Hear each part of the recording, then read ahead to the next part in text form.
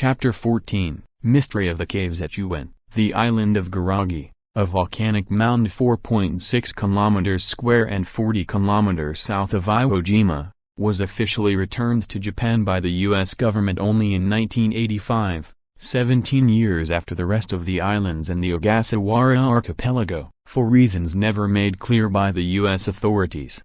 During the entire period of this extended occupation, the island was closed to its former residents, and even requests made by people wanting to visit family graves were routinely turned down. It is known that the U.S. Navy maintained a small intelligence and communications outpost on the island, and it was rumored that the base served as a listening post for spy satellites, but according to well-placed sources with the self-defense forces on Iwo Jima, the Americans operated nothing more than a radar tracking post, part of the Navy's worldwide network. In any case, all traces of the radar equipment had been removed by the time the island was returned to Japan, and the wooden buildings that had apparently housed the installation are now elementary and junior high schools. Garagi Island, population 184. Principal features: pineapple fields and an office of the National Weather Bureau. The population these days is about evenly divided between the descendants of pre-war inhabitants and young urbanites seeking refuge from the city, but dreams of further expansion and a booming tourist industry have been stymied by the lack of transportation. The ferry from the main island of Ogasawara stops only twice a week. Still, Garagi is a tropical paradise, lush green hills sloping down to clear blue waters which, on the north shore of the island, enclose a spectacular coral reef. With the destruction in recent years of the coral surrounding the other Ogasawara islands by illegal Southeast Asian fishing boats, the reef at Garagi has become the last remaining example of this undersea wonder in Japanese waters. It was in 1985, just after the island was returned to Japan, that Wataru Aratsuki quit his job in Tokyo and moved to Garagi to open a diving shop. His original capital consisted of nothing more than a diving instructor's license and a small savings account, but before long the island's reputation began attracting enthusiasts from as far away as Australia and Germany, and by the time our story begins, more than 1,000 divers had made the roundabout journey to Garagi. At one point, a famous underwater photographer was calling Garagi's reef the most beautiful in the world. But a darker side to the beauties of these waters has been revealed by Aratsuki himself, who even now, when the entire diving area has been closed off and swimming strictly prohibited, can't bring himself to leave the island, making a living by working part-time in the pineapple fields. We caught up with him recently for an interview. It's really sad, especially seeing that places like this are so rare nowadays. People don't have any idea how badly most other coral has been damaged, not only by poachers, but just by having big developments going up on a beach. The old-timers on the island were always complaining about the bad ferry service, but I thought it was great. Put in an airport, throw up hotels, and this place would be Okinawa all over again. But Garagi was a diver's paradise, a dream of an island. We have table coral out there over 8 meters across and nothing like it anywhere else. But now a broken bar. It's a shame what's happened at a broken bar. You want to know about the accidents? Actually, I'm trying to forget all about it. It was a real shock. I suppose if it had stopped after the first one, you could have called it a fluke. But 3 times in a row a broken bar in its heyday. There were 31 diving sites on Garagi's north shore.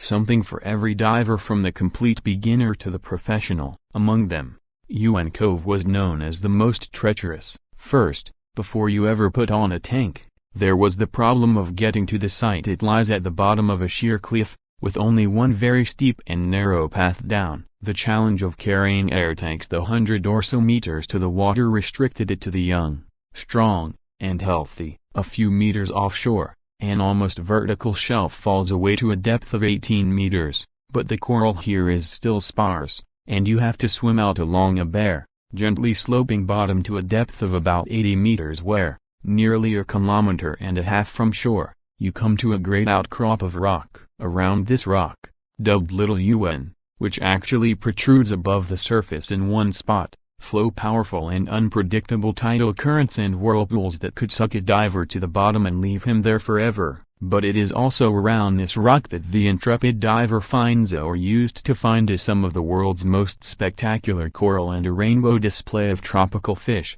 all guarded by friendly dolphins. UN quickly became known as the most beautiful and thrilling diving site in Garagi, if not the world. And it was in order to make this spectacular dive a bit safer that Aratsuki and some friends set about charting the currents. Still, only the most experienced were allowed the privilege of diving at UNIA experience, meaning, in this case, not only a mastery of diving equipment and techniques but an unquestioning willingness to follow the guide's instructions. In September of 1986, the well-known French underwater photographer, J.E.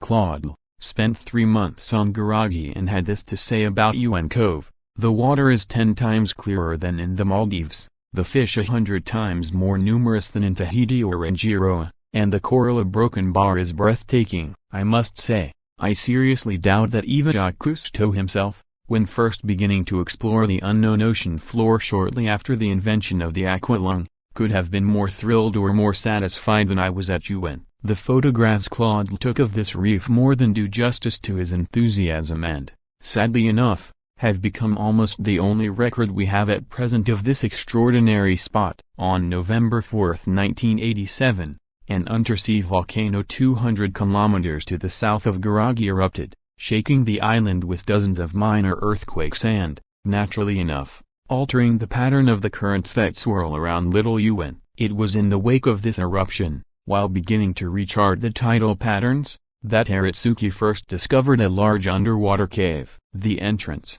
which he speculates may have been opened by the earthquakes, was in the form of a long split in the rock just wide enough for a person to slip through, but, once inside, the passage widened gradually and began to twist about at fantastic angles until you came eventually to a large rock ledge. The ledge, apparently, was a nesting place for shrimp. Aratsuki and his companions ended their initial exploration at this ledge, noting that from that point on the passage split into 3 separate branches, each of which they considered fairly dangerous to follow. The depth gauges at the ledge read 29 meters, sufficient to require considerable decompression time, and factoring this in with the 8 minutes it took to reach the ledge from the surface, with no time for sightseeing, Aratsuki calculated that they had come to the limits of their 12-liter double tanks. If they were to explore further and perhaps find another exit, they would need better equipment and more help.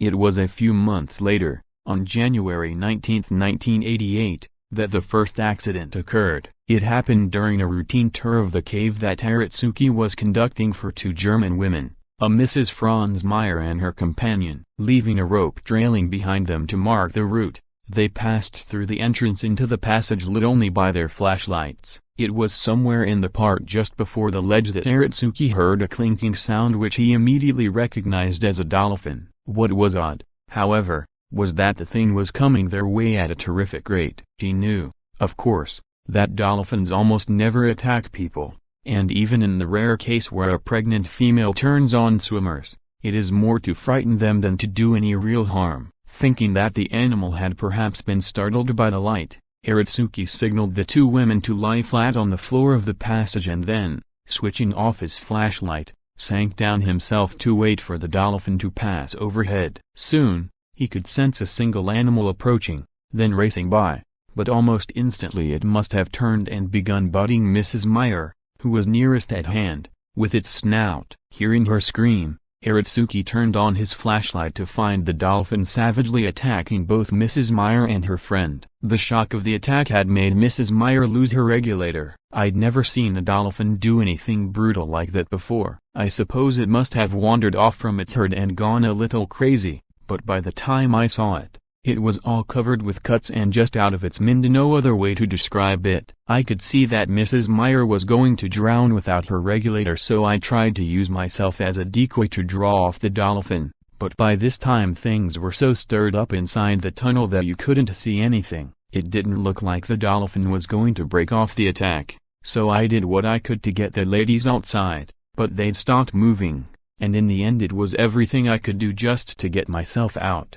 We were pretty deep, and I knew I would have to decompress, but before I'd even grabbed onto the anchor chain to wait, The dolphin came charging out of that hole after me. I thought I was a goner, but it didn't turn out like that. Just as it spotted me and started to charge, it spit out a cloud of blood, went belly up, and floated to the surface, stone dead. I have a feeling the police and the German insurance company were a bit suspicious of me for a while. They couldn't believe that a dolphin would attack like that, and I can't say as I blame them. If I hadn't seen it with my own eyes I wouldn't have believed it myself.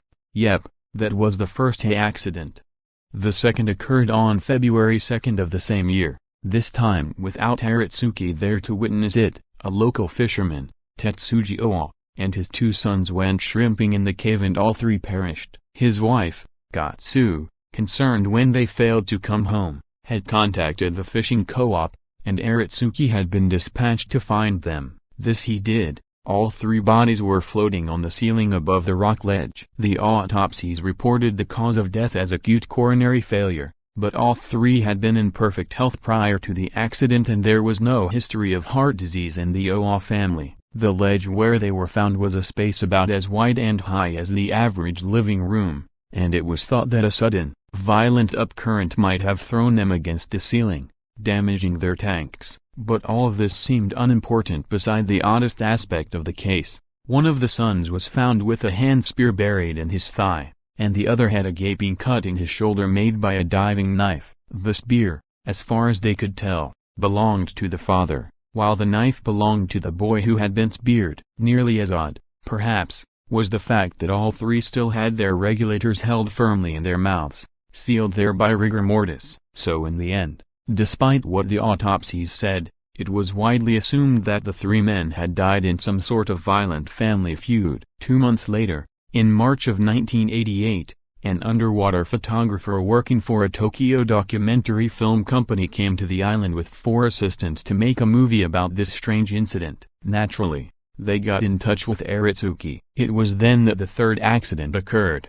I told them they should forget about it. The diving center in Tokyo had sent a directive banning diving in the cave, and you can see why I wasn't crazy about the idea of going back there. But this photographer Ozaki was his name. He said it didn't matter whether I went with them or not. They were still going to the cave. I figured I didn't have a choice, and at least if I went along I could see to it that nothing happened, or if anything did happen, make sure we'd have a way of keeping in touch. I had them rig everybody up with waterproof transceivers, and I tied 10 reserve air tanks to the anchor chain to go down with us.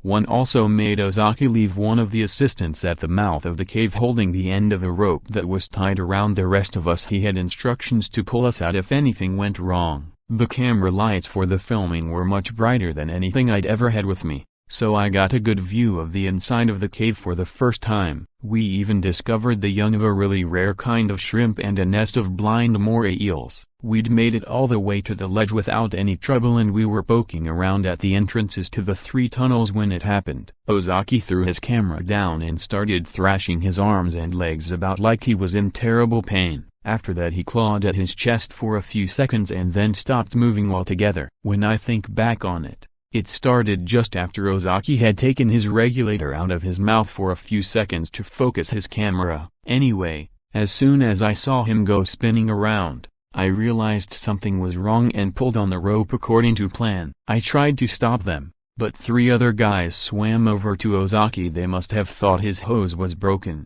because they all tried to give him their regulators, but almost as soon as they had them out of their mouths, things started to go crazy. The guy closest to Ozaki let out a blood-curdling scream. People think you can't hear underwater, but you can. You know, you may not be able to make out words and stuff, but you can hear. And this was one loud scream, a broken bar anyway. He let out this scream and then shot his spear gun into the chest of another guy who was holding the lamp. The light fell out of his hands and went spinning over the edge, down somewhere deep, but for 1 second I got a glimpse way back in one of those cracks. I suppose my eyes could have been playing tricks on me, but, you know, I swear I saw these weird-looking flat gray things. Rocks, maybe, but too regular for any rocks I've ever seen stacked up inside that crack. Looked exactly like concrete, but why would there be concrete down there at the bottom of the ocean?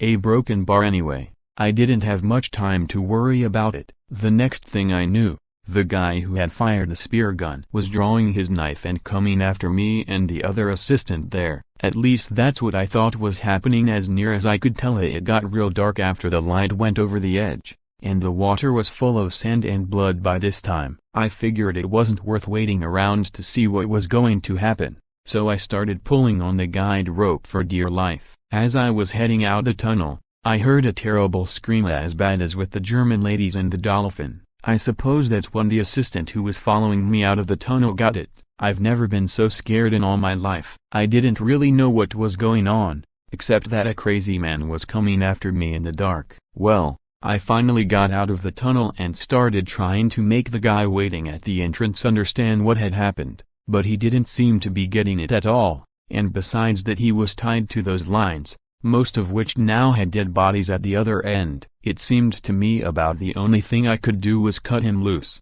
but just as I was drawing my knife, the crazy guy appeared with his big sheath knife. I couldn't see his whole face because of his mask, but it looked like he was real mad about something, all worked up into a rage like nothing I'd ever seen. But as I said, I'm not exactly sure of any of this. Of course, the guy who'd been waiting outside didn't know what was up, so he moved toward the other man thinking he must be in trouble, but as soon as he got in range, the crazy guy planted his knife in his neck, up to the hilt. It all happened in a second, then he started stabbing him again and again, and blood was spurting out into the water. By this time I was sure I should be getting out of there, not only because of the crazy guy, but now there would be sharks to deal with as well, and I made a quick calculation and decided that I was more afraid of the man and the sharks than I was of the bends. I thought I would swim for the surface at an angle to avoid getting really bad bends, but the man was swimming after me, and before I got very far I felt a hand grab my arm. But this was no ordinary hand doing the grabbing. I've never felt a grip that strong, like a gorilla. Fortunately for me, everything gets slowed down underwater, so when he swung the knife I was able to twist out of the way and slice through his hose. Even then, he went on flailing around with that knife for more than 30 seconds. Now, that may not sound so amazing, most people can hold their breath for that long, but when somebody's moving about like that, at that depth, you'd expect him to last no more than 5 seconds, tops. Finally, though, this spurt of air came out of his mouth and he stopped moving, but I was still in a fix since he hadn't let go of my arm and his hand stayed rock hard even after he passed out. And then the sharks started to show up. A whole swarm of them were chewing on the body of the guy who'd been stabbed in the neck while I was trying to pry those fingers off my arm, but they were like steel, a rigor mortis, I guess, so I decided I'd just have to take him to the surface with me. When the sharks finished with the other bleeding guy, they came after us, and it took them all of 1 second to take off the leg of the guy I was dragging. Somebody pulled me up on deck just as the sharks were going for me. I was sure I was a goner. The police coroner examined the body of the man who was pulled aboard with Mr. Aratsuki, and the findings proved as surprising as everything else about this case. The muscles were, as Aratsuki's account suggested, unusually rigid, and the person seemed to be in a state of extreme excitement, but in every other way the blood, tissues, and organs were perfectly normal, and, according to all the evidence, the cause of death was simple drowning. Aratsuki himself saw to sealing up the entrance to the cave with wire mesh, after which it was briefly rumored that frogmen from the Coast Guard were planning to investigate the area, but for reasons unexplained, or perhaps simply the inherent danger of these plans, never materialized, and soon afterward the whole north coast of Garagi Island was closed to swimming and diving. That was in May of last year, and the mystery remains unsolved. Various explanations have been offered, all ultimately unsatisfactory, and at least one novel has already appeared based on the incident. Theories range from the bite of some unknown sea snake, or the curse of a local sea god, to simple madness brought on by panic, but the truth is sealed in a cave off the north shore of Garagi, and there it may remain, a cousin of the Bermuda Triangle, as a lesson that the sea is an inscrutable mistress and that we humans are, by comparison, pitifully small and vulnerable. It's a lesson that all of us who challenge the sea as divers would do well to remember. Kiku closed the scuba diving magazine and put it down. He'd found it on Anemone's bookshelf, and this was his 10th time through that article. so the pages were worn and grubby. He mumbled a line he'd memorized from the pamphlet on Datura that the drug dealer in the market had given him. A large part of the existing stock pulley broke and bar sunk somewhere in the ocean. He and Anemone then went to a store that specialized in navigational charts and bought two, the quadrant for the Ogasawara archipelago and a detailed map of Garagi. In the evening, Kiku went along to watch Anemone work. The downtown studio was basically an empty warehousey dim, damp, and cool that had been rigged with a metal framework on the ceiling, from which hung hundreds of lights. The floor and walls were concrete, painted snow white, and when the lights were focused, a person standing in that vast, colorless space cast absolutely no shadow. Shortly after they arrived, workers started wheeling in props and decorations. For this particular set, the White Room was to become a meadow. In Bulgaria an enormous background photo was brought in, then yards of rolling artificial turf, a fence, a cottage complete with chimney, and a flock of live sheep. Finally, someone led in a long-haired dog, while the finishing touches, a real dandelions, were scattered on the grass. When everything was ready, a smiling Anemone, clad in a frilly white frock and checked apron and carrying a basket of yogurt, was supposed to stroll across the phony countryside. After the shooting started, Kiku quickly lost interest and decided to look around at the other sets while he was waiting. There were lots of things to see: a tropical island, an iceberg, a desert battlefield, an amusement park, the grand hall of a palace, a circus tent, and the surface of Mars. In order to get a view of everything at once, Kiku climbed up to the lighting scaffold and sat down. From there he could watch all the shooting. "Finished," said a laughing Anemone some time later as she appeared at his elbow, still in costume. They were beginning to dismantle the sets in the various studios and the lights were dimming. Below, shadowy figures were scurrying about with plants and furniture, weapons, toys, musical instruments, fountains, stone walls, and whatever else came to hand, and in a few minutes the two of them were sitting above what was once more just an empty room, as if white paint had rained from the sky, obliterating every last hint of scenery. "It's so white," murmured Kiku. "And what's strange about that?" asked Anemone as she peeled off her golden lashes. "Over there," said Kiku, pointing at a darkened studio. "Until a few minutes ago they were holding a ball in a beautiful palace. Now it's just a big white room." On the way home from the studio, they made a detour to West Shinjuku and drove about among the skyscrapers. The sparsely lit towers looked like Damascene cliffs rising above them, and at the top, red signal lights blinked on and off with sinister regularity. "Let's go to Garagi to find the Datura," said Kiku. "Datura?" said Anemone, stopping the car in the Valley of Towers. The reflection of a red light was blinking where Kiku's pupil should have been. The medicine to make Tokyo's news offices occupied an older 9-story building nestled among the skyscrapers in West Shinjuku. After the success of his first rock singer, D had taken over the 7th floor of the building and set up an independent record company. Then, when the second discovery had become something of an international sensation, he bought the building outright. The basement was used for storage and parking space. The first 4 floors housed business, accounting, promotion, and production offices, and the 5th and 6th floors were recording studios. The next floor had screening and editing facilities for dubbing and soundtracks produced for commercials and movies, and on the 8th floor were the offices of various music magazines ostensibly independent of D's little empire. Right at the top were a couple of conference rooms and the president's suite. D's office was famous for the impossibly bad taste of its decor, which took its cue from his obsession with American movies of the 40s, particularly those starring Bob Hope. The room was an exact replica of the boss's office in a Bob Hope film about a mill company executive whose ambition was to be a big game hunter. One wall was covered with enormous photographs of the jungle and savanna, and the floor was strewn with zebra and lion skins. In the corner stood a stuffed gorilla and a stuffed ostrich, and in the center of the room was a jet of water rising from a heart-shaped pool. It was in this setting, on Monday mornings, that D could be found with his masseuse, a black woman in a gaudy bathing suit, lying prone before a wall of windows that looked out on the 13 skyscrapers. D was convinced that the drones at work in the offices across the way could see what he was up to, and were jealous as hell. On Monday mornings, As he lay beneath the masseuse's hands, he was in the habit of saying, "Take a good look, kiddos. It won't be long before I buy one of your big tall buildings,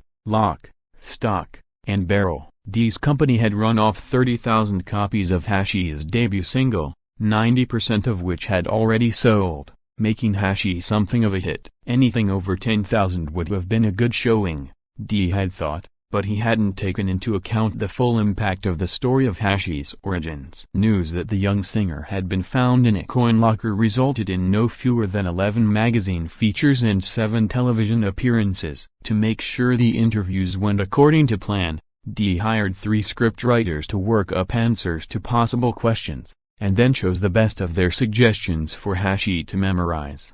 Q. Is it true that as a baby you were abandoned in a coin locker? A.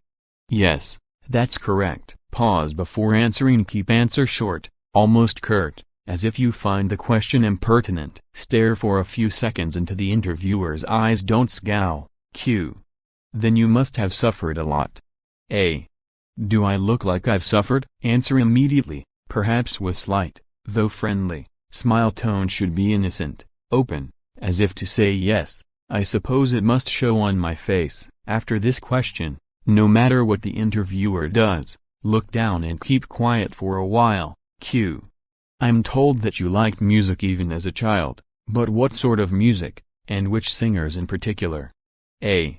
My favorite stars are Shima Kirchhoff and Elizabeth Schwarzkopf. Object here is to give names of 2 singers who are completely unrelated, preferably a different pair at each interview. Answer promptly. Selection should combine a known celebrity, a Mick Jagger, for example, and someone the interviewer has probably never heard of, perhaps an obscure folk singer. If the interviewer asks about the little-known singer, be prepared to give a detailed biography, continuing until interviewer interrupts. Q. What do you see as the main factor that enabled you to become a singer? A. Being lonely. Avoid appearance of seeking sympathy. Answer cheerfully, positively, as if to say that now you aren't at all lonely. A slight smile permissible here, but don't give the impression of smiling in order to cover embarrassment. After this answer, remain silent for a time. Q. Would you like to be able to meet your real mother? A. I see her all the time. A broken bar in my dreams, though they're usually nightmares. Line should be delivered with a serious expression, but avoid looking pained. Breathe out slowly as you speak, but don't let it turn into a sigh. Pause after time, then spit out the rest. Absolutely no smile. Shift line of sight during answer. Q. If you did meet her, what would you say to her? A. Long time no see. The interviewer's response to this answer is important. If he or she is smiling even the least bit, look hurt and angry. If the interviewer maintains a serious expression, smile slightly. Then, if the smiling interviewer stops smiling and looks embarrassed, you smile. But if he or she continues to smile, simply get up and leave. In the case of the serious interviewer, if he or she eventually smiles back, immediately frown slightly. But if the serious expression continues, slowly allow the smile to fade from your face. Q. Do you feel any hatred for this mother who abandoned you? A. Just a bit. Questions of this kind are most likely to come from tough reporters or sentimental female MCs. In either case, answer bluntly, as if the question bored you. Hashi's performance during the interviews was superb. He didn't really mind all the questions to him. They were just a sign that he was finally attracting attention. Following D's instructions, he carefully cultivated the image of a young man who was unusual but not unlikable, taking a certain pleasure in giving unexpected answers. As he found that he was able, just by talking, to make someone angry or sad, or cause surprise or admiration, something developed inside Hashi that had never been there before: confidence. Television became his mirror, and the reflection he saw there was not the sniveling person he had always been but someone else. Quickly, Hashi grew to like the new self D had invented for him, and he set about trying to turn the real Hashi into the image he saw reflected in the cathode tubes and newsprint. It was neither difficult nor painful, a matter of a slight readjustment of outlook. He had, he reasoned, always been different from other people, always willing to play the weakling, but now he saw this willingness in a new light. If in the past he had been terrified of grown men to the point of tears, that was simply on the new scale of value as something he had done because it made men happy to see him cry. And though he'd often pretended to be sick to escape gym class and had hated himself for it, self-hatred, he now realized, was his own idiosyncratic way of changing his character. Hashi himself was surprised how easily he was able to manipulate the self inside his head, even down to his memories, to make it resemble the confident person he projected on TV. As he thought back, he decided that Kiku, sailing high above the heads of their classmates on his pole, had never been the hero he appeared, but was actually just a muscle-bound jock, and the girls at school who had laughed at Hashi as he sat and watched, pale and fragile in his school uniform,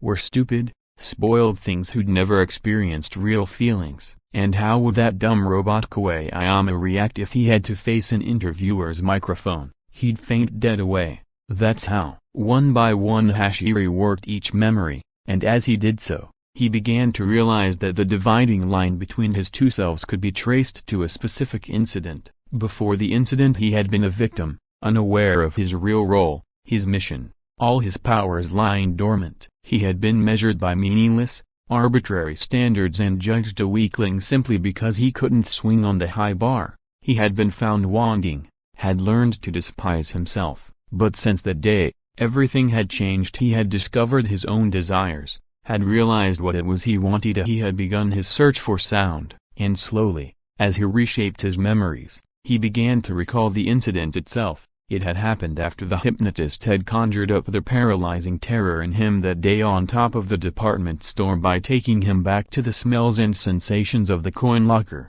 the feel of the talcum powder, the smell of the stuff all over his body, the puke in his throat oozing from his mouth to mingle with it. She of the botched eye job and the dyed red hair, she had brought it all back with a vengeance, and he had fled away from the stage, out of the building and down along the river until he found refuge in a toilet in the park. He remembered the dampness, the view of the harbor through the window where everything is sea, sky, buildings, boats seemed to dissolve in a gray evening haze. As the lights began to come on, the scene had dimmed and an enormous shadow tanker being pulled out to sea merged with the darkness in the distance. While he stood looking out the window, Hashi had suddenly sensed that someone else was in the place. A large man in a straw hat, a bum apparently, was squatting in one corner. Almost as soon as Hashi noticed him, the man began to moan and shake the swollen penis in his hand. Hashi remembered thinking at the time that he was very big, but that his body still seemed light,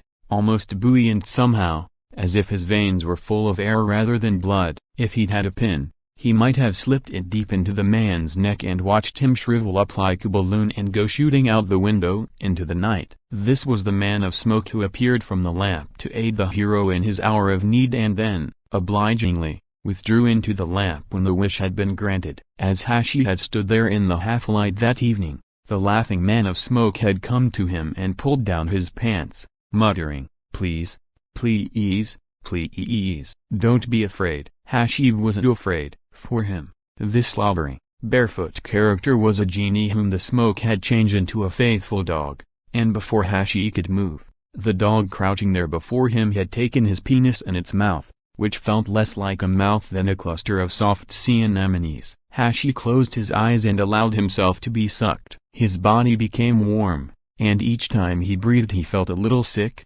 but the faithful dog continued to sniffle and whine before him, lapping with its long, whitish tongue. Suddenly a feeling not unlike the urge to pee swept through his body and gathered behind his eyes. From his eyes it invaded his brain, eating away at a wall of cartilage that had been concealing a part of him that now quivered to life, and with that quiver, Hashi realized that his whole body was trembling. The secret thing that had awakened whispered to him to be still as the moist tentacles of the anemones released him one by one, and he felt all the strength drain from his body. It was then that the memory of a great red lump, shriveling and swelling in turn, had come to him, and he had pulled free from the mouth with a yell. "Okay," he had ordered. "You can go now back into smoke." As Hashi moved away, the big man had followed, still on his knees, drooling and clutching at Hashi's cock. But the memory was already huge, raw and red and stirring behind Hashi's eyes. "That's it,"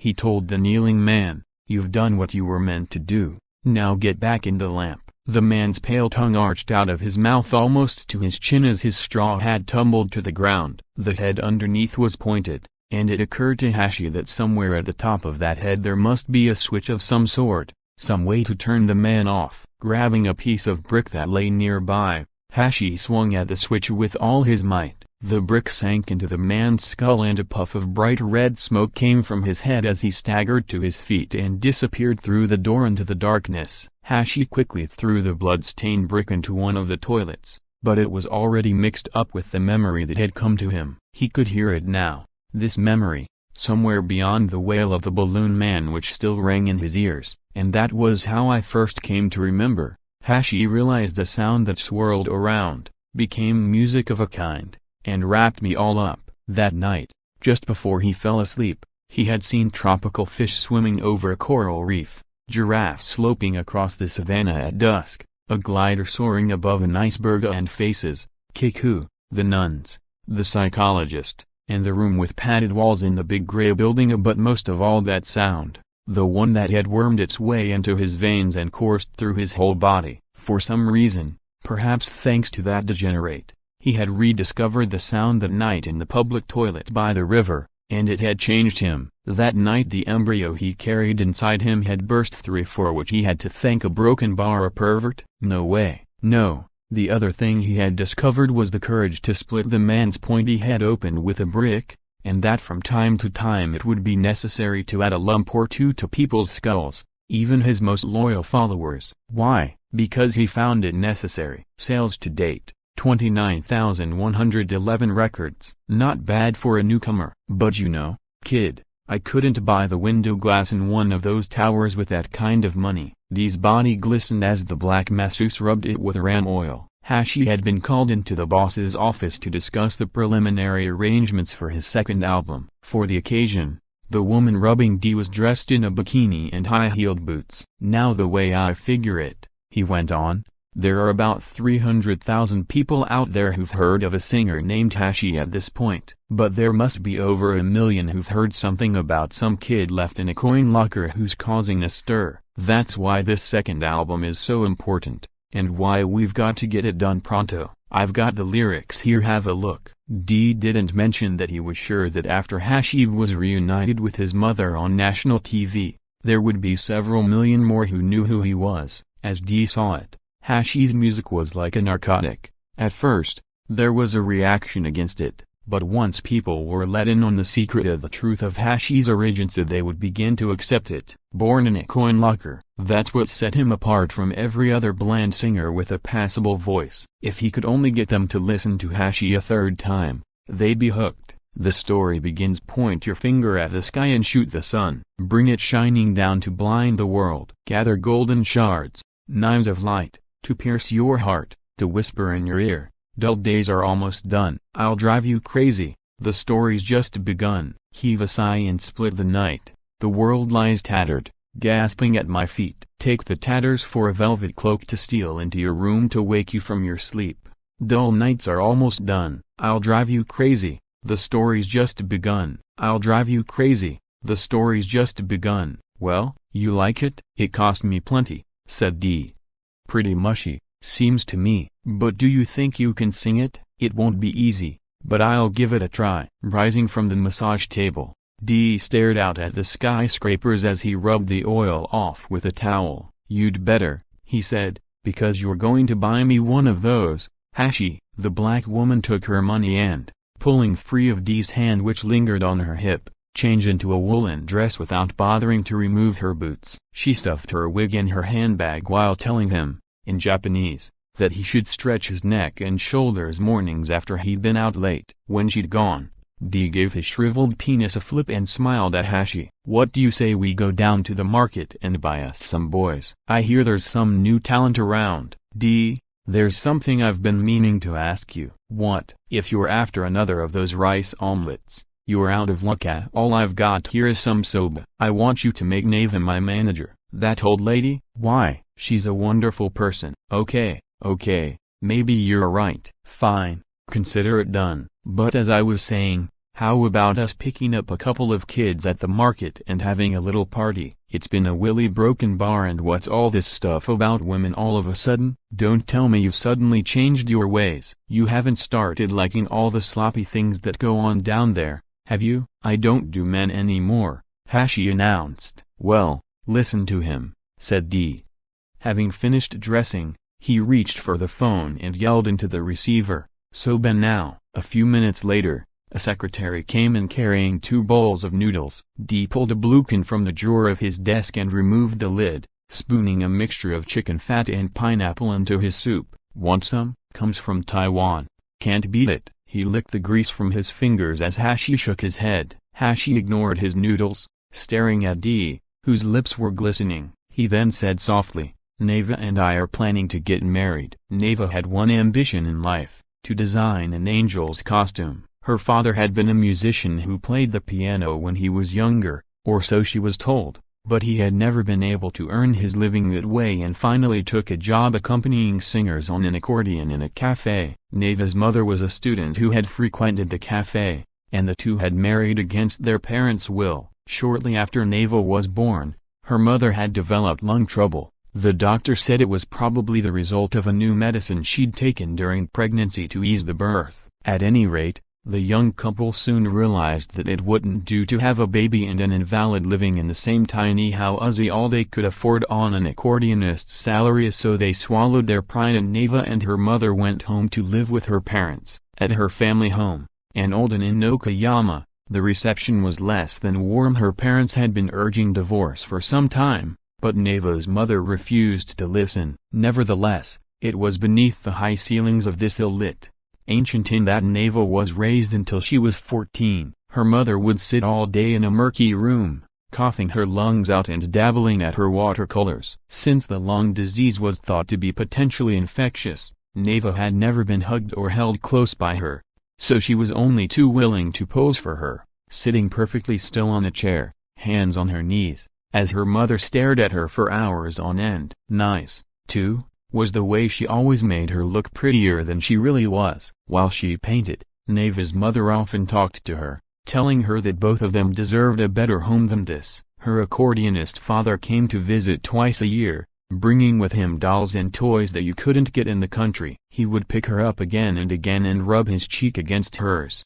and when dinner was over he would sing and play the accordion for them. But somehow Neva always hated this skinny man, perhaps because her mother invariably cried after each of his visits. At about the time Neva entered elementary school, the accordion player stopped coming to see them. Her mother's illness seemed to stay the same, never much worse or much better. Neva was the tallest in her grade and an excellent student, but one didn't often see her smile. It was in the 5th grade that she first got her hands on some dress material and a needle and thread. She wanted to make a snow-white dress, like the one her mother always painted on the little girls in the pictures for which Neva posed, and having found the right material, she worked on it every evening until late. When it was done, she showed it to her mother before anybody else. "It's a dress for an angel," she was told, and was given a big hug. After that Neva made any number of white dresses, and with each new dress she received a hug. Once, her mother even began to cry as she held her. As Neva remembered it,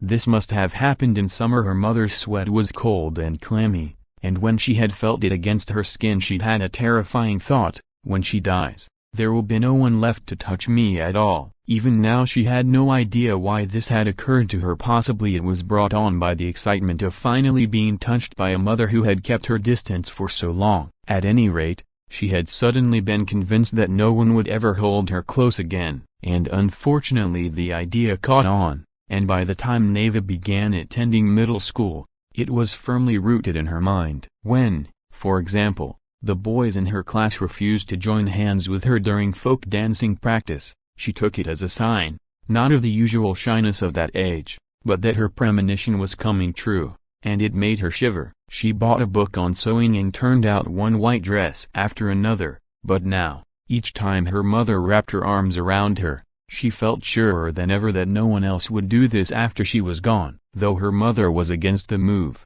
Neva entered a private girls' high school in Tokyo that was run by missionaries, and from there went on to university. One summer, During a college festival where she was selling some dresses she'd made, a young man stopped and began talking. It was hot, and the studenta, a tall, tanned boy, suggested something cool to drink. Neva agreed, and by the time she'd finished her fizzy soft drink, she had decided to marry him. That night, she allowed him to do anything he wanted. She still didn't know his name, but she did know enough to avoid mentioning marriage or related subjects, and things went fairly smoothly. In the days that followed, she refused him what she had allowed once and instead spoke of a certain Swiss fashion design prize which, if she were lucky enough to win it, would allow the man who married her to lead a pretty easy life. She also let it be known that her family owned a large inn in Okayama, but these facts came out gradually, almost accidentally, as the occasion arose. A year later,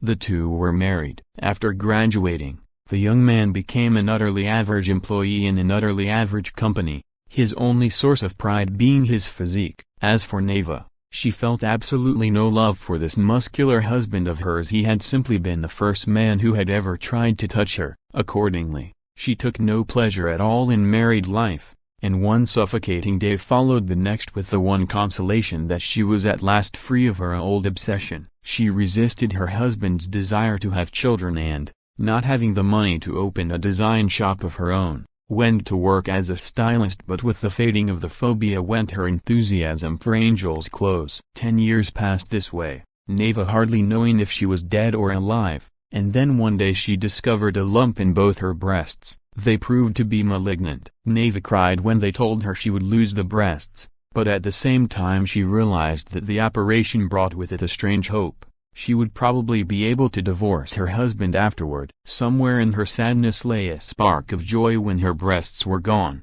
she could leave this man. Her divorce was finalized while she was still in the hospital, and with the marriage now behind her, the old familiar worry was waiting. Who, she asked herself, would want to look at the hideous scars? Who would touch her flat, fleshless chest? This time, however, the thought was not a painful one nor, in fact, was it an illusion any longer but a reality. Still, there was no reason to fear the truth. She simply faced facts, cried for a few days, and that was that. Hashi, however, had opened Neva's scars and let the loneliness she had stored inside flow out. That first evening, in the taxi home, he had grabbed her hand, and Neva had decided then and there that it was time she gave herself a treat. She had taken him up to the apartment, undressed him, and licked his body all over, and while doing this she felt desire for the first time, felt she wanted him to touch her absent breasts. Neva's ministrations had given Hashi an erection and he was generally beginning to revive. When she turned on the light and asked him to feel her chest, he blinked and glanced down as if uncertain what he'd find. Then he burst out laughing,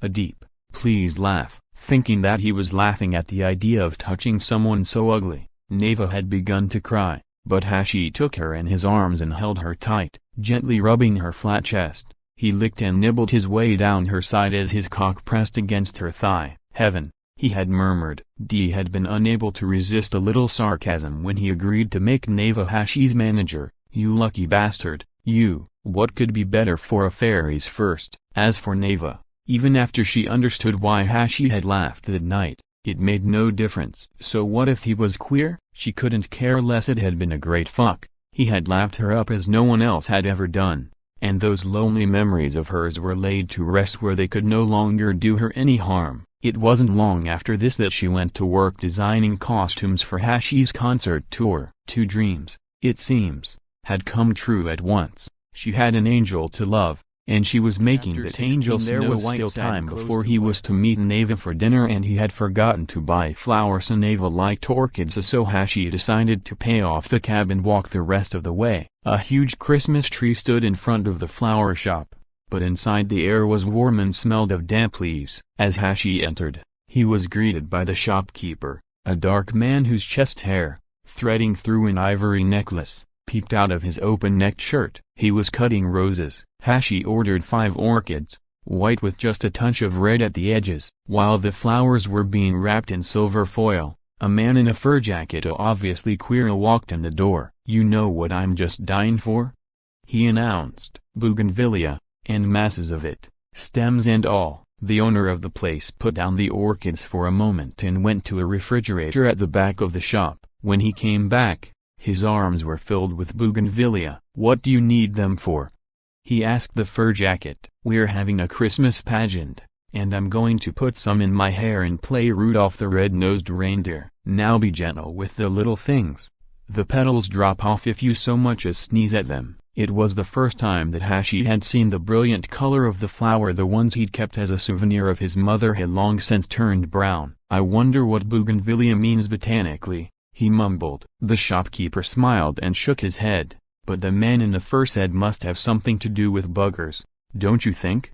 and winked at Hashi. Hashi laughed. "I didn't realize they were so fragile," he was thinking. "Why would my mother have put some in the locker with me?" That woman writer said it was because they were the fanciest thing in the flower shops at the time. Broken bars. He stood lost in thought.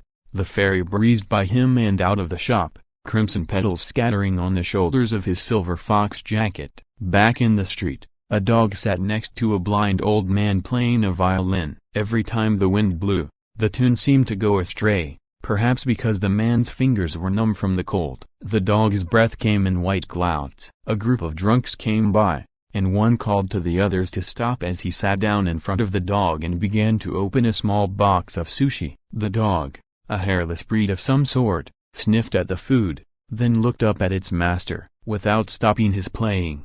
The man croaked, "What is it?" "Just thought I'd give your dog some of this here tuna," said the drunk. "Sorry," said the old man, "but he can't eat anything raw." The drunk had grabbed its collar and was trying to force the fish into its mouth. "Hey, you stupid mutt, this is fucking taro," he said. The dog curled its tail, let out a howl, and tried to wriggle free while the blind man apologized and went on playing. "Alright, then," the drunk conceded, and, stuffing the remaining sushi into the man's money can, he left. As Hashi walked away, the old musician was squatting by the can clawing out bits of rice and throwing them on the ground. In Roppongi, young drifters had lined the street with makeshift stalls consisting of nothing but flattened cardboard boxes on which jewelry, original paintings, or perhaps a private collection of poetry were spread. One group had a Christmas cake they'd probably found in the garbage behind some bakery, which was being devoured in great handfuls. A young girl, back hunched against the cold, had a safety pin through the flesh of her cheek from which a large tag dangled with the words "Punk Forever" written on it. The pin looked slightly rusty, and though it was hard to tell in the dim light, the skin around the hole in her cheek seemed to be infected. From time to time she took a tube of ointment from her pocket and dabbed at it. At the moment her cheek was stuffed with cake, which didn't prevent her, however, from taking her turn inhaling from a plastic bag filled with paint thinner. A young man nearby, seated in Zen meditation, had painted his face in the red, white, and blue of the French flag. Though it was December, he wore nothing over his t-shirt, nor any socks with his rubber sandals. Another man was tending a display of blowguns which he demonstrated for any willing passer-by, and the show seemed to be working, as a small knot of people had collected around his stand.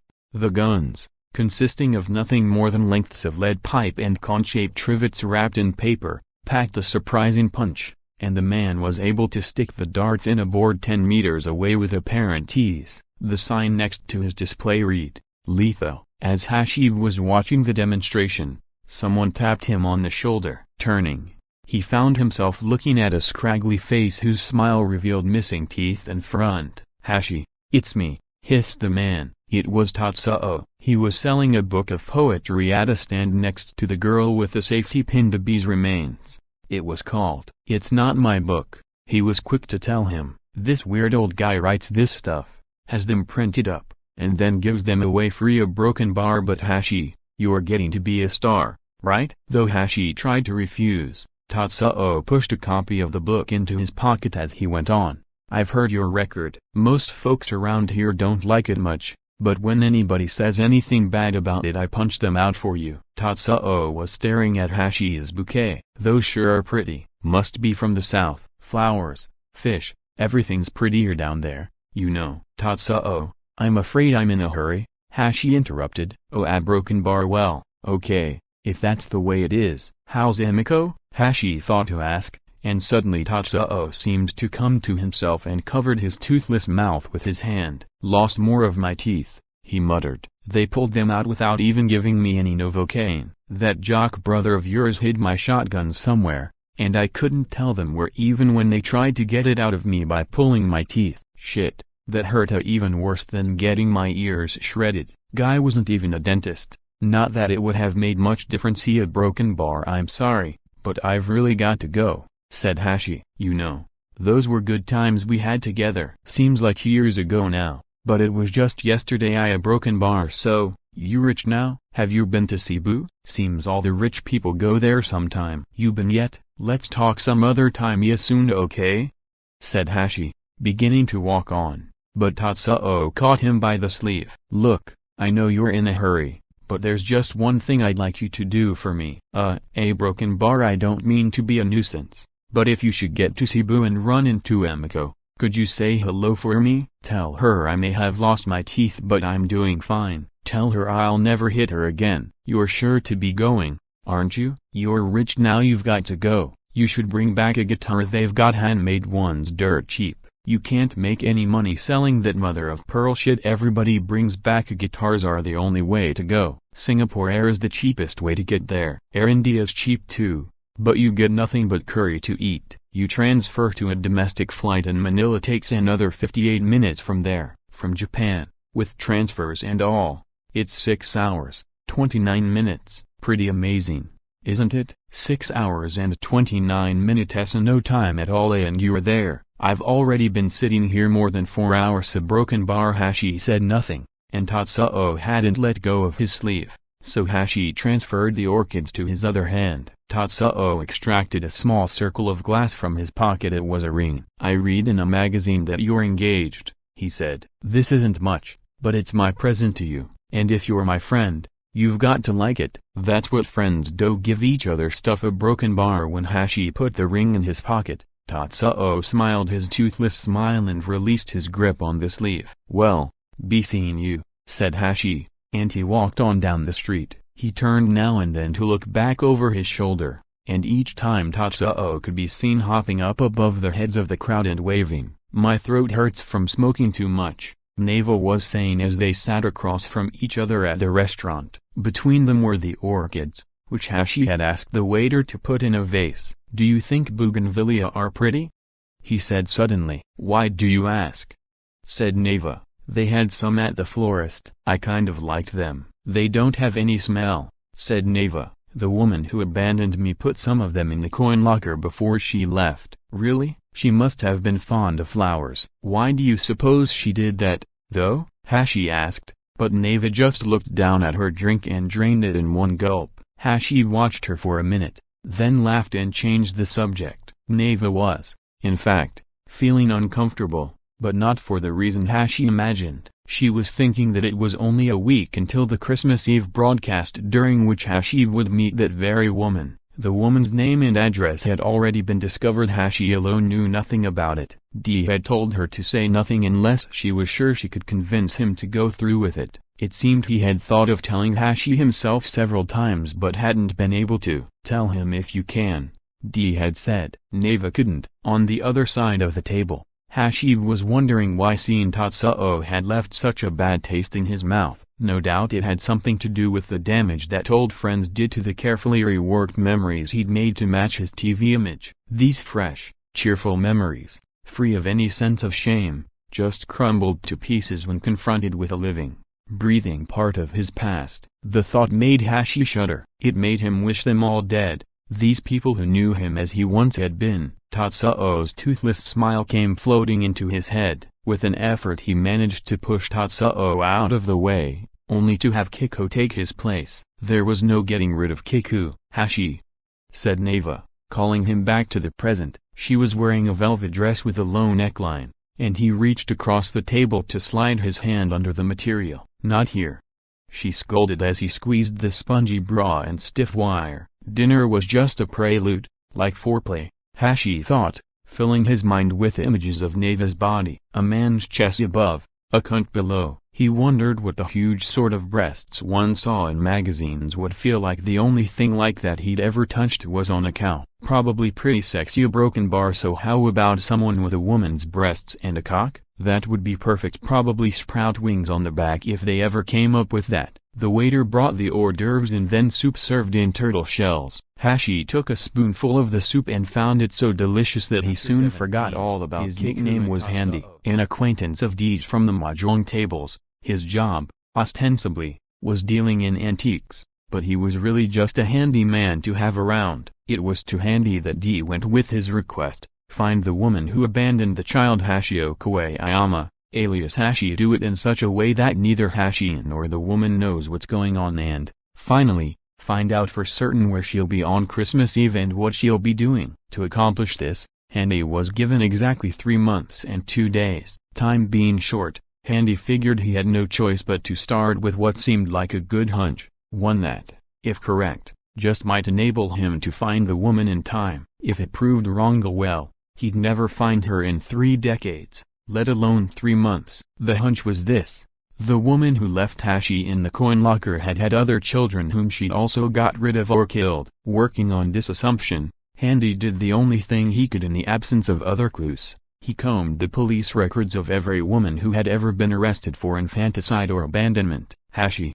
Handy learned, had been left in a paper bag in locker number 309 at Sekikawa Station on the Negishi line of the National Railway. According to the report made by the officer who discovered him, his body had been covered with talcum powder and he was vomiting a yellowish liquid that had a medicinal odor. The police hospital determined later that the stuff was a prescription cough syrup. Also, the baby appeared to be no more than 30 hours old when found. So, for a start, Handy knew that the woman he was looking for had been in Sekikawa Station on July 19, 1972, and that she had, in all likelihood, been in a hospital somewhere about 30 hours earlier. So far so good. The next clue: the bag in which baby Hashi had been left came from a shop selling imported goods in downtown Yokohama by the name of Gingham. It was a largish bag, the sort that might have been used for a coat or suit.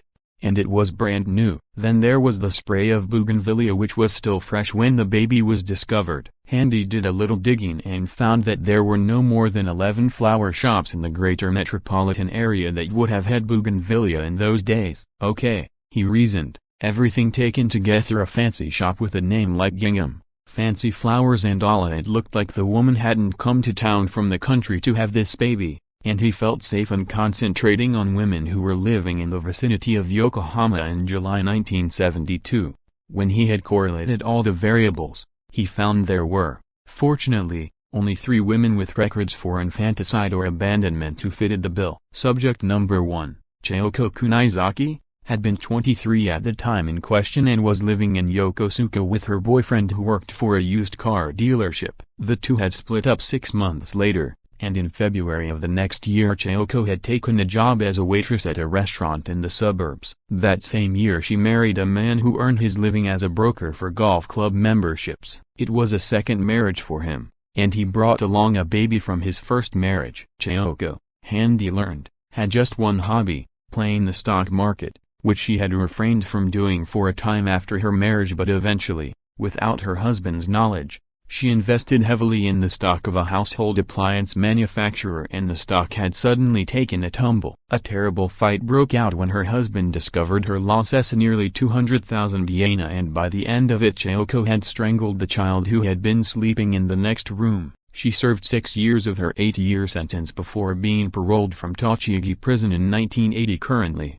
she was living alone in an apartment in Hodagaya Ward, Yokohama City. Age: 40. Occupation: cleaning lady. Handy secured the services of a young man who styled himself an enforcer and went to pay a visit to a certain car wax salesman living in public housing in Yokohama. The man who had once lived with Chayoko Kunizaki in Yokosuka, pretending to be Chayoko's elder brother, Handy showed up at the old boyfriend's door at noon on Sunday just as he was sitting down to a lunch of instant noodles with his wife and 2 kids. When Handy mentioned Chayoko's name, the man nearly choked. With a slight nod from Handy to the young enforcer, he was led trembling to a nearby park where he willingly told them everything he knew about Chayoko Kunizaki, even the fact that she liked it from behind. but as far as he knew she'd never got rid of a child. She had, he admitted, had a couple of abortions, but she'd never abandoned one she'd given birth to. Handy gave the man 5,000 yen and suggested he forget the whole thing. Fumiko Itoya had been 20 at the time,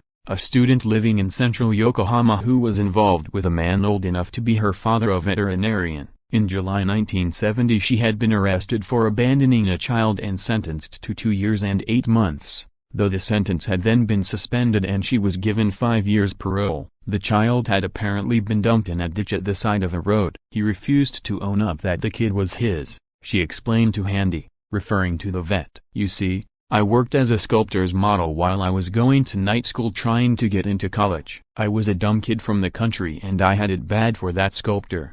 I guess I was wowed by all those beautiful things he made. He promised me that I could keep my clothes on, but then he started saying he needed to see my womb, as he called it, something about how the statue was supposed to show a woman's strength, and for that he had to see where the strength came from. He insisted it wasn't my privates he wanted to see, it was my womb, nothing dirty about it, just the opposite. He was very persuasive. Anyway, in the end I showed him. Afterward I realized what a disgusting man he was.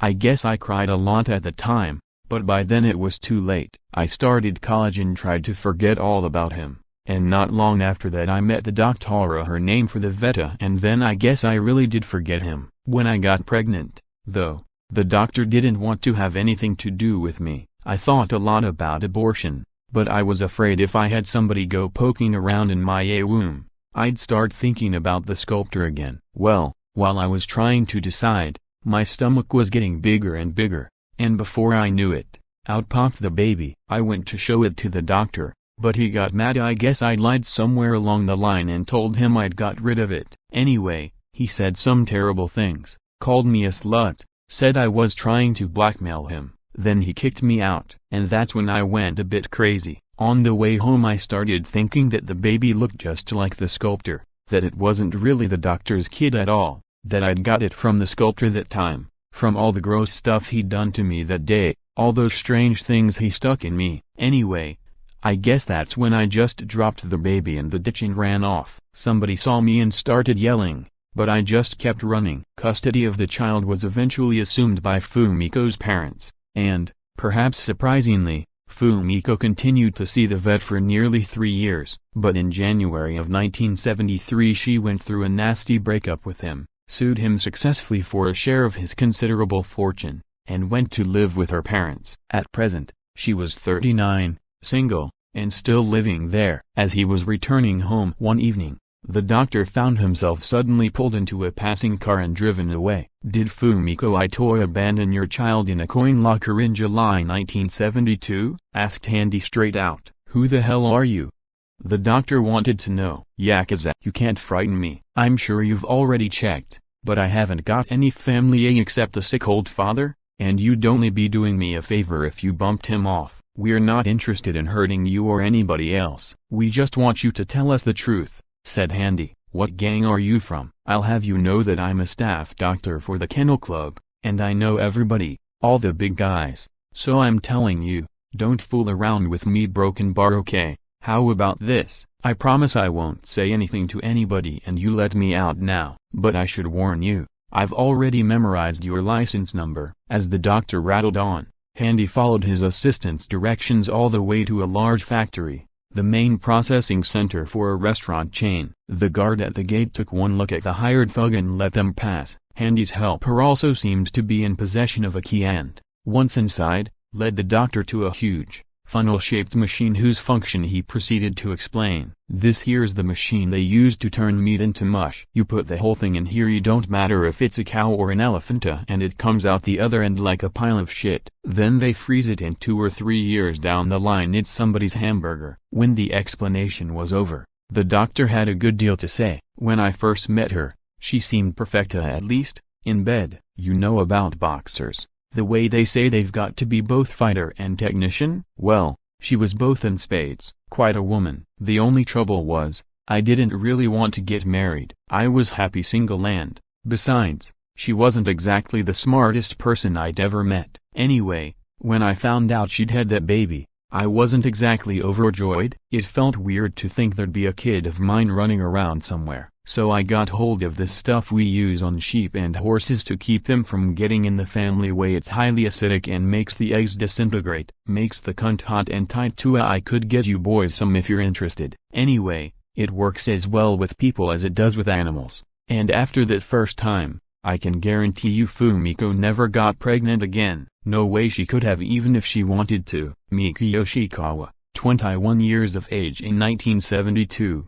had been a housewife living in the Kawaku district of Yokohama. Her husband had worked for the city, but after Miki's first incident, he quit to drive a recycling truck. Miki herself was still serving time in Tochigi prison. The first case had occurred in 1974. Miki was arrested for abandoning a dead infant. The child had apparently been suffocated under a mattress, and Miki had put it in a plastic bag and left it in a dumpster. The court found mitigating circumstances of the fact that it was a first offense, the shock of having caused the death of her child, and the sentence was eventually suspended. Nevertheless, the publicity from the trial had made it impossible for her husband to go on working for the city government. In 1976, Miki gave birth to a stillborn child. Immediately after the delivery, she had apparently become obsessed with the idea that the death of the second child was caused by a curse from the first one, and, fearing that a proper burial for the second baby would arouse further jealousy, she dropped the tiny body down the shaft leading to the hospital incinerator. This time there was no indictment, on the grounds of temporary insanity from the loss of the child. In 1980, she had become pregnant for a third time afterward. Her husband made the following statement in court: "In the early stages of this pregnancy, my wife became pretty unstable. I suppose she was worried because I was out of work and we didn't really know how we were going to get by. She kept saying she was sure that the baby was already dead, that it had to be dead because the first two babies had left a curse on her. I thought this was all probably connected with her morning sickness, and she'd stop worrying as the pregnancy went along, so I didn't do anything special. And, sure enough, about the 5th month she seemed to calm down. Things were still pretty tough, but I'd started working down on the docks around that time. Then, as she got closer to her due date, she started acting strange again. She'd say the baby wasn't moving, that it felt like a rock, and that meant it had to be dead and rotting away inside her. That's when I decided I'd better ask a psychiatrist about it. I guess you could say she was talking crazy by then. She'd say things like, you know, dear, even if this baby isn't dead, I'm going to have to kill it once it's born. It just wouldn't be fair to the other two to play favorites."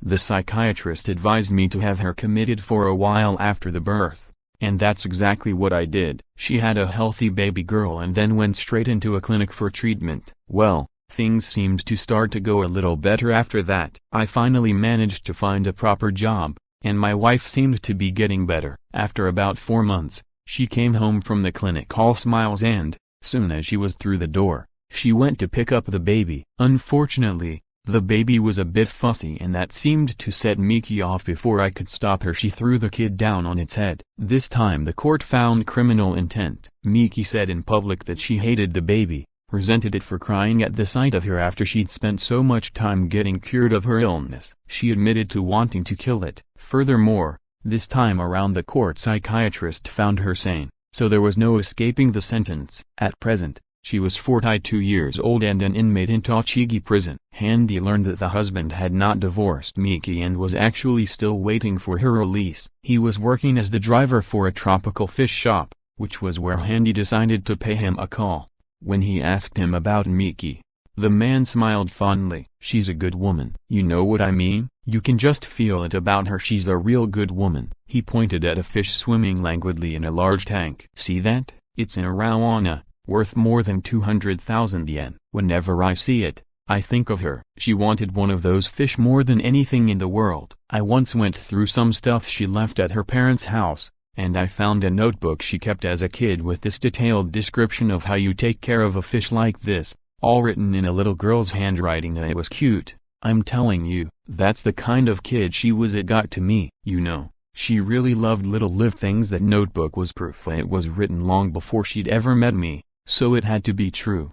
I guess you could say the past never lies, does it? And I suppose I always wanted to trust her. I used to tell myself over and over what a strong, Good woman she was. But, you know, in the end I had to face it. Miki's a good woman who happens to kill babies. Who knows, maybe she's just too good. As he was listening to Yoshikawa's story, Handy was doing some calculating that proved rather discouraging. 17 years ago, Miki and her husband had been living in city housing in such close quarters, surrounded by his co-workers. It wasn't likely that a pregnancy or birth could have gone unnoticed. What's more, after the later incidents, there would have been a thorough investigation that would have turned up any previous suspicious activities. No, he had to accept the fact that Miki Yoshikawa couldn't possibly have left Hashi in locker 309, and that meant that his original hunch, which he'd known all along was pretty shaky, was in fact just wrong. He smiled bitterly as he thought of the huge reward Dee had offered. When Yoshikawa finished speaking,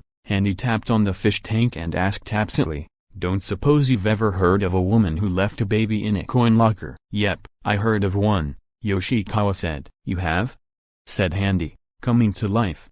"Yep, from when I drove a recycling truck. There was this guy they called Goat who worked for the same company. Funny sort of fellow, used to be a roof tiler, they said. But as far as I could see he spent most of his time playing checkers for money. As I remember, he was missing the little finger on his left hand. He used to like to talk about the women he'd made it with. Usually, they were middle-aged waitresses or hookers, but there was this one time he came in bragging how he'd scored with a girl from a massage parlor. Said she really knew how to rub him the right way. Anyway, seems she got a bit drunk and started talking about her past. Goat said she told him she came from a broken bar, Kachi, I think it was, and how this one time she'd run into a guy she'd known back there. A broken bar. I guess I still remember all this cause of what happened with Mickey. A broken bar. Well, the guy she met was married, but they did it once anyway, and she ended up having a kid. She told Goat it was dead when she had it, and that's why she left it in a coin locker. Handy slipped a 5,000 yen bill into Yoshikawa's pocket and headed back to his car. His next stop was the recycling company,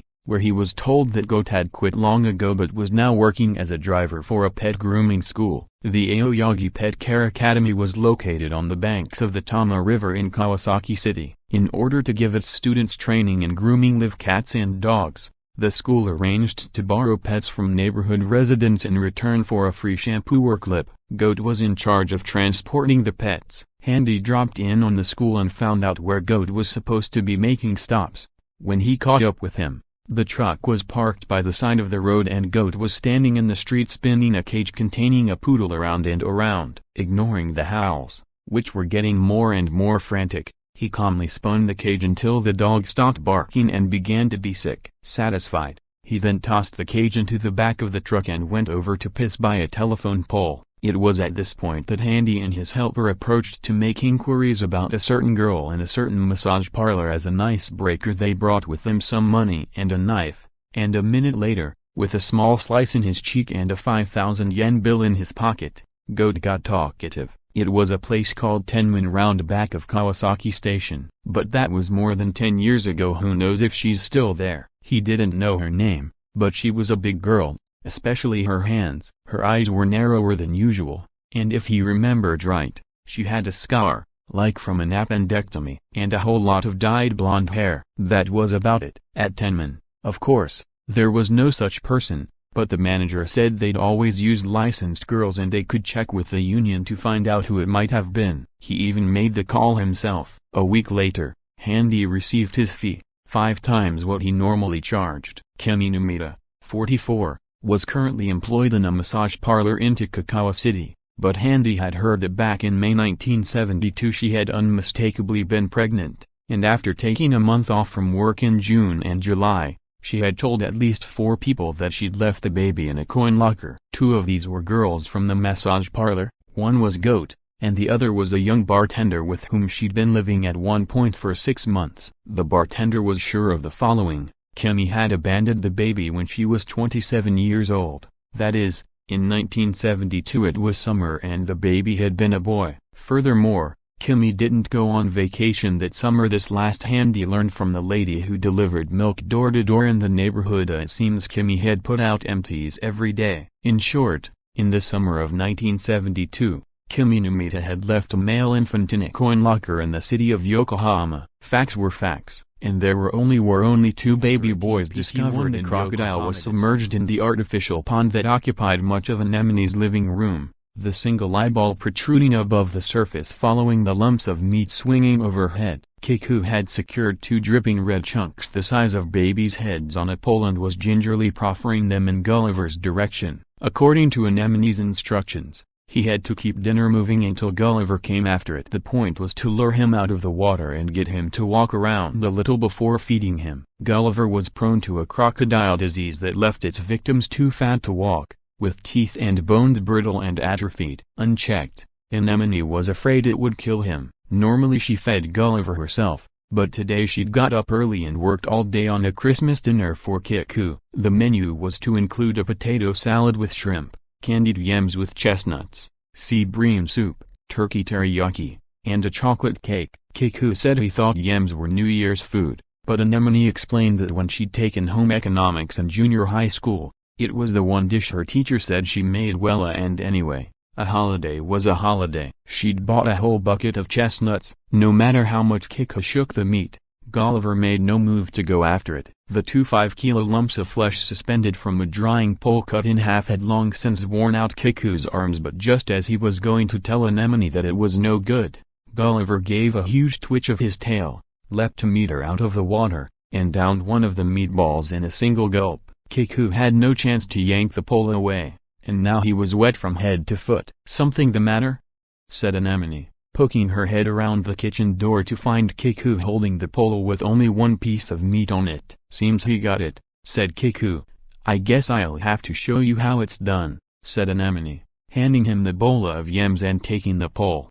Having polished off the first lump of horse meat, Gulliver had sunk back to the bottom of the pond, but when she dangled the remaining lump over his nose, he began to stir. You can tell when he's about to make his move by the way he tenses up his tail. As tiny ripples broke the surface of the pond, Anemone started shaking the pole, and almost simultaneously Gulliver gave a powerful rake of his tail and lunged out of the water. Anemone, however, was quicker, pulling the meat just out of reach and going on with her lesson.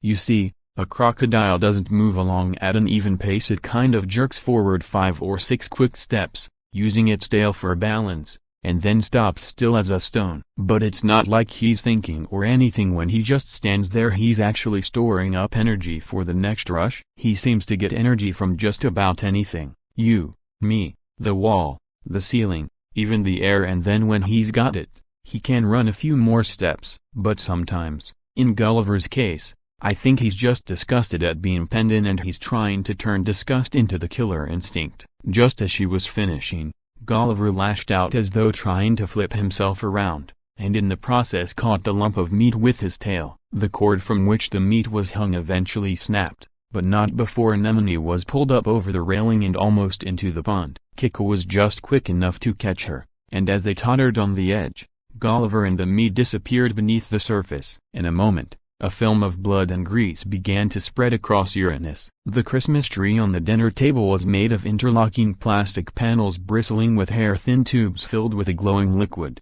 looking like luminous pine needles. To add to the effect, the liquid turned all the colors of the rainbow when it changed direction in the tube. Blowing on the tree set off a regular light show, and a puff of air from below created an effect not unlike a triangular cloud at sunset, with the bottom white, the middle various shades of blazing orange, and the top fading to deep red with just a hint of blue. Anemone had 5 bottles of Pommery champagne chilling in a tub of ice, and from the sideboard she selected 2 crystal glasses etched with a floral pattern. She had been to the beauty parlor, returning with her hair swept up to the right and held back with a pin embossed with an image of a naked nymph perched on a dragonfly. It was Christmas Eve. Kiku was thinking about Christmas Eves at the orphanage. In the afternoon they used to put on red and white costumes with tassels on the cuffs and hems, and then file into the chapel to sing hymns. The curtains were always drawn, and in the darkness each child carried a single candle, tiny fingers numbed by the cold. To warm up their hands and avoid dropping the candles, they sang the hymns as loudly as they could. When the service was over, a trombone-playing Santa Claus appeared and presented each child with a paper stocking. Among the contents, Kiku could remember caramels, cocoa powder, a plastic rugby ball, a panda bear balloon, and an eraser shaped like an army tank. Earlier in the day, Anemone had handed Kiku a package, telling him he couldn't open it until she gave the word. Kiku had one for her as well, a book called All About Omelets, with a recipe for rice omelets in it. Having finished the rest of the cooking, she was busy with the chocolate cake. Kiku was changing into the black suit she'd bought for him when the phone rang. Anemone answered it, then handed the receiver to him with a strange look on her face. "It's for you," she said. "You remember me, kid? Sorry if I was a little rough on you." The voice, all sugar and gravel, was unforgettable. It was Mr. D. "How'd you get this number?" asked Kiku. "Does it matter? I hear you're living with a real doll. I guess Hashi isn't the only one of you boys with a talent. Shall we say goodbye?" said Kiku. "Wait a second. I just wanted to find out if Hashi is there." Instantly, Kiku had a sinking feeling. Why should he be here? Has something happened to him? Not seen him? "Okay, sorry to bother you," said D, as if ready to hang up. "Wait," said Kiku. "What's happened to Hashi? Don't you read the papers?" D said, and the line went dead. When he had replaced the receiver, Kiku picked up the newspaper and started from the front page, looking for Hashi's name. As he turned the pages, his sense of foreboding grew into a great, suffocating cloud. He reached the columns listing upcoming radio and television programs, then jumped up from his seat.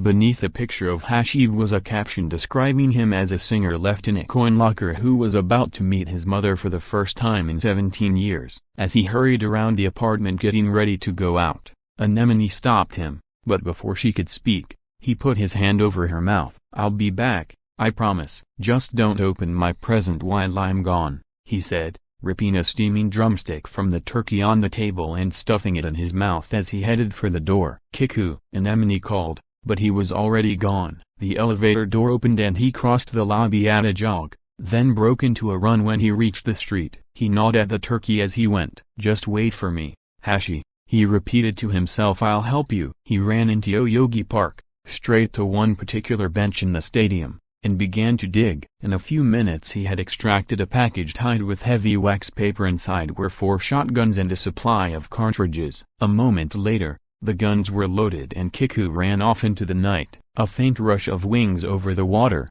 ducks probably, and a cry carried off by the wind. Hashi's breath was white as he crossed the park for a second time. The bodies of 2 lovers kissing on a bench made a rustling sound. A cigarette dangled from the man's hand. Her hair had a scorched, dry look. Another rustling sound. Their lips still stuck together, and the cigarette went out. It had begun to snow. A light, big flaked snow so fluffy it hardly seemed to reach the ground, sticking instead to the trees, the lovers, the streetlights, the birds' wings. A young girl came running up with a dog that started barking at him. The girl jerked the dog's chain and apologized, then ran on. As she passed, he thought he saw a faint smile on her lips, and he suddenly wanted to call to her, to stop her, to make contact. He wanted to ask her the question that was preying on his mind. If you met the mother who abandoned you, what would you say to her? It was Neva who had told him, 3 days earlier. "It's a done deal, Hashi, and there's nothing we can do about it. You've got to go through with it. Neither of us is strong enough to stop it." I tried to think of a way out. I knew how much it would hurt you. I swear I want it to hurt me just as much. But the way I see it,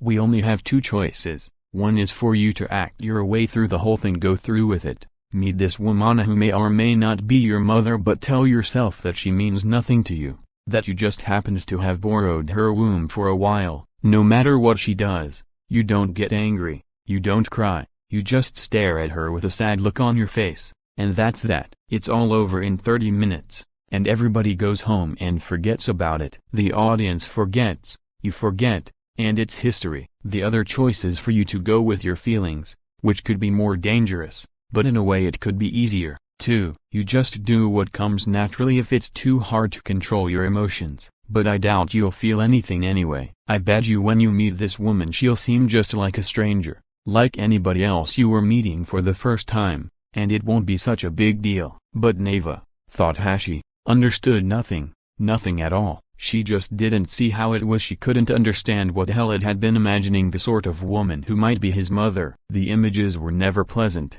the face never smiled, marked for life with the horror of having thrown away a child. The women who lingered at the edges of Hashi's mind were racked by remorse, doomed to blame themselves continually, eternally. They were crazy old beggars, ugly as sin and draped in stinking rags, their bodies too riddled with disease even for dogs to feed on. In Hashi's imagination, these broken women were forever being knocked down, bloodied, tortured until they pissed their pants over and over again, until he felt appeased. Afterward, he was left with goose flesh all over his body and a nasty taste in his mouth, and somehow, in the process, he always came to pity them, to feel like weeping for them. He wanted to make their minds whole again, make them 10 years younger and not so wrinkled. He wanted to pick them up from the trash heap, comb their hair, bathe them, dress them, put their shoes back on, and set them toddling on their way. He wanted to take them to a hospital and have them cured of their boils,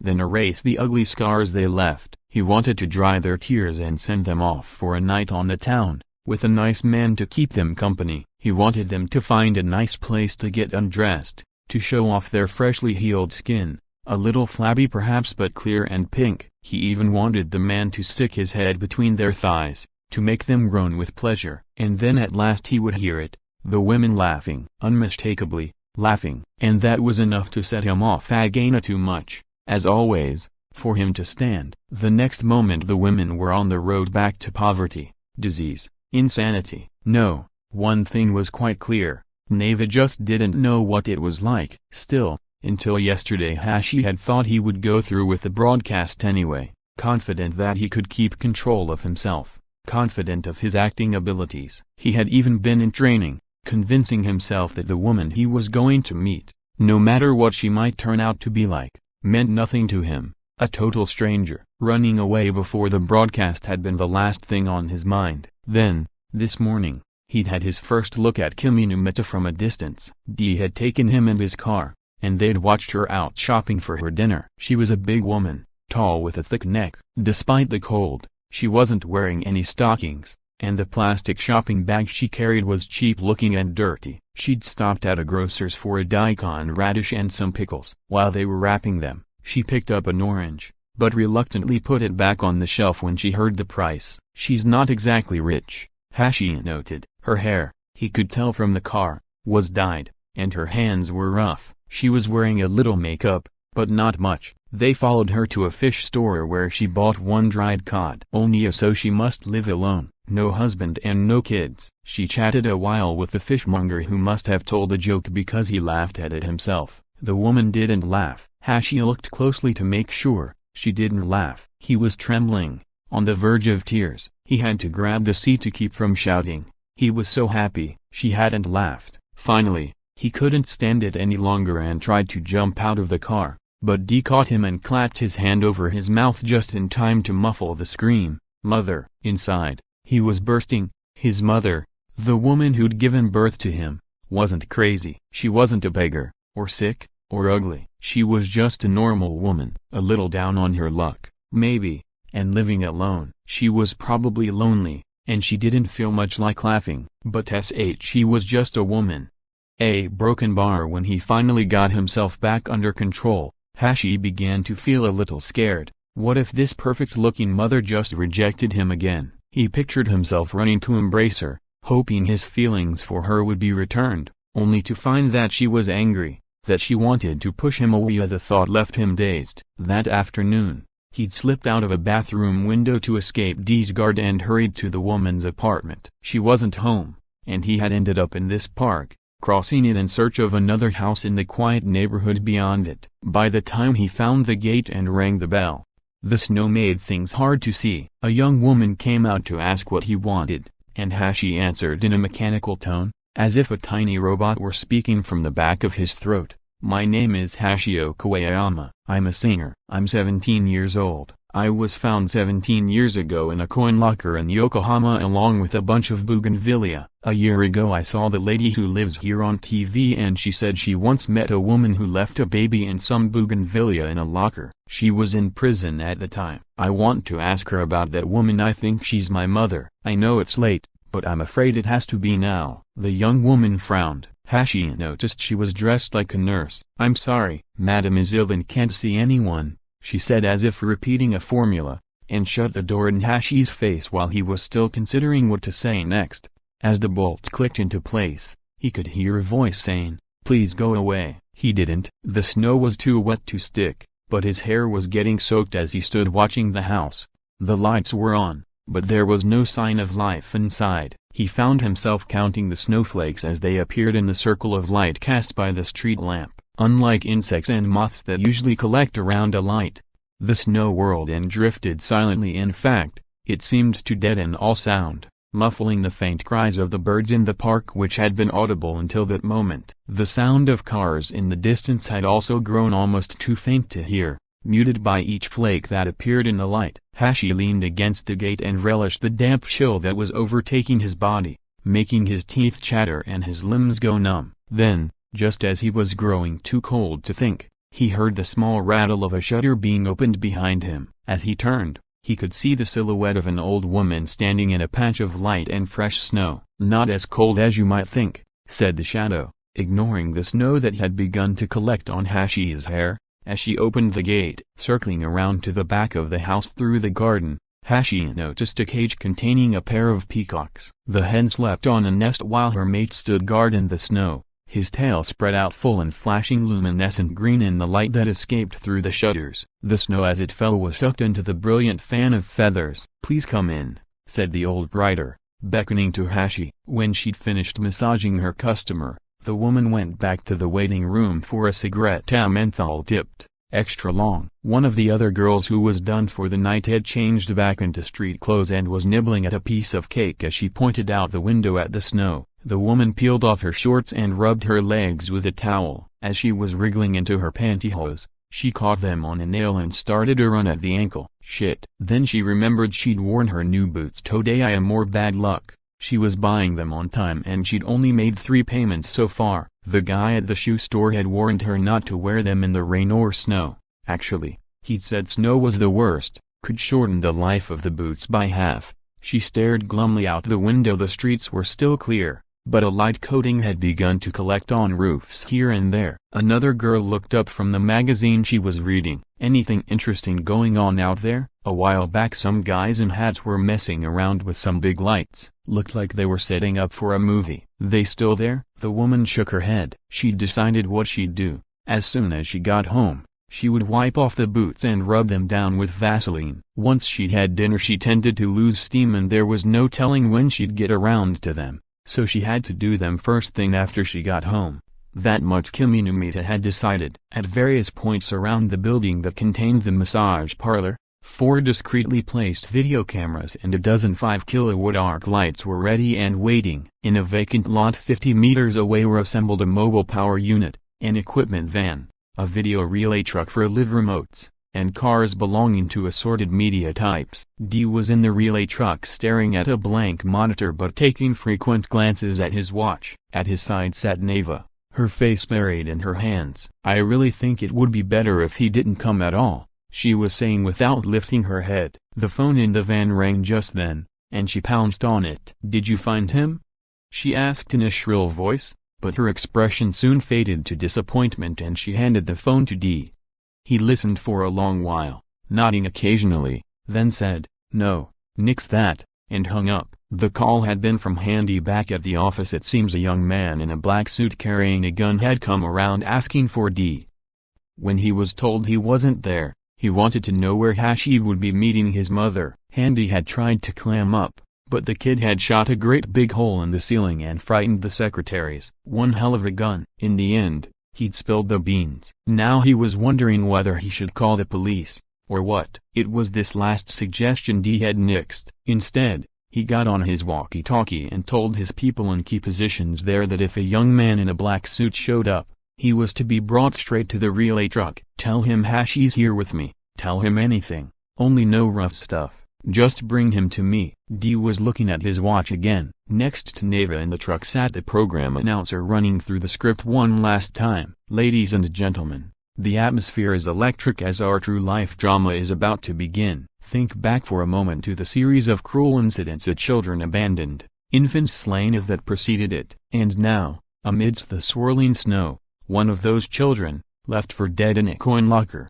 and his mother, The woman who left him there, are going to meet for the first time in 17 years. There is no denying this woman's guilt, no forgiving her crime, but her son has overcome these hardships and grown up to become a famous singer. And it is our privilege here tonight to watch this incredible encounter. Words alone could never do justice to what we are about to see, but a young French philosopher once wrote, "A mother, and the sea, each compelled by rage to kill its child, or is it to give him life?"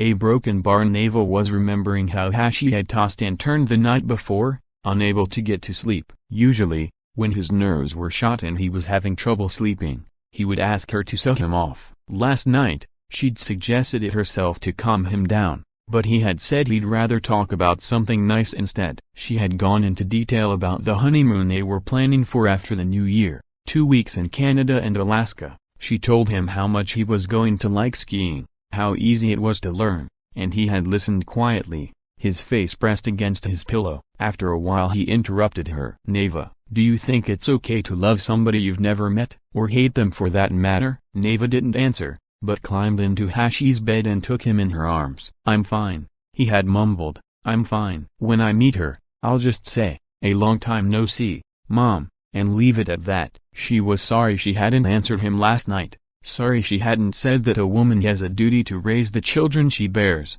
and it would be the most natural thing in the world, the right thing, for him to hate this woman who had failed him. She wished she told him he had every right to hate someone he had never met, but she didn't have time to blame herself more, because at that moment the back door of the truck flew open and one of Dee's assistants yelled, "Quick, she's coming out!" As they jumped from the van, the generator truck came to life with a loud hum and Dee started shouting, "When she gets out in the street, surround her. If she tries to get away, use the lights and cameras to hem her in. Forget about keeping this to ourselves, just keep her there, and double the guards to make sure the guy in the black suit doesn't get through, and that goes for all the other jerks hanging around. But if Hashi shows up, bring him to me. I don't care what you have to do, tie him up, knock him out, or just get him in front of those cameras." "Wait here," Kiku ordered, getting out of the cab without paying. "I'm just going to get somebody and I'll be right back." He was gone before the driver had time to object. A few minutes later,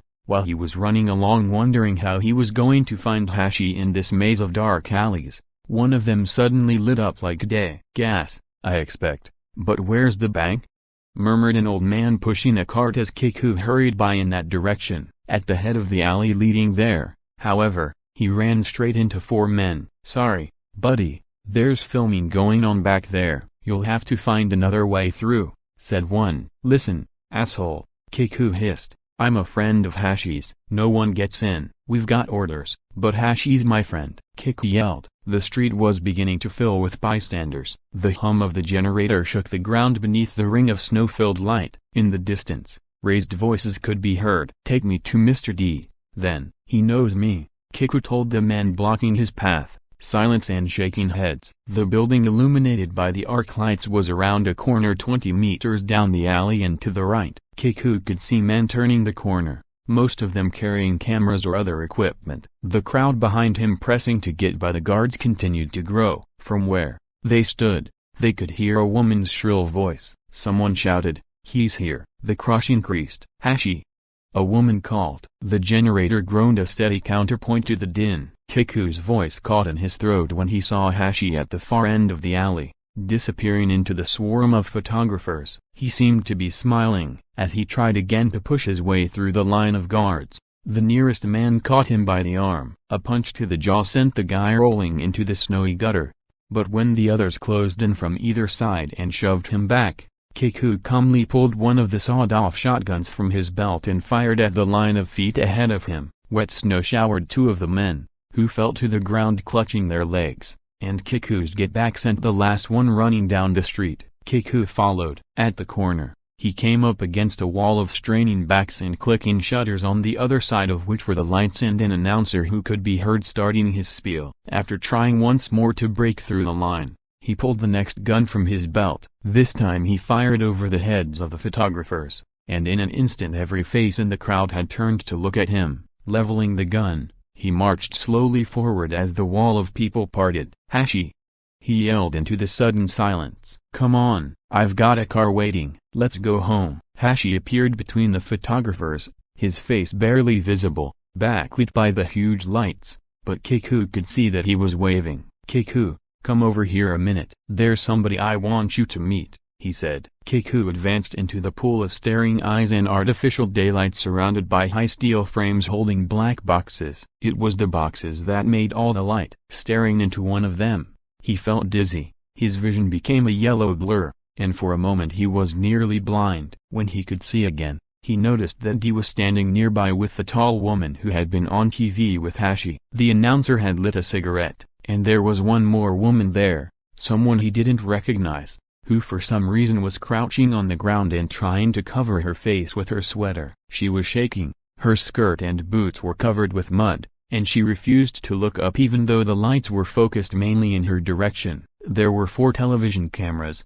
Kiku noticed, 2 rigged up on the scaffolding, one on a dolly next to the announcer, and a handheld one circulating through the crowd. Dee stared long and hard at Kiku, then mumbled something to himself that sounded like "damned if they don't look alike." When he got to where Hashi was standing, Kiku could see that his eyes were moist, and he waited for the familiar thank you he'd heard so many times after a rescue. Instead, Hashi pointed at the woman cowering under her sweater and said, "Kiku, that's your mother." Kiku had no idea what he was talking about. "I went to see that old lady writer I saw on TV. She told me my mother died last year, so this has to be your mother." The announcer took this as his cue to run up to the woman. "Mrs. Numita, your son is here, the real one, this time. Please, say something to him. He's come specially to meet you, and I must say, he looks just like you. A big, healthy kid, a fine young man. Come on. You must have something to say to your own son after all these years. He's an athlete,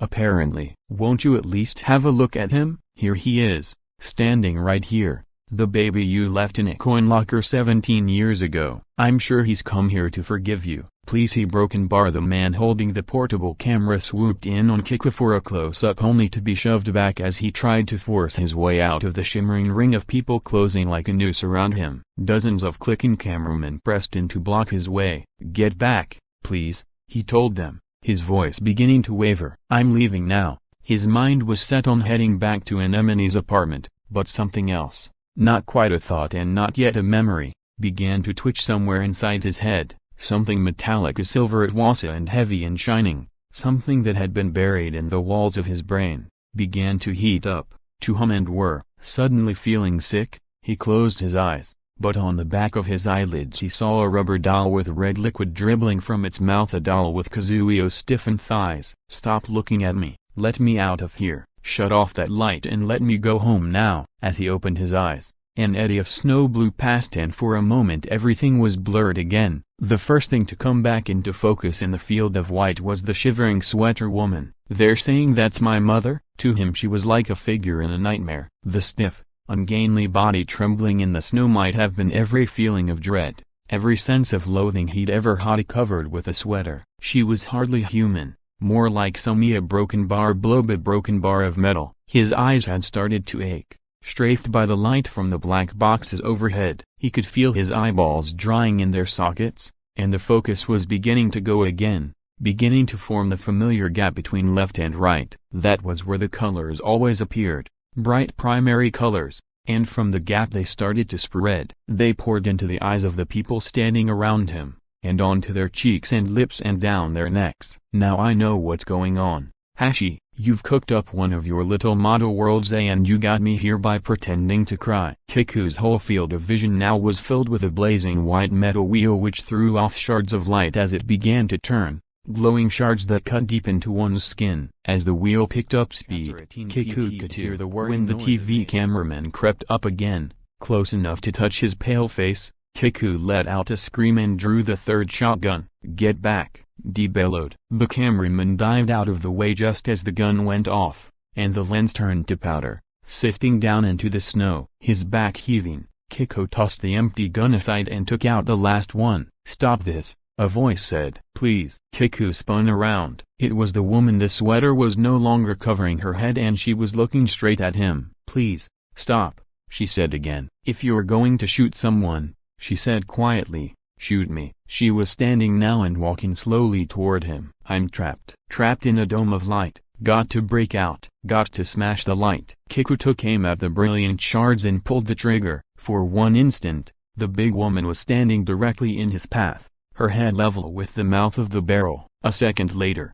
her face had been ripped away and her arms spread open as she collapsed into the same crouch as before, covered now with what might have been a bright red sweater. Her head was just a smooth globe with no trace of eyes, nose, lips, ears, or hair. The globe tilted up at Kiku, and a muddy red pool drank in the snowflakes from the sky. Giving back bags packed, Anemone fried up the last omelet, dumped it out on the one remaining plate, and shoveled it into her mouth with the final fork. How many omelets had she made since that night he told her not to open her present until he got back? She'd broken her promise and opened the package, and since then she'd eaten almost nothing but eggs and omelets 3 meals a day. The police had called Anemone in for questioning on 7 separate occasions, each time with something new to ask. Did he tell you where he got the guns? Was he carrying them when he left your apartment on Christmas Eve? What did he say he was going to do when he left? Did he say he was going to kill someone? What was he doing that night before he left your apartment?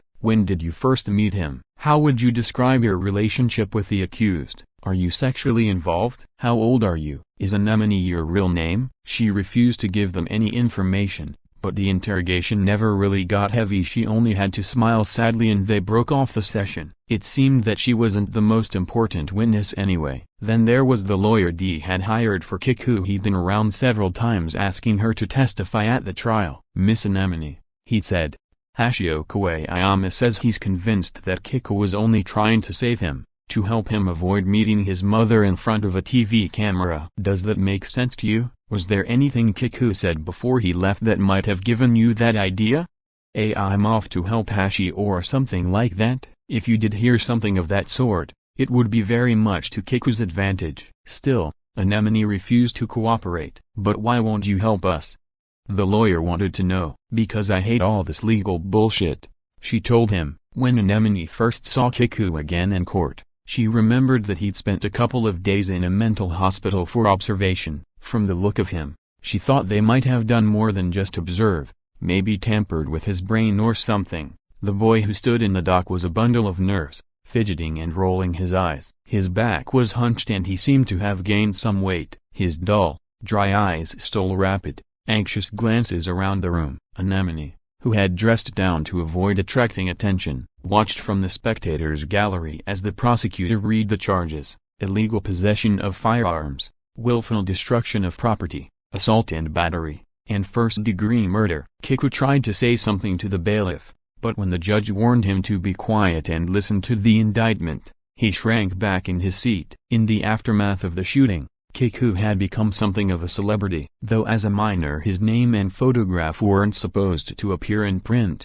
he had done the deed on live, nationwide TV, with 13 minutes worth of close-ups of his face and an announcer shrieking, "We are here with Kikuyuki Koayama, athlete and adopted brother of the pop singer Hashi." The news reports dubbed him Youth A, the first person ever to commit murder on live TV, and thanks to the notoriety he attracted, Hashi's new record, rushed to the stores a month later, was a huge hit. The trial did not get underway until sometime later, after the fuss had died down a bit. When the indictment was finished, though, Kiku immediately pleaded guilty to all the charges, bringing his attorney running to the prisoner's dock and sending a buzz through the gallery. The man whispered in his ear, trying to persuade him to plead innocent to the murder charge. For a few minutes, Kiku shook his head, but in the end he reluctantly stood up and said, "I didn't mean to kill her," which, though sounding like a puppet's voice, made his lawyer, the spectators, the judge, and even the prosecutor look relieved. The defense case took 3 days to present. Kiku's lawyer did not contest any of the other charges, but insisted that there was no premeditation on his client's part, in fact no murderous intent at all. His strategy was to argue that Kiku had been unable to bear the idea that his dearest friend, indeed, his brother, was to be made a spectacle of on TV, and had committed the assault in a state of severe emotional distress. Angling for a reduced sentence, he called various witnesses, who adopted much the same tone as that of the media reports, one sympathetic to Kiku's plight. His foster father came from the island, joined by the nuns from the orphanage, to testify to the utter inseparability of the two boys. a story that left the gallery in tears. And, after them, an unusually candid Mr. D took the stand. "If there's anyone to blame here, it's me," he announced. "I'm the one who should be on trial. This whole thing started when I got the bright idea of cashing in on Hashi's background to sell records. I'd be the first to admit it wasn't the kind of thing one human being should do to another, and I guess I must look pretty much like a monster. Guess I am one. You just don't go around playing with other people's pain to sell some lousy records. A broken bar anyway.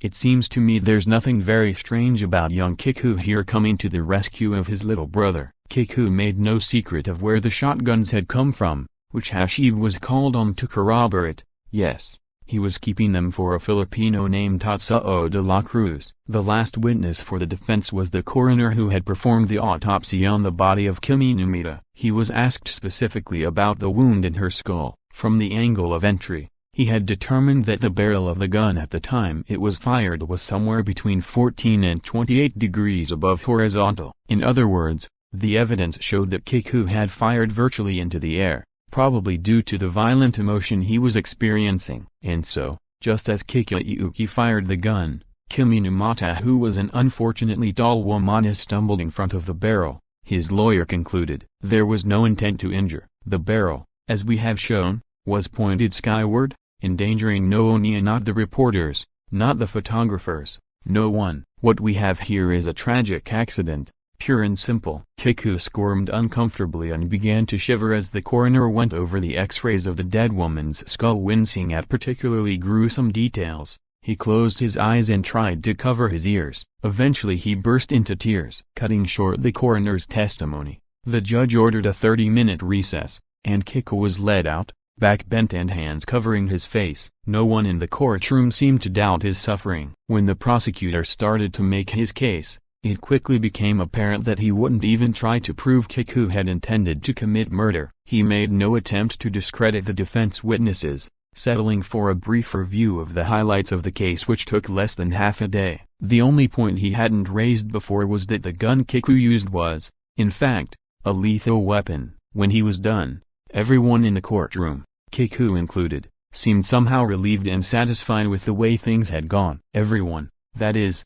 except Anemone. The defense proceeded with its summing up. "I am the first to recognize that we must be wary of allowing ourselves to be swayed by the drama of this case. The law, and rightly so, must ignore the complex fabric of human history and psychology that serves as a backdrop to these events. The law must be applied sternly and with the evenest of hands. Nevertheless, when I think of the very origin of that self-same law, namely, an abiding respect for human life, I can't help feeling that the fault here lies not with this young man but with the society that each and every one of us has helped to create. Make no mistake about it, 17 years ago when he was abandoned, completely helpless, in that coin locker, the young man who stands before you today as defendant was himself already a victim, which is not, I hasten to say, a justification for his actions in the present case. Yet we must bear in mind that those actions, so heinous as they may be, spring from nothing more reprehensible than the desire to help a brother who had shared similar sorrow and shame. In the final analysis,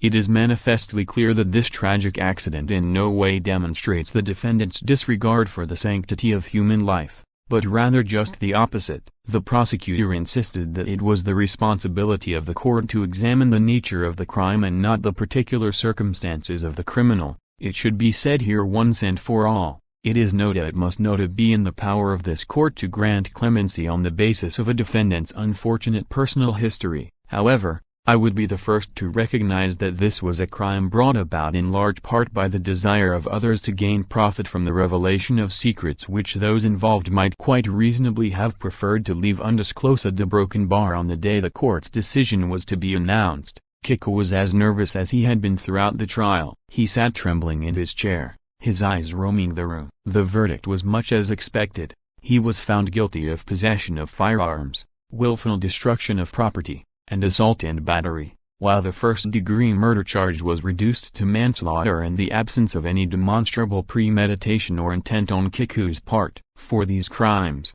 he was sentenced to 5 years. When the court had adjourned, the crowd stood to leave. Mr. D shook hands with Kiku's lawyer. The prosecutor was smiling, and glancing around a bit sheepishly. as if to let everyone know how difficult he had found his role in the whole affair. And Hashi buried his face on Neva's shoulder as she stroked his head. "He'll be out in 3 years, no more, I promise. And then he can come live with us," she whispered. The bailiff had taken Kiku by the arm and was leading him out of the room. As she watched, Anemone began to get a choking feeling in her chest. At first she thought it was the bad air in the courthouse, and she tried clearing her throat, opening her mouth. She placed her fingers along her delicate neck and forced air through her nose and teeth. But instead of the cough she expected, she produced a shrill wail. "Kiku!"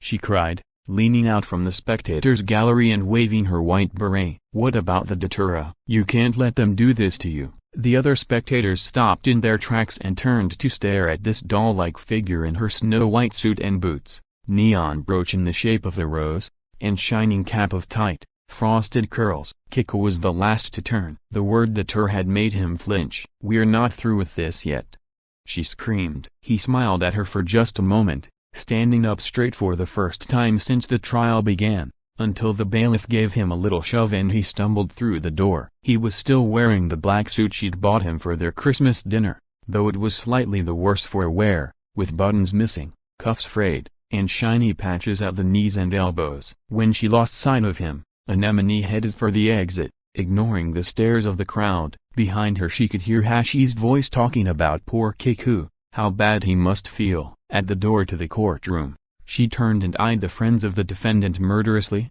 settling on Neva's hollow face. "Someday you'll be Gulliver's supper," she muttered at her. That night, Anemone opened Kiku's Christmas present, the cookbook called All About Omelets. Kiku had drawn a red circle around the recipe for rice omelets on page 182, so she went out and bought a couple of hundred eggs and began to practice and, except when she had to go shopping for more ingredients, she made rice omelets from the time she got up in the morning to the time she went to bed, until the apartment was awash in eggs and ketchup and rice. When every horizontal surface, her bed excepted, was covered with the stuff, Anemone stopped to look around, laughed a moment at her own looniness, and then burst into tears. When she was through crying, she took the nearest plate and flung it against the map of Garagi Island on the wall. With the sound of it breaking, an image of Kiku's naked body appeared before her eyes, his hard muscles covered with only a paper-thin layer of skin, and suddenly she was seized with the thought that she might have touched that body for the last time. She began to shake and tears came welling up again, though she thought she hadn't any left in her to cry. "I guess I'll just go crazy," she decided. Instead, she took off her underpants and put her finger between her buns the way Kiku used to do. It felt cold, and she was covered with goose flesh, but she dug her fingernail into the soft flesh and kept it there until she had stopped shivering. Finally, something began to ooze inside, and she slowly slid the finger along her ass, grabbing a nylon from beside her on the bed to stuff in behind it. Listening to the slurpy sound of the stocking in her pubic hair and the sour juice that was flowing freely now, she drew the outline of his hard-on in her mind, remembering how the real thing had always reminded her of steamed asparagus. But it didn't work. She ended up seeing only the asparagus, or else her father's penis which she'd seen long ago in the bath. She gave up on the cock, having better luck picturing the thick patch of hair on his chest, the deep folds of muscle across his stomach, the broad sinews down his side, and the calluses on the soles of his feet. But just as she'd worked her finger into her crotch, she realized she had completely forgotten what his face looked like, and she jumped out of bed wailing. With the stocking still hanging out of her, she waded through the swamp of ketchup-flavored rice, grabbed a framed picture of Kiku from the table, and stood staring at it. It took all of 30 seconds for her to make up her mind. She would have to follow him. The next day she sold the condo and just about everything in Ida: jewelry, tennis rackets, everything, and put the proceeds in 7 different bank accounts around the city. The deposits together came to just over 200 million yen. She told her parents she was going to London, and then phoned the modeling agency to tell them she was breaking her contract. In return for letting her out 4 months early, she offered to forego the payment she still had coming from the previous year. No trouble there. Now, her bags all packed, she sat eating the last of the omelets. Gulliver waited below, his tail curled to fit inside the tank that occupied most of the rear of her remodeled '87 Ford Bronco. She had wavered over whether to take him,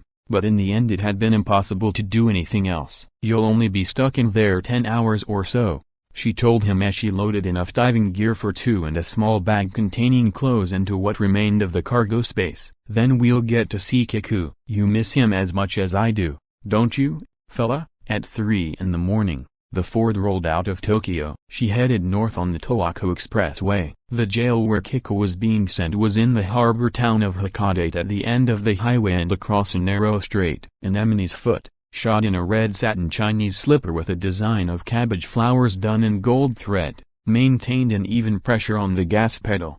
The Bronco purred along at 130 kph. 4,500 RPMs. Anemone was whistling. As yet it hadn't hit her that she was leaving Tokyo behind. Every light in the city still lingered in the fibers of her gold lame shirt. Anemone hated traveling. In fact, up till now she had only made one other long journey in her life. That had been her middle school class trip, 4 days and 3 nights in Kyoto and Nara. At the first hotel, she had eaten 3 times more than she was used to and talked all night with her friends. After that, she slept through the rest of the journey on the bus. She knew they were supposed to have toured some old buildings and gardens, but she could hardly remember anything about them. All she registered, in a vague, physical way, was the motion, the moving from place to place. Collapsed in her seat, from time to time she'd been woken by the noise and vibration, and through a tiny crack in her eyelids, she would check the view out the window, which invariably had changed from the last time she had checked. The scene would fade, and in the distance lights would come on. So this is traveling, she remembered thinking at the time. Why bother, if that's all it's got to offer? She kept her foot on the gas pedal, watching the way the headlights would pick out a patch of darkness, freeze it in an instant of daylight, and then send it hurtling back into oblivion. The sliver of ghost gray road streaming out ahead was growing imperceptibly lighter. It would soon be dawn. Deciding she should stop for gas and something to eat, she pulled into a service area. She fished a chunk of horse meat out of the cooler on the passenger seat, took a peek at the tank behind her and, after tossing Gulliver his breakfast, headed across the parking lot for the restaurant. The clientele at that hour was mostly truck drivers, and Anemone, with her frosted perm, silver fox coat, black leather pants, and Chinese slippers, attracted a fair amount of attention. When she got up to go to the restroom, thinking she would freshen up a bit while she was waiting for her curry and miso soup with clams, every head in the place rose from the plate or bowl it had been buried in and followed her narrow hips across the room. The restroom, out behind the kitchen, had apparently just been cleaned since the floor was still wet. There was no heating in it, and Anemone's breath appeared as white puffs in the broken mirror. The icy tap water felt good on her face. The steam seeping through the cracks in the door from the kitchen brought a faint smell of cabbage with it. Suddenly, one of the stalls opened and 2 men stumbled out. One of them, naked from the waist down, was shivering violently. "Cut it out," he was blubbering. The other man, who brandished a hypodermic needle, was laughing. All at once, they noticed Anemone standing by the sink. "A woman," hissed the first man as he lost his footing and planted his bare ass on the wet floor. As he fell, he grabbed at his crotch with both hands to cover his hard-on. He came to rest in front of the exit, blocking the way and leaving Anemone to inspect his companion's costume: snakeskin jacket, beret, baggy riding pants, and heavy work shoes. He was a short man, with a powerful neck and large hands. For a moment he stopped laughing, but when he saw his friend trying to stuff himself into a pair of underpants and hide the bulge under the tails of his shirt, he burst out laughing even louder. "Da-oo-oont," the guy on the floor pleaded. "Not in front of her." He picked himself up and dressed himself in a hurry. Yellow pants, pink socks, and black leather boots that laced up the side. The socks were worn through at the heel. While he got dressed, he looked at the ground to avoid meeting Anemone's eyes. He was even shorter than the man with the needle, the top of his head not reaching Anemone's mouth. Though he couldn't have been more than 30, he had a bald patch in the middle where the few remaining hairs had been slathered with oil and parted neatly on one side. He began trying to explain, telling her how he'd been raised by his granny and it was her fault he turned out this way, made him put this electric thing up his ass because his bowels were bad, and so in a broken bar his breath was sour, and flecks of spit at the corner of his mouth sprayed on Anemone's arm as he talked. She began to feel sick. The other man had put away the needle and turned to the window where sunlight was streaming in. "You don't think I'm a creep, do you, miss? You just feel sorry for me, don't you?" Thick veins bulged in his neck and along his temples, and he was sweating heavily though the room was freezing. Finally, Anemone tried to dodge under his arm and squeeze past him. "Miss, don't go yet a broken bar, you see. My granny's real sick now, 'bout to die, they say, but I can't quit working so I get these injections of Korean vitamins to keep me going. Can't be all that bad, can I?" A broken bar. He had grabbed Anemone's arm and was squealing in her ear. "You!" she shouted at the guy by the window. "Do something." The muscle man in the beret frowned at his friend and shook his head. "Cool it," he said. "You're getting messy again." Then he turned to Anemone. "You want me to shut him up?" And when Anemone nodded, he launched himself across the room and landed a big, meaty fist right between the bald man's eyes. Baldy clutched at his face, then crumpled to the floor, his eyes wide and unfocused. In no time, there was blood everywhere. Anemone made her escape, almost puking by this stage, but as she returned to her seat the muscle man came trailing after. "Hey, how about a little thank you?" he said. She ignored him. Her curry was cold, and she lost her appetite anyway. She took a half-hearted sip of the soup as the man swung into the next seat. "Well, how about it? Where's my thank you?" His front teeth were plated with gold fillings, and when he leaned toward her his pendant dangled in front of her eyes, a miniature of a woman giving a blowjob. "I beat the shit out of him for you and you can't even say a thanks, mister." The rest of the drivers were grinning at them now. Anemone reached into her purse, took out 2,000 yen bills, and handed them over. For a moment he held them up to the light and examined them thoughtfully, then he spat on the floor and, using the bills as a ladle, sloshed the curry over Anemone's hand which was still resting on the table. Bits of the brown stuff sprayed in her face and over the fur coat. "Bitch!"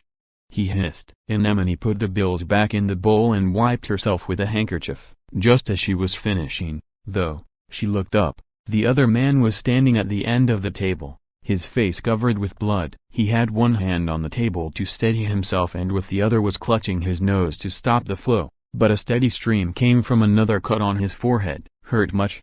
asked his friend. He shook his head, noticing the blood. Some of the waitresses came running up. "Don't get excited," said the muscle man, waving them off. "He just slipped in the toilet. He'll be fine, just seems to have broken his nose." Still clutching his face, the first man nodded in agreement, then slid into the seat across from Anemone and started eating the cold curry. After a minute he stopped, fished the 1,000 yen bills from the bowl, and studied them with a puzzled look. Finally he started laughing uncontrollably, sending a stream of blood trickling into the bowl. "Fear a broken bar, fear a broken bar, fear a broken bar, ha broken bar, first time a broken bar, a broken bar, ha broken bar, ha broken bar, ever ate curry with a broken bar, ha broken bar, cash in it." As Anemone left their restaurant, she looked back over her shoulder. The two were still pointing at the limp brown bills and laughing. She cut across the parking lot in front of a line of huge trucks. There was no sign of her friends as she had the Bronco filled at the gas pump. An hour later, she was listening to Hashi's voice on the radio singing "I'll Drive You Crazy." The story's just begun, and was just reaching for her sunglasses to ward off the glare, when a horn blasted behind her. Startled, she looked in the rear-view mirror to find a truck right on her tail, less than a meter from her bumper. The truck was too high for her to see the driver's seat in the mirror, which showed nothing but a massive strip of grille work, so she downshifted and hit the gas, pulling ahead for a moment. As the window of the truck came into view, she recognized her two friends from the truck stop. Baldy was driving. His face had been cleaned up but his shirt was still stained with blood. She rolled down her window and signaled for them to pass, but the truck's horn let out an ear-splitting blast and they closed in on her again. She tried to tell herself to stay cool. She'd wait till the next hill and pull away on the upgrade, but if she lost her head now, they'd rear-end her and she'd wind up in a ditch. Unfortunately, the highway continued on a long, gentle downward slope. Anemone dropped her speed. She wasn't sure what they were planning to do, but whatever it was, it would be easier to deal with at a slow speed. She was only doing about 30 kph when the truck suddenly came to a near stop and opened a gap of 100 meters between them. After a few kilometers like that, however, Anemone checked the mirror again to find the truck had accelerated and was closing fast. Instantly, she stamped on the gas, but it was too late. Horn blaring, The truck slammed into the right rear end of the Bronco and went tearing by. The steering wheel shuddered as she fought to keep control, downshifting and pumping the brakes at the same time. She barely managed to keep from running off the road, but the side of the Bronco made a hideous noise as it scraped along the steel and cement guardrail. With her teeth clenched together, she held tight to the wheel and forced her way back into the lane. Then, just as she was beginning to relax, she took one more look in the rear-view mirror and let out a scream. Gulliver! The door of the cargo area was sprung and there was no sign of the crocodile. She hit the brakes, threw the Bronco in reverse, and started to back along the highway until other cars appeared and she had to stop, pulling over to one side. Climbing out, she ran along the road until she spotted him, lying on his back at the edge of the median strip. She screamed again and was about to go across when a steady stream of traffic cut her off. Gulliver lay still, probably in shock from the fall and the cold, but at the sound of Anemone's voice, his tail began to twitch. "He's okay, he's okay," she muttered. "His skin's tough and he weighs a ton. I bet their stupid truck got the worst of it," she said to reassure herself. But how to help him? She went on calling his name, and the crocodile began to try to right himself, twisting his pale, lumpy belly and grasping at the air with his short legs. The passing cars managed to avoid hitting him as he bent his tail under his body and arched his back like a wrestler avoiding a pin. Anemone could see a tear in his side where the blood had started to flow. Next he tried raising his tail as high as he could and slapping it against the pavement while wrenching his body to one side, and eventually he managed to flip himself over.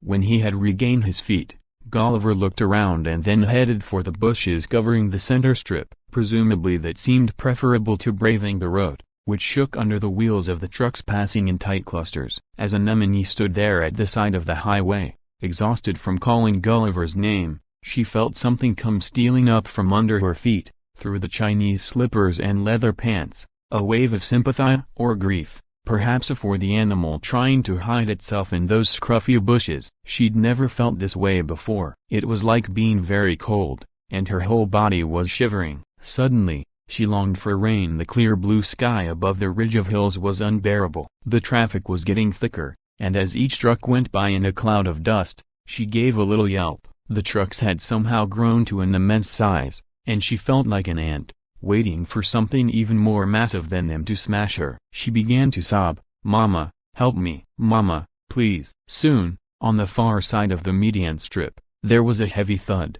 and Gulliver sailed up into the blue sky. As he reached the top of the arch, his body split in half, the head end coming to rest in the bushes while the back landed in the road to splatter against the next truck, which sped away, its wheels drawing parallel. A yellow fiberglass pole had been tied to the roof of the van carrying 4 new inmates and 2 guards to the prison. The prisoners sat silently in the dark rear of the van while the guards chatted about their fishing trip of a week before, when they'd caught over a dozen rock trout. One prisoner, his hair slicked back with oil, interrupted them. "Hey, jailer," he started out but, noticing the frowns on the guards' faces, immediately retreated. "Sorry, that's what we used to say where we just been a broken bar, but what I wanted to ask is, do they mix barley with the rice in jail? You see, I can't take barley, the smell gets to me." The guards looked at each other and burst out laughing. The prisoner laughed along with them, but when they noticed him, they scowled and looked away. On the lawn in front of the juvenile detention center was a stand of palms and a bronze statue of 2 men wielding hammers. Image of hope was carved in the stone that held the bronze. The gray, windowless building was immaculately maintained and in the early afternoon light might have been a suburban factory rather than a prison. "Hey, Koayama," one of the guards in the van called to Kiku as he headed toward the entrance. He was carrying the fiberglass pole. "They'll keep this for you in the intake room. Be sure to write it down when they're cataloging your stuff. Understand?" Kiku nodded. "You got a tongue?"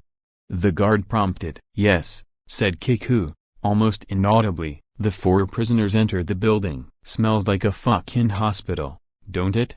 muttered the one with hair grease. But nobody bothered to answer. They were led up some steps and through a door labeled Warden's Office. 3 men were seated on a sofa in the bright, spacious room. One, a thin fellow with glasses and a double-breasted suit, was glancing through some papers. Next to him was an older man in a navy blue uniform dragging on the butt of a filterless cigarette, and at the far end, a fat man, also in uniform, who had pulled off his boots and was lounging back scratching his feet. "The new intake has arrived, sir," announced the guard who had brought them in. The man in the double-breasted suit looked up slowly as the fat guy squeezed back into his boots. "I'm Warden Tosa. You men have been assigned to this facility to serve your respective sentences, and I want you to know that our primary purpose here is not to punish you but to help you to reform, to get you ready to return to society as useful citizens. All of you are first offenders, which is why you've been sent to us. Our facility is designed for people who haven't yet developed fixed criminal tendencies, and we have a number of activities and programs to help you turn things around. You'll find we can offer you vocational training in a wide variety of fields. We also have conventional education programs, correspondence courses, club activities, sports, and cultural programs. In return for all these opportunities, we ask for your full cooperation. Get yourself used to prison life as quickly as you can, get to know the other fellows who've made progress through our system, try to turn yourself into what we like to call a model prisoners, and do your damnedest to get out of here and back to your families as soon as possible. That's all." Just as his speech ended, the guy with greased back hair gave a little laugh, more out of nervous tension than amusement. The fat man stepped forward. "Something funny, Buster?" He stood inches away from him, smothering him in the smell of sweat from his bull neck and barrel chest. "Maybe you didn't get what the warden was saying." "That it, mister? Or maybe you've been itching to get thrown in jail since the day you were born, and now that you finally made it, you're just tickled pink? How about it, asshole?" His boots were nearly twice the size of the prisoner's tennis shoes. "Sorry," Herr Royal muttered several times, his cheek twitching uncontrollably. "It doesn't matter," said the warden to smooth things over. "Shall we let it go this time, Totokuro? They'll catch on soon enough." Totokuro, the head of supervision, waddled along ahead of them. They could see that both his ears were badly mangled after years of doing judo. Probably. He may have been fat, but his flesh looked quite firm. They followed him into what appeared to be a classroom, where two guards drew heavy curtains over a wall of windows that looked down on the sea. Once they were seated, a movie started. A beach scene at sunset with a voiceover saying, "This film is designed to help you get acquainted with prison life. Pay close attention." A silhouette of the statue out in front was superimposed on the seascape. A noted sculptor spent more than a year creating this imagia, the image of young men working hard to reform themselves, working toward the day when they will rejoin the world outside. The statue faded into a shot of inmates in an auto body shop. Our juvenile detention center is renowned for the variety and quality of its vocational training programs and the outstanding job placement rate for its graduates. Graduates of the woodworking, printing, garment manufacturing, and metalworking programs are provided with certificates by the Bureau Chief of the Vocational Training Division of the Labor Ministry. The film went on to introduce the various training programs. Our center can take pride in a vast array of state-of-the-art facilities, including a high-speed timber dryer and ultra-modern planer in the woodworking department, an electric lithographic printer in the print shop, an eyelet setter in the tailoring studio, a fully automatic treadle cutter in the sheet metal department, acetylene torches in the welding department, hydraulic jacks and superchargers in the automobile service department. Our maritime division's 89-ton Uio Maru, our communications department's microwave telephone equipment, the barber school's lifelike practice dummies, the automatic high-speed potato peeler in the cooking department, and the 100 cubic meter Cornish boiler in the boiler division. In each scene, the men running the machines were smiling. The next sequence showed happy inmates in the recreation room playing cards or strumming a guitar and singing. A close-up from a high angle revealed the silver and gold stripes embroidered on the shoulders of their uniforms. For 6 months of exemplary behavior, an inmate is awarded a silver stripe. For silver stripe, as in other words, 2 years without incident, and the inmate is awarded a gold stripe which the warden presents at morning assembly along with a commendation. Those with 2 or more gold stripes are designated as model prisoners and are eligible for transfer to deluxe individual cells featuring curtains, a mirror, and shelf space. To protect the privacy of the prisoners, most of the scenes in the film avoided showing any faces, but where faces appeared, they had been blacked out on the negative. Little clusters of faceless figures practiced judo, jogged around the yard, painted in watercolors, made pottery, or listened attentively to a sermon. Twice a year, in spring and autumn, a field day is held, where the vocational counselors and guards join in. The various cell blocks also organize annual intramural competitions in ping pong, rugby, softball, volleyball, soccer, judo, and kendo. In autumn as well, our cultural clubs arrange recitals and presentations in the fine arts, calligraphy, poetry, choir singing, creative writing, and drama, inviting guests in from the surrounding community. There were quick cuts to the infirmary, baths, barbershop, chapel, a typical communal cell, solitary confinement, and the toilets, ending with the visitor's room. Visiting privileges are ranked in 2 classes, with model prisoners entitled to first-class rooms. The shot of the second-class room showed the prisoner behind a wire grill and a guard keeping watch, while the first-class room had a table surrounded with chairs and a small vase of flowers in the center. The rest of the film focused on life in a communal cell with detailed instructions for reveille, roll call, tidying the cell, bed making, etc., and ended with a sequence showing a prisoner on the day of his release, the lucky ex-con, once again in civilian dress, standing at the main gate saying goodbye to the warden and his vocational counselor, before being welcomed with open arms by his assembled family. Then a close-up of his face as he takes a big bite of his mother's sushi, with tears trickling down from the blacked-out area around his eyes. We encourage each of you to do your best to reach this happy outcome just as soon as possible. Someone sighed as the end appeared on the screen and the guards drew the curtains. 2 prisoners, hair oil and a large man with pale, lifeless-looking skin, took this as a cue to get up. Who told you to stand? Barked the guard running the projector. What do you do, sleep through the fucking movie? They just said you don't even shit without asking permission. Get it, you morons? Hair oil immediately fell back in his chair, but the pale giant remained standing. Did you hear that? What the fuck's the matter with you? You speak Japanese? Said Totoro, scowling. No one ordered me to sit, said the prisoner, a deadpan expression on his face. So that's the way you want it, Totoro muttered, marching up to him. He was almost as tall, and both of them were at least 15 centimeters taller than Kiku. Totoro ordered the man to sit down and then asked his name. Moda Hikayumain, he replied coolly, glancing around the room. For a moment his eyes met Kiku's. A shock of soft hair fell across his smooth, pale forehead, shading his graying eyebrows and lashes. The eyes peering out below were all but colorless, and his nose was just a round blob like a rubber doll's. The lips were also smooth, almost hard-looking. The whole effect was mask-like, as if his face had been sprayed with a coat of gray plastic. The 4 prisoners were led down a flight of stairs and along a dark corridor that ended at an iron door. At a signal from Totoro, the door opened with a creak onto a small room. 2 guards were waiting for them,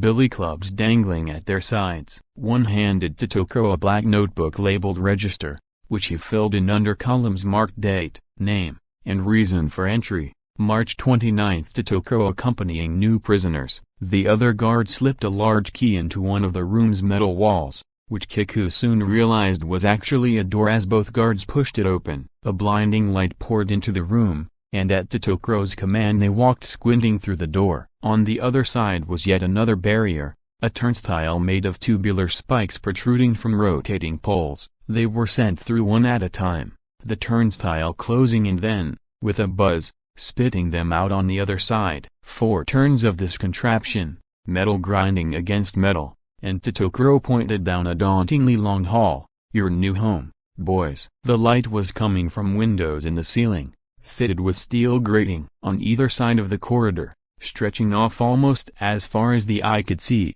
were heavy doors set in cement walls and a floor dyed ochre by the light from above. They could hear the iron door shutting behind them. "Shit," murmured Hair Oil, crumpling to the floor and hanging his head. Shuffling up behind him, Totoro grabbed his collar and hauled him to his feet again. The bright light and sheer length of the place made them all a bit dizzy as they set off down the spotless hall past lines of the massive wooden doors fastened with steel locks. The only decoration was a heavy latticed shadow from the sunlight streaming through the grating overhead. Totoro was lecturing them again. "If you boys were machines, we'd have to say you've broken down. You're out of order for the time being. Now usually, when you take a broken machine in to get it fixed, the repairman charges you a fee, right? You take a broken washing machine to an electrician, he sends you a bill, right? But the beauty of a jail is, it works backward. The government pays you to get fixed. A pretty good deal, eh?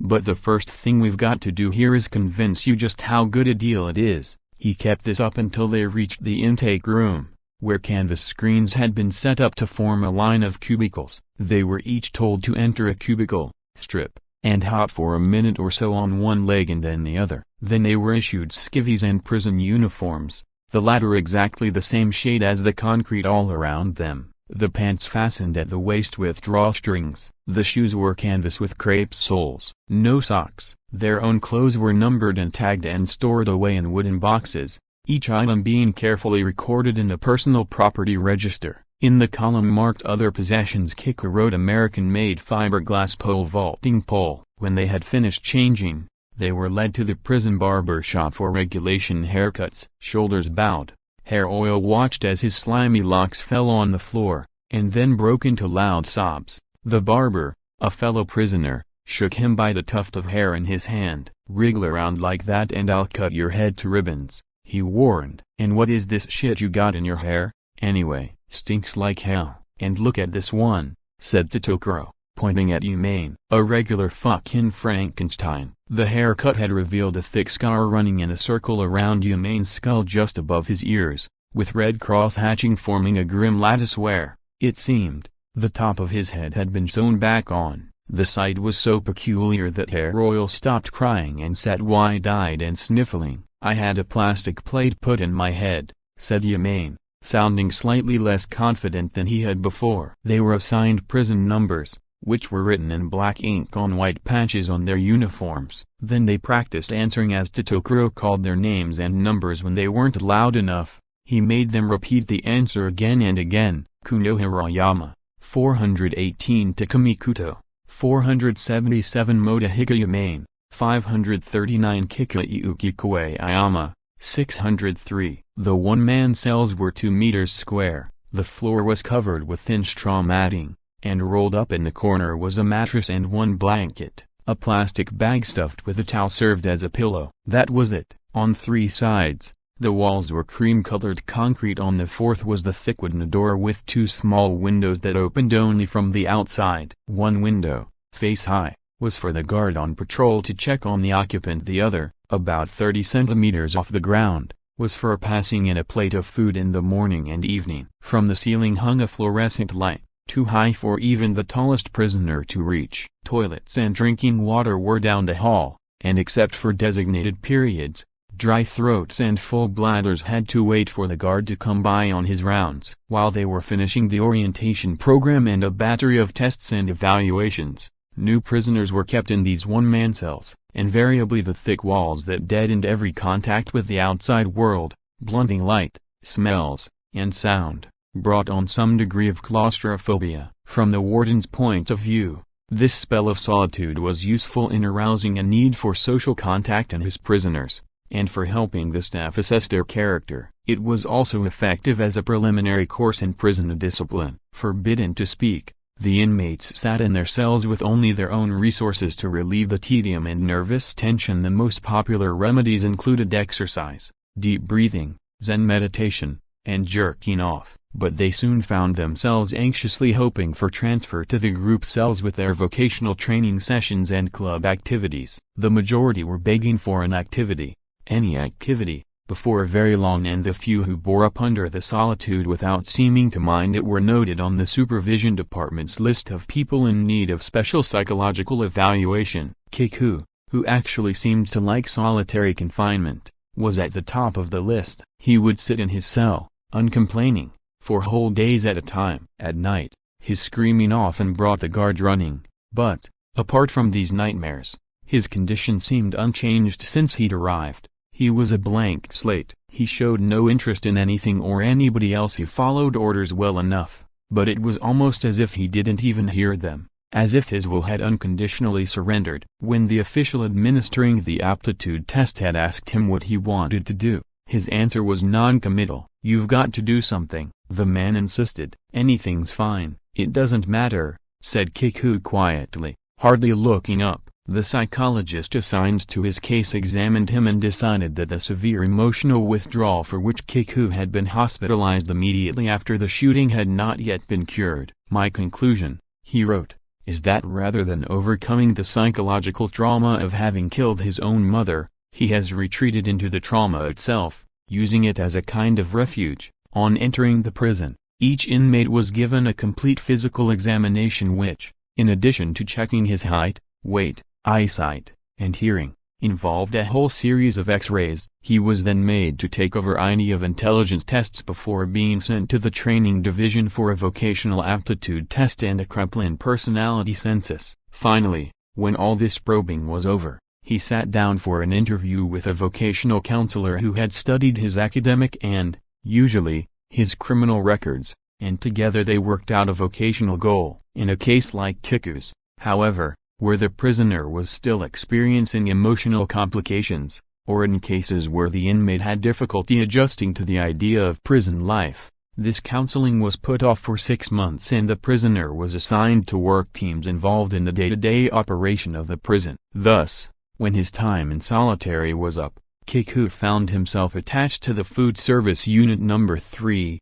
and getting up 2 hours before everybody else to help make breakfast. On the day of his reassignment, Kiku was moved to a group cell reserved exclusively for this food service unit. When he arrived, he found that Yamane, the tall, pale man with the mask-like face, had been put in the same outfit. Together they were made to kneel at the entrance to their new home and pay their respects to their new roommates, 4 older prisoners who identified themselves as Fukuda, Hayashi, Sajima, and Nakakura. After the newcomers had finished their introductions and the guard had left, Fukuda, who seemed to be the oldest, spoke up. "There's something we've got to know right off," he said, scratching his head. "It's kind of a rule with us. New guys have to tell us what they did to get put inside. Then we clue them in on the stuff they need to know to get by in here." "Broken bar murder," said Yamane, still kneeling. Before Fukuda had even finished, "A killer," murmured Hayashi and Sajima,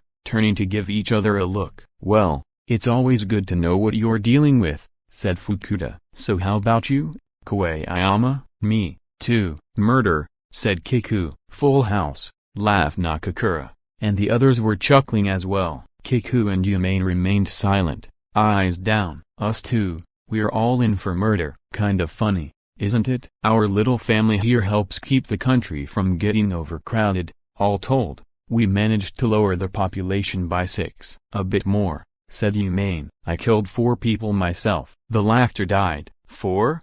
said Nakakura, leaning forward and cocking his fingers into a gun. "What do you use?" "Zip gun, Saturday night special." "Number?" "My hands." "Your hands? What do you mean? Karate? Boxing?"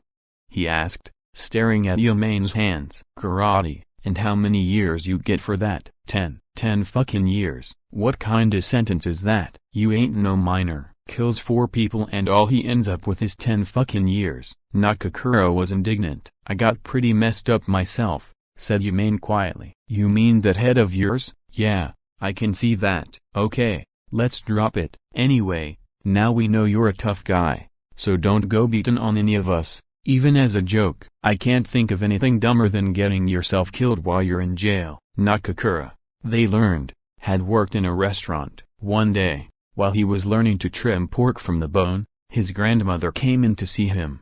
Apparently she was a funny-looking old lady, and the other guys in the kitchen had started making fun of her. Before he knew what he was doing, Nakakura had planted his carving knife in the chest of the man next to him. "I didn't even mean to stab him," he explained. "I was only trying to make him shut up, and the thing went in up to the handle." Human meat's a hell of a lot softer than pork. Sajima had worked on a sport fishing boat. The day of the murder, it had been cloudy since morning and his back right molar had started hurting as it always did in that kind of weather. Despite the pain, he'd had herring for lunch, and some little bones had got stuck in his teeth. Just as he was trying to pull the bones out of his mouth, one of their clients had puked all over the deck. I started thinking how I'd have to clean up that asshole's mess, and how bad my tooth was hurting. And then another guy started complaining cause I wasn't watching the wheel, and I just kind of flipped. I ended up kicking the guy. I didn't even kick him that hard, but he fell on the screw and got all tangled up in it. Chopped him to bits, and I end up a murderer. If you ask me, they should have tried the boat, not me. Fukuda had cleaned boilers in a shipyard. During junior high school he'd been a pitcher on the baseball team. In high school he'd been moved to the outfield, but he'd always been proud of his strong arm. Soon after he got the job in the shipyard, he'd married and had a son. He got through the long days at the yard by telling himself that when the boy grew up he'd be proud of his dad's strong arm too. He worked for 2 years hammering clots of hardened oil out of boilers before he realized that 100,000 strokes of the heavy hammer had ruined his arm. A couple of days after he found out he would never throw a ball again, he got drunk, got dragged into a fight, and ended up killing a man with a chair. "I used to be able to throw a softball 65 meters. A fucking softball, big as a grapefruit. That was something." Hayashi had been a water skiing instructor. With money problems he couldn't handle, he'd robbed a barber shop. When the old man who ran the place caught him at it and started yelling, he tried to shut him up. The barber, though, had bitten him on the hand, and Hayashi had strangled him. "I hate the smell of shampoo. Makes me think of that old bastard. They all stink of shampoo, those barbershops." Other thing I can't stand is somebody's tongue. When you choke a man to death, his tongue flops out, and it's longer than you think, hangs down below his chin. I've told the other guys before, but I'll never forget that tongue, flopping out right there in front of me. The 6 men of the food service unit number 3 had more than murder in common. All of them were licensed, or at least qualified, to handle small boats. This was natural enough for Sajima as a fishing boat hand and Hayashi as a water skiing instructor, but before taking the job in the restaurant, Nakakura had operated a cable-laying boat for a salvage company, and Fukuda had been a keen net fisherman when he worked at the shipyard. Realizing he and his fishing buddies could never afford to hire a captain for their weekly outings, he decided to cut costs by getting a license for himself. In Humane's case, the family of a friend at school had owned a large yacht complete with a motorized launch which he'd learned to use. Before his head injury, he had also learned to scuba dive, and Kiku had picked things up from trips on the dilapidated scow his foster father went fishing in. With the exception of Kiku, the group had one more thing in common as well. All 5 had failed the test to get into the 15-man team that made up the prison's small crafts training unit. They had been assigned to this kitchen outfit while they waited for the next chance to take the test. 6 months down the line, Kiku was bunking with them because the counselors thought that the enthusiasm of the other 5 for the small craft program might rub off on him and help bring him out of his shell. The detention center was a model institution, and even one of the inmates was supposed to have said that if it weren't for the high concrete perimeter wall and the double-plated iron doors at the entrance, the place could easily be mistaken for a decent boarding school. Its guiding principle was that even the slightest hint of open resistance should be swiftly and firmly dealt with. But as long as you obeyed the rules, the daily routine wasn't particularly harsh. After all, the facility was equipped with almost everything a young man could possibly need or want, and care was taken to make him feel that he was being fairly treated. Once every other month, for example, a survey was taken to gauge prisoner satisfaction, and a special system had been set up to adjust an inmate's daily portions of rice or bread according to the amount of physical labor required in his work unit. Still, despite this solicitous attention on the part of the management, whenever the prisoners had a few minutes of free time in the TV room after a hard day's work, or when they were lying in bed at night before going to sleep, 2 things inevitably came to mind. the high wall and the double-plated iron doors. Inevitably, when a prisoner had a minute to himself, he thought of the world outside. Almost to a man, the inmates of the juvenile detention center, like those in any other prison, drove themselves half-crazy thinking about their families, about life beyond the wall, and like men in any other prison, they spent a good part of their waking life looking for an opportunity to escape. But what was needed in most cases, more than the opportunity perhaps, was a reason, something to drive them to the decision to escape, someone who made them mad enough they had to escape. More often than not, though, a look around failed to turn up the necessary motive, and that was when it hit them. They were caught, shut in, watched every moment, but it was exactly because they tended to lose sight of that fact that they never seemed to work up the dissatisfaction needed to attempt an escape. Here were the guards and the counselors, at every turn, making their life on the inside as comfortable as possible, and distracting them with all this vocational training, clubs, sports, and what have you. And for a while, typically, a prisoner would be distracted. Then, without fail, the wall and iron doors would return to haunt their idle minutes and a new round of wishful thinking would begin. If only the wall would disappear, if only my family were here. The system was perfectly designed, or so it seemed, to keep a prisoner oscillating between these two states until enough oscillations had convinced him to do his time quietly and get the hell out. In the end, the men came to see that what separated them from the outside was not the wall and the double-plated iron doors but time itself, and with this realization came a new determination to shorten their sentence in whatever way they could. The usual appetites and urges were tucked away for the duration,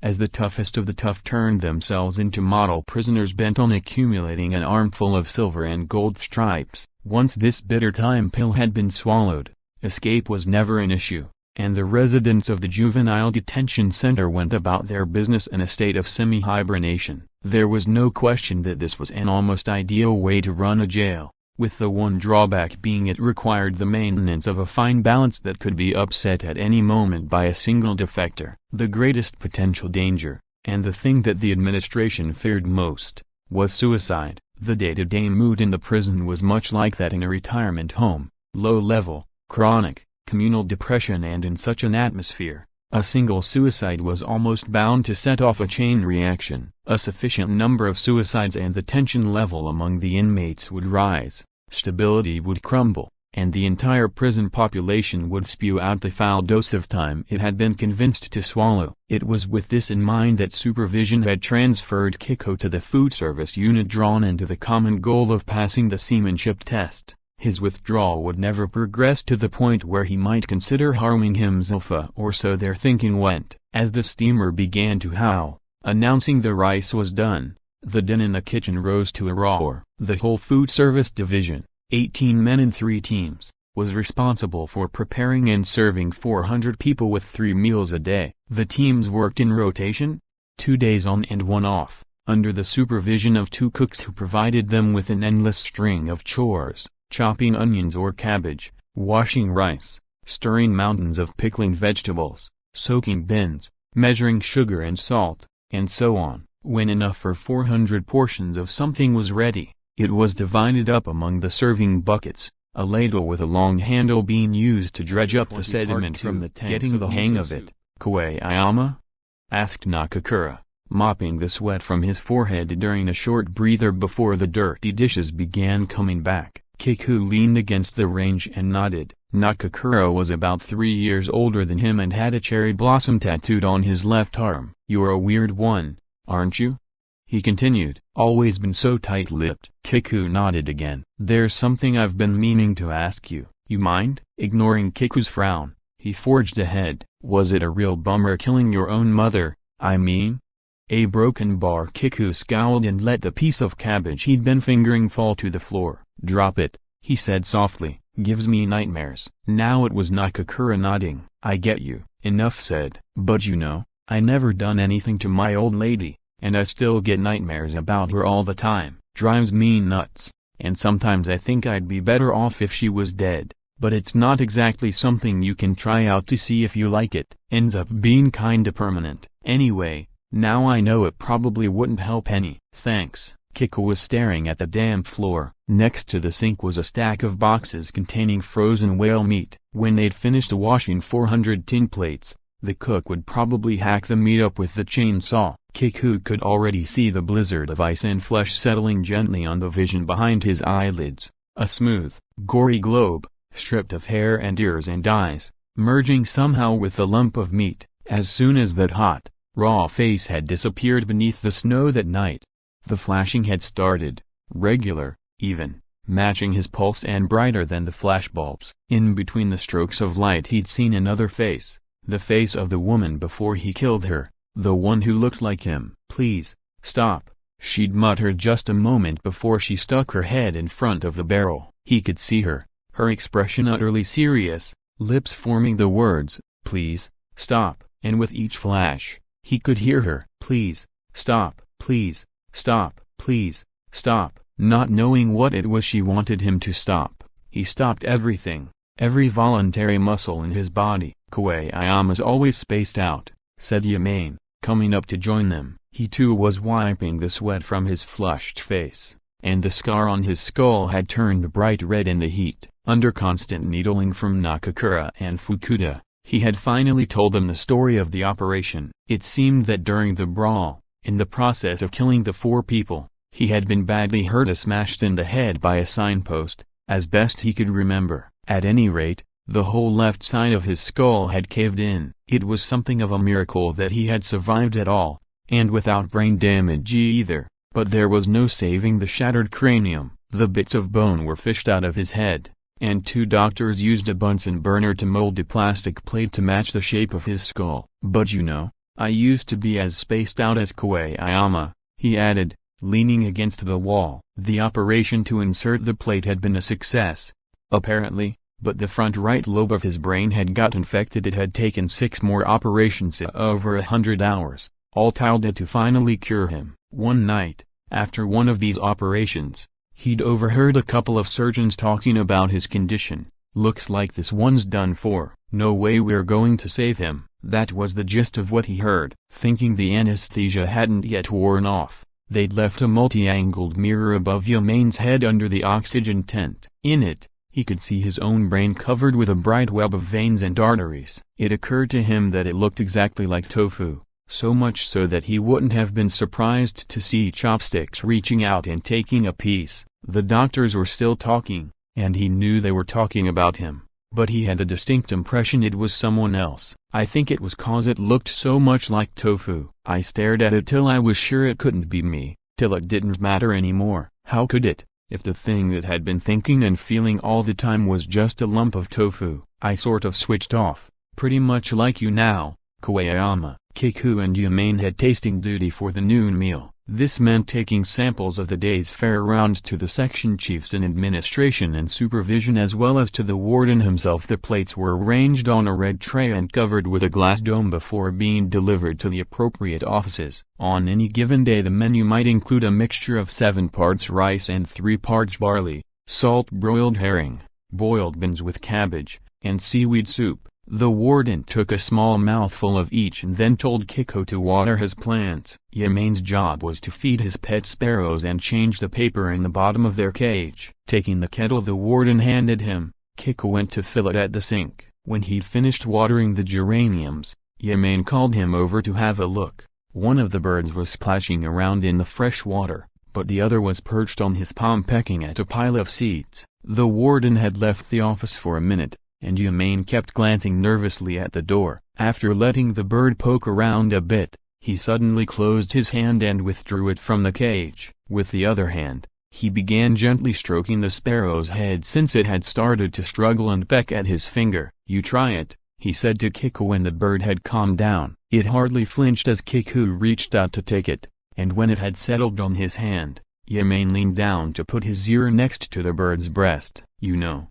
Koayama, I've been pretty wild since I was a kid, but it's been a lot worse since the operation. It's like I'm crazy almost to broken bar. You know why people sleep, Koayama? This doctor told me once. It's partly to rest the body, but it's also because the brain needs to rest too, deep down. Seems if you don't rest the brain deep down, a man turns mean, crazy, I guess that's what happened to me after my operation. It was pretty bad for a while. I don't remember all of it, but I remember the attacks and how crazy I'd get.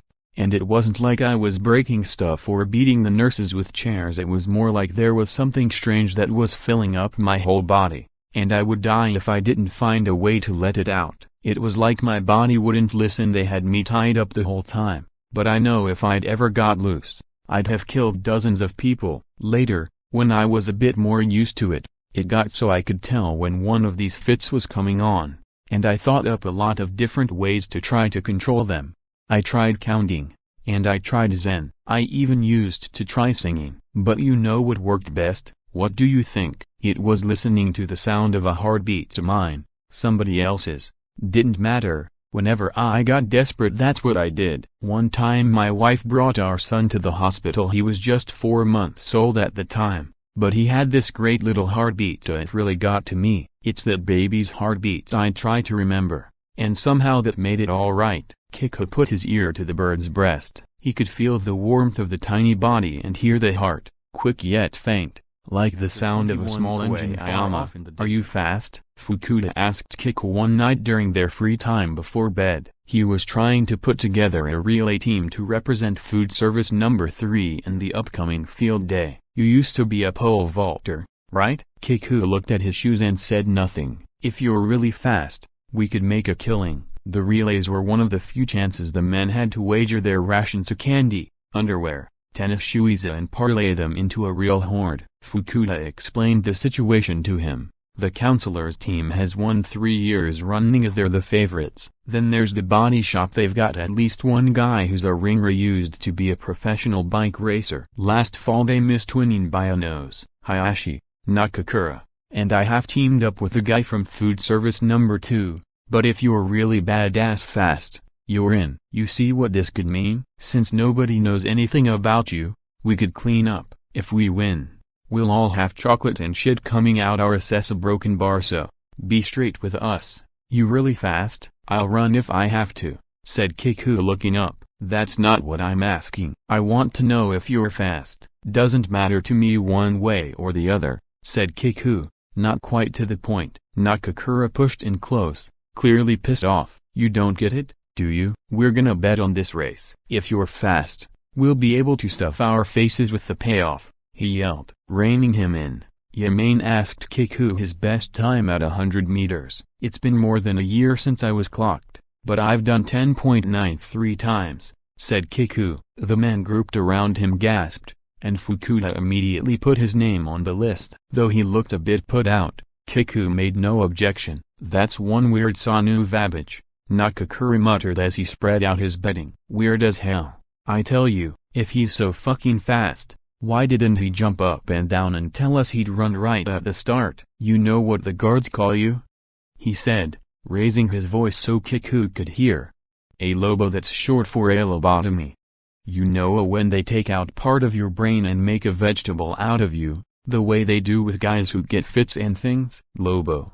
That's what they call you. There was a fair amount of sand scattered about the athletic field at the detention center, apparently brought in over 50 years earlier when the land had been leveled and the soil prepared for crops. It was a fine sand that blew up in a strong wind and might have long since washed away in heavy rains if there hadn't been a high concrete wall to keep it in place. Kiku scooped up a handful and tossed it in the air just as Fukuda came up.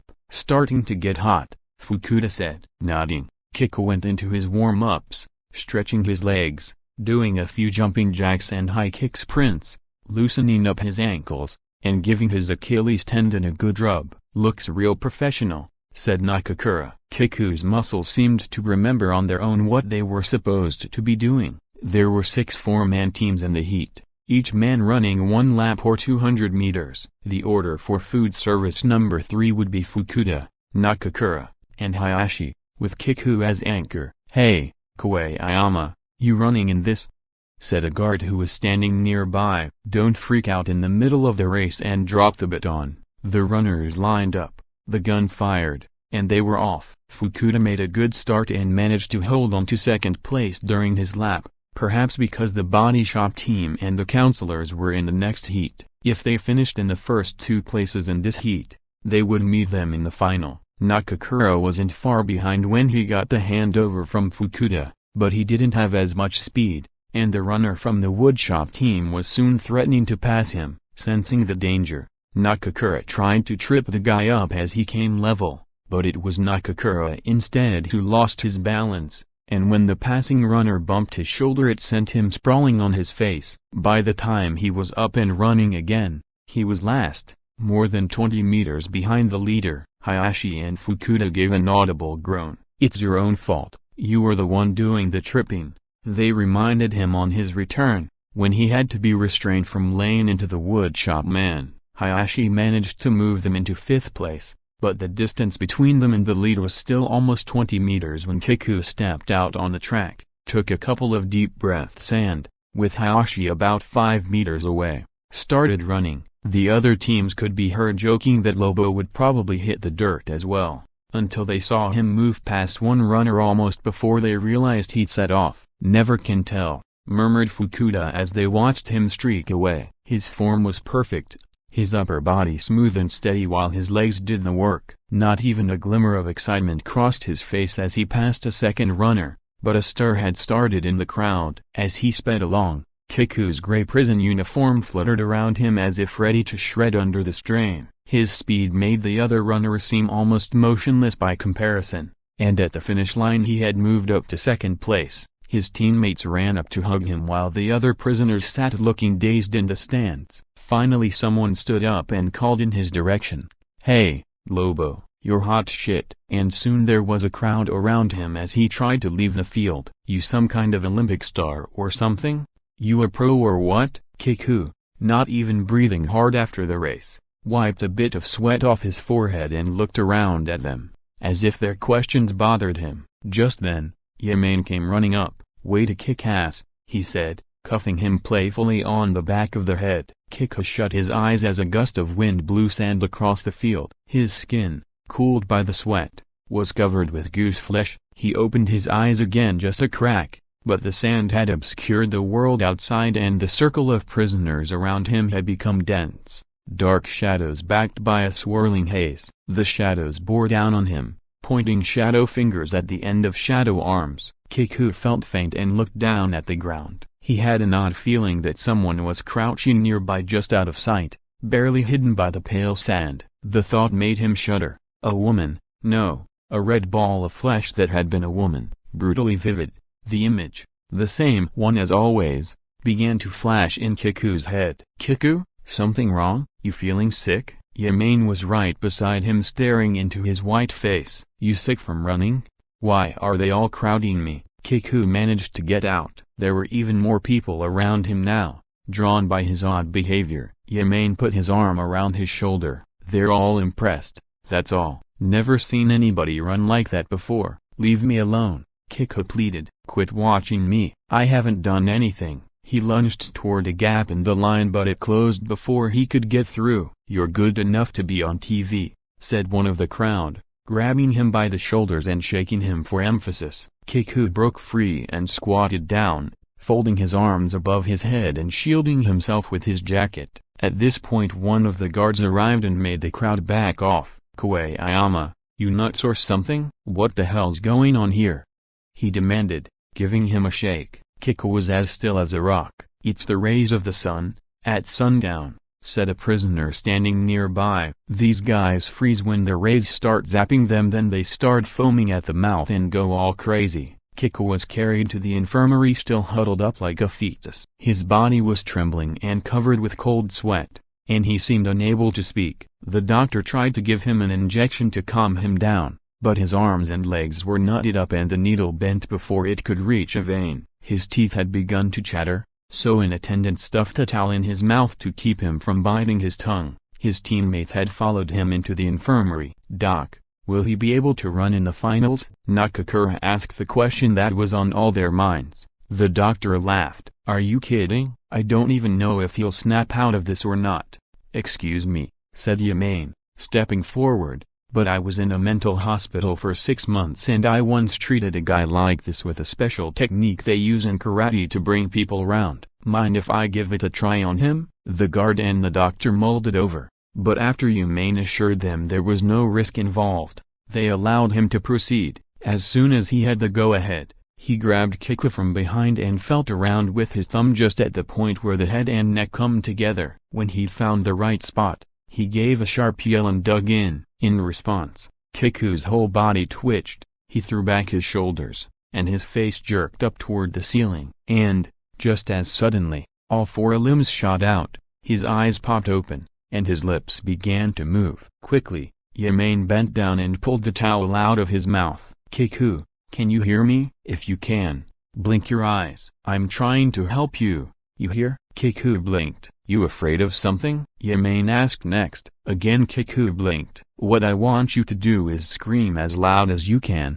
so loud you think your guts are gonna come out. Trust me, it'll help. Yamane delivered his instructions in a strange, deliberate, unaccented tone. He spoke as though reading his lines, and the sound was somehow remote, as if coming through the wall from the next room. Kiku blinked once more, then let out a scream that made the bed shake. The high, hoarse cry went on for what seemed a long time and then died away, leaving Kiku's shoulders heaving. He had begun to cry. What's scaring you? Yamane whispered next to his ear. Try to spit it out. As long as it's stuck in your throat, it'll go on bothering you. You've got to try to get it out. Kiku shook his head violently. Listen, Kiku, get real. You're like a baby right now. If you give up, if you let this thing beat you, it's all over. The second you give in, it'll be hell for you. You've got to spit out whatever it is that's eating you. A broken bar, gasped Kiku. His neck arched like someone with rabies. That's right, a broken bar. You're scared to death of something. You're shaking like a leaf and bawling like a baby. You don't have to pretend with me. I want to help. What is it you keep seeing? What's got you scared shitless? It's a face, Kiku managed. Whose face? Urged Yamane. A woman's face, and she's looking at me. Who is this woman? I don't know. You do too. You've got to know her. But I don't. I really don't. Just say it. You know her. Damn it, I don't. Her face blinks on and off, like a light. Shit, it's my mother. But I don't know her. She carried me 9 months, but I don't know her. We only met once. How could I know her? She's wearing this bright red sweater, and her fascia is bright red too, blood red. It's not even a real face, it's a big red egg. No eyes, no nose, no ears, no hair, no nothing. I don't know any woman like that. But that's what I can't get out of my head, that bloody mess. And it's talking to me, telling me to stop. Please, stop. It keeps saying over and over and over, but I don't know what it is I'm supposed to stop. How should I? Stop what? Yamane gently wiped away the sweat on Kiku's forehead and around his mouth. Can you hear me, Kiku?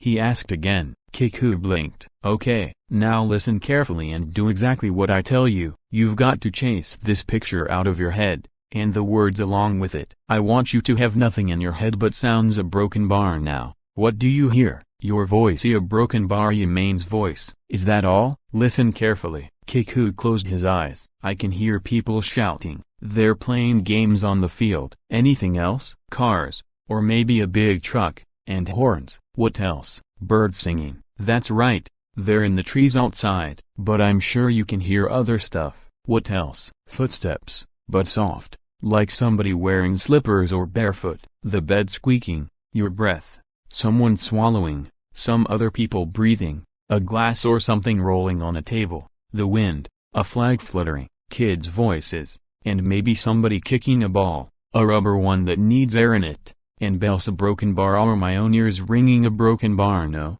somewhere over the hill there are bells ringing. I'm sure of it. Bells. And how are you feeling? Yamane asked. Now I can hear your voice. I feel all relaxed. Great. And I can hear the rain. It wasn't raining. Raindrops, falling right here near my head. Big, fat ones, and they sound loud, but gentle too, and nice, steady raindrops. Are you sure it's rain? Asked Yamane. Sure, I've heard it before. Seems like I heard it when I was just a little kid. That's so? I think I get it now. A broken bar. Kiku, how about a little nap? He said, signaling the doctor to inject a sedative. Kiku twitched slightly as the needle pricked his skin, but a moment later his whole body went limp. He had the feeling that he had become a tiny bug crawling along the ground. His bug ears were filled with the dripping sound, and before he quite knew what was happening, he'd been sucked into a huge drop. The sound grew louder and the woman's face appeared. "Please, stop," she repeated. Kiku did. He ceased all activity, reverting to the self he'd been 5 seconds earlier. And that's the way he stayed, being himself, only 5 seconds ago. As he was sucked further down into the drop, the water began to darken, becoming at last a brilliant reddish shimmering, scarlet water shot through with rays of light. As himself 5 seconds before, Kiku was sinking at a fearful rate, down into the depths of this slimy, thick red water. Suddenly, he remembered and let out a shout. Everyone in the infirmary turned to look as he sat up in bed. "What's going on?" the doctor said. "That shot should have knocked him out." Kiku rubbed his eyes, banged the sides of his head, and waggled it about. He tried to stagger out of bed, pushing the doctor's arms away, feeling as though every bone in his body had been broken and his blood turned to ice. He slumped weakly to the floor. Yamane did his best to prop him up. "You'd better try to get some sleep," he said as Kiku fell against him, his legs sliding out from under him in different directions. His tongue felt thick in his mouth. "Ya broken bar gonna run now you." Somehow Yamane managed to persuade the doctor and the guard. "Don't you see? He's got to run. This is the first thing he's wanted to do since he got here." Wrapped in Yamane's arms, Kiku stumbled outside. "Please, let me go," he said. "Finally I can walk by myself." On his own, Kiku swayed about but managed to keep on his feet. With infinite care he began to massage his legs. "How long till the race?"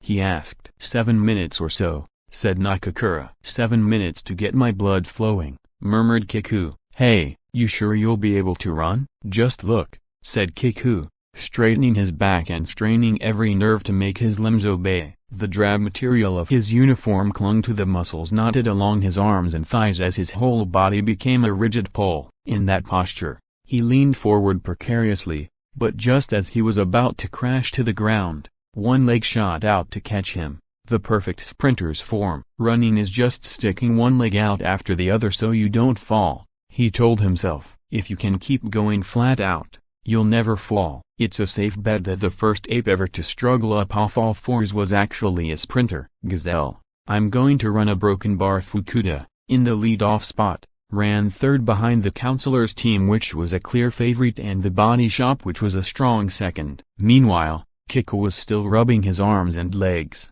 pausing occasionally to splash water on his head. Yamane came over to check on him. "Sure you're up to this?"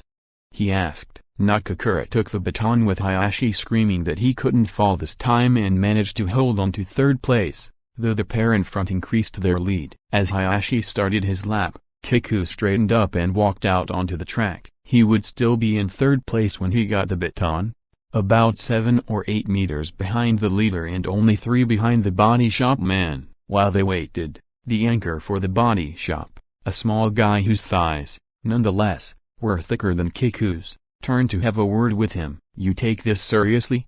he asked. "Not me. No prize money at stake. No reason to get too serious. Don't go getting a big head if you pass me. I'm just out here for the hell of it." The counselor's anchor was first to get away, then the biker, and finally Kiku. The biker made a tremendous start and quickly closed the gap, but the first place runner refused to let him pass. Kiku was creeping up on both of them, but he hadn't been able to shake the effects of the drug completely and his form was off. His arms and legs felt heavy. He was desperately hoping to catch a through draft and let the wind carry him along. If he could find just the right spot, he could slip in between the other air currents. The trick was to make yourself denser, close up your pores, the very gaps between cells, and allow yourself not to be pushed forward by the wind but actually borne along by it. Or at least that was the way it felt. On the second curve, Kiku swung wide left. As he did so, he seemed to lose his balance. His arms began to flail, and his left foot missed a step, but in the instant he started falling he managed to get his other foot under him and catch himself with a powerful kick that sent a shock through his body and finally woke him up. His head cleared. He could feel himself settle into the cool shaft of air he'd been searching for. In the straightaway, Kiku pulled up behind the leaders. With a burst of speed he let himself slip between the cracks left by the other runners. Everything around him seemed to shrink. The world became pale, opaque, two-dimensional, and, For a moment, almost peaceful.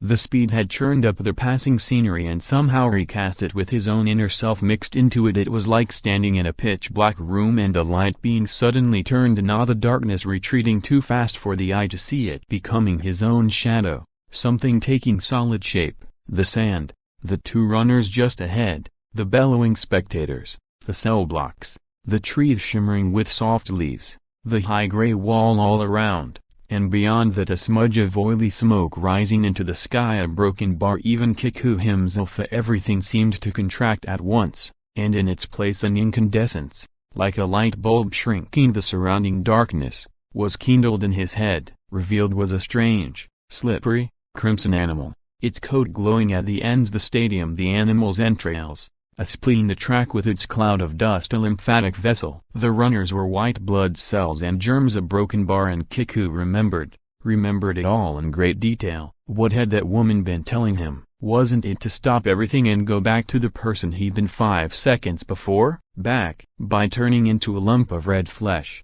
by having all the features ripped from her face. Hadn't she been trying to tell him something? To go back upstream, to swim against the current, back into the womb, into her womb, and remember. Yes, that was it, that was what she'd been trying to say. Remember a broken bar, the sound, the one he and Hashi had heard in the padded room. It wasn't the sound of raindrops outside the window, Hashi, but you were right, it was distorted, heard at a distance, through layers of obstruction, and it would give whoever heard it peace. It was the sound of a human heart beating. That's what we heard in the hospital. The sound of a heart. It was the beating heart of that woman doomed to be shot one day by the baby she threw away. That woman who was my mother. That woman who had me and left me, in the summer, in a box. That woman who left me for dead, but was trying to teach me something by dying herself, becoming a raw, rubbery thing. In that one instant she was teaching me everything I'd need to know to go on living after I'd been left alone. I can see now, nothing else mattered for her. She stood up and came to me. No one else, and it was for me alone that she spoke. She was a wonderful mother. A broken bar. As they entered the final straightaway, Kiku swung wide, and in a few strides he passed the 2 men ahead of him. Even after he crossed the finish line, he went on running, the tape fluttering around his chest. His teammates let out a cheer and surged toward him, but Kiku still wanted to run. His body felt light, as if he could have jumped the gray prison wall without even using a pole. Propelled forward by an energy that seemed to course up through his legs, he ran straight to the wall and hurled the red baton as hard as he could, as if draining every last bit of strength in his body. The baton rose in a high arc, caught the sunlight for a moment. Part 1. Hashi's records were selling like hotcakes. His 5th single and 2nd album broke all sorts of sales records, and Mr. D's office was besieged by distributors asking for extra stock. Hashi and Neva had an official wedding ceremony, and D threw a lavish reception. He also installed them in a condominium that took up one whole floor of an apartment tower. Preparing for the reception, he had planned to invite virtually everyone Hashi had ever known. The nuns from the orphanage, Koeyama, classmates from school, his friends in Toxadown, even the other hustlers who had hung out at the market. But Hashi refused in no uncertain terms, ripping up the invitations before they could be sent. "What do you want to go and do that for?" asked D. "You know what the word a mankind means? Means you're kind to your fellow man. You're the person you are today because of all those people, and if you think you got here all by your lonesome, you're dead wrong." "Sorry, you're the one who's wrong," said Hashi. "I've changed, see? Up to now, everything about my life was a lie. So naturally the idea of meeting all those people from that part of my life gives me the creeps." The reception went ahead as planned, in an enormous hall decorated with dozens of ice sculptures, but at Neva's insistence the wedding ceremony itself was just the 2 of them at the local shrine near their new apartment. The honeymoon in Alaska and Canada was postponed for a year when it couldn't be worked into Hashi's packed schedule of recording sessions, television and radio appearances, filming, and a 6-month concert tour. It was, in fact, Neva who made the schedule, going against D's recommendation that Hashi get some rest. She'd come to the conclusion that it would be better not to give him any time to stop and brood about everything that had happened in the past few months. At the moment, she told D, He's like a guy who can't swim who gets thrown in a fast-flowing stream. Rather than dragging him out and letting him rest, it makes more sense to leave him where he is a while and let him learn to swim. If it turns out he's not up to it and drowns, that's just proof he wasn't fit to be out in the water anyway. Going on tour is murder, but that's where real musicians get made. The longer you're on the road, the more the towns all start to look alike. To make it, you've got to be able to put up with the same songs, the same bump and grind night after night, and in the end, even the excitement of the crowds doesn't get you off anymore. When you get to the point that you're totally strung out, you have to ask yourself if it's really worth it, if you really like the life. A good deal of attention was paid to putting together a band, with Hashi giving Dee very specific instructions as to style and personnel. The sound was to be as close as possible to French pop groups of the early 60s, with simple,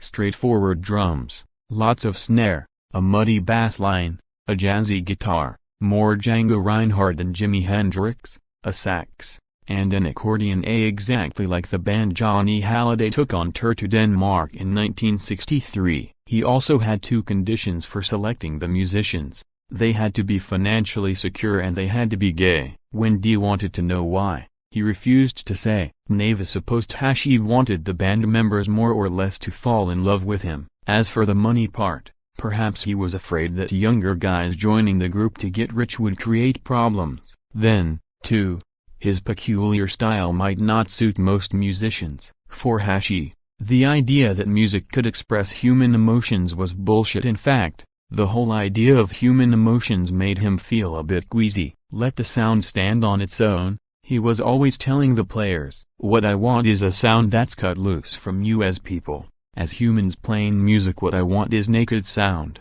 period. A sound washed clean of your sweat glands, your body heat. His own reasons for setting these conditions were that only well-heeled musicians would take radical risks, and that if they were all gay there was less chance of their turning against him. He had what could be called an intimate knowledge of the art of handling gay men. The drummer they chose was a 31-year-old Japanese-American named John Sparks Shimoda, whose day job was running an antique shop specializing in Qing dynasty pieces. Shimoda had been playing drums since he was 8, and in his teens, while living on the West Coast, had actually sat in with the Leakoots group. 6 years earlier, he had come to Japan with his lover and patron, the head of the Japanese branch of a fountain pen company. Though he only worked off and on, he had continued to keep his hand in as a studio musician. The bass player was a 29-year-old photographer named Taru who had started as a hairdresser and gone to the States to take pictures of hair fashions. He came back with 3 new habits: jazz bass, cocaine, and sleeping with men. 6 years ago he had been given a suspended sentence for possession. In a pinch, he could make it with women too. On guitar was Yuji Matsuyama, 22, the only son of the owner of a large firm that provided security guards for the huge industrial complexes along the coast east of Tokyo. Matsuyama had had private guitar lessons beginning in elementary school. Wes Montgomery was his idol. He, too, was capable of sex with women so long as they were thin and relatively odor-free. The sax player was Hiroshi Kitami, 21, the scion of a long line of doctors who was forced to break with family tradition because he was color-blind and couldn't get into medical school. The failure had led to his parents' divorce, which resulted in Kitami living with his mother, who managed several condominiums. After dropping out of music school where he had studied clarinet, he had gone on tour as the accompanist for a chanson singer. He was just back, and free. Finally, the accordion slot was taken by Shizui Takamaru. Takamaru, 62, was well known as a composer, and with over a dozen hits to his credit was able to live comfortably on his royalties. He had got his start in a tango orchestra while still at school, and his arrangement of a copyright Guapo was still something of a legend in post-war tango history. In addition to his musical notoriety, he was a regular at the market in Toxitown and known as a connoisseur of beautiful boys. Once a year he made a pilgrimage to Rio de Janeiro to sample the local talent. When the players had been picked, Hashi gave the group a name, Currency. Almost immediately, Currency took off on 5 weeks of closed rehearsals at Dee's studio in the Izu Highlands, And from the very start Hashi was pleased with the way things went. D had promised to put together the best band that money could buy, and he'd kept his promise. Each of the 5 musicians brought an uncommon sensitivity to his playing, which Hashi attributed partly to sexual orientation, and as time went by he could feel his voice wrapping around their sound. There were none of the irritations that had routinely cropped up with previous bands, and it was a treat to be able simply to describe what he had in mind. An intro like the sound of rain on a stormy spring night, sigh and hear it pouring out of their instruments. "You guys are fabulous, real poets," he told them. As the rehearsals progressed, his enthusiasm grew. The studio was large enough for each man to have his own room. Wake-up call was at 11 a.m., but Matsuyama, the guitarist, was up by 9 even if they'd rehearsed until nearly dawn the night before. He had a morning regime that included a strenuous workout combining calisthenics and karate, but he went for an occasional ride on his motorbike as well. In general, he was the quietest of the group, and often, before the others crawled out of bed, he could be seen out on the lawn that sloped down to the coast road sipping tea and watching the birds peck at pieces of apple he'd set out for them. The last up was usually Taru, who would invariably make his appearance, singing, only after all the others were at the breakfast table and the cook was about to go rouse him forcibly. The lyrics were always the same: "Hey, baby, let me squeeze your lemon juice till it flows down around your feet." A broken bar. His silk shirt and flannel pants reeked of aftershave. Taru, unlike Matsuyama, could seldom keep his mouth shut, and it made little difference to him who was listening. "Hey, Kitami, watch that second beat in the third bar of A Rust. Don't blow it, you hear? Eggs sunny side up, again?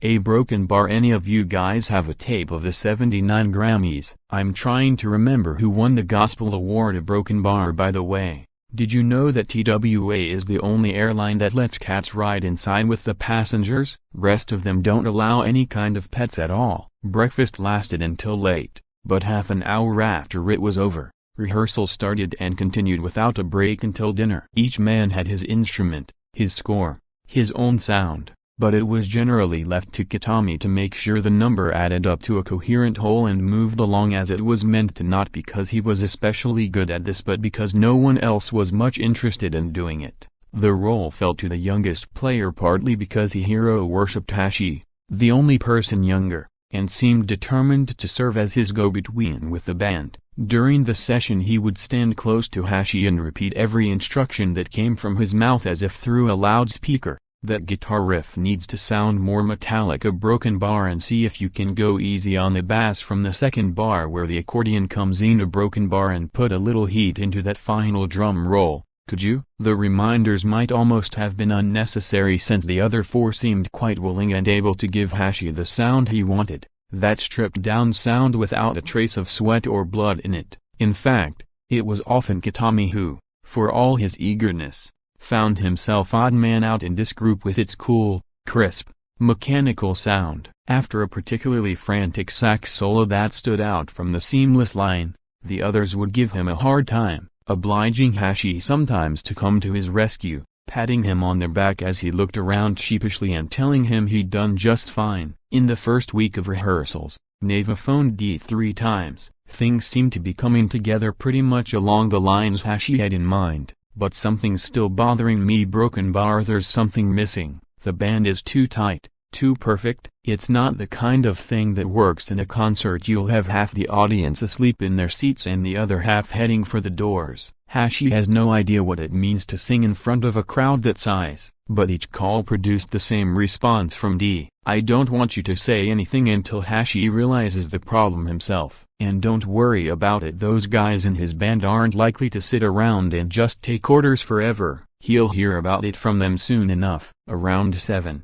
the tall cook would march into the practice session and wave perfunctorily to indicate that dinner was ready. Before their period of seclusion began, they had all been given the option of ordering a special, personalized menu, but only John Sparks Shimoda had availed himself of the opportunity, the rest being content to eat whatever the cook put in front of them. Shimoda the gourmet, however, had ordered several cases of wine and other provisions to satisfy his needs. Nor was it just in the matter of taste that Shimoda seemed a little different from the rest. Though his features looked Japanese enough, his hair was almost silver and his skin was pale and thin, revealing a net of bluish veins below. He also had a morbid fear of dirt that nearly made him vomit once when he happened to notice dark smudges under Matsuyama's fingernails. While the others usually finished dinner as quickly as they could and went off to do other things, Shimoda would linger at the table savoring whatever dish had been prepared for him with only Neva for company. She, it seemed, was the only one who could put up with endless conversations about porcelain, screens, ivory carvings and other Chinese antiques. There was a 2-hour break following dinner, during which Hashi studied videos of various lighting effects that might be used on the tour: lights thrown from spherical mirrors, lasers, a device that resembled a funhouse mirror, a 3D film projected on a dome, and a machine that cast huge silhouettes of the band on a screen. Hashi finally came up with an idea to run by the design crew: a film of pigs being dissected, projected on the inside of a huge domed screen, combined with a pump that spewed out glittery, metallic confetti. While Hashi was watching videos, Matsuyama used to go for a walk, sometimes returning dripping wet from a dip in the sea. Kitami religiously practiced scales on his sax, while Shimoda played chess by himself. Taru would call his lover or watch TV or amuse himself creating a new style for Neva's hair. He seemed somewhat at a loss, not having enough players for a game of mahjong. Takamaru read books on gardening or called in a masseuse from a nearby inn before lying down for a nap. But once the rest period was over, they all got back to work again until 3 in the morning or later. When Hashi and Neva were finally alone in their room, Neva often began haranguing him about the band. "Hashi, I know you're pretty pleased with things. But I'm telling you, I know this business. And at this rate currency Amrai will end up self-destructing in no time. You haven't even been together 10 days and already the band sounds like it's 20 years old. It's too neat, too cold sounding, like a bunch of corpses up there playing something they've played a million times before." "You think I can't hear it?" said Hashi, who was already much more subdued than he had been when rehearsals had started. "I began to hear it myself a few days ago, but I don't know what to do about it. In the beginning I couldn't believe how good they were, just about perfect. Now I keep thinking they must be laughing at me behind my back." "Well, you had me fooled. It looked to me like you were sailing along loving every minute of it. But I don't think you realize just how much energy it takes to make a concert tour work. At the level you're playing at now, you'd never make it beyond the first show. So you're saying we need to pull together, up the energy level and really work as a group?" asked Hashi. "That's not exactly it either. When you're doing a concert, it's you, the singer, who has to control the crowd. You've got to grab every one of however many thousands of people you've got out there in front of you and shake them up. You've got to wrap them in your arms and then shove them away. You've got to make each one of them feel it, feel that you're the boss. It's a kind of power, like the pull of a huge magnet, almost a kind of magic. But if a guy doesn't even have the power to control his own backup band, you can bet he's not going to be able to control an audience." "Neva, I'm scared," said Hashi. "What of?" "I feel as though I've been dragged to the top of this high mountain and I'm standing there all alone looking down. I've actually had a dream like that the past few nights." "What is it you're doing at the top of this mountain?" "I'm flapping my arms trying to fly." "And can you?" "At first I can, but pretty soon I get tired and I always fall in the end. And when I fall, everybody laughs. You know, if you lose your nerve now,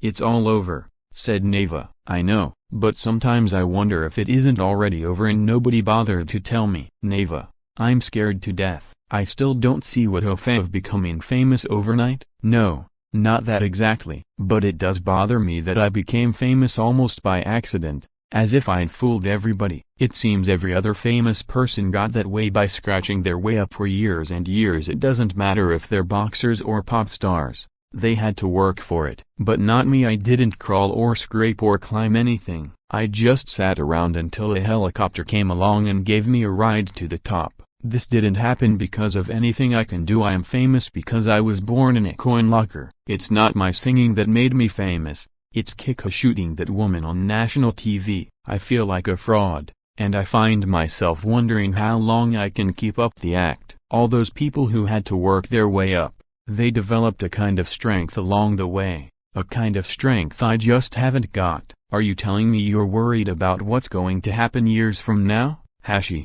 sometimes you're really dumb. You keep on thinking like that and you'll end up like a crazy who sits around paralyzed by the idea of his own death. Hashi climbed out of his bed and crawled in with Neva. Having put his fears into words, he felt a little calmer. She reached up and gently closed his eyelids with her fingers as she started telling him a story. Long ago there was this king of the Slavs named Frux. But Frux didn't start out as king. He was originally a cattle herder, who was so brave and wise that he was able to defeat every foe he faced until finally he was made king. Now the minute he became king, Frux started doing things. He built an irrigation system and developed new methods for raising cattle and conquered the surrounding lands, all those kingly kind of things, and he was so good at it that everyone around him came to see him as a kind of Superman. Well, one day this Frux was having a chat with the queen of one of the countries he'd conquered, and she said it looked like he'd done just about everything there was to do, and she was wondering what kind of goals or aspirations a man like him could still have. So what do you think Frux said?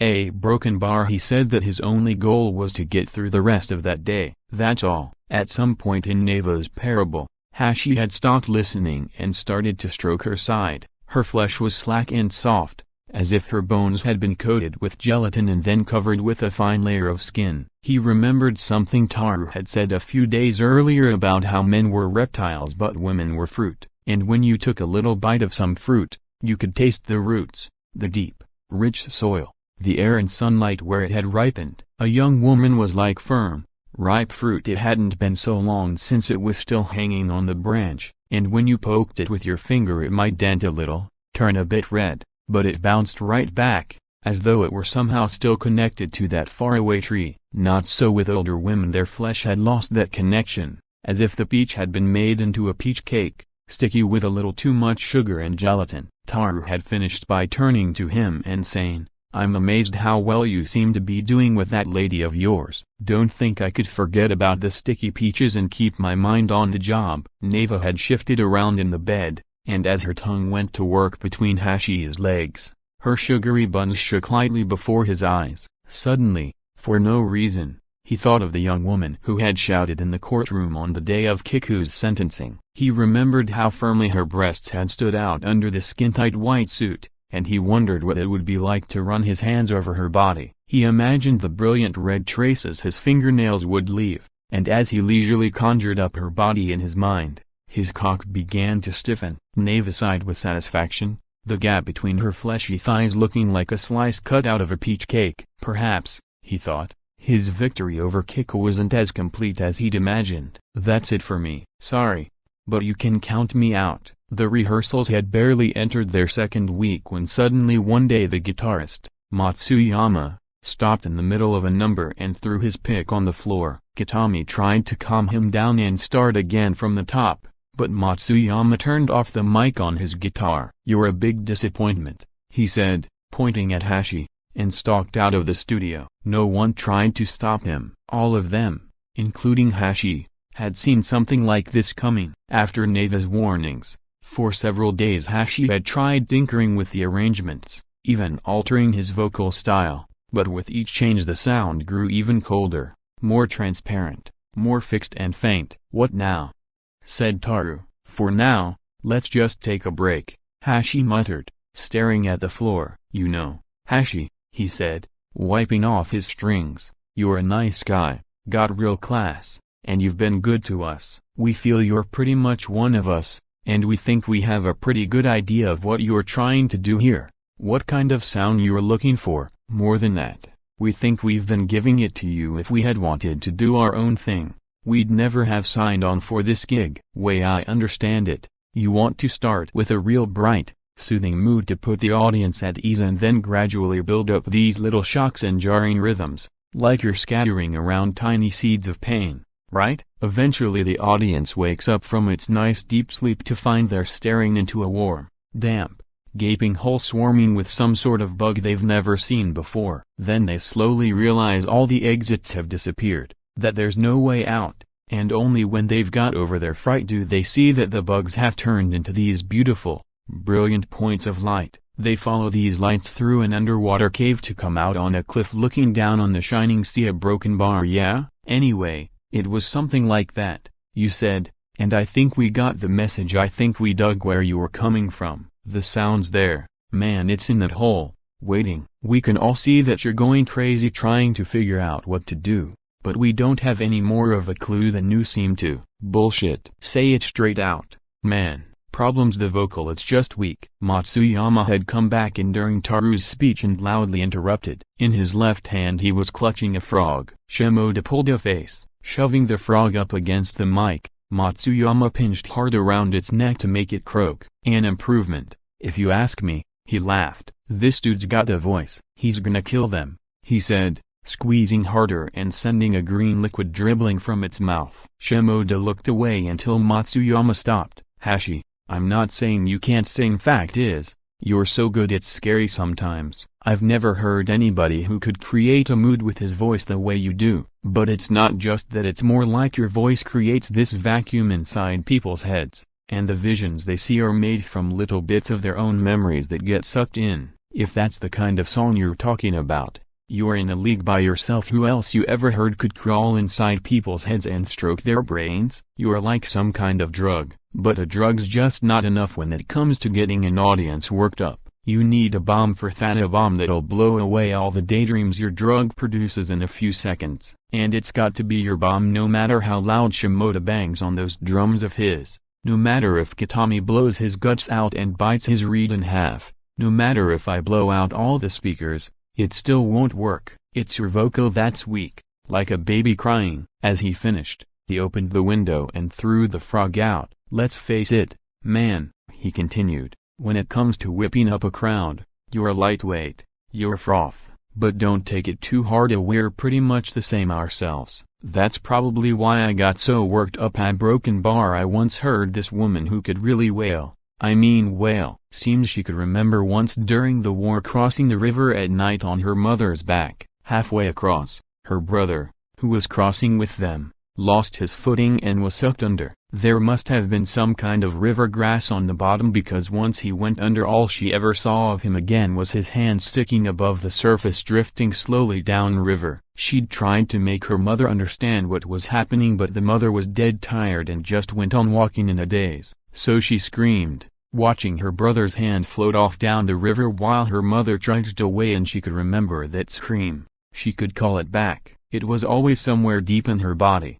And it was listening to her. I realized that there was nothing like that in me, never would be. But I thought maybe, you being born in a coin locker and all, you might have it in you. Hashi, did you scream when you were in that locker? I thought maybe Broken Bar, but maybe I was wrong. Hashi suddenly longed to be able to hear the strange sound that he and Kiku had once heard together. If he could only hear it one more time, just as it had been in that padded room of Broken Bar. That's nothing to do with it. Broken Takamaru, at this point, you're making the whole thing too complicated. The problem comes down to this. Hashi's voice is too pretty. Shimoda nodded. And what if I could rough it up a bit, make it less pretty? Said Hashi, looking around at each member of the band. Won't work, said Shimoda. There was this German singer who tried doing something like that. She wanted to make her voice deeper and smokier, so she had this operation where they fiddled with her vocal cords. Well, it worked at first. She sounded sort of whiskey-voiced, but after a couple of years she hadn't any voice left at all. None. All you could hear was this little wheeze. Okay, I get the point, said Hashi. And you've given me an idea. You all go home. Give me a week. If you still think my voice is a bust, then we'll break up the band and I'll go back to hustling for a living. Without waiting for an answer, Hashi turned and left the studio. He went back to his room and locked the door. When he heard Neva knocking on it, all he said to her was, sorry, but tonight I've got to be alone. The next day he sent everyone away and even gave the cook and the rest of the staff a vacation, until at last there was nobody else in the spaceship. He had a little experiment in mind. He had read somewhere that Mick Jagger's voice had changed drastically after an accident he'd had, that it was actually only after this accident that he developed his peculiar, super sensual voice. Hashi decided to arrange the same sort of accident for himself. First he assembled his tools, a can of camping fuel, wads of gauze, clippings from an aloe plant, a glass, a bottle of vodka, and a large pair of scissors. Filling the glass with vodka, he dipped the tip of his tongue in it and left it to soak. While it was soaking, he lit the little burner and sterilized the scissors in the flame. As he watched his tongue swirling around in the vodka, he started to laugh. Why the hell, he wondered, am I doing this? It wasn't for the band, he knew that much. And it wasn't for Neva either. Mr. D could go fuck himself. Then why? He thought about the tour, but he knew it didn't matter, nor was it the music itself. He simply didn't care anymore. If he screwed up his voice, who would give a shit? Certainly not he. He was sick of the whole business. Then why? It was simply that he didn't like the thought of running away. Nothing more. He'd skipped gym class to avoid the ordeal of the high bar. He'd even tried to conjure up a storm so the class would be rained out to avoid being laughed at. But it hadn't worked. The more you ran away, the more you played right into the hands of the enemy. Enemy? But who was this enemy? It was everybody who had ever tried to shut him in, lied to him, made him live a broken bar. But he would show them. He was done running, and he was done leaving things behind, losing what he'd fought to gain. He'd never give up anything again, not currency, not Neva. He would show them he could handle a band, and an audience. Suddenly he wondered what Kiko was thinking about at that moment. If he's thinking that I'm off somewhere living it up, stuffing myself with rice omelets and sleeping like a baby, then he's dead wrong. I'm going through hell, but I'm not running away. I'm not curling up in a ball to die. I'm going to make it, and no one will ever make me feel small again. You'll see. You won't believe it, but you'll see. As soon as I've got my voice, a real concert voice, I'll come for that woman of yours, Kiku. I'll leave some pretty red claw marks on her pretty back. He tried biting his tongue lightly, but it still wasn't numb. The bite sent a faint throb of pain through his head. His jaw was getting tired, so he slowly drew his tongue out of the glass, sticking it out as far as he could. He tried to pinch the tip with his left hand, but it was too slippery for a good grip. He finally managed to get a firm hold by driving his fingernails into the spongy flesh as he fumbled for the scissors with his other hand. They were covered with soot from the flame of the camping fuel, but the metal underneath had been heated to a red glow. The minute he touched it to the tip of his tongue,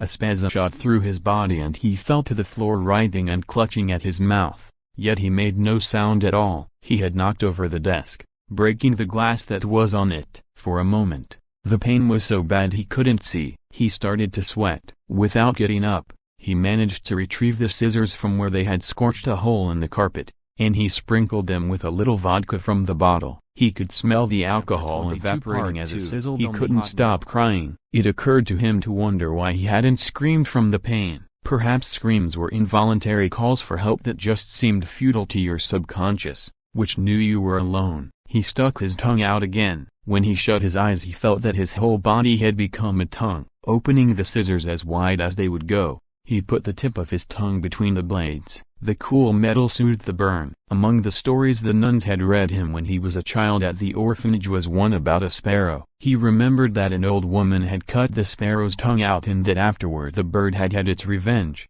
but he couldn't remember exactly how. He tried for a moment to dredge up the memory. No luck. Next he tried to stop his jaw from trembling. Not much better. Watching his tongue twitch between the blades, he waited for it briefly to be still and then snapped the scissors shut. The little mound of slimy flesh slid along the blades beneath his nose, and when it dropped away blood began to gush. He immediately stuffed his mouth with gauze. Blood was everywhere, flowing in great gouts that frightened him almost more than the pain. His whole body began to shake as he shoved piece after piece of gauze between his lips. Finally, his head so full of bloody cotton that he couldn't breathe, Hashi staggered to his feet and spat the whole mass out onto the floor. He tried biting on an aloe leaf and dabbing the thick sap on his tongue, but the blood was still pouring out. He noticed the scissors on the floor, the tip of the tongue he was now treating still resting on the blades. Suddenly he remembered how the sparrow got its revenge.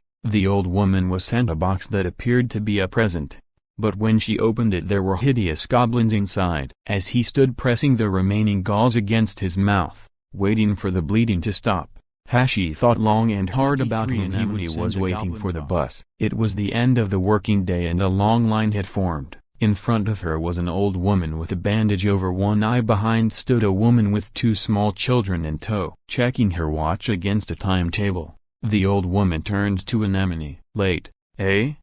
she clucked. "Must be traffic at the station," Anemone suggested. Nodding, the old woman fished out a cigarette case from her brown bag. The children, in a protracted battle for a model airplane, bumped into Anemone from time to time. When she looked around, the mother apologized. A shopping bag dangled from her arm, with a ball of wool and a shock of celery leaves protruding from the top. "You smell good," said the old lady. She lit a cigarette, then removed the bandage to wipe her eye with a square of gauze. The crusty, red-rimmed eye left an amber stain on the corner of the pad. "Like milk or something. You work in a dairy?" Anemone sniffed at her arm. "Won't do any good. You can never tell what you smell like yourself." "So which dairy?" "It's a bakery, the one next to the department store." The old woman nodded again, tossing the gauze into a trash can. The inflamed skin under the bandage had reminded Anemone of Gulliver on the highway. The police had scraped up what was left of him for Anemone to claim after the inquiry,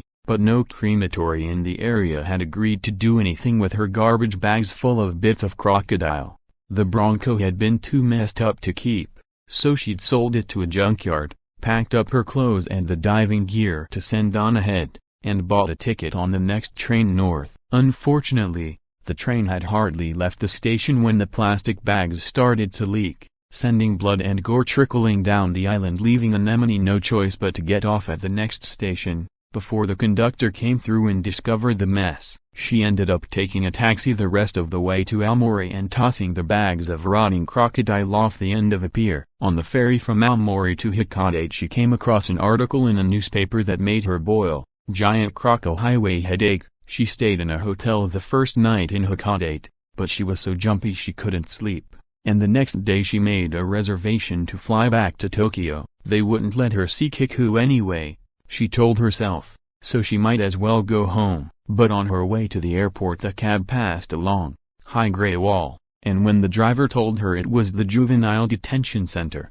she asked to get out. She walked around the perimeter of the prison for a long while. Kiku, shoulders bent and head hanging, was behind that wall. She decided to stay at least another day. Trembling slightly, Anemone approached a guard standing by the gate to ask about visiting privileges. The guard explained that she could apply at the warden's office, so, screwing up her courage, she plunged into the ill-lit building. In the corridor, she passed a prisoner carrying a bucket of disinfectant. He stopped to stare at her, his shaven head glistening in the dim light. "What do you think you're doing?"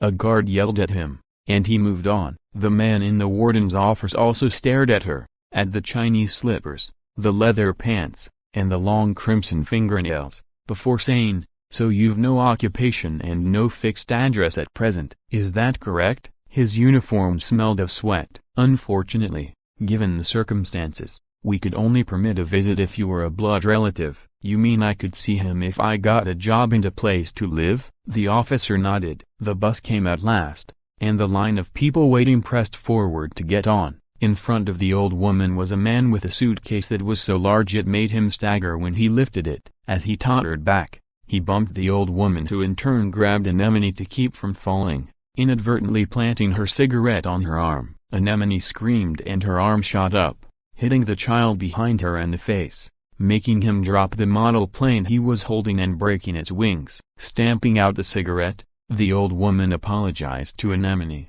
but as Anemone turned to get on, rubbing the sore spot on her arm, the mother behind her called out, "Just a minute, lady." One arm wrapped around her screaming child, the mother was holding out the shattered plane. "You broke it," she was saying, but Anemone ignored her and turned back to the line. "Wait, where do you think you are going?" As Anemone hesitated, the rest of the people queuing up pushed past, including the old woman, who glanced back for a moment before disappearing inside. The driver revved the engine, filling the air with a cloud of exhaust. Anemone began to feel a bit sick. "How much did it cost?" she asked. "I'll pay for it." "I don't want your money, I want an apology to this child." At this point, the bigger boy kicked Anemone in the leg, and instinctively she raised her hand to hit him. It was the bus driver who caught her arm in midair. "What the hell do you think you are doing? He's just a kid." he told her. By now the passengers were leaning out the windows of the bus. "It was my fault, piped the old woman, poking her head out through the door. "What kind of person goes around breaking children's toys?"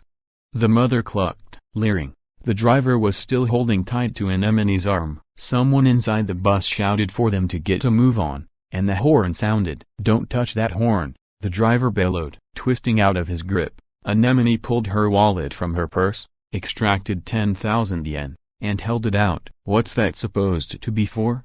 the woman said, turning to the driver. "Can you believe her?" "Must be crazy," he agreed, beginning to laugh as he headed back to his seat. "Say you're sorry," the boy who'd kicked her kept saying, until his mother grabbed his hand and pulled him on board. "We're going," the driver yelled. "You getting on?" Anemone made no reply. "Oh dear, it really was my fault." "She didn't do a thing, dearie." "I'm so sorry." The old woman was still waving from the window as the bus drove away. Anemone walked home. On her day off, Anemone bought a sewing machine and some material, a print featuring cartoon crocodiles. She wanted to make some curtains. The machine took a bit of getting used to and she made several false starts, but she went on sewing through the night. At dawn, a faint pink line appeared behind the hills across the harbor. It was the first time Anemone had been awake at this hour of the day. In the distance the surface of the sea merged with the sky in a seamless cast of gray. Beyond the long,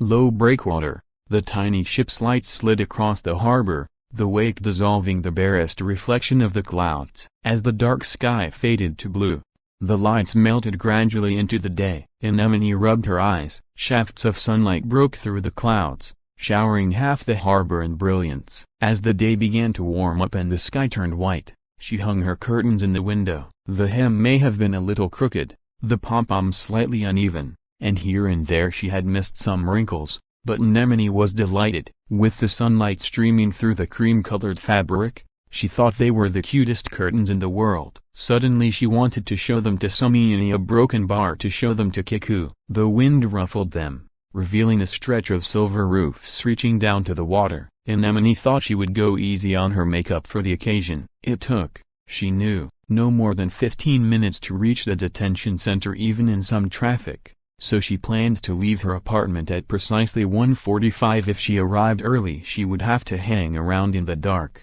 hateful building. She'd had some trouble deciding what to wear, but in the end had settled on a white silk blouse and a red flared skirt with a light coat to wear over the outfit. For shoes, she decided on gray flats. Everything had been bought recently, after a bit of careful study, to fit in with the other girls at the bakery. Kiku had never thought much of her other clothes anyway, telling her more than once that what she had on was loud or cheap looking. His tastes seemed to run more in the direction of the uniforms bank tellers wore. This should suit him just fine, she thought, giving herself one last inspection in the mirror. The alarm clock, set for 1:43, went off. Anemone ran a comb through her hair and dabbed just a hint of perfume at the nape of her neck before charging out the door. 15 minutes later, a young guard was ushering her into a dim-lit room divided down the middle by a rusty wire screen. On either side was a single metal folding chair. "This is the second-class visitors facility," said the guard apologetically. "Another year and he'll qualify for the first-class room if there's no screen in there." "Guess you can't do much kissing through this," he laughed, apparently trying to help her relax. As soon as he'd gone, Anemone fumbled in her purse for a scrap of paper on which she'd written some notes. If Kiku's smiling, say you're looking great. If he's moody, just say, hi, honey, really sweetly. If he looks sad, don't say anything, just pat him on the shoulder. She hadn't figured on the screen and now found herself desperately trying to come up with something to say in case he looked sad. But everything that occurred to her sounded dumb, and anyway she could hardly concentrate when she knew that any minute now the steel door opposite her would open and Kiku would come through it. Her heart was pounding, her palms sweaty, and her throat had gone dry. As she sat twisting her handkerchief into knots, she reminded herself that she wouldn't be much use to him at all if she couldn't get a grip on herself. When she pictured him,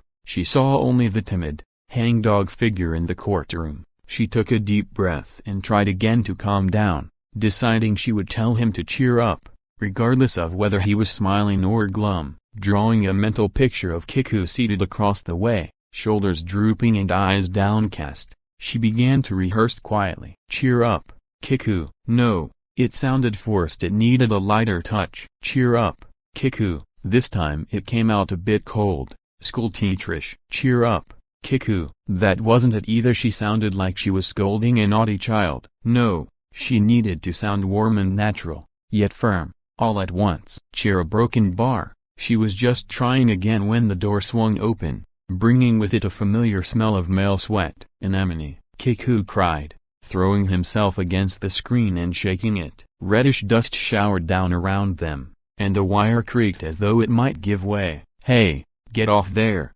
barked the guard who had followed him into the room. "I can't believe it. I can't believe it," Kiku muttered, finally letting go of the wire and sitting down. Pressing his nose against the grill, he sat grinning at Anemone, who was grinning back. He opened his mouth as if to say something, but nothing came out. "You're looking great," she managed, fighting back tears. Kiku nodded slightly. "I made some curtains," she said, starting in on the first subject that came to mind in order to keep from crying. "I got a job in Hikadate in a bakery called Guten Morgen. That's German for a good morning. Strawberry shortcake's our biggest seller, but seems like people are finally getting tired of it. Some days the kiwi or the peach shortcake does a lot better. I made a friend, a really nice girl called Noriko. We've been twice now to the movies together. She likes to read a lot and is always lending me books, but you know me and books, I fall right asleep. They're all good ones, though, by famous writers, and one's by the wife of this famous painter. What do you think, Kiku? You think I should be reading these books?" Anemone knew herself that she was talking nonsense, but she chattered on, afraid she might scream if she let herself just look at him. Kiku gazed at her and smiled. "Next door to the bakery is this department store, and on the 5th floor there's a watch shop. The son of the guy who owns it has been trying to hit on me. The guy's a real creep, drives some lousy foreign car, even gets in it to go a few meters to our shop. He's always rattling on about some dumb thing or other. How his father gave him half the stock in the company, how he has these 3 Dobermans and the police are always giving him some certificate of merit, how he's friends with a guy who's a professional kickboxer, blah, blah, blah. He kept after me so long I finally agreed to go out with him once just to shut him up. We went to this cafe, and as soon as we got there I told him I had a boyfriend who was in jail, and if he ever touched me I couldn't be responsible for what would happen to him. What do you think he said? He told me I was a juvenile delinquent, a broken bar. I laughed right in his face. Kiku was still staring at her, but he didn't seem to be listening. "How's Gulliver?" he asked suddenly. "Still growing?" Anemone wet her lips. "He's dead," she said, her voice almost inaudible. "That's so?" he muttered absently. "Poor baby." "Yeah, but it's all right now." "What's all right?" "I mean, I've got used to it." Again Kiku fell silent. He was studying her hair, her hands, her breasts. "Koayama, you got another 5 minutes," said the guard from the corner of the room. Yeah, said Kiku without taking his eyes off Anemone. She was looking at her watch, suddenly realizing that 25 minutes had passed and they hadn't really said anything. "Anemone," he whispered, too low for the guard to hear, "could you do something for me? Could you stick the end of your tongue through the screen?" As soon as her tongue was through the hole in the wire, he fastened his mouth on it and stayed that way for several seconds. When he pulled away, a fine strand of saliva hung in the air between them. "I'm going to start training to be a sailor or a broken bar," he started to say. "Time's about up," announced the guard. "Just a few seconds more," said Kiku, going on in a rapid whisper. "You still have some money?" Anemone nodded. "Then listen carefully.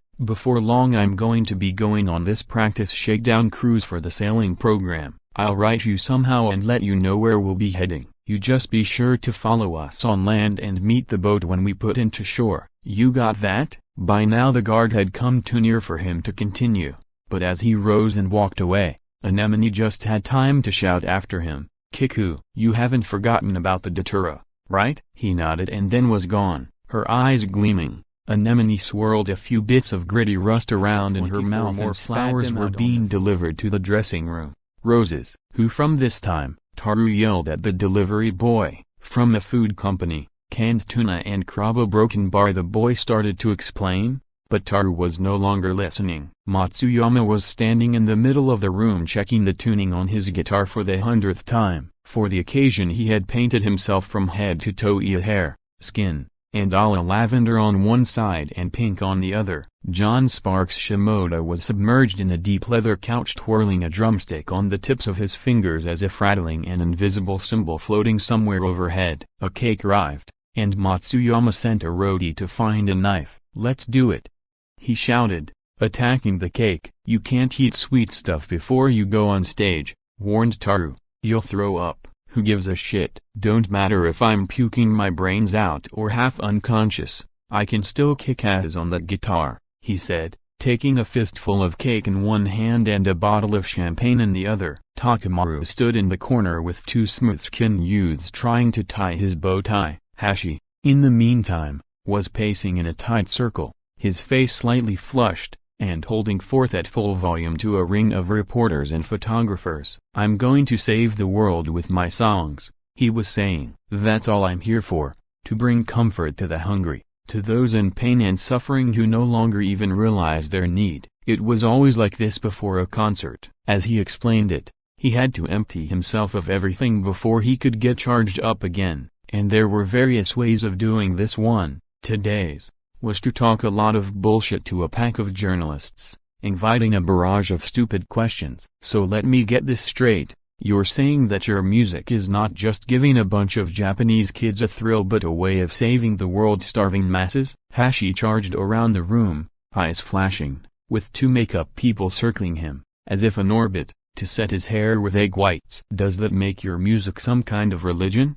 asked another reporter as a pair of video cameras swooped in, lights blazing, to catch a close-up of Hashi's patent leather shoes. In the background, Kitami could be heard neighing his way through a B-flat scale. "It sounds to me like you're calling it a religion," the reporter persisted. "Is that fair to say?" Neva's voice on the intercom broken at that point to announce 5 minutes to curtain. "There are 50 guards out there tonight, so no funny business and no stirring up the crowd like last time," she warned them. Matsuyama smashed his champagne glass on the floor and ran a wet comb through his brilliant hair. "A religion? Not at all," said Hashi. "It's more like an explosion in a subway station, with dead people blown all over the place and somebody's ass hanging from the kiosk like a peach on a tree." Hashi's pace had speeded up. "So you're saying that to you salvation is an act of terrorism?"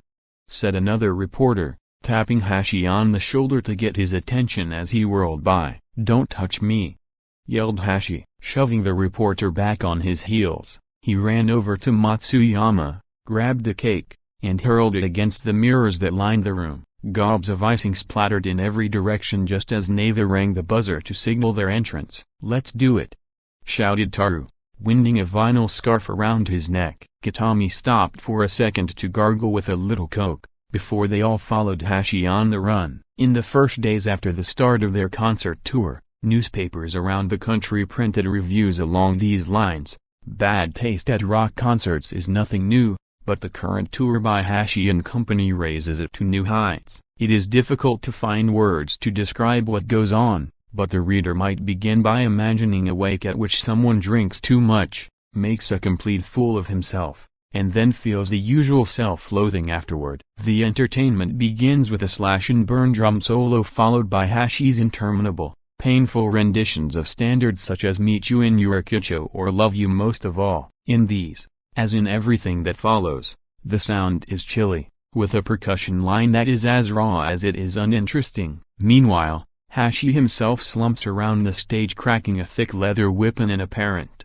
though vain, attempt to keep this death rattle going. The most surprising, not to say shocking, thing about all this is how much Hashi's vocals have changed in the 2 short months since the appearance of his album, Brimstone Island. The voice on the album might fairly be likened to that of an autistic youth recently kicked out of a church choir, while the Hashi now on tour sounds more like a seal in full rut. The new voice, if we can call it that, clings to you like a coating of oily sludge that refuses to be washed away in even the longest, hottest shower. We had the opportunity to question Hashi about the origins of this newfound tunefulness, but he declined to answer seriously, ascribing it to the fact that he had snipped off the end of his tongue with a pair of scissors. They say that interrogators during witch trials used to pour hot animal fat into the ears of their victims in order to extract confessions. Nothing could better describe the effect that Hashi and his band seem determined to have on their audience. The rhythm section runs mindlessly along, while the accordion, abetted by the empty wailing of the guitar and sax, grinds out some nauseating melody in the minorest of keys. We found ourselves imagining a tune sung by a dropout, hat in hand, and an old beggar wandering along a narrow alley sandwiched between a highway full of whizzing cars and a skyscraper being smashed to pieces by a wrecking ball and dynamite. But to someone in the audience listening to the words, Hashi always started with a sweet blues about love and waiting for you in the rain, about worrying you'll get wet, about waiting at a certain cafe. It's like a nocturne played by a blind pianist in wartime London amid a hail of buzz bombs, about the pleasure of watching, bound hand and foot, as a pretty woman types away in a sunlit room, her skin glowing, just the faintest hint of sweat on the curve of her backside. A broken bar from somewhere beyond the detonations of the rhythm section. Hashi's nocturne seems to rise out of nowhere, planting the seeds of terror in his ear. Terror, not the fear that the bombs will get through, penetrate deep into the ground, into his bomb shelter. No, not that at all. Rather, the fear that he'll give in to the urge to see the rockets flash and go running out of the shelter into the night. The fear that he's about to do something horribly broken bar, rape and murder that woman sitting next to him, perhaps, or set fire to his seat. Fear that begins to buzz around in his head the moment Hashi starts to sing. And once it gets to him, it won't let go. From the first scream, more shrill than feedback, a scream that gets right under his skin, that boils the hot animal fat inside his ears and sends it pouring from his eyes and nose and mouth. A broken bar. Soon, every last person in the hall jumps up, staring transfixed at the stage, as if Hashi were a hypnotist. Like some ingeniously lifelike mural, the gargantuan pig gets dissected again on the dome overhead, outsized organs pulsing to the rhythm of the bass. Why should those ropes of crimson, undulating veins and muscles remind them of the sea? Not limpid depths inhabited by schools of angelfish, not that sea, but the turbid seas of Genesis, roiling up into a leaden sky pierced now and then by flaming meteors. Those ancient oceans where shreds of carbon were sparked into the first signs of life. As they listen, undersea volcanoes dye the ocean floor scarlet with belch after belch of impervious flame. Come, orders Hashi. At my feet, says the song. You know so little, though you think you know it all. Loosen those screws in your heads and let the fat flow in. Let your bodies shake, that's the first step, and soon you'll be walking down the rail tracks at dawn, waist deep in the bodies of stray dogs, the wind tugging at their entrails.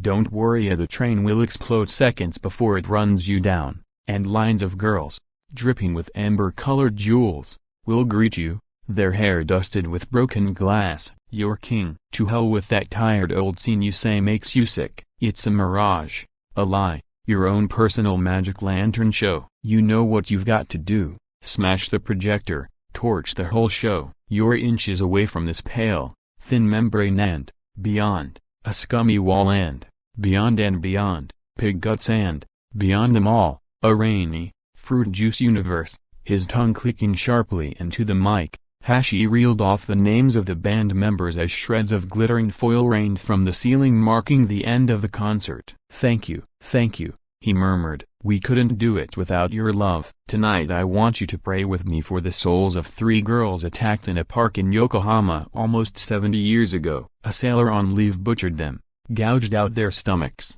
and jerked off inside those hollow things. Tonight, let's pray for their souls. Let's pray for love, as only love is going to save this world, my friends. Thank you. As Hashi finished, a line of club-wielding security guards with attack dogs flanked the stage and headed toward the front row of the audience while the band broke into their theme song. The story's just begun, Hashi sang, ratcheting up the already drum-tight atmosphere in the hall. Everyone was standing, straining, the front row on the verge of rushing the stage but held in check by the barking dogs. Then, in mid-phrase, Matsuyama launched his pick into the audience and the stage went black. The band disappeared, replaced by the guards, and in one instant the mirage vanished. Bombs, pigs, animal fat and all, and the crowd, as if reluctant to be left alone with the aftermath, headed en masse for the exits, trading mindless smiles and platitudes with one another. Hashi ran straight to the dressing room,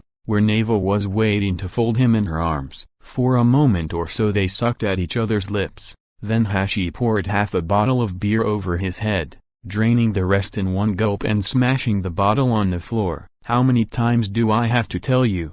someone shouted. "Excited is one thing, but you've got to stop acting like some dumb kid." Matsuyama, after stripping to the waist, wandered over to Hashi and began licking at the beer and sweat dripping down his neck and jaw. "So, what do you think? Am I a genius or what?" Hashi asked him. "Have I got a throat like an aluminum bellows or what?" Kitami was snickering as he poured a stream of beer over Shimoda, who had collapsed on the couch. Then he too smashed the bottle, adding to the layer of shards and suds that already covered the floor. When D came on the intercom to announce that he'd arranged a party in a suite on the top floor of their hotel, they made their way through the crush of groupies waving flowers and stuffed toys at them to a line of limousines waiting near the back entrance. One of the first things D did when the schedule for a concert in some outlying area had been finalized was organize a party in honor of the local dignitaries and anyone rich enough to be worth asking. These affairs invariably started with speeches by the Poles,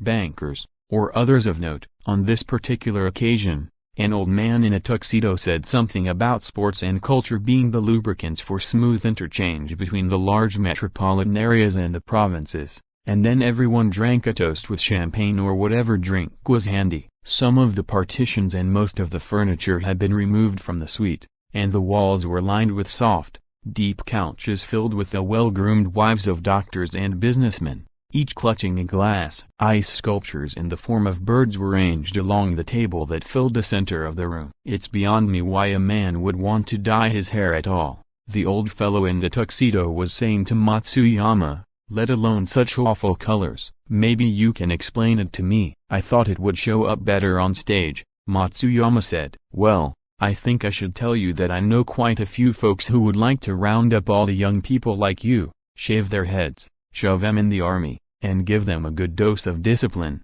said the old man. "The army, huh? That an interesting gig?" "I doubt you'd find it very interesting. You have to follow rules in the army. If you don't they throw you in the guardhouse, and the next morning they take you out and stand you up in front of a firing squad." "That's so?"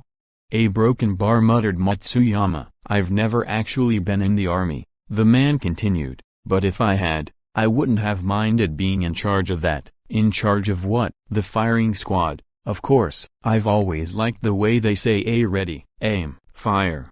It looks so smart in the movies." John Sparks Shimoda was discussing Qing Dynasty ceramics with a woman in a red evening gown who was married to the boss of a porcelain factory, while Kitami was describing the two acts in the floor show that was about to begin to a big shot in a local newspaper and broadcasting company. "One of them is a foreign stripper, and the other, at least I think it's the same actor, is the scrawny kid who shoots himself up with a muscle relaxant and then lets all comers fist him." The short, bespectacled captain of industry was stroking his shoulder with a sweaty hand. "You know what the headline in the morning edition of my paper's going to be?"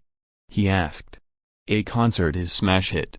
"That's what it's going to say." Takamaru was deep in conversation with the president of a tennis shoe company who was apparently an old friend. Their talk moved from the state of the economy to boxing to shared memories of a certain gay brothel in Rio by the name of Necropolis. And Taru, not for the first time, was complaining to D about being made to suck up to a bunch of old farts. "I've got 3 groupies waiting for me back in the room. How much longer do I have to stick around and listen to this shit?" D checked his watch. "Just be patient. It won't go on forever," he said, patting him on the cheek. When the young foreign performer had removed a number of her clothes, it became clear that while she was quite pretty, her skin had begun to sag across her stomach and down her thighs. Hashi, meanwhile, was trapped on a couch, surrounded by 3 women in late middle age whose faces had little drifts of fine white powder filling their wrinkles. One was squeezing a slice of lemon over a cracker heaped with caviar. The champagne had turned her earlobes bright red,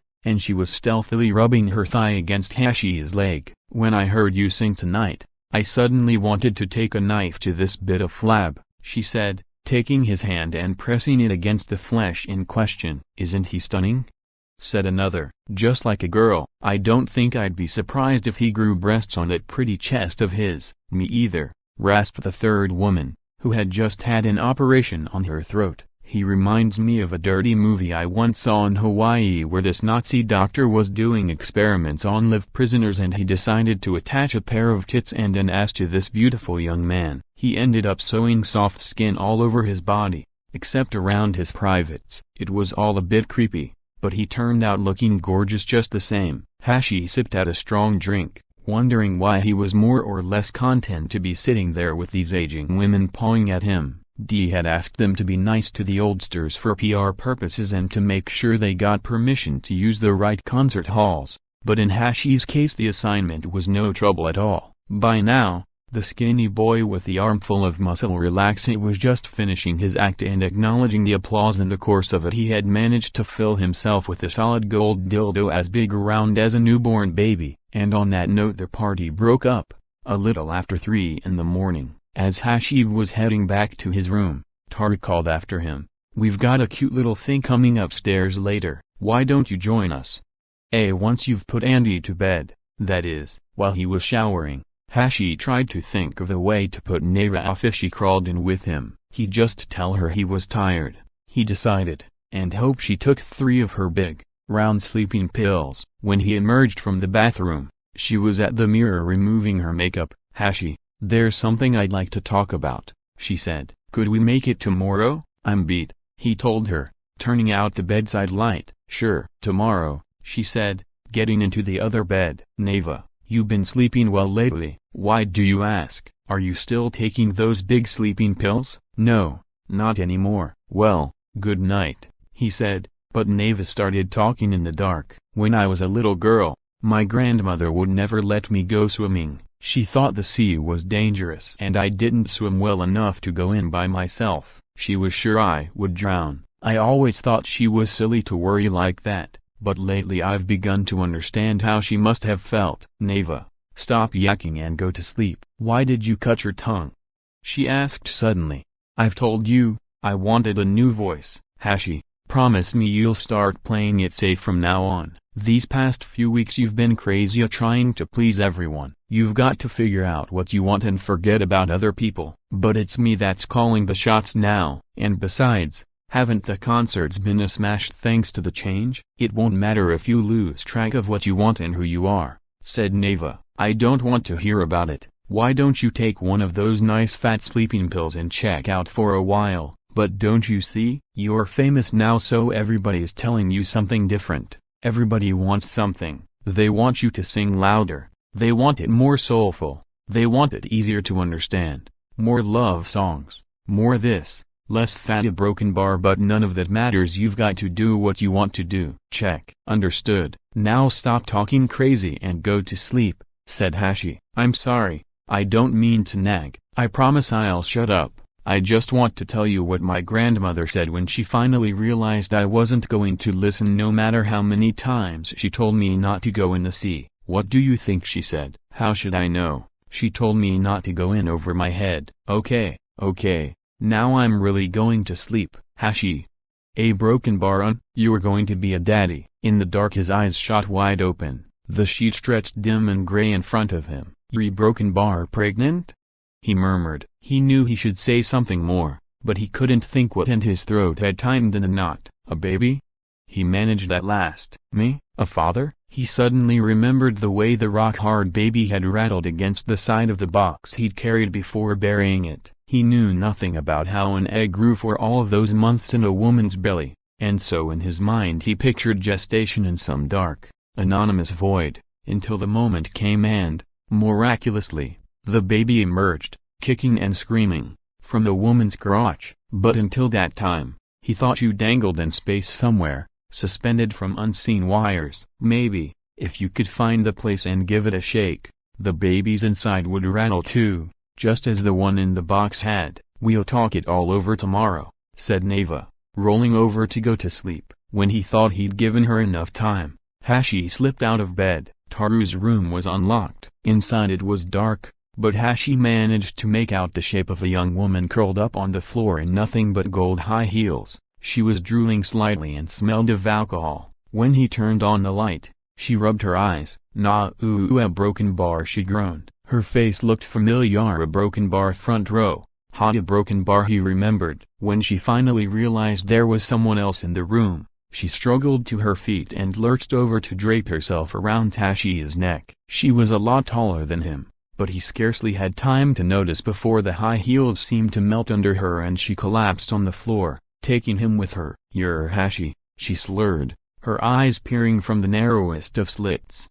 "You really him?" He nodded, feeling her breasts pressing against him. "Come on," she said. "Fuck me. I hate that foreplay shit. I like it shoved in me while I'm dry as a bone. Go on, baby. Make it hurt," she said, spreading her legs. Hashi began to undress, thinking this would be his first time with a woman whose skin didn't wobble about when she lay down. Since the wedding, Hashi had slept with 3 other women on the sly. All 3, however, had been about the same age as Neva, and all 3 had been embarrassed to get undressed in front of him. Each time he had been made to shut his eyes, and each time he had crawled into bed next to a body with layers of slack flesh that seemed to have no relevance to the thighs and flanks and arms they hung from. It all rippled like slurry with too much water in it, and when you pinched it, it didn't spring back. Yes, all in all, they had been oddly comforting bodies, but this young woman was different. The firm, molded flesh on her thighs and ass refused to quiver no matter how much he shook it,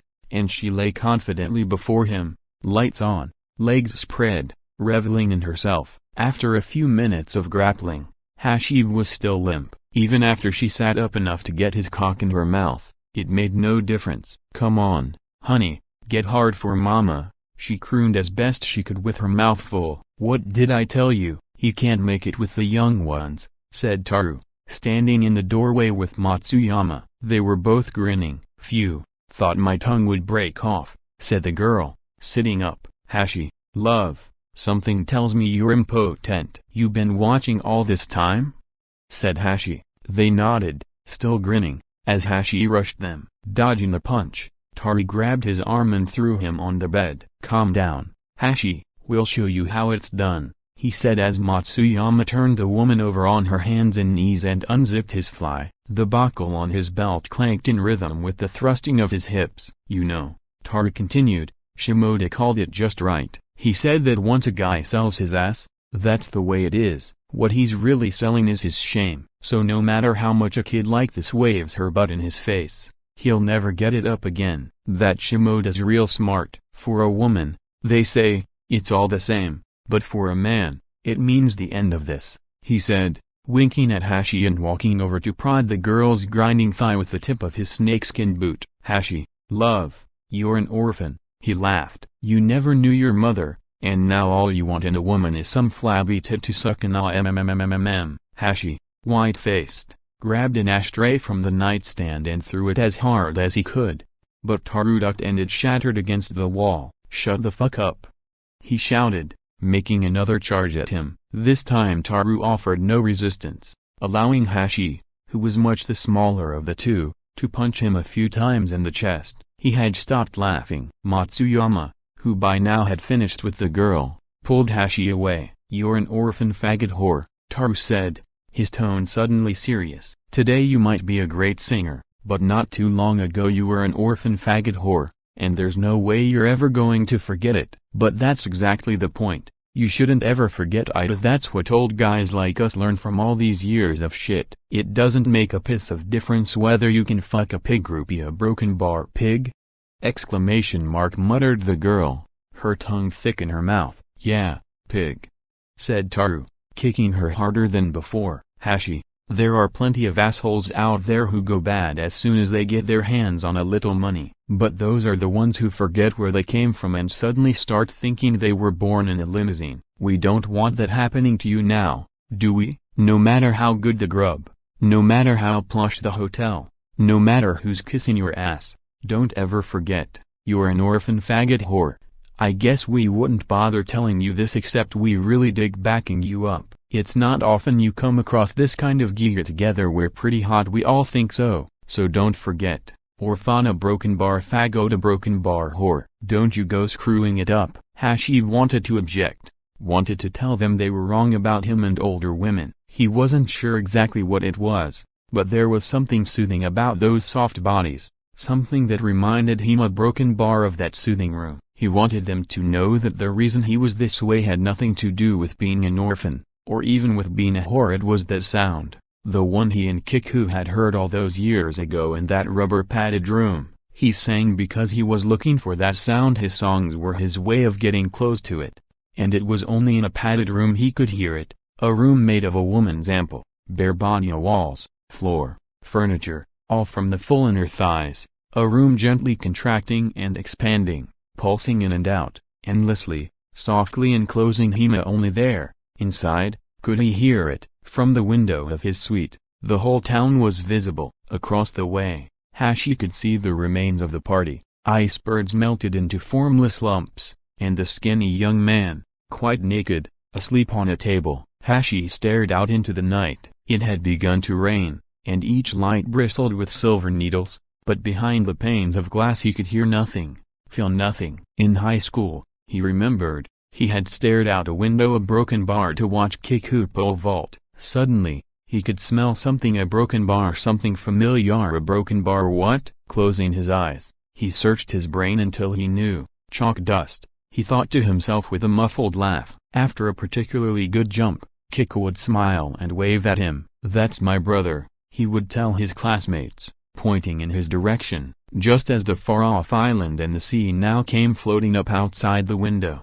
The naked man across the way sat bolt upright and let out a silent scream. Hashi shuddered. His face in the glass was superimposed on the young man's body. Everything seemed to have become transparent, interchangeable. The body, the lights of the city beyond, the sea and the island in his minda, it was all the same thing, and for a moment he had no idea where he was. His face had slipped down somewhere in between these hazy images, and he was falling. He couldn't breathe. The impossibly thick, rain-spattered glass had cut him off from any air, had cut off everything. He pounded at it as hard as he could. No good. Suddenly he noticed that the man across the way was waving the enormous, solid gold dildo as he munched a piece of leftover bread. Try this, he seemed to be saying. On the day that Kiku, Yamane, Nakakura, and Hayashi joined the nautical training unit and were transferred to a new cell block, Yamane had had a terrible headache since early in the morning, and was covered with goose flesh and clammy sweat. This damn plastic plate in my skull must be out of whack,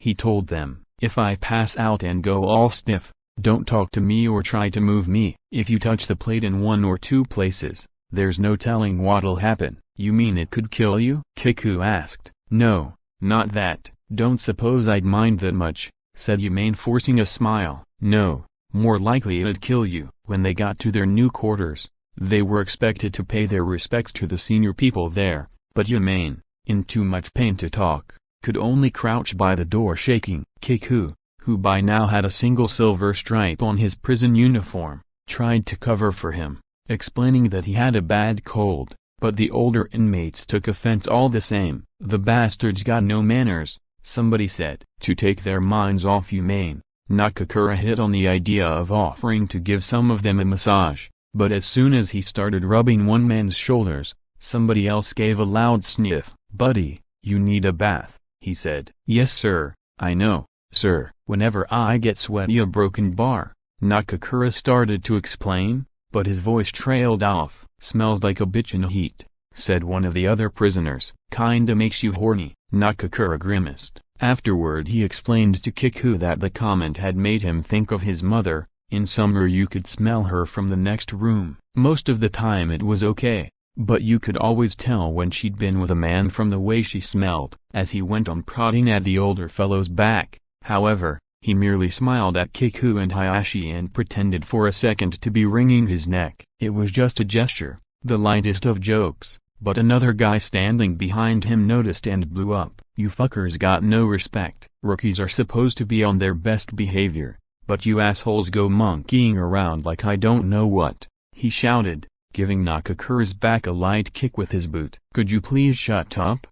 Murmured Yamane, still crouching in the corner. Please. Kiku could tell that he was trying to focus on his son's heartbeat. The immediate problem, though, was to find a way of cooling things down, but the more he apologized, the more indignant they became, until finally one of them gave a howl and slapped Nakakura across the face, accidentally hitting Yamane in the process. "Stop it!" Yamane hissed. Then, without any warning, he jumped to his feet, let out an odd soft of squawk, and drove his fist clean through the nearest wall, a solid plaster affair about 5 centimeters thick. "Just be quiet," he wailed. The rest of the room watched, slack-jawed. The men who a minute ago had been making all the fuss now sat silent and slightly pale as Yamane resumed his crouch, clutching his skull to ward off the pain. "So how long would I have to train to get as strong as you?" Nakakura asked Yamane as he plotted a position on a set of mock nautical charts. "What do you mean, as strong as me?"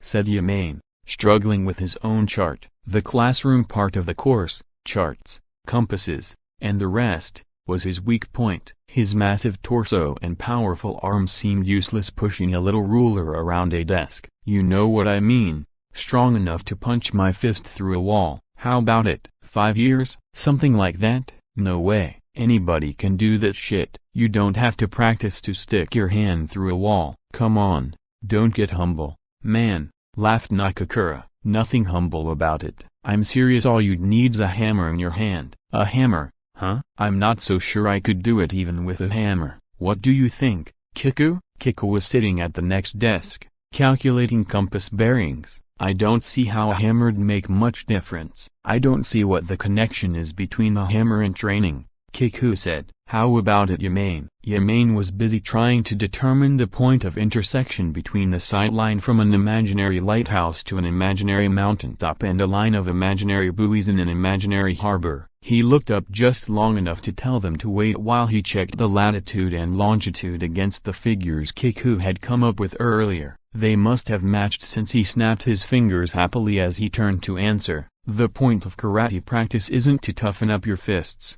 he said at last. "Then what is it?" asked Nakakura. "It's all about speed. If you don't think you could smash through the wall with a steel hammer, how would it help to have hands as hard as steel?"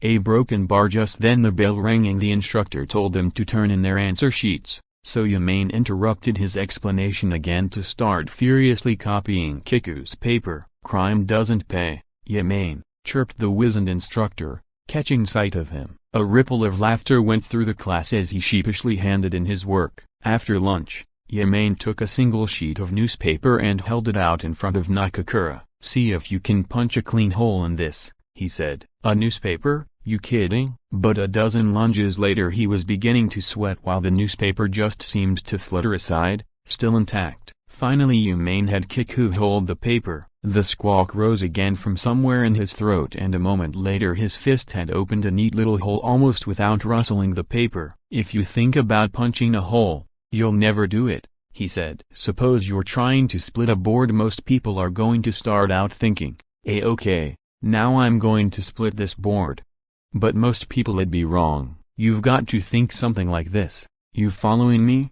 I will now concentrate all my strength and all my willpower in this fist, and then my fist will be on the other side of the board. My fist will slip through the board like the wind and just be on the other side. That's what you've got to tell yourself. See what I mean?" "It's all concentration," said Kiku. Yamane nodded. "A good way to start is to try to remember the most dangerous moment you can think of, a time when a little slip would have meant the difference between life and death, and use the energy you felt then in your punch. Give it a try." "Okay, here goes," said Kiku, handing him a new sheet of paper. He closed his eyes and tried to breathe slowly and evenly. Suddenly, his eyes flicked open and his fist flew out, puncturing the newspaper. The hole was perhaps less perfect than Yamane's, but it was a hole nonetheless. "You were thinking about pole vaulting, weren't you?" said Yamane. Kiku nodded, smiling broadly. Next was Hayashi, whose style was slightly different, pumping himself up with little barks of encouragement. He swayed back and forth until he stopped, quite still, and struck. His hole was more of a tear, but he still managed to get through. "What was that you were doing?" asked Kiku. "Water skiing?" Hayashi shook his head bashfully. "Actually, I was imagining I was shooting a goal in water polo. I used to play a lot, even though there wasn't any money in it. Nakakura had watched the other two in silence, but at last he spoke up. "What's a guy supposed to think about if he's not exactly the athletic type?" he said, looking a bit put out. "I was a cook before they stuck me in here." "But you worked on a salvage boat, didn't you?" "And you're a professional diver," said Hayashi. "You don't have to concentrate so much to scuba dive. It's more a matter of just sticking it out." "Still, it doesn't have to be a sport you think about," Yamane told him. "The important thing is that you have the feeling of getting all your strength and all your willpower in the fist." "Hey, wait, I've got it," said Nakakura. For a moment he looked up, and then, nodding as if he'd remembered something, he licked his lips and addressed his newsprint opponent. His eyes grew wide and his breathing rough. "Die!" he screamed as his fist shot out. The hole was clean. The others clapped. "Nice work." "What were you thinking about?"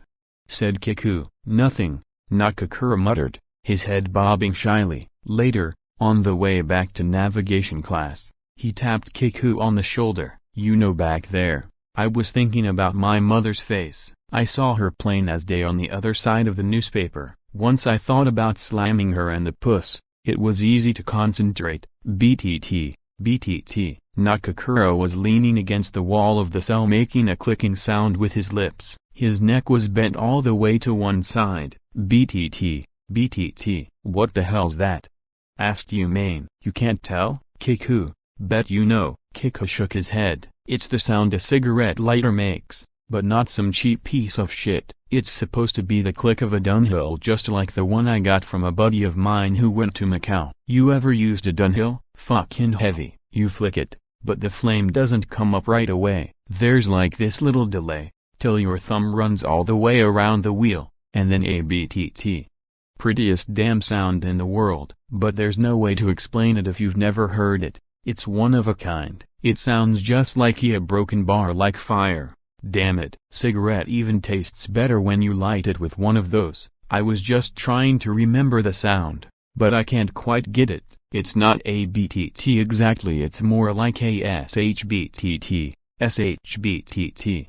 On Sundays and holidays there were no vocational classes. If the weather was good, they played softball or soccer in the recreation area, but today it was raining. Some inmates still had club activities, art classes, guitar lessons, choir practice, and so on. Most of the others were in their cells reading, but Kiku and the rest of the nautical training unit had time on their hands. The only one who had anything to do was Yumane, who had borrowed a book from the library, The Secret of the Dragon King, but he gave up trying to read it after a few minutes when Nakakura started babbling. They had already killed part of the day with a round-robin arm wrestling tournament which Hayashi, surprisingly, won. Kiku, who had never lost a match himself, had thought he would make a good showing, but after barely managing to beat Nakakura, he was wiped out by both Hayashi and Yumane, who were in a different class altogether. After the preliminary rounds, these two faced off in the finals,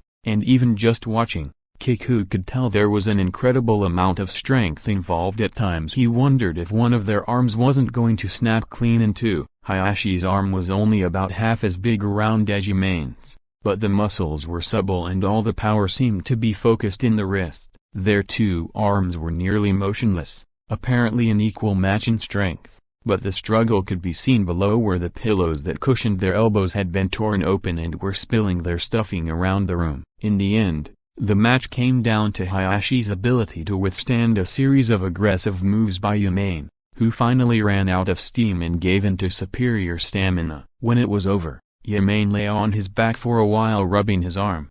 "First time I ever lost," he marveled. Hayashi's face was flushed. "When I was in high school, I could swim 5,000 meters with just my arms and then 10,000 with just my legs. Swimmers get to be real flexible, not strong. Just flexible." "Wrong," laughed Yumane, getting to his feet. "That's strong." Next, at Yumane's suggestion, they tried something called seat wrestling. You sat on the ground and locked legs and then tried to flip your opponent over. Predictably, Yumane was by far the best at this, and the others quickly got tired of it. It was somewhere in the middle of this last contest that Nakakura had started in with BTT, BTT, ASHBTT, SHBTT. "No, That's not quite it either. Shit. How did it go? Something like a bow, bow. Maybe a jpa, jpa. A shba, shba. A subo, subo. A bot, pot. I can hear it, but I just can't figure out exactly what it was. Chugga, chugga, chew, chew. Hayashi began to chant, and they all broke up. When the laughter had died down, it was very quiet. Shit, what wouldn't I give for a smoke? Moaned Nakakura. His face was twisted into an attempted smile, but it wasn't quite working. In the end he actually seemed to have started crying. Yamane went to open a window. The smell of damp spring leaves came drifting into the room along with the sound of the prison choir rehearsing. He was just about to say something to Nakakura when the little shutter of the peephole opened and a guard's face appeared. Nakakura stopped crying instantly. "You're getting a little treat at 4 o'clock, so line up out in the hall," said the guard, closing the shutter when he was done. "Something special on?" Hayashi asked. "Some people from town coming to put on a play for you guys," the guard said over his shoulder as he moved on down the corridor. Not long afterward, all the inmates and nearly all the staff were assembled in the auditorium. There weren't enough chairs, so some of the prisoners were sitting on the wooden floor. The assembly started with an address by the warden. "Today we're been honored with a visit from the drama club at Hokkaidate Commercial College. These nice people come here at about this time every year to help brighten up these rainy days when you can't get out for sports and whatnot. This is their third visit, and I know that some of you out there who have seen their productions in the past have been looking forward to this day. So sit back, see a bit of the outside world for a change and, above all, enjoy the show." The curtain was raised to reveal a title card to one side of the stage with the words "Blue Nymph of the Alps," a musical written on it. A bent old man entered from stage left. The backcloth showed a hut, some trees, and snow-capped mountains, and birds could be heard chirping. Then the music swelled and the old man's hoarse voice suddenly burst into song. "Ah, spring again. Oh, flowers bloom, the snow will melt, bear cubs wake, fish will jump a broken bar. Now where's my daughter gone? Down to the village, I suppose. And what will she buy there, do you suppose? Some candy she'll buy there, I suppose. And what else will she buy there, do you suppose? A fine red dress she'll buy there, I suppose." "Who the fuck's this old guy?" said Nakakura in a loud whisper. "Shhhh," said Hayashi, glancing nervously at a guard standing nearby. "When do the babes come on?" Nakakura muttered, wrapping his arms around his legs. "He said something about his daughter, so there'll be some later," Kika whispered in his ear. Unfortunately, the babes were slow to appear. Old Sei had a string of visitors to the mountain: Huda villagers, travelers, woodcutters, and trappers, but there wasn't a woman among them. The plot of the play went something like this: the girl raised by Sei as his daughter was actually his granddaughter, abandoned by her mother, Tori, who had run off with a passing traveler soon after her husband's death. Together Sei and his granddaughter had endured the rigors of life in the mountain cottage, until one spring day when the girl was almost 14 they were visited by a fine gentleman who introduced himself as her mother's secretary, Tori now being the manager of 4 circus troupes. Apparently, the visitor informed Sei that Tori now wanted her daughter back, but the old man chased him away with a shower of abuse. It was at about this point that Yamane dozed off, but Nakakura was watching with rapt attention. "Right on," he muttered. "Serves her fucking right for running off like that. He shoulda wasted her." Finally, the daughter made her entrance. Nakakura nearly jumped out of his seat, but Hayashi and Kiku each grabbed a handful of uniform to hold him down. The pair of legs below the girl's short skirt drew a long ovation before she started her song and dance. "I am a child of the mountains. These lovely mountains I call home. The birds and other creatures are my friends. Oh, how I love my mountain home. Yes, indeed, I love these mountains. And yet, do you suppose it could be true what I hear? That my mother still lives, and father is, in truth, my grandfather? What am I to do? Whatever shall I do? O Queen Akebe, show me the way." A figure wrapped from head to foot in vines appeared on stage. "Queen Akebe, spirit of the mountains, mistress of the wild things, dear child, what is it that you wish? Speak. You have always been a friend to the animals, and now, in your need, I will grant you anything you wish." The girl, however, was at a loss for an answer. "I know not what to say," she sang. "Know not?" cried the queen in a sudden rage. "Those who don't know what they want I turn into stone, guardians of the high mountain pass." The queen whirled divines around her as a flash of magnesium and a billow of smoke obscured the stage, and while the prisoners in the front rows coughed, a statue of the girl appeared. Her voice could be heard sobbing from speakers off stage. "Nasty," said Nakakura. "That's one nasty goddess, turning little girls into stone." The play, however, had a happy ending. Unaware that her daughter has become a statue, Tori and her secretary reveal their evil intentions. The girl finally realizes that it's her grandfather who really loves her, and Queen Akebe restores her to life. In the last scene, the girl sang one more song. "How little I knew until I was stone, how little I knew. I hated the queen for making me stone, but how little I knew. The great wide world, and poor little me, but what did I know?" Chorus. "So you've got to sit down a broken bar, put on your thinking cap a broken bar and think. Don't let these walls of stone get you down a broken bar, put on your thinking cap a broken bar and soon it's spring." The play had a big effect on Nakakura, who talked about it all the way back to the cell. "Still seems like a pretty crummy thing to do, turning that little girl to stone," he said, his eyes misting over. "Don't you get it?" said Hayashi. "The story was meant for us. We're supposed to sit it out here like good little statues and everything'll be fine in the end." Yamane was nodding in agreement. "Bullshit," said Nakakura firmly. "That bad mother who ran off with another guy was the whole point of it. Good thing the girl ended up with her grandfather." Hayashi and Yamane looked at one another and laughed. So he tried to get Kiko to back him up. "What do you think? Bullshit or not bullshit?" "Nah, I thought it was pretty interesting," said Kiku, turning to look back at the others who were walking behind. "Interesting? What was interesting?" said Yamane. "The part where the girl got turned to stone." "What?"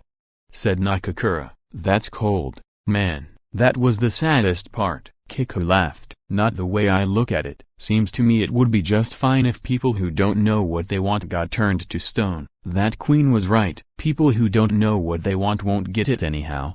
So they're pretty much stone as it is. If you ask me, they should have just let that developed a strong aversion to anything that could reflect an image. Mirrors horrified him, as did windows at night, polished black marble, shiny chrome bumpers, or a still body of water. The concert was over, and with a manic wave of his hand toward the audience, he made his way back to the dressing room, only to find a whole wall of mirrors there, and in them reflected the face of a man who had held sway over a band and several thousand people for the past 2 hours. "Who the hell are you?" he muttered at his own reflection. He felt it wasn't Hashi staring back at him, though bleached by hundreds of popping flashbulbs. A smile still played across the face, turning quickly to a look of phony rage, but the mouth hurried on as if the question were urgent. "Who are you, and what the hell are you doing in my body?" "A broken bar, yeah. Ever since they know broken bar I used to hate myself. I was a creep, a puny little guy who spent all his time worrying what other people thought of him. But then I realized I'd never become a great singer like that. I was taught how to put on an act, and I was good. Anyone can act in front of a camera, but I was really good. And the act was to pretend I didn't give a damn what anybody else thought. Evade questions and just keep pounding away at my own opinions, rubbing their noses in bullshit and riddles. Once you've got that down, people have to start worrying about what you think. A broken bar. I don't remember exactly when, but at some point I started growing this other thing inside me. Also people would notice a broken bar. Also they'd have to listen to what I think." Hashi could remember a story the nuns had read to them back in the orphanage about a man who had made a bargain with a goblin. In exchange for success in business, he had agreed to swallow a horrible little egg that was almost too tiny to see. The egg stuck to the wall of his gullet and made a cocoon out of spittle, eventually becoming a tough little chrysalis that started giving the man the advice he needed to succeed in business. "Why don't you try holding your head up a little and sticking your chest out when you walk? Your best bet is to look the guy straight in the eye when you're talking to him." But when the chrysalis hatched and the bug itself began flying around inside the man, the suggestions turned to orders delivered in the bluntest terms. "That was when the thing living inside me first started giving orders," Hashi told himself. "Cut off your tongue," it had said. But what is this thing I've got growing in there? Some little bug with wings. A broken bar. When I cut my tongue, the bug didn't feel anything, and when I picked up the tip, it was just a bit of gristle. I remember the sound it made when I squeezed it in my fingers, kind of spongy. And it must have been right then that the bug shell cracked. The second I squeezed that bit of my tongue, the bug hatched, wings and all, and now it's taking over, eating me away to change me from the inside out. It's the bug that's going to make the tour a success. That's why it's always talking to me, giving me orders. But whenever I ask it anything, there's no answer. There's no way for me to talk to it. All I get is a string of abuse from it, the bug telling me I'm weak, the bug promising to make me strong. A broken bar. The night the group finished its last show in Kyushu, Hashi announced that he wanted to go home to the island, just for a day or so. Neva thought it was a good idea and wanted to go with him, but Hashi insisted on going alone. The band had a standing rule that off days were devoted to practice, so Neva was sent to make Hashi's excuses, but instead of the objections she expected, she found that they also thought he needed a rest. It had become a visible strain for him to keep the manic concert atmosphere from overwhelming him, and he hardly answered anymore when spoken to, except for rehearsals. He stayed locked away in his own room, refusing to allow even Neva in to see him. Completely unable to sleep, he had apparently started taking her sleeping pills. He wasn't the only one suffering, however. Between morning sickness and worrying about her husband, Neva's nerves were also shot to hell. She found herself constantly calling in the doctor who had been hired to look after them and asking him about Hashi. Not to worry, he told her, just about any performer will get a slight case of burnout over the course of a long tour. Add to that a natural fear of the responsibilities of becoming a father, and you've got a pretty normal reaction. He'll be fine. You say he wants to take a look around his old stamping grounds? What could be better? That'll fix him up in no time. Hashi took the train to Sasebo, where he had a longish wait for the bus that would drop him off at the ferry terminal. He decided to go and have a look around a certain department store, the one with the roof garden where he'd been hypnotized all those years ago. Just as he had always found before, Sasebo was a town where the sun never seemed to shine. Along the shadowless streets, he felt as if a wave were being generated by the people passing, the buildings, every feature of the scene. It was something he'd come across before in the other, nameless towns they had visited on tour. Not sound or color, not a smell or some vague breeze, but a warping of the space between himself and the people and buildings as the distances that separated them continually expanded and contracted. Yet the city itself hadn't changed at all. He and Kiku had enjoyed walking along this wide street from the station to the shopping district. In the tinted windows of the dance halls that lined both sides, languid couples clung to one another as they swayed to the music, while flocks of birds wheeled in the air high above the spire of a nearby church. Wherever there was room, someone had set up a stand to peddle fruit or spices or something,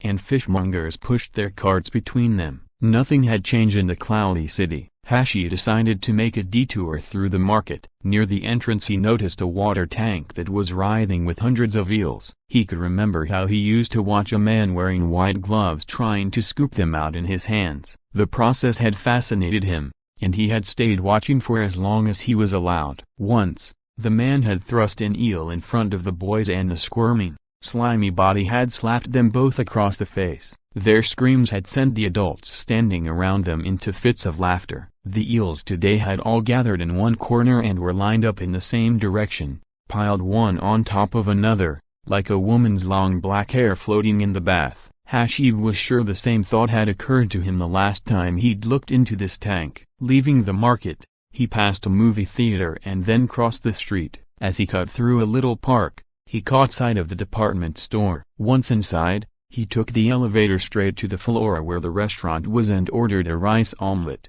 But it was disappointing when it came. Worse, one of the waitresses had started to stare at him, and no matter how hard he tried to avoid her, she was constantly craning her neck around to get a better view. Finally she called another waitress over and whispered something as she pointed in his direction. When they approached his table, he could hear them egging each other on. "You say it." "No, you say it." Hashi stared resolutely at his plate. Sorry to bother you, but you're Hashi, aren't you?" One of them finally managed, her face turning bright red. Hashi wanted to tell them they were wrong, wanted to send them away thinking they'd made a mistake, but he heard himself say something altogether different when he looked up. "Yes, I'm Hashi. What can I do for you?" The two girls clapped their hands and jumped up and down. "You see, I told you it was him." By this time the other customers were looking. The waitresses had already produced autograph books, and the kitchen staff were peering out from behind the counter chattering among themselves. "He looks shorter than he does on TV," someone said. Hashi signed whatever was put in front of him with a practiced hand. A woman in a kimono came up with her child and spread out a handkerchief for him to sign. "Would you mind shaking hands?" the woman asked. Hashi went one better, taking her hand. He gallantly kissed the back of it. At this, there was a general uproar, and the customers and employees, the waitresses, cooks, manager and all came pressing in around his table. "Hang on, folks," he called, standing up and smiling at the crowd. "I'm not going anywhere, so let's just take our time. How about forming a line, and everybody'll get a chance." "Do you like rice omelets?" asked a shop girl as she had him sign the back of her sweaty blouse. Hashi nodded, noticing his own warped face reflected on the back of his spoon. The face was laughing. A business card was shoved under his nose and a man who introduced himself as a reporter from the local newspaper launched straight into a string of questions while a photographer's flash went off in intermittent bursts. "When will your new record be coming out?" the reporter wanted to know. A girl in a school uniform standing behind Hashi was trying to touch his hair, and the next person in the autograph line was a woman with a dye job who wanted him to sign a pair of panties she'd just bought. "I'll sign 'em for you, honey," yelled an old man who had been drinking. "My autograph good enough for you, baby?" Pushed by the crowd, a child started to fall, and its mother, trying to catch it, knocked into a table and sent dishes and bottles flying. One bottle burst as it hit the floor, and the reporter's suit was ruined. "Quit pushing," someone yelled. "So your trip here is strictly personal?" the man continued. The schoolgirls just behind him were taking turns touching Hashi's hair, while the wall of people on all sides grew thicker. Somewhere a child was crying. Hashi went on signing autograph books, scraps of paper, handkerchiefs, satchels, shopping bags, wrapping paper, underwear, blouses, hands, jewelry, socks, and so on. His table had begun to list to one side, and flashbulbs exploded again and again in front of his eyes. A pair of glasses fell from the face of one of the hair feelers, sending her diving down to retrieve them from under a crush of feet. "Would you say there's any connection between your concerts and culture in the provinces?" the reporter was asking as the table went into its final dive. The plate with what was left of the rice omelet, spoon still aboard, came sliding by, giving Hashi a final glimpse of that bulging face. "Who are you?" he murmured at it. What the fuck's going on here?" roared a young drunk, wading onto the scene at this point. "What the broken bar, hey, the minute. You really Hashi?" The funhouse face tumbled with the spoon to the floor where the girl was still groping about in a pool of ketchup for her glasses. You really Hashi?" the young man went on shouting, his feet squirming on bits of rice, ketchup, egg, and broken lens. Hashi nodded. There were fewer ferry boats running to the island than there had been, and the little stand that sold soft drinks and snacks next to the bus stop had been torn down at the stand where long ago the welfare officer had bought Kiku and Hashi a half-melted ice cream. An old familiar sign showing a young girl licking a stick of candy lay buried beneath a layer of dust. The island crouched on the horizon like a sleeping animal. Hashi's reason for going home was simple. He wanted to see the dog. He wanted to see Milk, Kiku's present to him as a child. He liked the idea that the dog wouldn't know he was now a famous singer with over 1 million records sold. He wondered whether Milk would remember him, how the dog would react if the bug inside him really had gained control and he was now someone else. If Milk barked and tried to bite him, then that would decide it. He would give in, become the bug's slave. But if Milk was the same old Milk, whimpering and rubbing against his leg, then perhaps they could go down to the beach and have a romp together. That was all he wanted. That would probably be enough for him to remember a broken bar, whatever it was. Maybe he would recall some shining time, long before the bug was born. Maybe. Aboard the ferry, nothing had changed. The oily smell you'd never got used to, The rusty rails, the frayed seat covers, the rumbling of the engine that shook you deep down. The island grew gradually larger until it filled the windows of the cabin, and Hashi came out on deck. The sea was calm, with only the gentlest swell and almost no spray where the bow cut the water. The breeze carried off the stench of oil and brought a salt sea smell in its place. The green lump on the horizon had gradually taken shape, slowly increasing in substance until now it dominated the whole scene. As it loomed nearer every second, with the engines humming in his gut, Hashi found himself groping for some much earlier memory, but what it was he couldn't think, and all he could call to mind was his first ride on this ferry with Kiku. For a moment, the sticky sensation of the ice cream melting in his mouth came back to him vividly, and his eyes misted over. The ship slowed, and a rope was thrown over to the pier. Halfway up a hill in the distance, the rows of abandoned apartment blocks were visible. "I'm home," Hashi muttered just loud enough to be heard. "Milk," Hashi called as he neared the lane leading up to his foster father's house. The distance from the paved bus route seemed shorter than he remembered it, the slope less steep, but the left bank was still thick with clumps of canna lilies. At one spot where they had been cleared away, a telephone pole had been put up with a small street light attached. Hashi remembered that if you turned to look exactly 3 steps after the pole, you could see the ocean. He stood looking out over the water for a moment and then retreated to the road. On the right bank some white flowers were in bloom, though he could never remember what they were called. He did remember that just where the smell of these flowers was strongest you came to a kumquat tree, and a little beyond it, if you called out "milk," a billow of white fur would come swooping around the corner ahead. Finding the spot, he stood and called the dog's name again and again, but Milk did not appear. "Maybe he's tied up," Hashi thought to himself, but that wouldn't stop him barking. Beginning to feel uneasy, he climbed the last few steps to the house. The styrofoam press Koayama should have been running at this hour was silent. The garden was overgrown and littered with trash, and the doghouse he and Kiku had built was rotting, with ants nesting in the ruins, and Milk's water dish was tipped on its side and covered with mud. Seeing this, and the fact that the house itself was tightly shuttered, it occurred to Hashi for the first time that Koayama had probably moved elsewhere. Still, the nameplate was hanging by the door, and he could see the little metal clips on the gas and electric meters that indicated a recent inspection. In the mailbox he found a notice saying the water supply was about to be cut off. So Koayama was still here. He would have to ask him what had happened to Milk. The door wasn't locked, but when he opened it, the stench made him reel. 5 parts booze and 5 parts shit. Rows of empty bottles almost filled the hallway, whiskey and grain alcohol. Inside, somebody was coughing. "Who's that?" It was Koayama's voice. "Me," said Hashi. For a moment there was silence, and then Koayama appeared, headphones lifted from one ear only. "Hashi, that really you?" Hashi nodded, and the little radio dropped from Koayama's hand. "They just this minute mentioned your name on the radio. It was that Yumimaru who was talking about you." "You two friends?" "Who's Yumimaru?" asked Hashi. "He's that young comedian. You know him?" "Know him?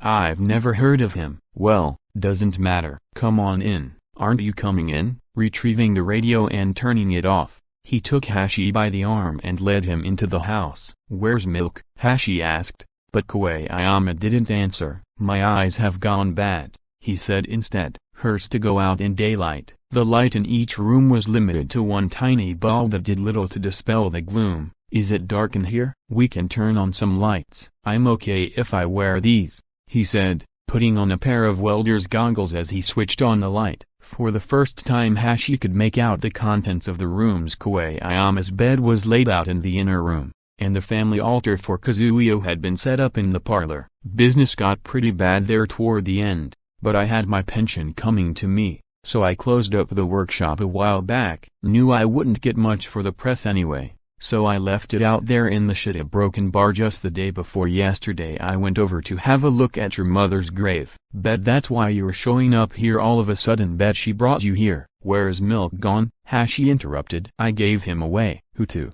"To a guy who works as a guard down at the salt factory. Said he'd make a perfect watchdog, so I gave him away." Shedding the padded jacket and light kimono he was wearing, Koayama pulled a shirt and some pants from a chest and began dressing. "Now you just have a seat and wait for me a minute. I'm going to do some shopping and then I'll be right back." So saying, he bustled out through the door, leaving Hashi staring at the old clothing spilling from the dresser drawer. He pulled out some things, familiar outfits of tiny shirts and tiny pants, 2 sets each. To avoid any hurt feelings, Kazuyo had always bought them both exactly the same clothes, 2 little summer shirts with sailboats on them, 2 checked cardigans, and 2 pairs of shorts, one with a large stain on the bottom of the shorts they had worn the day they'd been attacked by the dogs. Hearing voices outside, he went to the hallway still holding the shorts. There he found a goggled Koayama pointing a finger in his direction. "See, didn't I tell you? There he is, the same Hashi you see on TV." A dozen neighbors were crowded into the area behind him. "Hashi, you sure have done yourself proud," bellowed the old lady who ran the grocery store. Everyone laughed. Slowly they drew in closer. The young man who had opened a shoe shop next to Kazuyo's beauty parlor, the fellow who ran the candy store on the main street, the stationer, the cab driver, and all their wives. After the shoe man had shaken Hashi's hand, everyone else wanted a turn. "Welcome home, Hashi. The whole island's proud of you." Koayama had soon distributed teacups and was on his way back from the kitchen carrying a bottle of sake. "Ain't that the truth?" he was saying. "How do you figure it? 2 brothers, and they couldn't be more different. And you end up being a pride of the island." When we read all those write-ups in the magazines, it makes us feel like they were saying it about us. With the exception of the taxi driver, they all began drinking. Even though it was broad daylight outside, with the shutters closed and the lights on, it seemed like night time. "Have you seen Kiku?" the old lady from the grocery store asked quietly. Hashi shook his head. "They say he's in prison," she continued. "Should have stuck with those sports, if you ask me." Though it was impossible to tell where Koayama was looking behind the dark glass of the goggles, he seemed to be listening to her. Suddenly he turned to her. "Please, let's not mention Kiku. He's brought us nothing but shame, nothing but shame," he blubbered, emptying his cup in one gulp.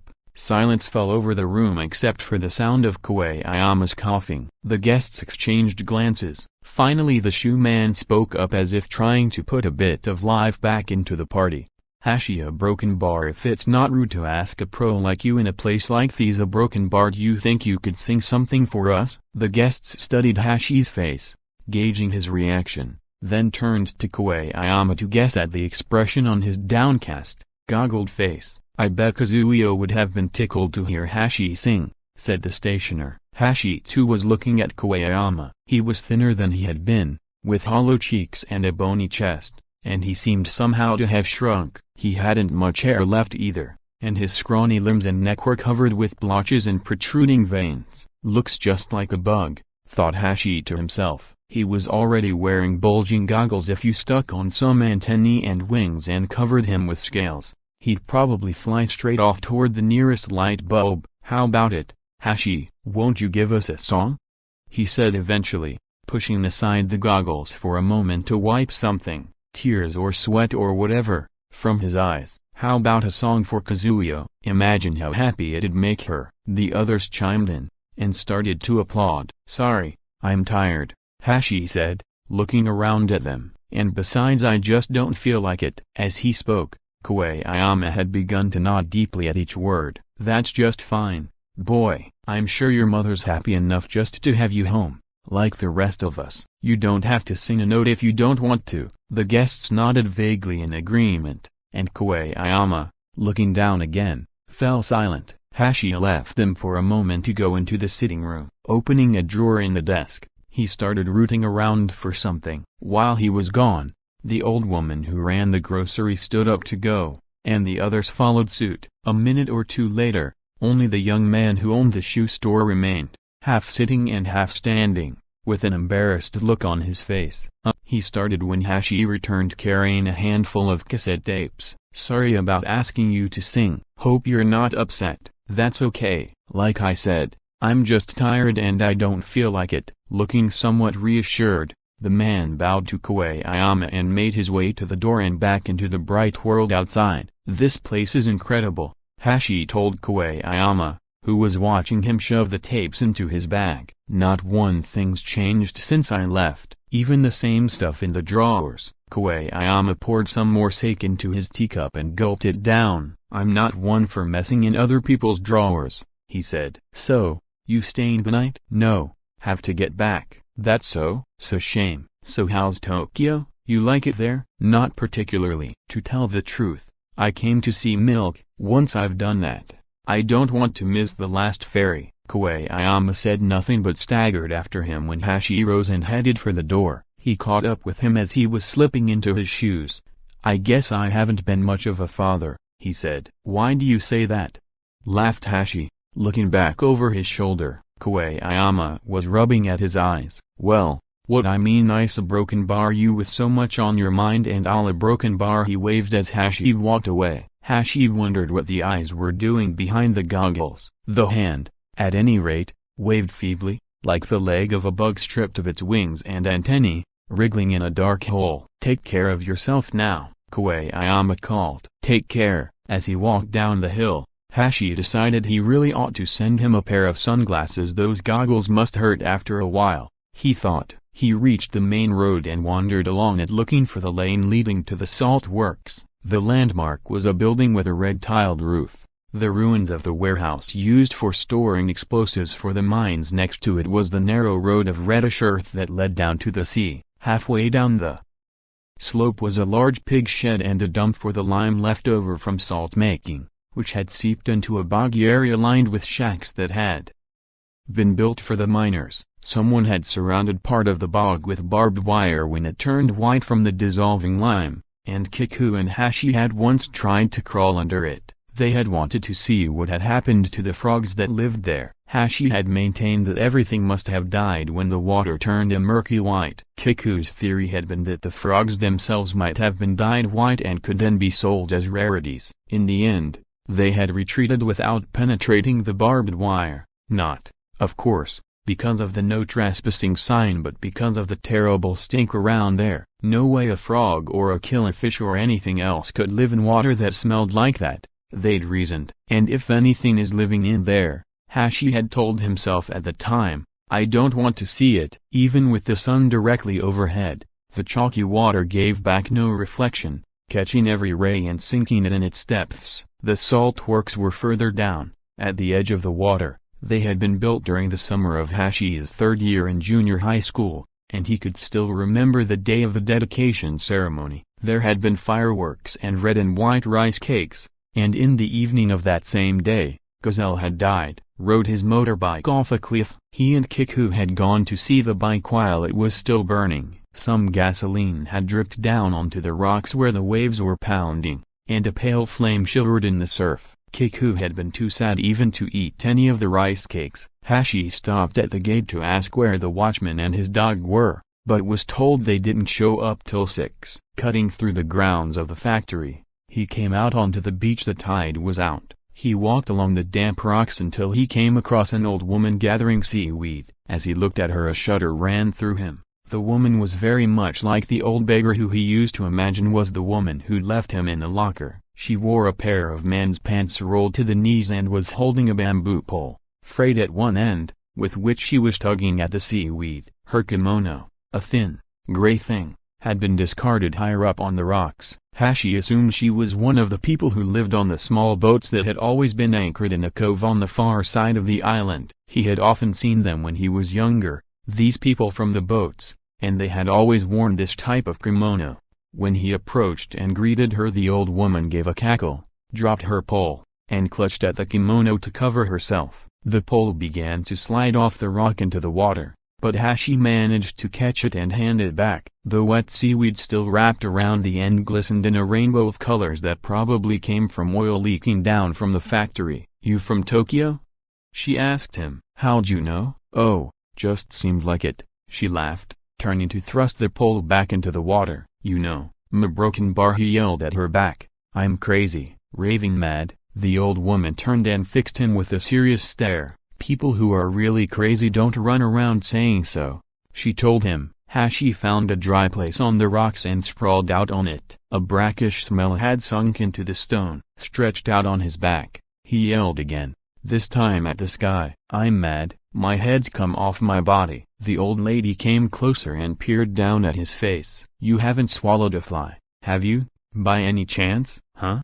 Said Hashi. My son-in-law started acting just like you are now. Crazy. You mean? Yep. And that was what he always used to say. I swallowed a fly. In every 10,000 flies, she said, it seemed there was one that had a human-looking face, and these human-faced flies were attracted by the smell of people's vocal cords, so it happened occasionally that when someone was asleep they'd wander into his open mouth. The vocal cords, apparently, were the sweetest meat on the whole human body. The trouble was, once these human-looking flies started chewing on them, the person would begin to go crazy from all that buzzing going on in there. And in the end he'd lose not just his voice but his mind as well, and the fly was running the whole show. Hashi listened carefully to her story before asking, is there any cure? Nope, none, said the woman. Then what do you do about these flies? Be nice to them. The flies? Sure, get to know them, make friends. That's the only way to go. She laughed. In the distance, a dog began to bark. With a yell, Hashi jumped to his feet. Milk, milk, he called as a white speck appeared on a breakwater across the way. Milk, over here. He started to run, slipping and staggering on the wet rocks. Held in place by a length of chain, the dog could only rise up on his back legs and bark, until finally the little man holding him let go, long white fur billowing. Milk took off like a shot, jumping from the breakwater to the rocks. He charged toward Hashi, barely skirting the spray. The white fur was ablaze in the setting sun. Hashi ran to meet him, arms outspread. That's right, it's me. Nothing. Engines of the UIOMARU at its mooring in Hikadate Harbor had been stopped for a bit of on-the-job training. The 6 trainees in the engineering section were doing some sort of technical inspection while the 9 working toward becoming deck crew had been divided into 2 groups, taking turns with chart work, lore and radar readings, and an oral exam on maritime law. Offering guidance to these last 2 groups, in a near shout, was Captain Ida, the commander of the UIOMARU. Ida, a smallish, taciturn man who had had a career with the Coast Guard, was the sort of unassuming figure who, seen on the street, might have been taken for a rather run-down pensioner. Once he set foot on board the ship, however, he underwent an amazing transformation. The Ida who taught courses in the prison had heavy, sagging eyelids which he scratched continually with the end of his little finger, but with his feet planted on the deck of a ship, his eyelids seemed to snap up, revealing a piercing stare. His voice, too, was noticeably more powerful, though at times his body was unable to keep up with his enthusiasm for training his would-be crew. Apart from these training sessions, however, Captain Ito was hardly ever known to say a word. With its engines cut, the ship was pitching about a fair bit. Kiku and the others were in the crowded wheelhouse gathered around a set of charts making practice entries for compass bearing, speed, actual and calculated position,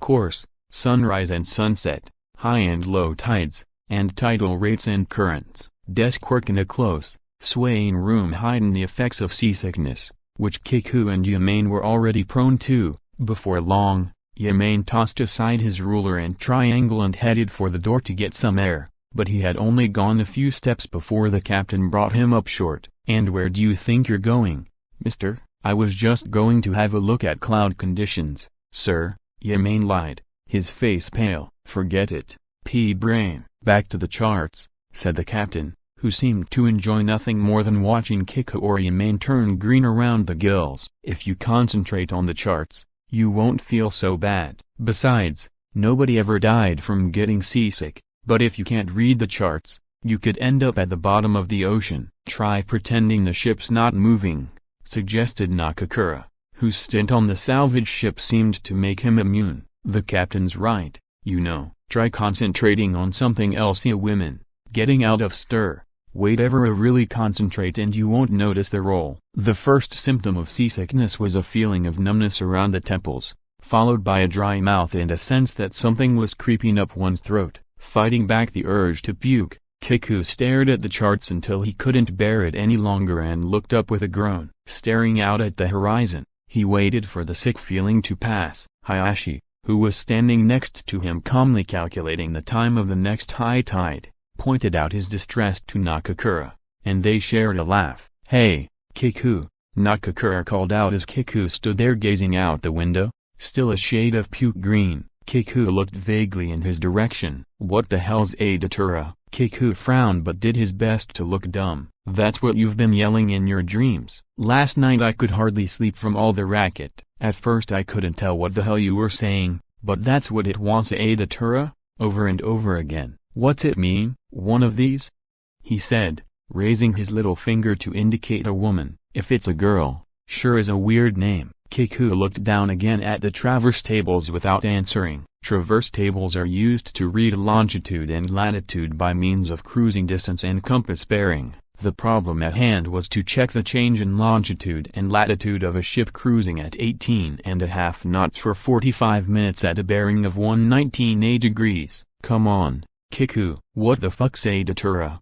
said Nakakura. Nakakura's was the type of face that told even the most casual observer that there were certain people in the world who were capable of murder at the slightest provocation, the least change in temperament or physical condition. There was no saying why exactly, but it was that kind of face. It had started to rain. During lunch, Nakakura and the others had kept after him to tell them what a datura was, so Kiku had lied and said it was, in fact, a woman's name. "I don't know myself if that was her real name. She used to be a model, so I suppose it could have been made up. Back when I was teaching water skiing, I once did it with a fashion model," Hayashi put in, sounding rather pleased with himself. "Know what I found out? When you're doing it, those long legs aren't all they're cracked up to be. If she sticks them up over your shoulders, they get too heavy, and if you do it doggy style, the thighs are so long your dick's too low to get it in." After a morning of training,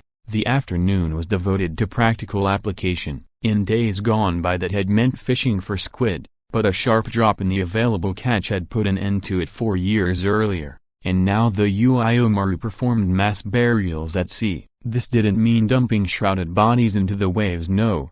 The bodies had been properly cremated on shore and the bones placed in square lead boxes, which were then dropped overboard. The service was aimed at people who couldn't afford a burial plot on land, and as such it was something of a fad. For this part of the ship's duties, there was one more man on board in addition to the captain, chief engineer, 2 guards, and Tadakuro. From supervision, the prison chaplain. The boxes, each bearing a number and a name carved in the side, were loaded one by one while the ship was still in dock. Then, putting to sea, they headed for Cape Hohana, the ship running low in the water with its cargo of lead. Just beyond the cape was the public maritime cemetery, which consisted of a small watchman's shed on shore and an area marked off on the water by yellow rope. The ropes were attached to 4 buoys, on each of which was a sign reading "Persons entering the marked area or abandoning objects without permission will be punished in accordance with municipal ordinances." After getting clearance from the watchman, the ship sailed into the cemetery, where Ida ordered them to drop anchor. Pulling on their rain gear, the trainees assembled on deck and began taking the boxes out of the hold. Each man would carry 1 box up on deck, place it at his feet, press his hands together in a brief imitation prayer, and then toss it in the drink. The chaplain, meanwhile, had begun to recite some real prayers, urging the occupant of each box to sleep peacefully, lulled by the sound of God's own voice the wave and cradled in the arms of Mother Sea, shining with the light of heaven. Kiku and friends were having a competition to see who could throw his box furthest a marine shot put, as it were. Predictably, Yamane was the winner. Kiku thought perhaps his raincoat was interfering with his form. The glassy surface of the sea sucked up the fine raindrops, and everything around had gone gray. The sky, the harbor in the distance, the fog rolling in, the smoke from the incense the guards had lit, the prisoners' coats, and the heavy boxes. The only relief was the white splash that each box made before vanishing beneath the waves. When all the boxes had been disposed of and the guards had tossed some flowers in after them, the captain began barking orders. "Okay, we're heading home. Start the engines, and get all these lubbers to stations." Kiku and Nakakura went to the boat to weigh anchor, and the ship moved out of the cemetery and back toward harbor. As they approached the harbor, Kiku stood on deck and stared at the breakwater along the opposite shore. Suddenly, his hand shot up in a quick little wave, but not quickly enough to escape Nakakura's notice. What was that? Kiku stuck out his little finger. A woman? He nodded. Now Nakakura was staring at the breakwater. The red umbrella? Kiku waved again, and Nakakura joined in as the figure on shore stood watching them through a pair of binoculars. It was Anemone. So this babe of yours is in Hokkaidate? At this point Hayashi and Yumane came by carrying some old tires that were hung over the side to protect the hull while they were docking. Kiku's girls come out to watch. Nakakura told them, let's all yell her name as loud as we can. Should give her a bit of a thrill. They nodded. You'll get us in trouble, said Kiku, trying to stop them, but it was too late. Waving their hands frantically, all three cried out at the top of their lungs, Datura. The red umbrella waved merrily in response. Kiku was writing a note. Dear Anemone, at long last we'll be leaving next week on our shakedown cruise. We're due to be gone 9 days. I'm so excited I can hardly stand it. Our ports of call are the same as I wrote earlier. There've been no changes. When he was finished he looked up, seeming to notice for the first time that there was sunlight streaming into the room. Hopping up and going to the window, he looked out on a world of bright light and deep shadows. Summer! He shouted. Asshole! Muttered Nakakura, sprawling on the floor. Hayashi and Yumane laughed. Hadn't you noticed? It's been summer for weeks. Scratching his head, Kiku gave the wall a few kicks. Could you keep it down? Said Yumane, looking at him a bit suspiciously. What's all the excitement about anyway? Nothing, just that I'd forgot about summer, and I love it. Nakakura rolled over, his tongue clucking irritably. Asshole, he repeated. Summer in jail is hell. Man, look at these windows. No screens. At night you're soaked with sweat and covered with mosquitoes. Like I said, hell. Just then a guard opened the peephole in the door. Koeyama, out now. You've got a visitor. Visitor? Shit. She's here almost every week, grumbled Nakakura, getting to his feet. That little Miss Datura is a sweetie, isn't she? Kiku buttoned up his uniform and was about to leave. Seems it's your brother, said the guard. My brother, Hashi, said Kiku, stopping short. The guard nodded. The same. I've seen his picture in magazines. Some kind of singer, isn't he? I don't want to talk to him, said Kiku, heading back into the cell, but the guard grabbed his arm. You don't have to stay long. Seems he's sick. When Kiku entered the visitor's room, there was no sign of Hashi, just a large woman with slanty eyes. Thinking they'd put him in the wrong room, he was turning to go when the woman spoke. My broken bar. Hashi's a broken bar, she said, stopping him in his tracks. He suddenly remembered the woman he'd seen with Hashi on TV, the one he'd married. He turned back to look at her but didn't sit down. He was here till just a minute ago, she told him in her deep voice. She rubbed her lips together to smooth the dark red lipstick, looking up at Kiku and motioning him into the chair. I tried to make him stay, but when he heard you coming down the hall, he ran off saying he had to go to the bathroom. He's scared stiff of seeing you. When she moved, the smell of cigarette smoke and perfume wafted from her body. Kiku said nothing. Neva sat, hands clasped under her purse, darting glances at the ceiling or door from time to time. She seemed glad there was a rusty screen between them, making the suffocating closeness a bit easier to take. Who are you? Kiku asked. Neva gave herself a little shake before meeting his gaze. I'm Hashi's wife, she said, calmly and clearly. Up to this point she had been on the verge of tears, but the words seemed to restore her composure. Hashi is exhausted, she went on. He began acting a bit strange a few weeks ago. He's been on tour without a break for months, but till recently there was no sign of any problem as long as he was on stage. Then some of the staff began to notice that he wasn't calming down after the concerts, and he'd stopped talking almost completely. He seems on edge most of the time. When we were in Kyushu, he suddenly decided he wanted to pay a visit home, and he came back from the island in much better shape. But it wasn't long before he began complaining of insomnia again, and he was taking more sleeping pills than before. The doctor said he should take a break from work and have a thorough checkup, and I suggested we cancel the few shows left on the tour and go away somewhere, but he wasn't interested. He wanted us to book more dates for the tour. He said it was only the concerts that were keeping him alive. And it's true, when he was on stage he was the same old Hashi, but the rest of the time he just shut himself in his room and sat in the corner talking to himself. When I went in to try to talk to him, It was like he didn't even know I was there. The last few days he's taken to sticking black paper over the windows to make the room dark. What does he do in his room? Kiku asked. He listens to tapes, said Neva. And usually that wouldn't matter, it's part of his job, but the stuff he listens to is weird animal cries, helicopters, water dripping, the wind, things like that. He brought them back with him after his trip home, and he bought a bunch of sound effect tapes to add to them. That's all he listens to. Then, the day before yesterday, he suddenly decided he wanted to come see you. He wouldn't tell me why. Not that he tells me much of anything anymore. A broken bar as she finished speaking. Neva noticed Kiku's eyes shift slowly from her face to the door behind her, and she turned to look. Hashi, white-faced, in a white ostrich feather jacket, was standing there with a little cellophane bag of white pills he'd just taken from one pocket. Neva gave a shout when she saw him tear it open and raise it to his mouth. One of the little capsules fell to the floor as she tried to pry the others loose, and Kiku watched it roll away like a fat grain of rice. Then, while the two of them were still wrestling together, he walked to the door, knocked on it for the guard, and left the room without even glancing back. If he hadn't knocked over his chair when he stood up, Neva wouldn't have seen him go. All done?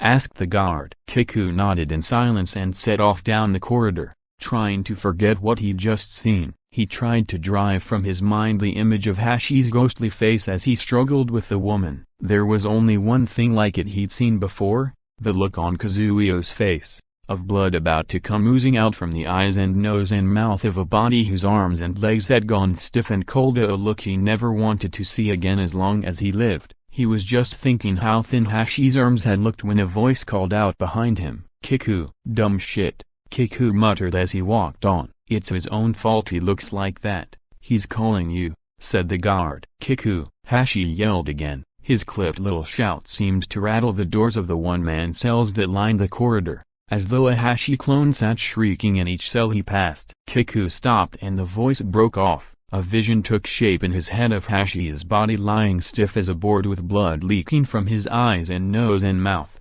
and with a shudder he ran back toward the visitor's room. Don't die, Hashi, he thought, running as fast as he could. It took the guard a moment to unlock the door, but when Kiku burst into the room, he found Hashi plastered limply against the wire screen, hanging like a monkey in a zoo. His eyes were wild and staring, his jaw working as he chewed at something. Kiku caught a glimpse of a white paste in his mouth, the pills he and Neva had been fighting over. Neva was standing to one side, her face buried in her hands, and Hashi suddenly jerked his head in the direction of the door, signaling her to leave. For a moment she hesitated, looking back and forth between them.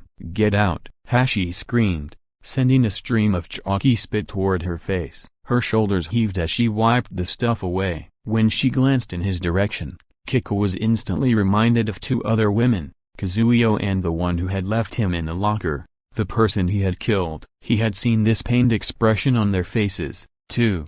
Get out, Hashi repeated, but Kiku shut him up by punching him hard through the wire barrier, sending him sprawling back against the wall. Neva was about to go and help him when Kiku stopped her. Sorry, but you'd better leave us alone for a bit, he said. Hashi lay on the floor rubbing flecks of rust from his eyes, then eventually staggered to his feet. He wiped his lips with his jacket sleeve, leaving an ostrich feather stuck to the corner of his mouth, and slumped onto a stool. Why'd you hit me? He asked. Since when did you start playing Mr. Tough Guy with women? Kiku countered. You didn't hurt me, you know. I'm too spaced out for that. Hashi still hadn't raised his eyes, and they remained firmly fixed on his lap as he continued. So, you're looking pretty fit. You know, this is the first time you've ever hit me. I've seen you hit plenty of other people, but never me. Broken bar until now. A broken bar. Kiku, I wanted to see you. He stopped suddenly and looked up, his eyes pleading. It was an old trick, one he had learned in dealing with adults long ago at the orphanage. He would begin talking, voice low, and then slowly, timidly, look up to catch their expression. In that instant he could judge the other person's attitude. Was he liked? Was he loathed? Would they treat him kindly, or were they going to hurt him in some way? Kiku, what kind of person was I? I don't know anymore myself. What was I like? Forget that for a minute. What I want to know is why you've come. said Kiku. "I've changed. I'm not the same as I was a broken bar. Hey. You remember the time we went to check the results of the entrance exams for high school? Kazuyo wanted to go with us, but her low blood pressure used to make her a bit sluggish when she took a bath in the morning, so we went without her. You remember? The bus was really late, so the guy with the jeep from City Hall gave us a ride. You remember all that? You've been back to the island, haven't you?" said Kiku. "Did Neva tell you? How was Milk?" "Fine, and he remembered me." "I'm sure he still remembers you too. I ran into the old lady who had that grocery store. She said I'm the pride of the island. Said you put them to shame." Kiku was quiet as he watched a smile curl the corners of Hashi's mouth. "You know, I thought you'd look worse than this," Hashi continued. "Surprised me to see you looking so good. You looked like hell during the trial, and I thought maybe if you were still having a rough time, it might help to think through together this problem I've been working on. It's that sound, you know, the one. The doctors played it to us in that room. You don't remember?" "I remember." Hashi looked up again, startled. "You do?" Kiku nodded. "Then what was it?" "What was the sound?" "I've forgotten." "But when did you remember that they were playing a sound for us?" Hashi pressed him. "After I shot that woman. I heard the same sound for a long time after that, but it's gone now." Hashi began to tremble as Kiku spoke. His eyes opened wide and he started to fidget,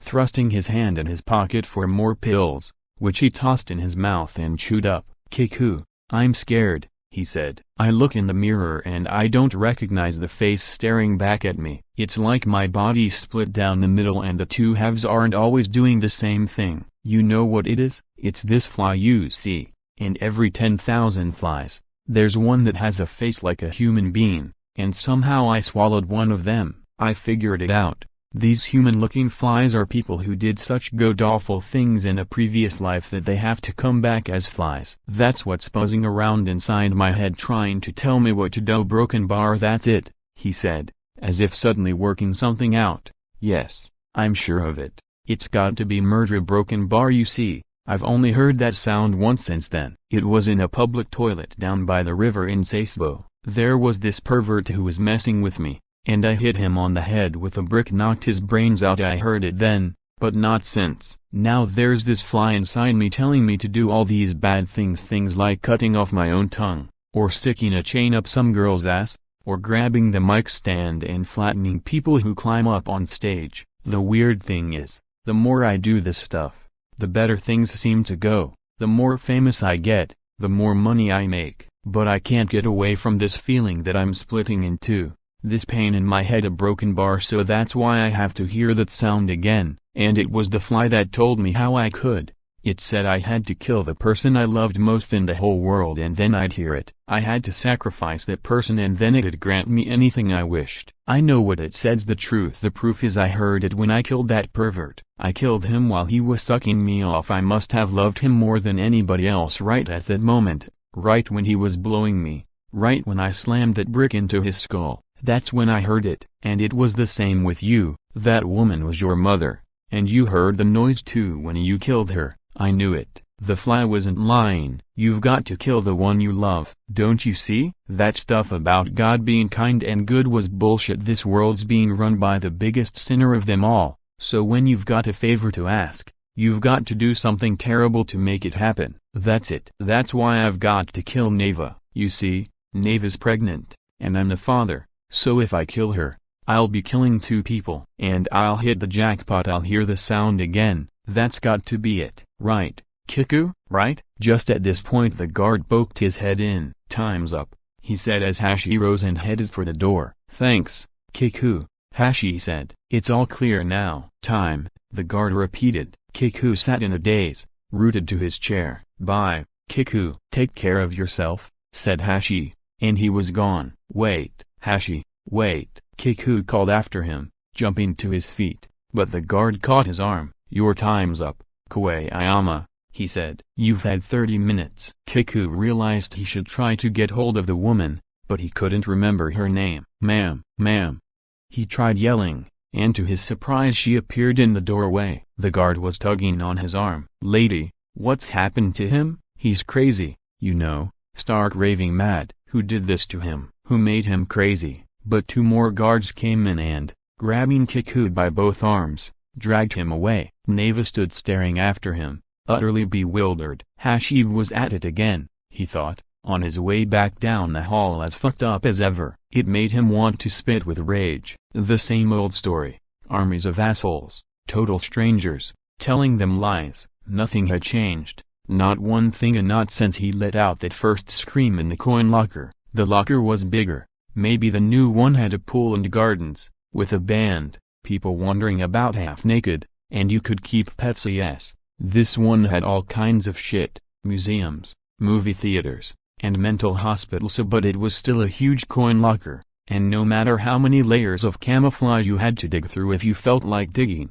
in the end you still ran up against a wall. And if you managed to scramble up the wall, there they were with those sneering faces ready to kick you back down, knock you down and knock you out. And when you wake up it's back to jail, back to the boot house. It's all cleverly hidden behind potted palms and sparkling pools, behind cuddly puppies and tropical fish, movie screens and exhibitions and layers of smooth lady skin. But behind it all there's always the wall, the guards prowling around, the high watchtower. Whenever the gray fog lifts for a second, there they are, the wall, the tower. They scare you stiff, they make you mad, but there's less than nothing you can do about them. And when you can't stand it anymore and the fear and rage get you moving, get you started doing something, there they are again, waiting for you. The prison, the nut house, the lead box for your bones. There's only one solution, one way out, and that's to smash everything around you to smithereens, to start over from the beginning,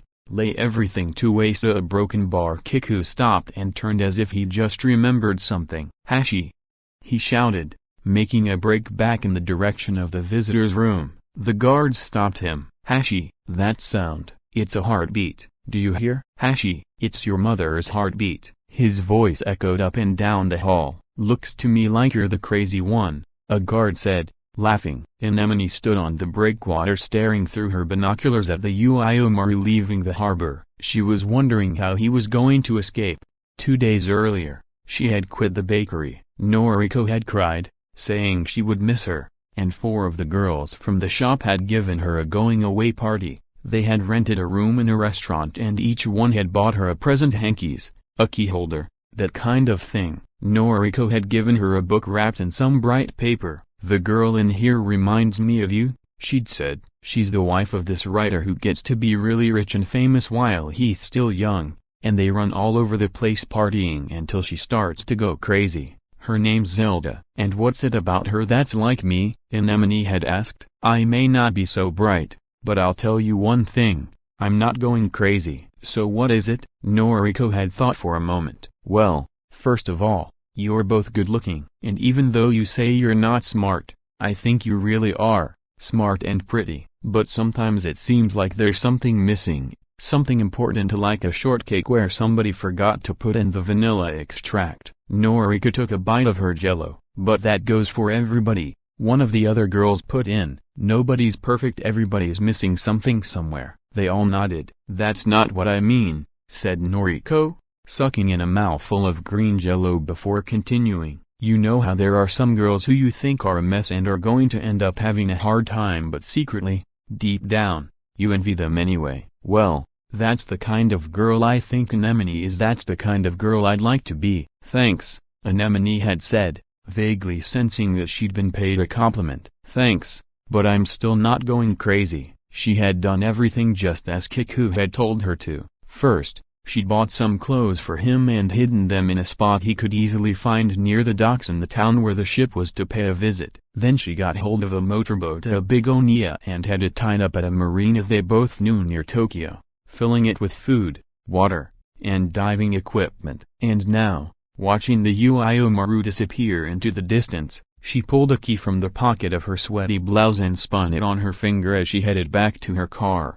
a red, 4-wheel drive Land Rover with Datura painted on the side. But how was he going to escape, she wondered, as she started the engine and set out for the ship's first port of call. She opened the windows, but the sweat had already soaked her underwear. The countryside shimmered in the air above the steamy asphalt. It was the season when crocodiles thrashed their tails in the water with glee, the season she had first met Kiku, Summer. The book Noriko had given her lay on the seat next to her. Bored with waiting for Kiku's ship to finally leave the harbor, she'd thought she might have a look at it, but the small print had made her eyes ache and she'd given up almost immediately. Now, as she drove, the pages flipped open in the wind, and when she stopped at a light, a line caught her eye. She liked the sound of it and whispered it to herself as she waited. There's nothing attractive about a serious girl, and so I have no desire. Had started going to a yoga for pregnancy class. Hashi had fallen into a serious depression during a 3-week break between the end of the concert tour and the beginning of recording sessions for his next album,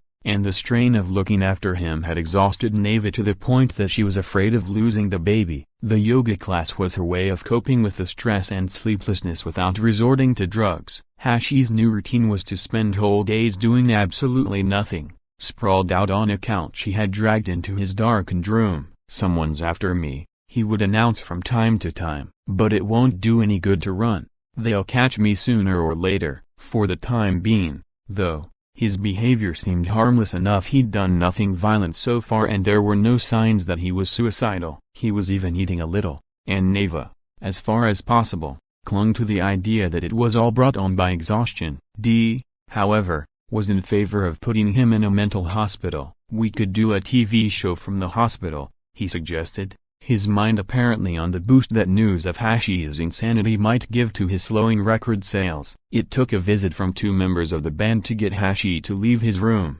Taru had brought a present with him, a harmonica. "Music is the best cure for anything," he said. Hashi seemed to perk up and immediately started playing a blues in G. Matsuyama got a guitar they had hanging on the wall. Taru picked up some bongos lying on the floor, and suddenly they had a jam session going. Neva was thrilled as she watched Hashi play. His eyes were closed, and there was a contented look on his face she hadn't seen in a long time. "If playing really has this effect on him, we ought to book more concerts right away," she thought. Piggybacking on the blues they'd been playing, Taru started a song about a down-and-out musician riding the rails. "Deserted station, the dead of night, and I'm tossing down this tattered bag. The train roof's high, the platform's low, gently does it, go easy now, gently does it, treat it nice. That's a clarinet I've got inside, cracking the mouthpiece cuts like a knife. Take my music and you take my life. Without it I'm a broken man, standing there without a hope. Lights go flying away in the dark. Red one's my lover, blue one's my heart." A broken bar. Neva's applause drew an embarrassed laugh from Taru. "Hashi, since when did you start playing harmonica?" he asked. Hashi, however, was still going strong and didn't seem to hear. "You'll have to do something with it for the next tour," said Matsuyama. This time there was the vaguest of nods from Hashi as he continued to play a riff from Midnight Rambler at an incredibly fast tempo. Watching him sitting hunched over the harmonica, Neva recognized a feeling that she had all but forgotten, the feeling she'd had the first time she'd heard him sing, the one she'd felt the first time he took her in his arms. She had felt she could now forgive herself, free herself, be good to herself. She remembered how she had resisted the idea that a man so much younger than her could have such power over people. She remembered thinking that he had come out of nowhere, survivor of some early trauma she could only begin to imagine, and that the waves he gave off when he sang were his attempt to soften the memory of that time. But she didn't believe that anymore. Hashi's hell wasn't behind him, it was still there inside him, like a malignant growth, and he sang to get this torment out of him, to spread it around, so as to retain some sort of balance. "I'm beat," Taru said finally, and Matsuyama nodded. "I'll make some tea," said Neva, hurrying into the kitchen. As she was waiting for the water to boil, she heard first the drums, then the guitar, stop playing. She listened to Hashi's harmonica playing on alone, thinking how happy she was. But just as the apple tea had finished brewing, Matsuyama came into the kitchen looking worried. "What's wrong with Hashi?" he asked. "He's been a bit tired lately, but your visit's done him wonders." "I haven't seen him look so good in ages," said Neva. "Look so good? He looks like hell, like he's out of his mind." "Go take a look. He's playing so hard his lips are all bloody." Taru told him to cut it out, but he doesn't seem to even hear. When they went back into the room, Taru was sitting with both hands held out above him in a gesture of despair. A bright red smear was spreading from Hashi's mouth. "Hashi!" Neva shouted, but there was no response. "You want us to stop him?" Taru asked. "If we don't do something, he'll cut himself to shreds. Please," she whispered. Taru moved in on him, but as he reached out to take the harmonica, Hashi's leg snapped out, catching him in the stomach. With Matsuyama circling behind him, Hashi edged over to the window, keeping his back to the wall, but Taru jumped him, grabbing him by the hair and throwing him to the floor. Even on the ground, though, he kept the harmonica pressed tightly to his lips, playing as best he could as Matsuyama tried to pry it from his hands. Neva covered her ears to shut out the screeching chords that, combined with Hashi's voice, were like the squeal of an animal being strangled. Finally, Matsuyama managed to extract the blood-stained harmonica from Hashi's grip. "You dumb fuck, what the hell do you think you're doing?"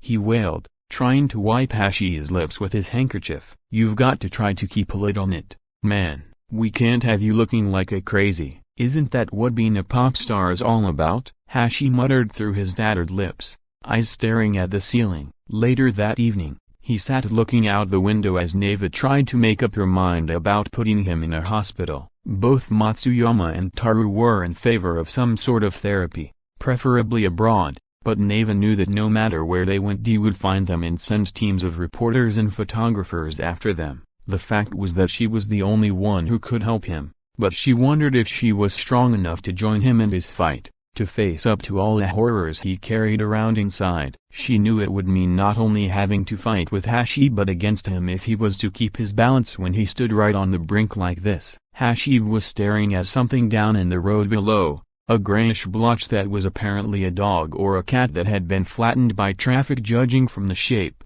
it was probably a cat. He stared at the spot for a long time, then abruptly left the room. Neva knew exactly what he had gone to do. He was going out into the street to scrape up what remained of the animal and bury it somewhere. She knew because he had a habit of burying dead moths and cockroaches and mice whenever he came across them. After a while he returned, face white as a sheet, but Neva ignored him and went into the bedroom, where she soon fell asleep over a book on pregnancy. She awoke some time later with a strange feeling. The sight of Hashi standing beside the bed startled her and she almost cried out. His whole body was shaking. Screwing up what courage she could, she looked straight at him. "Neva, how's the baby doing?"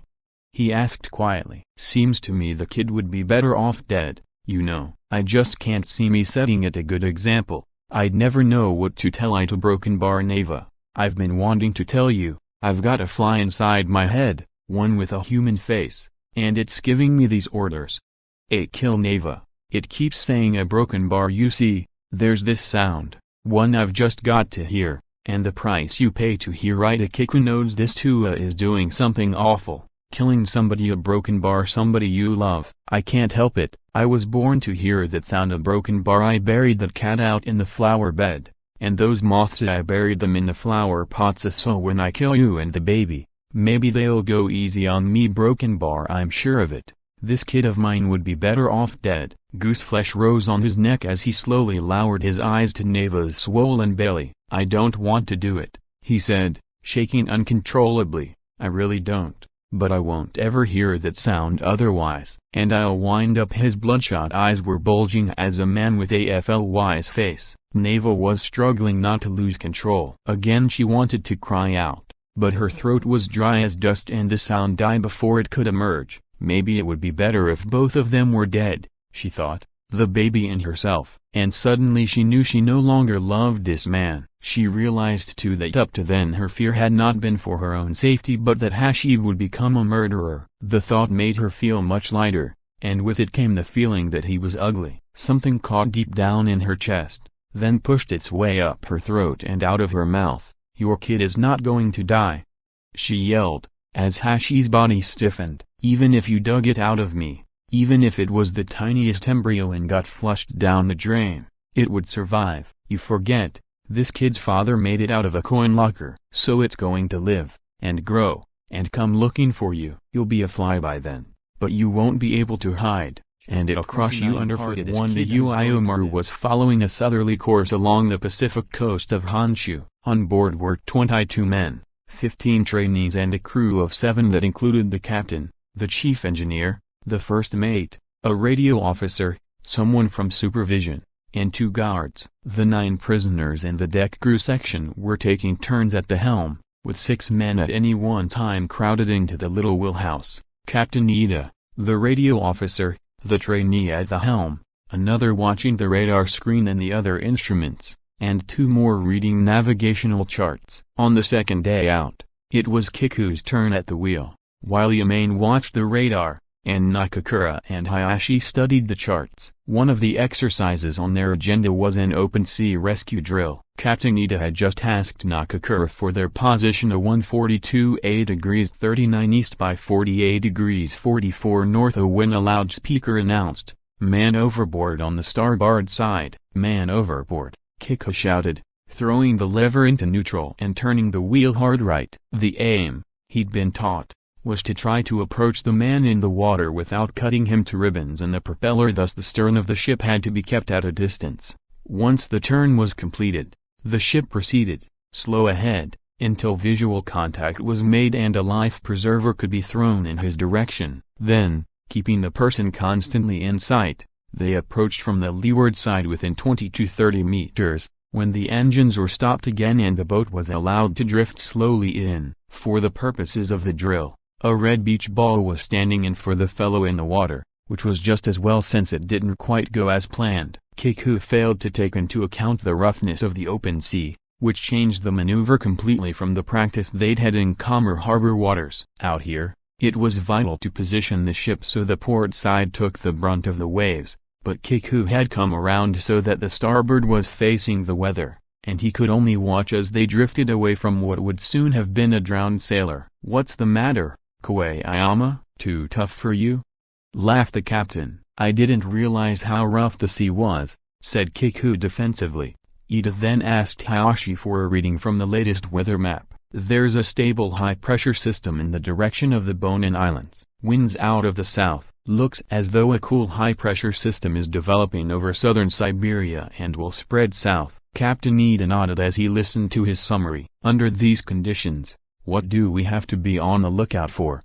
he asked. "Squalls," Nakakura almost shouted as the radio officer started giving the local maritime weather forecast. "A small typhoon has developed, but it's expected to fizzle out somewhere south of Okinawa without making landfall." Outside there was a hint of a breeze, with an occasional school of flying fish breaking the surface of the sea, but the wheelhouse was stifling. Sweat dripped in steady streams onto the charts, and Kiku's arm rose at regular intervals to wipe his forehead with his sleeve as he stared at the gyro compass. The third night, they put in at Shichigahama in Magi Prefecture, anchoring against a seawall lined with drab-looking warehouses. Once the mooring lines had been secured, there was a buzz of excitement among the prisoners. This was the night they were allowed to have visitors. Those whose family and friends had applied in advance were given an hour with them after dinner. As the sun set, the visitors gathered on the road that ran along the breakwater while the guards checked names and numbers against their list. Finally, they began calling the prisoners' names one by one until everybody except Kiku had gone ashore. Yamane was met by a woman holding a baby, presumably his wife. A young couple, a brother or sister and spouse, had come to see Hayashi, and Nakakura had his mother. When his name was called, Nakakura had hesitated, a less than happy look on his face. The streetlights behind had turned this scene of muffled reunions into a cluster of shadows, though Kiku could just make out Yamane holding his child overhead. "Feeling a little lonely?" asked the captain, coming up beside him as he stared across at the laughing shapes. Kiku turned and for a long moment studied the captain's sunburned profile. "Seems like they're enjoying themselves," he said at last. "They tell me you're an orphan," said the captain, the reflection of the town's lights playing on his face. "Must be tough, in a lot of ways." The lights formed a shimmering pattern that made it seem as if his expression was constantly changing too. "I've known 2 orphans in my life," he continued. "Both of them had a rough time of it when they were young. It used to be, in the old days, guys like that couldn't even get a job in a big company, just because they had no parents. So my 2 friends, both of them, ended up getting pretty messed up. I've heard it said there are 2 types of orphans, guys who spend their whole lives fighting against everything with all they've got, and guys who are always trying to put one over on everybody. How about it, Koayama? Which kind are you?" The captain's deep, rasping voice was somehow reassuring. The salt breeze had begun to cool Kiku's overheated body and soothe the fatigue from the day's sailing. "You got me," he said. "Fair enough. No reason for you to know yourself, and anyway, I imagine both types get lonely just the same." Kiku said nothing. "You see that?" the captain went on, pointing at the silhouettes lined up on the seawall. "That's family. I've got 2 daughters myself, and a grandchild on the way. Now I know you may have come this far all on your own, but that's no reason you can't make yourself a family in the future. Koayama, my boy, that's what you need to do. Make yourself a family that starts with you." Kiku was trying to make out Yamane, Nakakura, and Hayashi among the shadows. Eventually he noticed Hayashi sitting with his legs dangling over the wall, holding a scrap of paper that appeared to be a photograph up to the light. Yamane, his baby riding on his shoulders, was waving in Kiku's direction. "Hey, Kiku, come here a minute," he called. "Go on," said the captain, patting him on the shoulder. Yamane met him as he came ashore. "This is my son," he said, proudly holding out the baby for his inspection. "I'm going to make a real sailor out of him. Kid's not even a year old yet and already he can swim." There was an enormous grin on Yamane's face. Kiku leaned down and pressed his ear against the little chest. Startled, the baby began to wail. "Could you hear it?" asked Yamane. Kiku nodded, as his friend swung the boy about and broke into song. "I'm a child of the sea. Here among the pines, by the sounding sea." A broken bar the song drifted over those around them, bringing a smile to the captain's face as he stood listening on the deck. After a few bars, he joined in loudly, and Kiku too began to sing, though more quietly. There was a round of applause when the song was over. Kiku noticed 2 beams of bright light running along the road. The headlights swept over the warehouses, bringing the gray walls into focus for a moment and deepening the shadows on the seawall before disappearing again. He caught just a glimpse of a red Land Rover as it sped past, sending a crimson ripple through the damp gray harbor night. "Anemone," he told himself, thinking of her warm, slippery, and delicately tapering tongue somewhere nearby. The trainees were assigned to simple bunks that had been rigged, for the purposes of the voyage, in the ship's hold. The hold,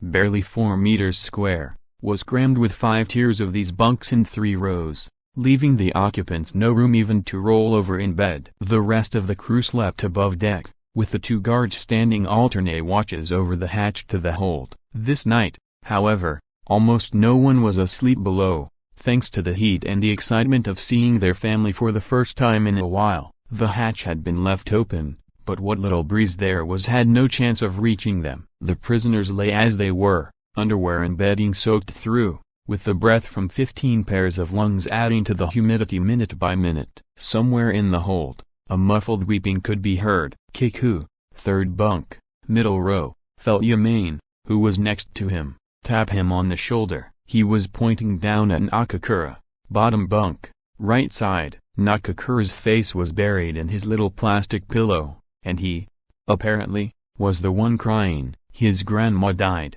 Yamane whispered. He was real close to her. He had some kind of fight with his mother just now. Poor guy. Kiku, however, cut him short, claiming that Nakakura's troubles didn't interest him and that he was sleepy. "It may seem like it's too hot to sleep, but if we don't get some shut-eye, tomorrow's going to be hell," he said, eliciting a nod from Yamane. Nakakura went on crying for quite a while. Shichigahama was the end of the line for the Uiomaru. From here they would turn back toward their home port, so if there was going to be an escape, this was his best chance. According to the plan, Anemone would have cars hidden in 3 separate spots between here and Tokyo. All he had to do now was wait until everyone was asleep. Soon he could hear deep, regular breathing all around him in the dark. Then, just when he was about to get up, he saw Nakakura dart furtively from his bunk. As he went by, Kiku reached out and clapped his hand on his shoulder. "Where are you going?" he whispered. "To take a piss," Nakakura said, but when Kiku let him go he bypassed the head and shot up the stairs that led to the deck. Beginning to feel nervous, Kiku shook Yamane awake. "Yamane, Nakakura's making a break. We've got to stop him." As quietly as he could, he hopped down from his bunk and made for the hatch. With only his head poking through, he could see Nakakura, crouching in the shadow of the bridge, watching the guard on the seawall chatting with the cop from the police box in the street beyond. They were fishing as they talked to help pass the time. Now and then the guard would glance in the direction of the ship. As Kiko watched, Yamane stuck his head up beside him. "Nakakura, don't do it," he hissed. Merely being discovered on deck would be treated as an attempted escape, meaning, at the very least, that he would automatically lose the right to sit for his seamanship test. Even at a distance, they could see his back was heaving. There was clearly no way to climb up the seawall without attracting the guard's attention, and the only other option of slipping over the side into the water would involve hanging from the rail on the port side, which the captain might notice if it made them roll a bit. Just then Kiku heard a car engine race. Shit, he thought. He knew Anemone had been watching from a building somewhere nearby, and as soon as she saw Kiku come up on deck she was supposed to create some sort of diversion. She must have mistaken Nakakura for him. The Land Rover pulled up on the far side of the seawall, and he could hear her voice. "Excuse me, there's some kind of fight going on at the Seamen's Club," she said, and soon Kiku could hear 2 sets of feet hurry off. While he was debating what to do, Anemone came running back. "The officer says he'd like you to give him a hand," he heard her tell the guard, knowing that she would do her best to drag him off to the phony fight without giving him time to wake the other guard on board. So he should probably get a move on and just take Nakakura along with him. But then again a broken bar, Anemone's footsteps, still running, were joined by the sound of the guard jumping down into the road. Kiku made up his mind, to hell with Nakakura. If he didn't go now there might not be another chance. But just as he was about to sneak out on deck, Nakakura leapt up handed with an AUDIOBOOK. Dived over the rail into the water. Kiku ducked his head back down as lights in the wheelhouse came on. A moment later, the captain and the supervisor burst through the door, and the guard reappeared on the wall. Nakakura, making a hell of a racket, was frantically kicking the water. "That's fucked it," Kiku muttered. Coming up on deck, a searchlight had come on, and the supervisor was pointing it over the rail at Nakakura. By this time Yamane and Hayashi had also emerged from the hatch, but, seeing them standing around, the guard came running up, nightstick waving, and told them to get down below. As he was heading back to the hatch, Kiku saw Anemone's pale face appear above the sea wall. Realizing that Kiku wasn't the guy in the water, she checked the deck, just in time to see him wave her off before he disappeared down the ladder. She lowered herself back onto the road and started the engine, and as the guard clapped the hatch shut over Kiku's head, he heard the Land Rover roar away, with the captain's voice bellowing in the background. "Nakakura, grab the fucking hook." The ship was 4 hours late leaving port the next day due to the inquiry into Nakakura's little adventure and the obligatory report for the detention center. In the end,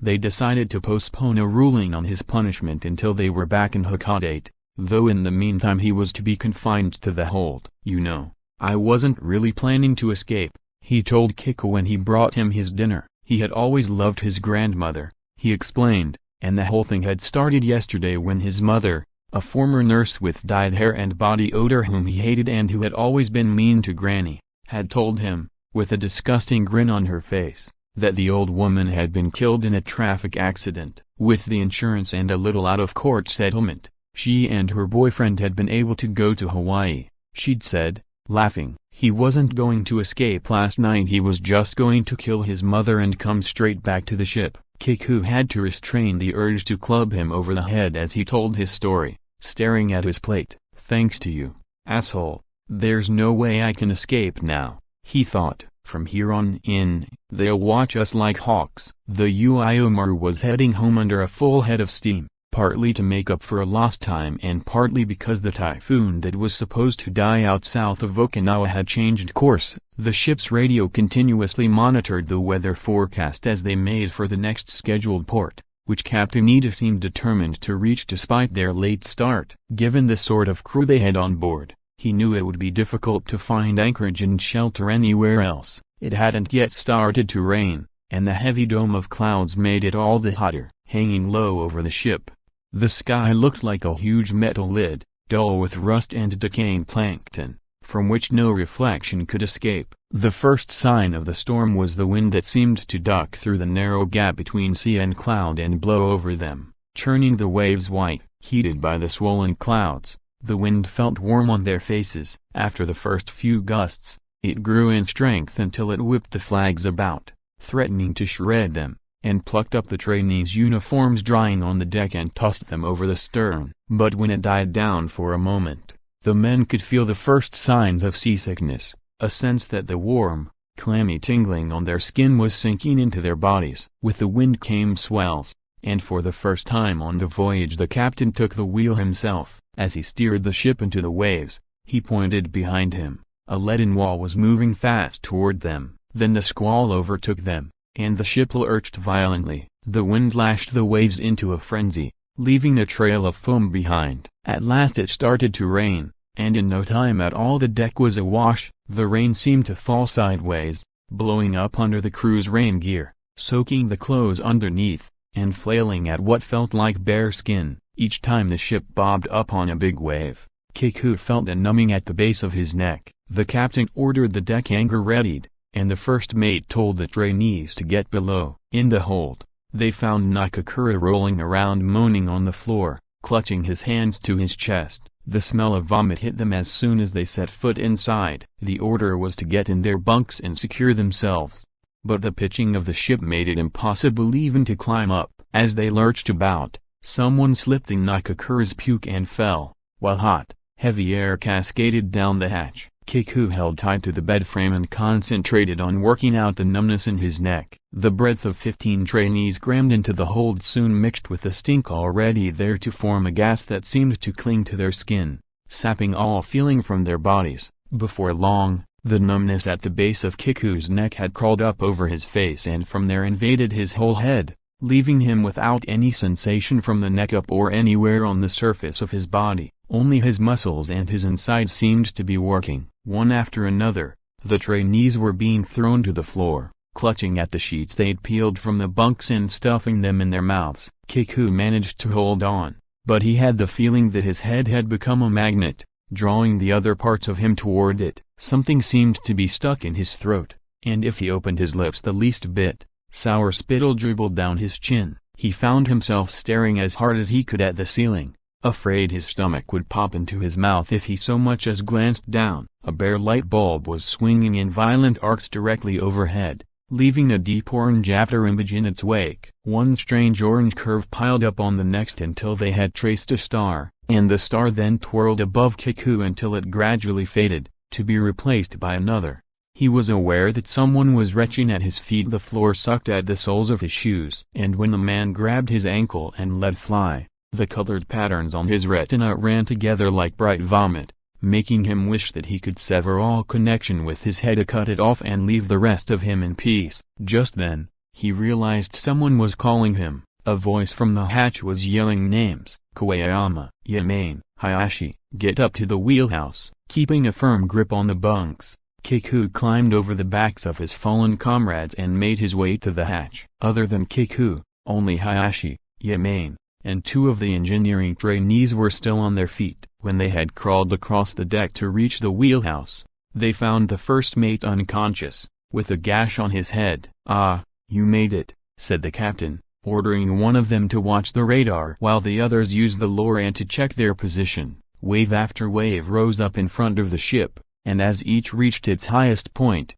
the wind would shred the crest into strands of glass and blow them off to leeward. The fine spray from this made it impossible to tell whether the drops hitting the windows of the wheelhouse were rain or seawater. Still, the trainees who'd made it outside were sure they were better off here, wind, waves, and all, than down in the filthy hold. The feel of the storm on their faces had even relieved their seasickness a little. "What a bitch," the captain muttered. The ship seemed to be making almost no headway, it being all he could do to avoid being broadsided by incoming waves. The radio reported that a small craft warning had been issued urging ships to seek shelter at the nearest port. The captain ordered Hayashi to find the closest harbor. "Ishinomaki," Hayashi answered after a moment. The radio officer tried to raise the Coast Guard station, but their frequencies were apparently overloaded since there was no response. Next he tried the fishing co-op in Ishinomaki, asking for permission to make an emergency call and for a guarantee of anchorage. The co-op reported that fishing boats were fast filling up all their space, and they should get a move on if they wanted one of the remaining berths. The sea was churned snow-white, and the foam from the waves skittered across the surface ahead of the wind. Yemaine shouted that there was a blip on the radar that seemed to be dead in the water, just as an SOS began coming in on the radio. An 8-ton fishing boat was sinking. Present location: 142A degrees 18 east by 38A degrees 58 north. They need help, said the radio officer, and they're just 0.8 nautical miles to the northeast. The captain, however, ignored the report, paying no attention to the shocked looks they all gave him. "We'll maintain this course," he announced. "The storm's picking up and we've got no time to lose on a rescue. They want us in Ishinomaki by 1905 hours. Anyway, the Coast Guard will be out after them. Get on the radio and let them know about this, and if they're still not answering, ask the fishing co-op to contact them.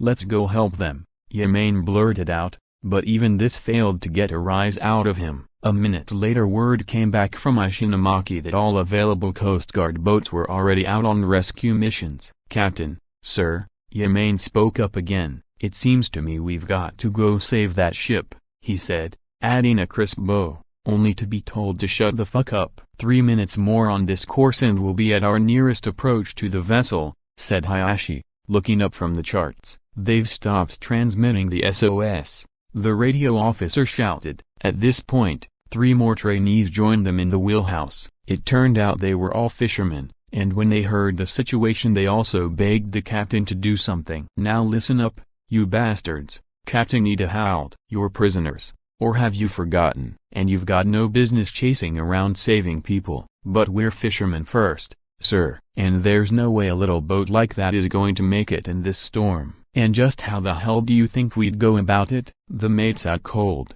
and I've got to steer." "Who's going to do the rescuing?" "We will," said Yemaine, feeling that the captain was beginning to relent. "There they are," Hayashi cried, as a plume of orange smoke became visible off the bow. The captain called Yemaine over and began shouting in his ear. Yemaine nodded several times, then turned to ask Hayashi to fetch some metal cable they had stored below. "And while you're at it, round up 5 or 6 guys who look like they can still stand up," he added as Hayashi went off in search of the cable.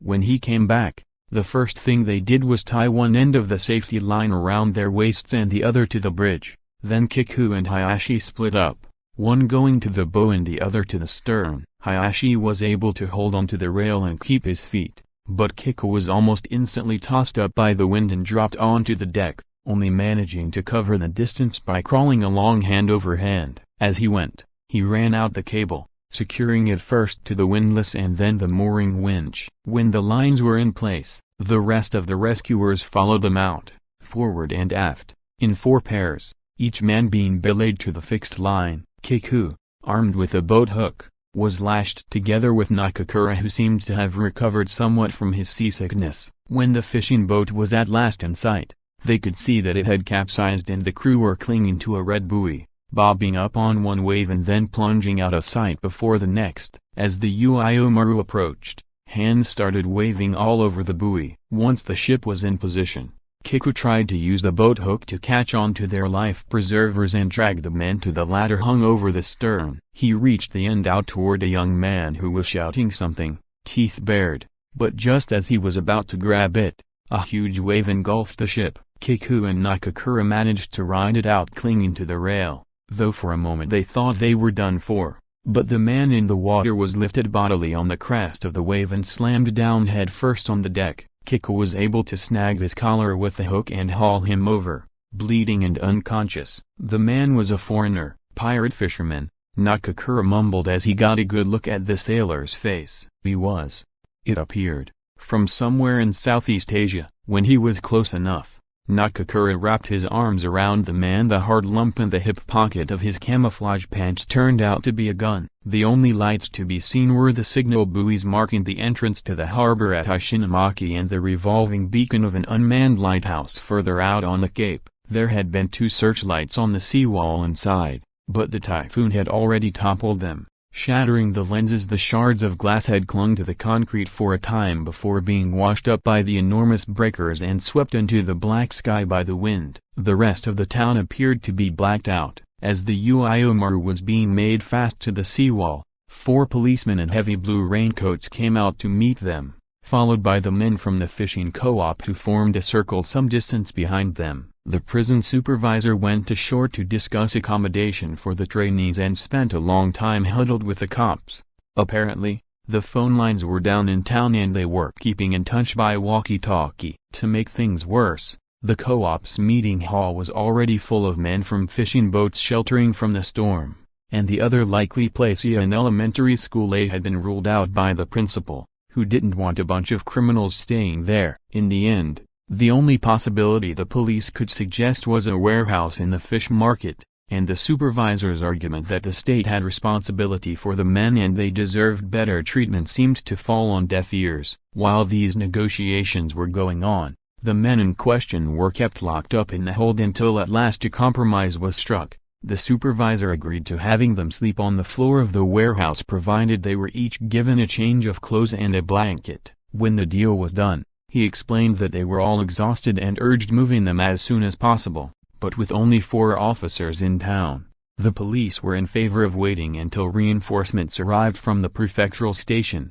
"Don't forget," said the officer in charge, "your lads aren't the only problem we've got to deal with. There's also the matter of those illegals you rescued. They've got to be kept in custody as well." They had managed to pull 7 crew members from the pirate fishing boat, all of whom were now huddled shivering in one corner of the hold, making the limited space more cramped than ever. Nearly all of them had an injury of one sort or another. The bunk frame in the center of the hold had collapsed at some point from the pitching of the ship and the weight of the men, leaving them nowhere to sit. Thus, the entire group had been standing knee-deep in a fragrant stew of oil, salt water, and puke while the powers that be argued about their fate. Nor did being anchored to the seawall stop the rocking in the hold. At first, the excitement of the rescue had kept spirits high, but as time went by, fewer and fewer voices answered when the captain or the guards came to yell encouragement down the hatch. The rocking went on, milder but still inescapable,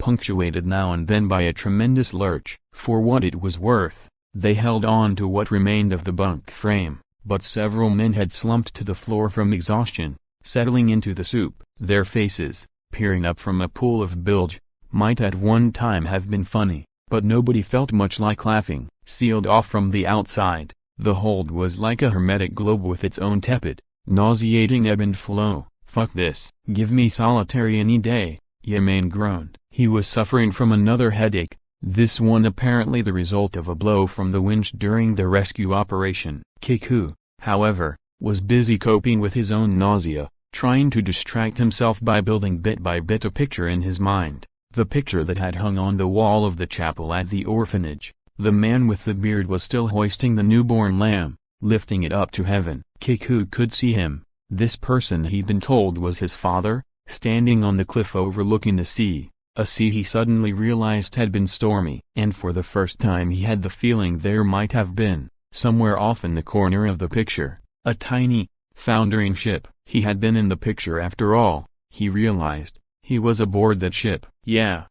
He told himself, "I'm going to make it. And when I get out of here, the guy with the beard will probably be waiting for me up on the cliff, all shining and glorious." "Okay, everybody out. We've got you a place to stay," he heard the supervisor shout just then, as if in answer to his thoughts. As they climbed on deck, cheering and hugging one another, they came face to face with their welcoming party, a jeep equipped with a spotlight, 2 rows of policemen, and a small crowd of fishermen who were staring, pointing, and whispering among themselves. They were then herded onto a truck where each of them was given a blanket, while the foreign fishermen climbed into the jeep and were driven off elsewhere. But the truck stayed put, delayed apparently by the man in charge of them complaining that they hadn't received the change of clothing. "If these guys are really sailors, it's not going to kill them to sleep in a little puke," shouted one of the fishermen.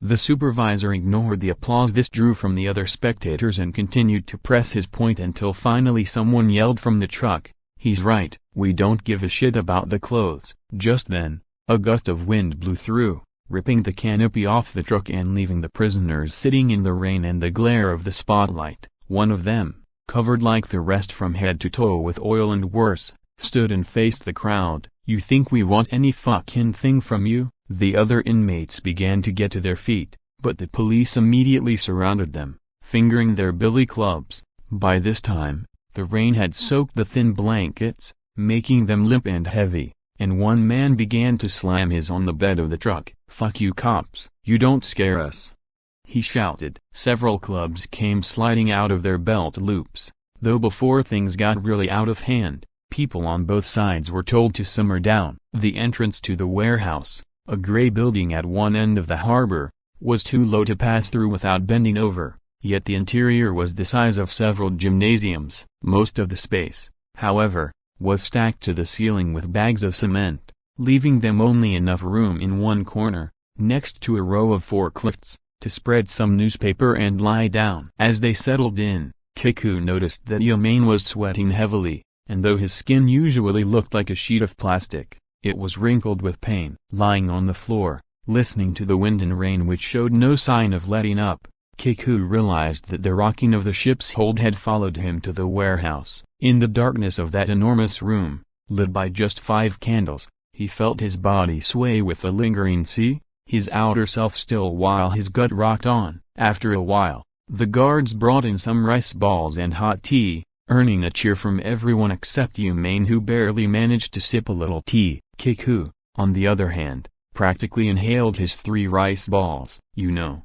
seasickness is weird," he said to Hayashi, who nodded between bites. "Doesn't matter how sick you feel, you can still eat. Maybe getting some food in your gut helps calm it down." Hayashi laughed. "You better believe it," said Nakakura, overhearing them. "If you stop eating, you're done for." But as he spoke they all found themselves casting worried looks at Yamane, who was bent double, pressing his head in his hands. With their stomachs full, the excitement of the storm seemed to come back to the group as a whole. There were various retellings of the flooding in the engine room, the puking in the hold, and the details of the rescue. Eventually, the captain joined them and was just beginning a more formal account of it all when the doors of the warehouse opened, and not the child-sized door through which the prisoners had entered, but the main doors used by the forklifts, crane, and other machines, and the wind blew in, sweeping up the newspapers lining the floor and blowing out the candles. Then,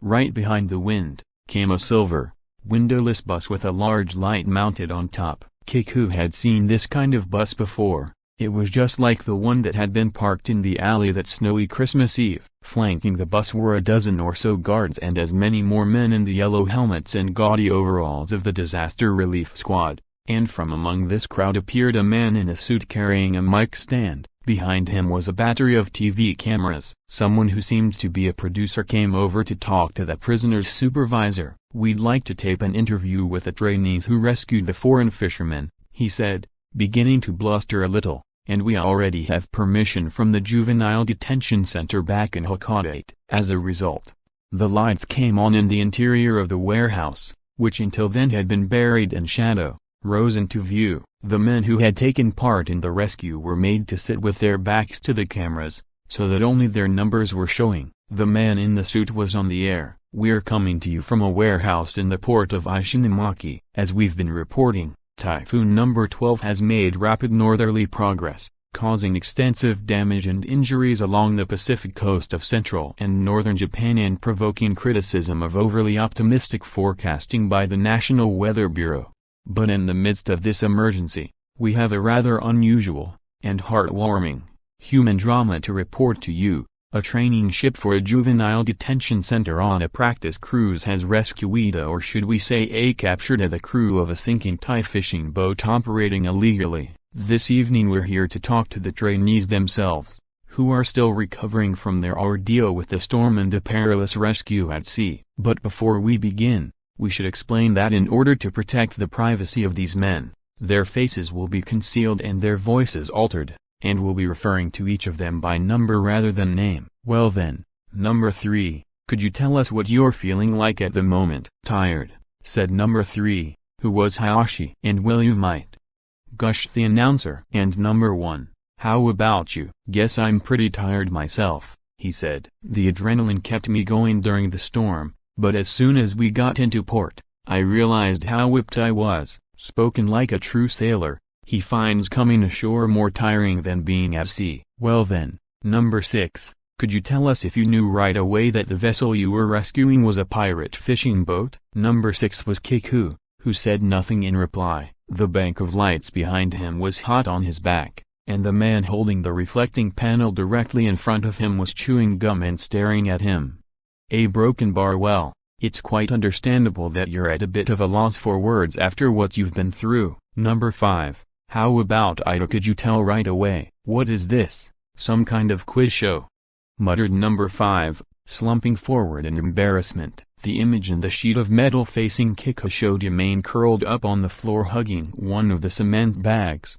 The supervisor had said there was no need to take him to a hospital, that he'd be fine if they just let him sleep peacefully, and after some aspirin he seemed to be doing just that. At least, that is, until one of the many thick camera cables snaking across the floor leapt up and slapped him lightly on the side of the head. First, both legs twitched spastically and his hand shot to his head as a low moan came from his throat. Then, shaking himself, he sat up, and as the moan rose to a karate squawk, he lunged at the bag of cement, using his hand like a bayonet. In the space of a few seconds, every AUDIO guards, TV crew, prisoners was looking at Yamain, and even the lights swung around to focus on him as he stabbed at the bag in a series of thrusts. "What the fuck?" said the gum-chewing technician. "What the hell you think you're doing? We're in the middle of a show here." But Yamain paid no more attention to him than he did to the circle of guards who had closed in on him as he punched the bag to pieces. He now sat very still, hands on his chest, eyes shut tight, biting his lip as if fighting to control himself. Kiko alone knew he was probably trying to remember the sound of his son's heartbeat. "Hey, buddy, what's the problem?" said one of the guards, an older man, laying his hand on Yamain's shoulder. Yamain opened his eyes and, pressing his palms together as though in prayer, looked up at him. "Please be quiet," he said through clenched teeth, with that peculiar moan of his starting up again. "Is he broken, Bar?" said the producer, twirling his finger beside his head, just as a young guard went up behind Yamain and prodded his shoulder with his billy club. "Stop that, please," Yamain said, hands clasped to his chest while his head bounced about. "Hey, buddy," said the guard, continuing to poke at him. "What's with you? You're bothering the TV people, so cut it out, you hear? Put a lid on it." Kiku heard Yamain mumble it's no use, but he had no clear picture of his movements after that. All he knew was they were fast. Apparently Yamain hopped lightly to his feet, did a spin in the air, and lashed out with the heel of his hand. A second later, anyway, the older guard was covered with cement dust and rolling on the floor with a broken jaw. Immediately, the other guard took a swing at Yamain with his club, but he dodged right and swept his leg around to land a kick at the back of the man's neck. There was a sound of bone breaking. The guard stumbled forward, bumping into a light stand and sending it flying. The big light bulb burst, and the announcer sank to his knees moaning that he'd got some glass in his eyes. But as he crouched there rubbing at them, Yamain kicked him under the chin, snapping his neck and sending him tumbling backward. At this, the TV people turned and fled without a word. "Hit the floor, now!" one of the guards bellowed at the other prisoners and the TV crew, as they went for their guns. The man who gave this command, though plainly frightened, ran at Yamain with his own gun drawn, but he never got a shot off. Yamain had pounced forward, meeting him halfway and planting a finger in each of his eyes. When they came together, the fingers made a squishy sound as they dug to the base of the sockets, and the gun went clattering to the floor. Just as it hit the ground, however, the thing went off, and by the time the bullet had buried itself in a sack of cement after ricocheting off the bus, every gun in the place was trained on Yamain. "Stop!" the captain yelled, running forward, but as Yamain turned toward him, two guards fired at his legs, pitching him onto the floor clutching his thigh. Even then, though, he managed to wheel about and bring down two more light stands, one of which he used to fell incoming guards. The guards approached cautiously, crouching and making little skipping jumps to avoid the stand, while Yamain, still holding his wounded leg, was doing his best to get back on his feet. "Don't shoot!" the captain yelled again, but he had competition from one of the cameramen, who was shrieking, "He's fucking crazy, kill the bastard." From the top of the bus, Yemaine, shivering and teeth clenched, was still trying to get up, using the light stand as a crutch. One of the guards got close enough to kick it out from under him, but just as he lost his balance and started to fall, he lurched forward and grabbed him by the belt. The man let out a scream that faded to a hiss as he brought the butt of his pistol down on Yemaine's face, but before he could land another blow, Yemaine jabbed hard with his open palm at the other's knee. The guard collapsed, covering Yemaine with his body and briefly pinning him, giving the remaining guards the chance they needed. "Shoot him in the arms," someone ordered, and there were 3 shots almost simultaneously. One tore into Yemaine's right arm. "You motherfuckers," muttered Hayashi from where he lay on the floor, but Yemaine was still trying to stand up. Kneeling on his left leg, which was bleeding heavily, he pulled himself up with his right leg and left arm. As he did so, some of the TV staff hiding nearby switched on the remaining lights and flooded the area around him. His hips twitched in a last effort to stand upright, but now a guard had gotten close and every time he moved he was beaten down. Yemaine didn't so much as flinch at the blows. Eyes wide and chest heaving, the guard took a heavy swing at his neck that landed on his shoulder. There was a thud, but Yemaine merely stared at him without moving. When the man started beating him in earnest, Kiku couldn't take it anymore. He jumped to his feet. Fortunately, with all the lights trained on Yemaine, the rest of the place was dark and no one noticed him until he was quite close. He grabbed the guard by the collar and threw him to the ground, and when someone behind him slammed him on the ear, Hayashi, Nakakura, and 2 more prisoners piled into the fight. As the fight spread, another guard standing on the sidelines pointed his pistol at the ceiling and fired, only to be tackled and brought down by Kiku. The 2 wrestled for the gun, but just as Kiku had managed to gain the upper hand, riding the fellow's back, he found himself staring down the barrel of another service pistol. A shot rang out, and blood splattered on Kiku's face. The guard who had been aiming at him clutched his leg and fell over backward. Out of the corner of his eye, Kiku noticed Nakakura had a gun, and almost before he could take this in, Nakakura had grabbed one of the television crew and shoved the barrel against his head. "Okay, folks, drop your guns," he said. The silver bus was driving through the storm, headed for Uranahama, with Nakakura at the wheel and Kiku and Hayashi alongside. Uranahama had been the last scheduled port of call for the Uiomaru, and an Emini would be waiting there. When they were still a couple of kilometers outside the town, they abandoned the bus. The rain had stopped, and after a short walk they found a red Land Rover with Datura painted on the side in the parking lot of a business hotel near the docks. They used the phone in the lobby to call an Emini who, when she appeared, briskly introduced herself to the other 2 as Kiku's girlfriend, then told them all to get into the car and drove off. Around the time the police had finished setting up roadblocks on all the roads in Magi Prefecture,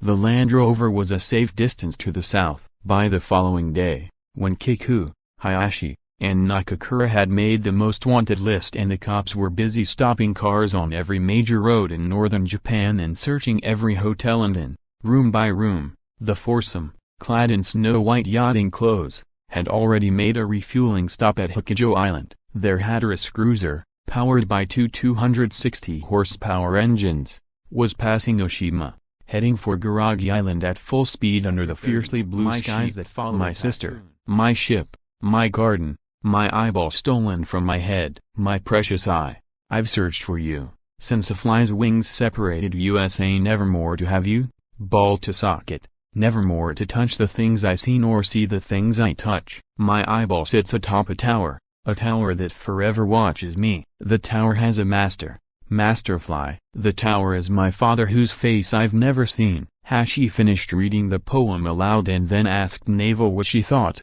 but she went on sketching designs for an angel's costume without looking up. The angel she had in mind wasn't Hashi but the baby in her belly. "What do you think?" Hashi asked again, louder this time. When she still didn't answer, he picked up a plate of potatoes and bacon left on the table and threw it at her. The plate, barely missing her head, shattered on the wall.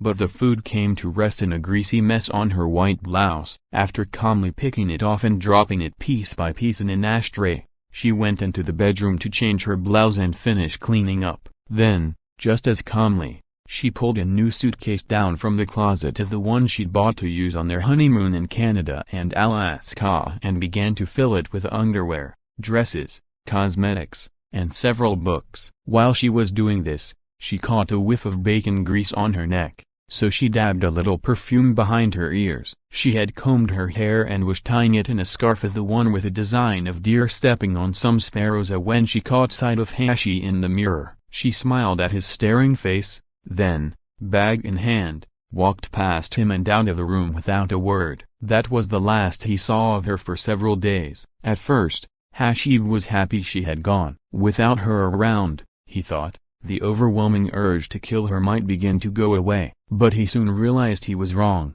that the longer Neva was gone the more likely he was to do something the next time they met. He didn't want to kill her. In fact, there was nothing he wanted less to do. Broken bar, yet that, he feared, was exactly why he had to do it. And fear was what seemed to control Hashi, not a run-of-the-mill fear of death or starvation, but a more basic, paralyzing one, the fear of time. It was something he knew instinctively, remembered in his cells, the way a baby does. Hashi had spent 13 hours in that coin locker, 13 summer hours, 13 hours of dogs barking, loudspeakers announcing the name of the station, bicycle bells, vending machines, a blind man tapping his cane, trash blowing about, music from a radio in the distance, children jumping in a pool somewhere, an old man's cough, a bucket being filled from a faucet, brakes squeaking, the chirp of birds building a nest, women scratching, voices laughing, a broken bar, the feel of wood, plastic, steel, a woman's soft skin, a dog's tongue, the smell of blood, sweat, shit, medicine, perfume, oil, and every sensation linked to the next by fear alone. Hashi was listening to a voice his cells remembered. You are unwanted, it told him. Nobody needs you. The black woman was giving Dee a massage on the roof of his building. The roof featured a tennis court carpeted in pink astroturf and a trellis covered with wisteria blossom, in whose shade Dee was lying. The bright sun as Hashi emerged from the elevator made him reel, and he quickly put on a pair of dark glasses, ones he had bought to send to Koyama. The sun and a few wispy clouds floating west turned the glass towers surrounding Dee's place into long waterfalls of light. Hashi looked at the orange rim of the clouds, thinking that if Koyama were ever dragged out here, his eyes would be wrecked almost right away. He slipped under the arch of wisteria, not a drop of sweat on his pale, powdery skin, though a few seconds of sun had made it begin to tingle. Despite the heat, a man and woman dressed only in bathing suits were out on the tennis court hitting the ball back and forth. Hashi, you heard? That brother of yours has escaped, flown the coop. He's nothing but trouble. That one, said Dee, thumbing through the newspaper lying at his side. Hashi read only the parts written in bold type. Desperate escape, whereabouts still unknown, 5 dead, man injured in shootout dies in hospital. Were there outside accomplices? Well-planned operation, say investigators. Go on, read it. You get a mention as brother of one of the escapers. Looks like we could sell some records thanks to your Kiku. Why'd you call me? Asked Hashi. Why'd I call you? He gave a hoot of disbelief. What's the matter with you? Who do you think you are, putting off the recording sessions a month? And where are the songs you're supposed to be writing? You got them? The black woman wiped the sweat from his back with her long, thin fingers and sprinkled him with a gray powder before beginning the massage. The powder smelled of peppermint. They're not done yet, but I'm writing poetry, said Hashi, taking a scrap of paper from his pocket and beginning to read. My sheep, my sister, my ship, my garden, my eyeball stolen from my head, a broken bar. Okay, I get the idea, said Dee, stopping him. Behind him, the couple on the tennis court snickered. The woman, who was a good deal taller than Hashi, wore her hair brushed perfectly smooth on her head, her pointy breasts pushed up into a thin fiberglass bra. A eyeball stolen from my head, a broken bar, I mean. Wow, said the woman. Hashi noticed a little pool of sweat collecting in her navel. Still, it hurt to have her laugh at him, and when she stared in his direction he wanted to disappear. Vanisha gold lame tilde copyright shirt, gray corduroy pants, snakeskin boots and all. Her tennis partner brought her a glass of Perrier. Hashi, your contract's up soon, Dee was saying as the masseuse climbed on his back and began crawling around on her elbows and knees. Barely restrained by the shorts, her ass bounced high in the air, as sweat trickled from her thighs onto Dee's hips. I've been meaning to ask you what you're going to do. Thinking of re-upping? I can tell you right now, without Neva you're up shit creek. The building to the right of Dee's cast a deep, oblong shadow across one side of the roof. Hashi suddenly forgot why he was standing on this blazing roof, with this couple in bathing suits, a black woman, and his boss, all talking apparently at random. For a moment, he was seized with the idea that the hot, flat square and the great towers beyond were just a mirage that had popped up before him, as if something from somewhere in his body, a tube in his inner ear, perhaps had poked out of his eye and begun sucking in air, swelling up until this rooftop square had formed. Hashi, what the hell's going on? I told you to bring a copy of the contract. Hey, you hear what I'm telling you? What are you doing here? Hashi reached for the glass of water sitting on the table. Lines of bubbles floated to the surface as he held the glass to his forehead and cheeks. It was only slightly cool, but he drank it down in one gulp. Hey, said the man in the bathing suit. Hey, that's mine. Hashi had hardly had anything to eat, and the lukewarm water had a viscous, stringy feel as it ran down into his stomach. Suddenly he felt sick and clutched his hands to his throat. The glass fell and broke, the hot concrete sopping up the foaming liquid. Hashi caught the man and woman exchanging looks, and it occurred to him that everyone must think he was a pain. He started muttering to himself, I may creep around like a stray, but I'm not begging a broken bar number. I'm an embarrassment if they make it pretty obvious. A broken bar. That big black woman. I bet the sweat under those arms is sour. A broken bar. I may never have had trendy drinks in high places without making a mess, or seen a play, or been to a museum or a stadium, but what's wrong with that? Why does everybody look at me that way?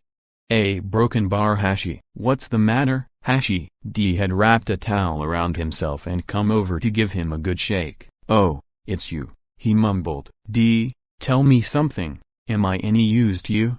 Do you really need me? What the hell are you talking about? Stop talking crap and get a grip on yourself. But it's important, said Hashi. I've got to know, do you think anybody out there needs me? That they're happy because of me? That's all I want. I don't need any of the rest of it. Dee, really, I don't want the money. I just want people to smile. When I ride around in that big car Neva bought, everybody looks at me like they're envious, but I'm really not that happy. Dee, why do you suppose people aren't nice to me? I'm just trying to make them happy, but they all seem to be avoiding me. Neva's gone off and left me, and Kikuto, Koei Ayame's turned into a bug. Matsuyama and Taru bugged out. Kazuio's dead, and the nuns have this sad look, and I seem to be nothing but a bother for everybody. I just want them to like me. That's all. I want them to tell me they really enjoy just being with me. It's not too much to ask, but I never had a chance here. They threw me out at the very start,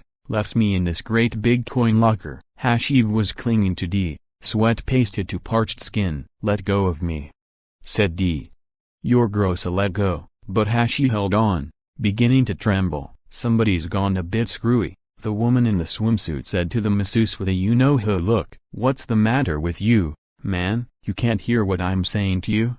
Said Dee, roughly pushing him away. As Hashi stumbled out into the sunlight, the bottle of sleeping pills fell from his pocket and rolled glinting across the roof before he caught it at the edge. His vision warped, the 13 towers seemed poised to fall on him, and he longed for somewhere to go home to. Dumping 3 pills into his hand, he shoved them in his mouth, but as he began to chew them, he coughed up a yellowish liquid that dribbled onto the hot concrete. He was vaguely aware that Dee and the tennis players were watching him. The black woman walked toward the elevator and disappeared inside. He's completely nuts, he could hear Dee saying. I am not. He chewed the pills up and swallowed a mouthful of chalky spit. I am not nuts, it's just sad that everybody hates me. The streets, crowded during the summer holidays, smelled of melting rubber in the heat, making Hashi feel as if heavy, glutinous strings were stretching out behind his feet, as if everyone he passed in this canyon of glass and steel and concrete was trailing these strings.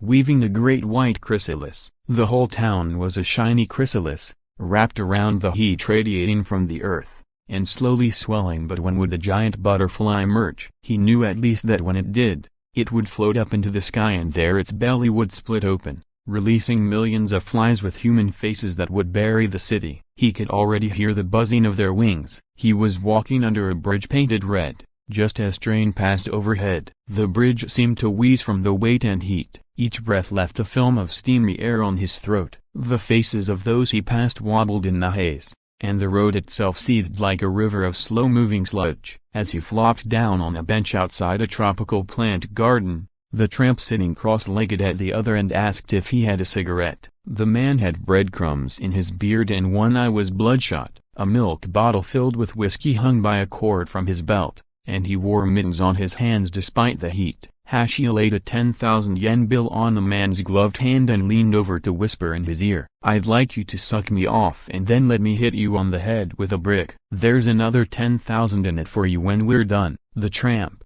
looking down into his lap, began to nod and laugh. "You've got yourself a deal, buddy, but first how about buying me some ice cream?" A few minutes later, he set out across the garden licking a green popsicle and beckoning Hashi to follow him. They entered a maze of alleys and made several quick turns, coming out at last on a street lined with bars and small nightclubs, all of which were closed. Piles of moldering garbage lay on the sidewalk, empty kerosene cans full of fish heads with running eyes, overturned liquor bottles oozing nameless brown liquids. The tramp slipped into a tight passageway between two bars and, stopping in front of a tiny public toilet, pointed with a laugh at a pair of feet visible under the broken wooden door. A woman in a flesh-colored slip emerged and studied them for a moment before disappearing down the alley. They went in. "Could you wait a second? I have to go find a brick to hit you with," said Hashi, and he was just about to leave when the tramp grabbed him by the hair. "What the fuck do you mean, brick? Your kind's fucking filthy,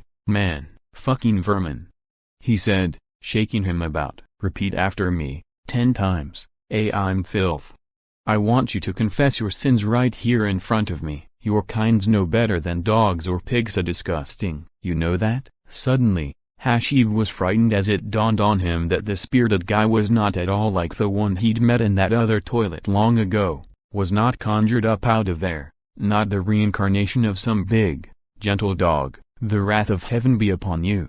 The man was shouting, "The flood is coming, and only those like myself who've got nothing to lose will be saved. Sinners like you will meet your doom in the wild, your skulls strewn across the earth for rats to nest in, you faggot filth." Hashi tried to get away, but this time the man hit him hard in the stomach, banging him up against the wall, where he slid to the floor. The tramp then searched his pockets for money and took his shoes. "This, pig fucker, is your penance. I want you to thank me for it. You may still go straight to hell, but with my prayers you'll at least be allowed to pluck out your own tongue, that evil thing. So pray, pervert. Shed your own blood and pray." The tramp left the toilet counting 10,000 yen bills. "Pray," he yelled over his shoulder again before he vanished. That night, Neva came home for the first time in 4 days and apologized to Hashi for walking out on him. Hashi knew he would have to screw up his courage, have to stir up other parts of himself,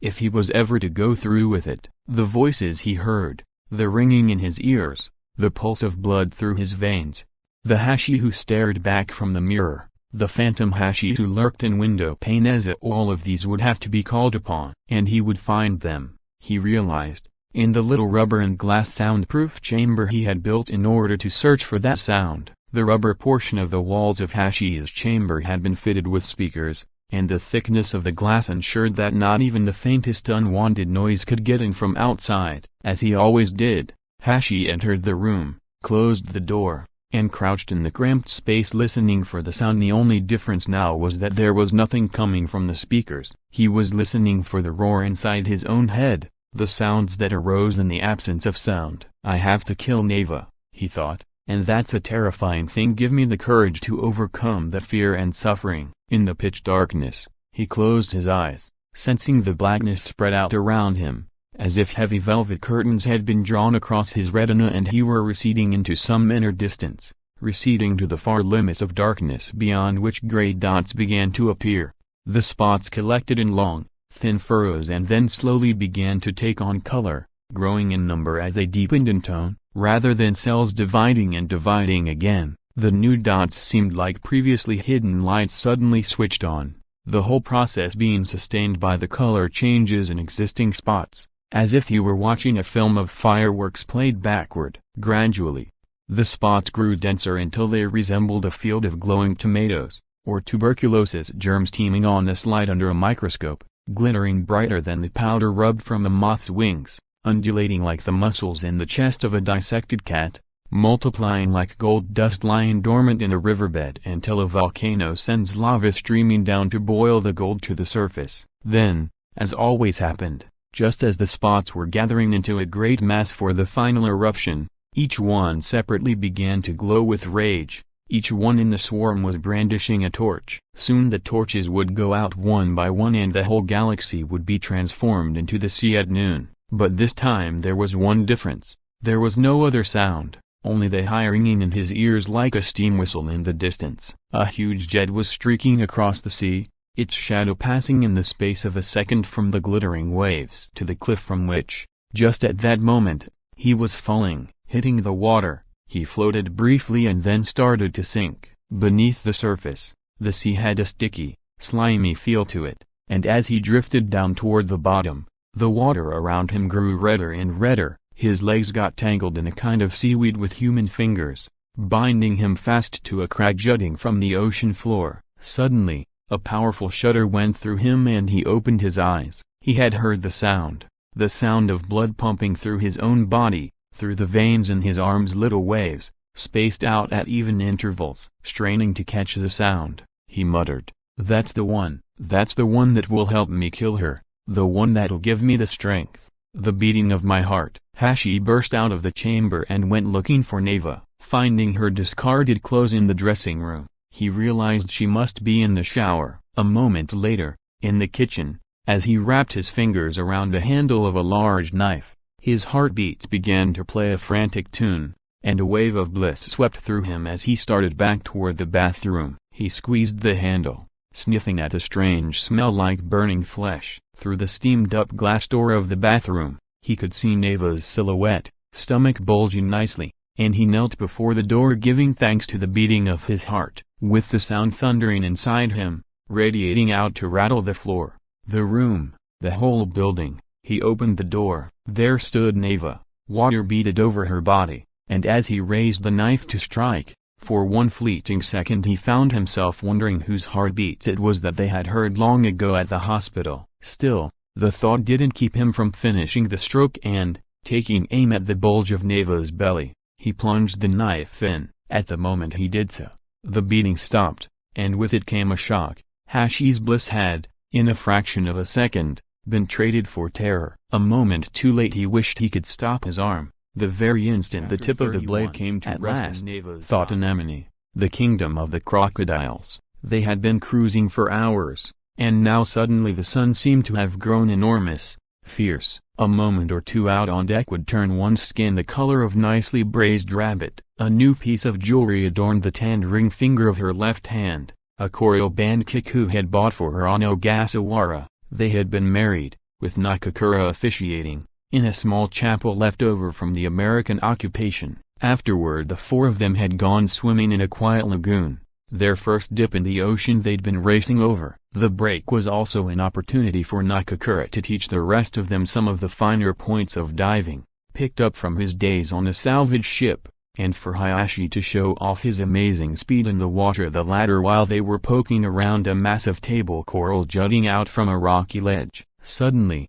Hayashi darted away, chasing something at a furious pace, leaving the others to stare after him as they hovered at the bottom. The oval shape he was pursuing made for the surface and then plunged into the darkness of a deep spot. As it went by they could see the beautiful shell of a sea turtle. Making full use of his flippers, Hayashi gave chase and nearly managed to grab the thing, but each time he closed in, it would change course at the last moment and dodge away. After a few minutes of this, however, Hayashi was getting tired and launched what seemed to be his final effort, allowing the turtle to get some distance ahead. He sank down 10 meters or more below its level. Then, like a rocket, He kicked off the bottom, angling up behind it, and just as the turtle sensed his approach and started to escape, Hayashi's hands clamped down firmly on either side of the shell, holding it ahead of him. He spurted to the surface, the speed carrying him out of the water almost to his knees, and like a water polo player with a shot at goal,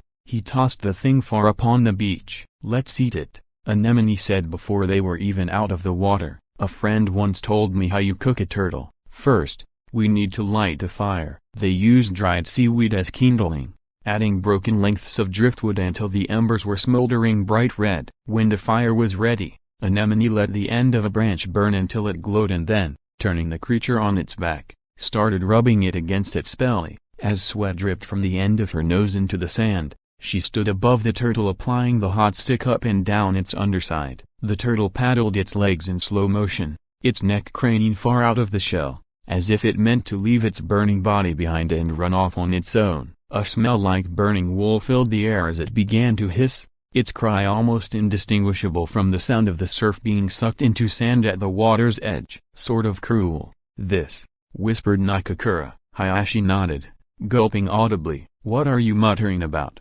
Anemone said loudly, looking up at them. "That's the law of the jungle. You get caught, you get cooked and eaten," she added in assholes to herself as she went on rubbing, by now having softened the turtle's belly but not yet killed it. The hissing still came from its leathery mouth as it opened and shut, until finally Anemone flipped it over and told the others to peel the shell away. "Kiku, come in now if you aren't quick about it. It'll cool down and it won't come off," she said. "You do it," said Kiku, shoving Nakakura forward. But Nakakura looked over at Hayashi. "Shouldn't the guy who caught it do it?" "Sorry, but you can count me out," said Hayashi. "I've never killed anything in my whole life, not even a broken bar except for that old barber I offed during the robbery, but that was the first and last time a broken bar, so don't look at me." Anemone stood glaring from one to the other, but when she turned back to the turtle, she let out a yelp. It was gone, flapping across the sand toward the water, its shell gleaming in the sun. They set out in pursuit, but just as Hayashi reached out to grab it, a wave washed over it. The hiss of seawater on hot shell startled him, and he drew back his hand as the turtle, in cool relief from pain, paddled slowly out to sea. No one made a move to stop it. "Look at that motherfucker," Hayashi murmured. "Just goes to show,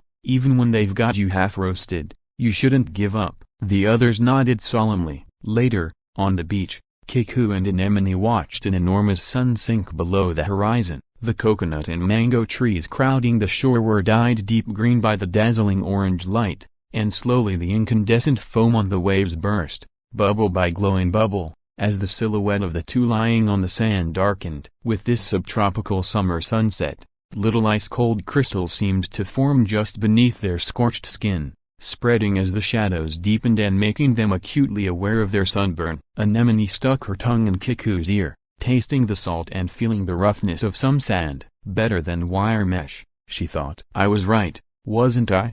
she whispered, blowing in his ear. "The kingdom of the crocodiles is here, under my tongue, all hot and slippery, like melted ice cream. And the studio walls are snow white again." "What are you talking about?" Kiku laughed, gently peeling a patch of skin from her thigh. The moist new layer underneath glistened in the moonlight and the glow from the phosphorescent tide. At dawn, the boat left Ogasawara, engines roaring and bow-bucking against the waves. Anemone stood on the deck pointing toward the horizon. "The kingdom," she thought. A black speck had appeared, Io Island. As they approached, a crag jutting out of the sea near the island came into view, with smoke trailing from it, and they recognized the vent of an undersea volcano. The rocks were lined with hundreds of cracks from which sulfurous gas leaked into the air, mixing with the morning haze that hung low over the water. To navigate past the island, they had to slow down and pick their way through a maze of visible reefs. Kiku climbed out on the boat to give directions as they drifted in clouds of smoke belching from the rocks and the sea itself. Large bubbles formed on the still surface,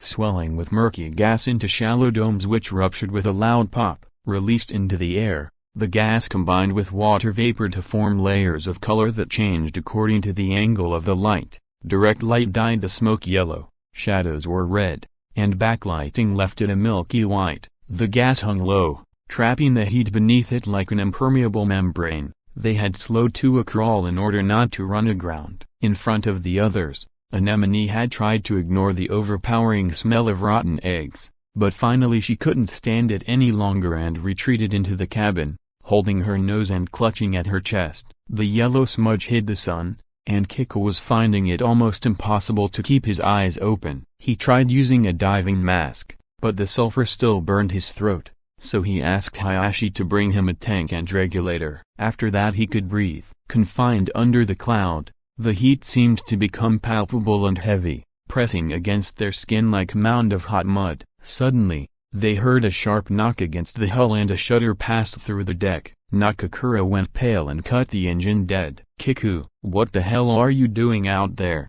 he yelled. "If we get stuck here, we've had it." Hayashi was already circling the rail with a boat hook. "It wasn't a reef," said Kiku, mostly for his own benefit. "We were nowhere near a reef." With the engine stopped, the boat rocked and drifted slowly backward. In the quiet, the sound of the sulfur escaping seemed almost ominous. Gases burbling beneath the surface, bubbles popping, the spray falling back into the sea, and the clefts in the rocks hissing out evil-smelling fumes. "Look," said Hayashi, pointing off the starboard bow at a large silver fish floating on the surface. It was a barracuda that had probably drifted into the poisonous waters while asleep. The fish was still alive, and its tail fin twitched when they poked the pale, distended belly. A row of jagged teeth peeped out from its jaw. "Start her up," Kiku called to Nakakura. Nothing to worry about, it was just a barracuda. As the screw began to turn, the boat drifted slightly to the right and the fish was sucked into the propeller. From the deck they could hear the sharp blades grinding the flesh and bones, and they left a trail of bright red chum floating on the yellow surface. Mairuri Atoll, consisting of some 40 tiny islands and about 2 kilometers of offshore territory, was privately owned by a man of Japanese descent who had retired as head of an airline he had founded in the islands of Southeast Asia. On what had been a deserted stretch of land, he installed a small desalination plant and an electric generator powered by the soil from the smallest of the islets, a refined sort of peat that resembled diatomite in color. Having used more fuel than planned by stopping and starting the engine in the sulfur clouds, and not knowing what lay ahead at Garagi, Kiku decided they would have to make a stop at Mairuri, and so, once again, they picked their way through a web of narrow channels between the innumerable keys. The islands,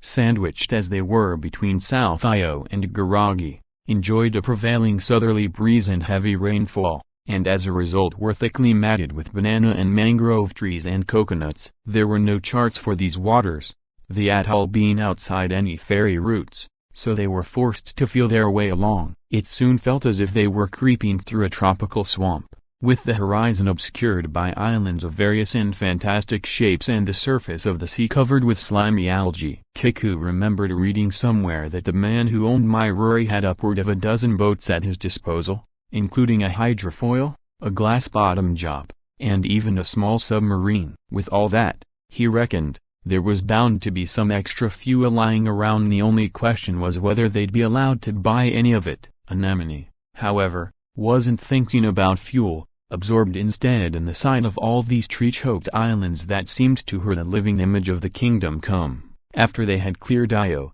a self-defense force patrol plane had trailed them for quite a way, hailing them on the radio and demanding to know their destination. When they answered that they were headed for Garagi, the plane asked what they planned to do there, and when they said they were just going to sightsee, they were told to turn back. Garagi, it seemed, had no accommodation for guests at present, and swimming was prohibited on almost all the beaches. It was obviously no place for tourists, and the pilot urged them in the strongest possible terms to choose another destination. Kiku, however, paid no attention, continuing to cruise at full throttle, and eventually the plane abandoned its pursuit. Watching it bank and head for home, Hayashi and Nakakura exchanged a worried look. Somewhere deep in the maze of waterways that was Mairuri Atoll, they spotted a jetty on the beach of a small lagoon. It was a fairly impressive structure made of reinforced concrete, and it was backed by a small wooden shed and a paved road leading into the jungle. As they brought the boat into shore,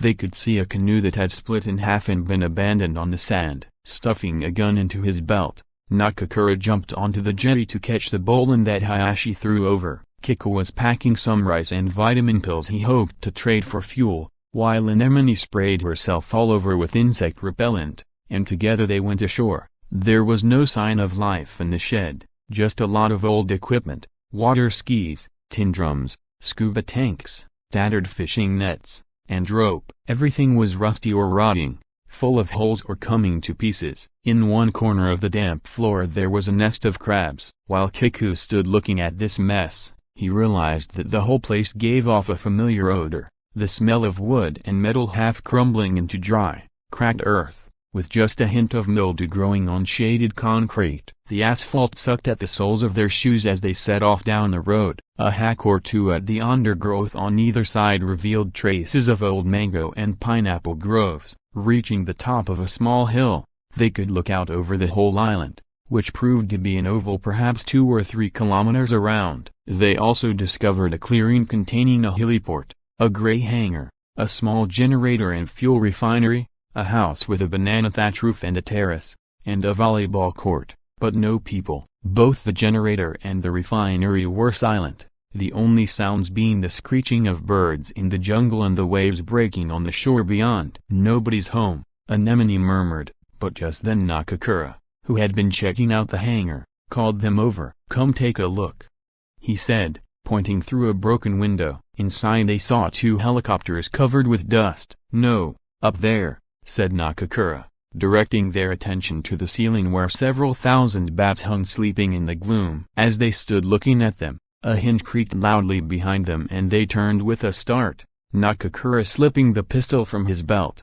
The door of the house had swung open and slammed shut and open again in the wind. A black mountain goat appeared, went clattering across the wooden deck and, after bleating several times, jumped down into the garden to crop the grass. "Scared the shit out of me," said Nakakura, shoving the gun back in his belt. But just as he did this, Anemone let out a scream. She was staring at a window, and a face, pressed up against the glass, was staring back. And not just staring at the old man in the window, was grinning and waving at them. Before long, they were being served cups of strong coffee next to an enormous tank of Napoleon fish. The rest of the decor consisted of a few pieces of rattan furniture, a shelf lined with seashells and shark's teeth, a stuffed blue marlin, 2 parrots, and an old phonograph. "Hot?"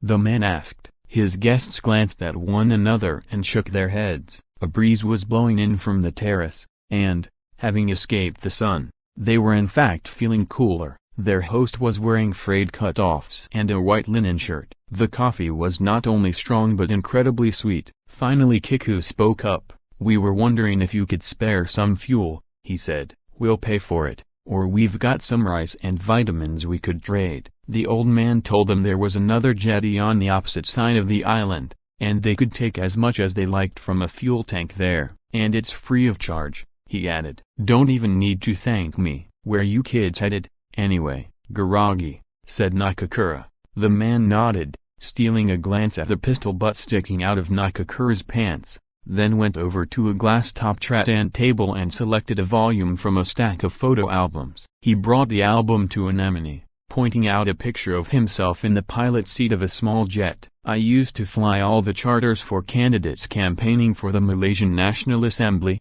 he said proudly. "That's great," said Anemone, getting up. "Listen, I'm sorry, but we're in a bit of a hurry." The coffee was fantastic. "I love it rich and dark like that." "Thanks a lot." The old man looked a little disappointed, but he shut his album and offered to see them back to the boat. With the goat trotting along beside them as they walked between rows of trees loaded with ripe and rotting mangoes, the man pointed at Nakakura's gun. "Who you planning to shoot with that?"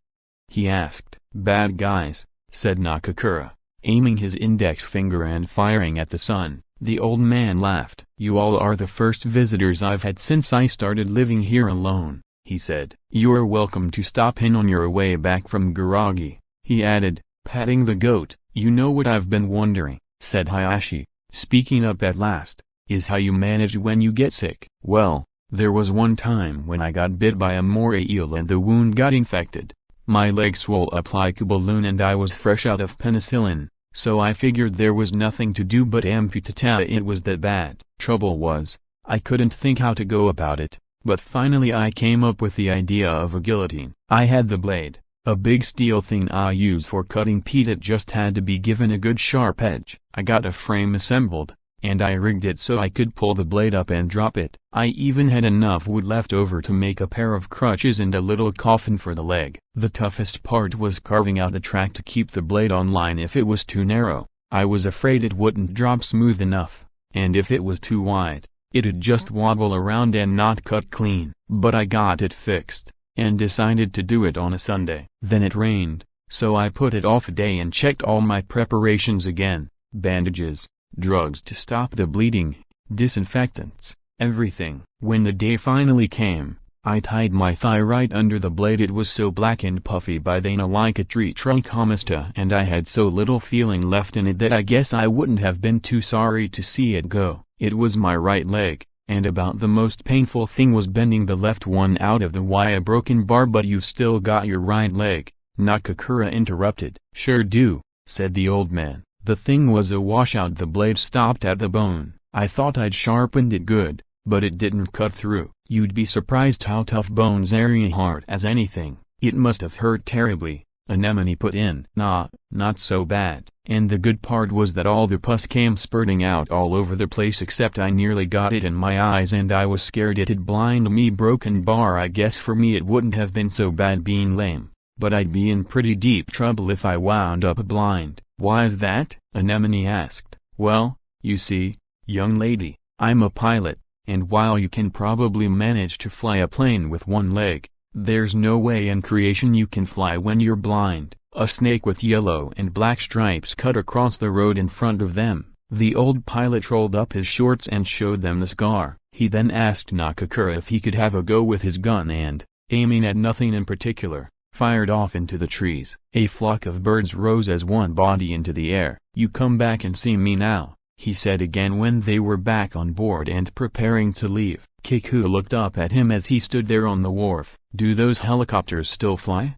He asked. The old man nodded. Might take an hour or so to get them into shape, but with a little work they'll take you anywhere you want to go. The shadow of the bird still circling overhead passed across the weed-choked channel. The goat flicked its tail at a horsefly and bleated as they pulled away. Garagi Island, which they were finally approaching, was shaped rather like a woman's shoe. A squall blew up as they were busy sorting out the diving gear, and soon afterward the engine began making an odd sort of noise. Hayashi, who was at the helm at the time, shut it down, while Kiku and Nakakura went below to see what was wrong. The engine room smelled of burning oil, and they checked the fuel injection pump, the exhaust system, oil pressure, and so on. But in the end they discovered that the problem was some seaweed clogging the intake for the cooling system. The filter screen was torn, and some of the green muck from my Rory must have found its way inside. They would have to clean the whole tube by running seawater through it under pressure. The engine room was muggy and cramped,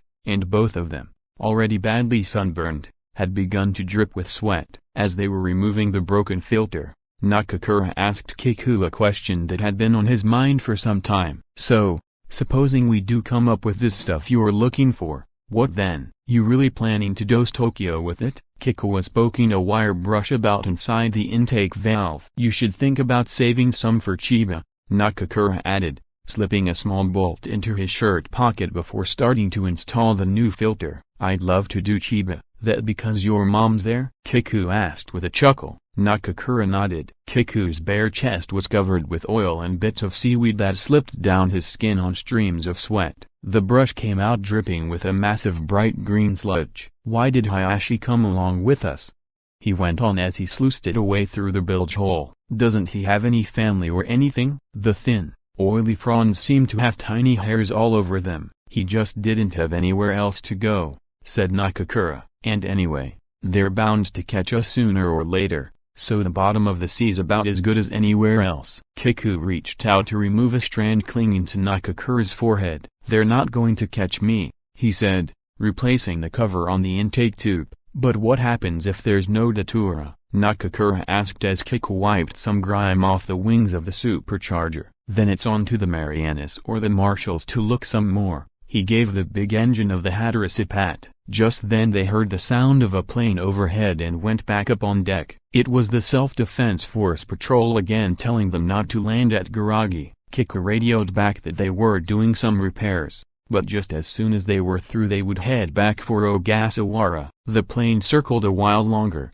then veered off, but Kiku waited until it was completely out of sight before starting the engine. Anemone napped in the cabin while Nakakura double-checked the pressure in the scuba tanks. Hayashi read charts.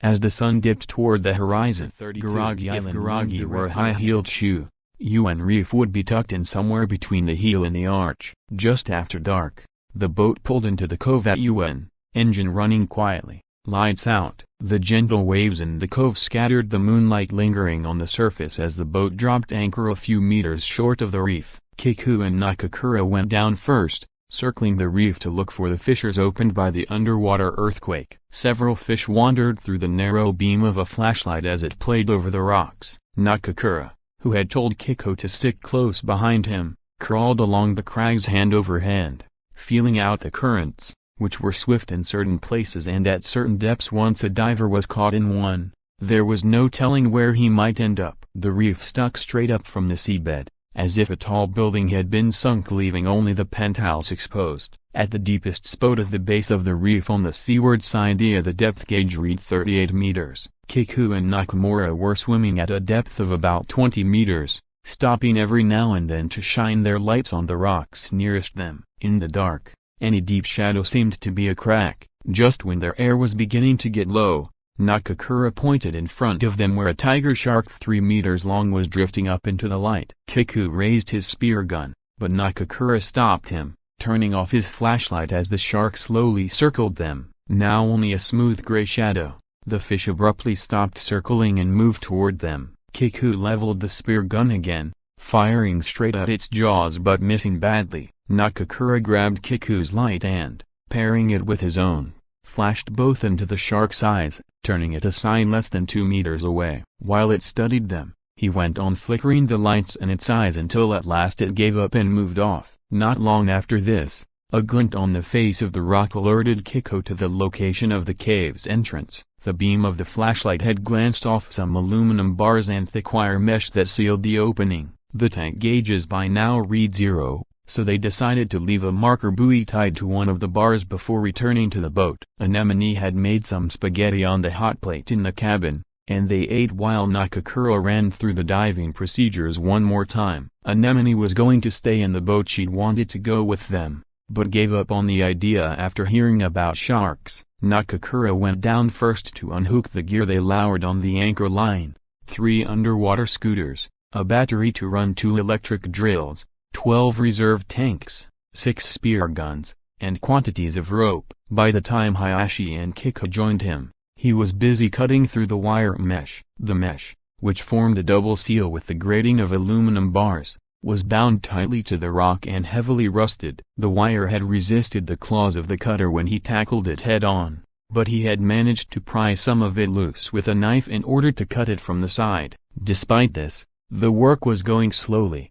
and they still had the metal piping to deal with, which had been set in concrete. So Nakakura decided to go ahead and use the drill. He signaled Kiku to plug it in, and with a series of muffled blasts he set to work. The drill stirred up a cloud of fish, darting from every shadow in the rock, but it had much less effect on the concrete. Soon Nakakura had Hayashi take over, checking his air supply and letting Kiku know that even 12 tanks wouldn't be enough if they wasted too much time on this. Above them, Anemone's eyes drifted back and forth from sea to sky. She could hear the faint sound of rock being hammered down below her feet, like the jackhammers she'd heard sometimes on construction sites but cushioned by the dark water. The only motion on board was a gentle rocking from the breeze. Suddenly, she saw something flashing on the surface. Whatever it was, it seemed to be dodging between the waves, and its numbers were increasing rapidly. Anemone instinctively closed one hand around a pistol Kiku had given her and the other around a spear gun. The bright streaks moved through the water at a good pace,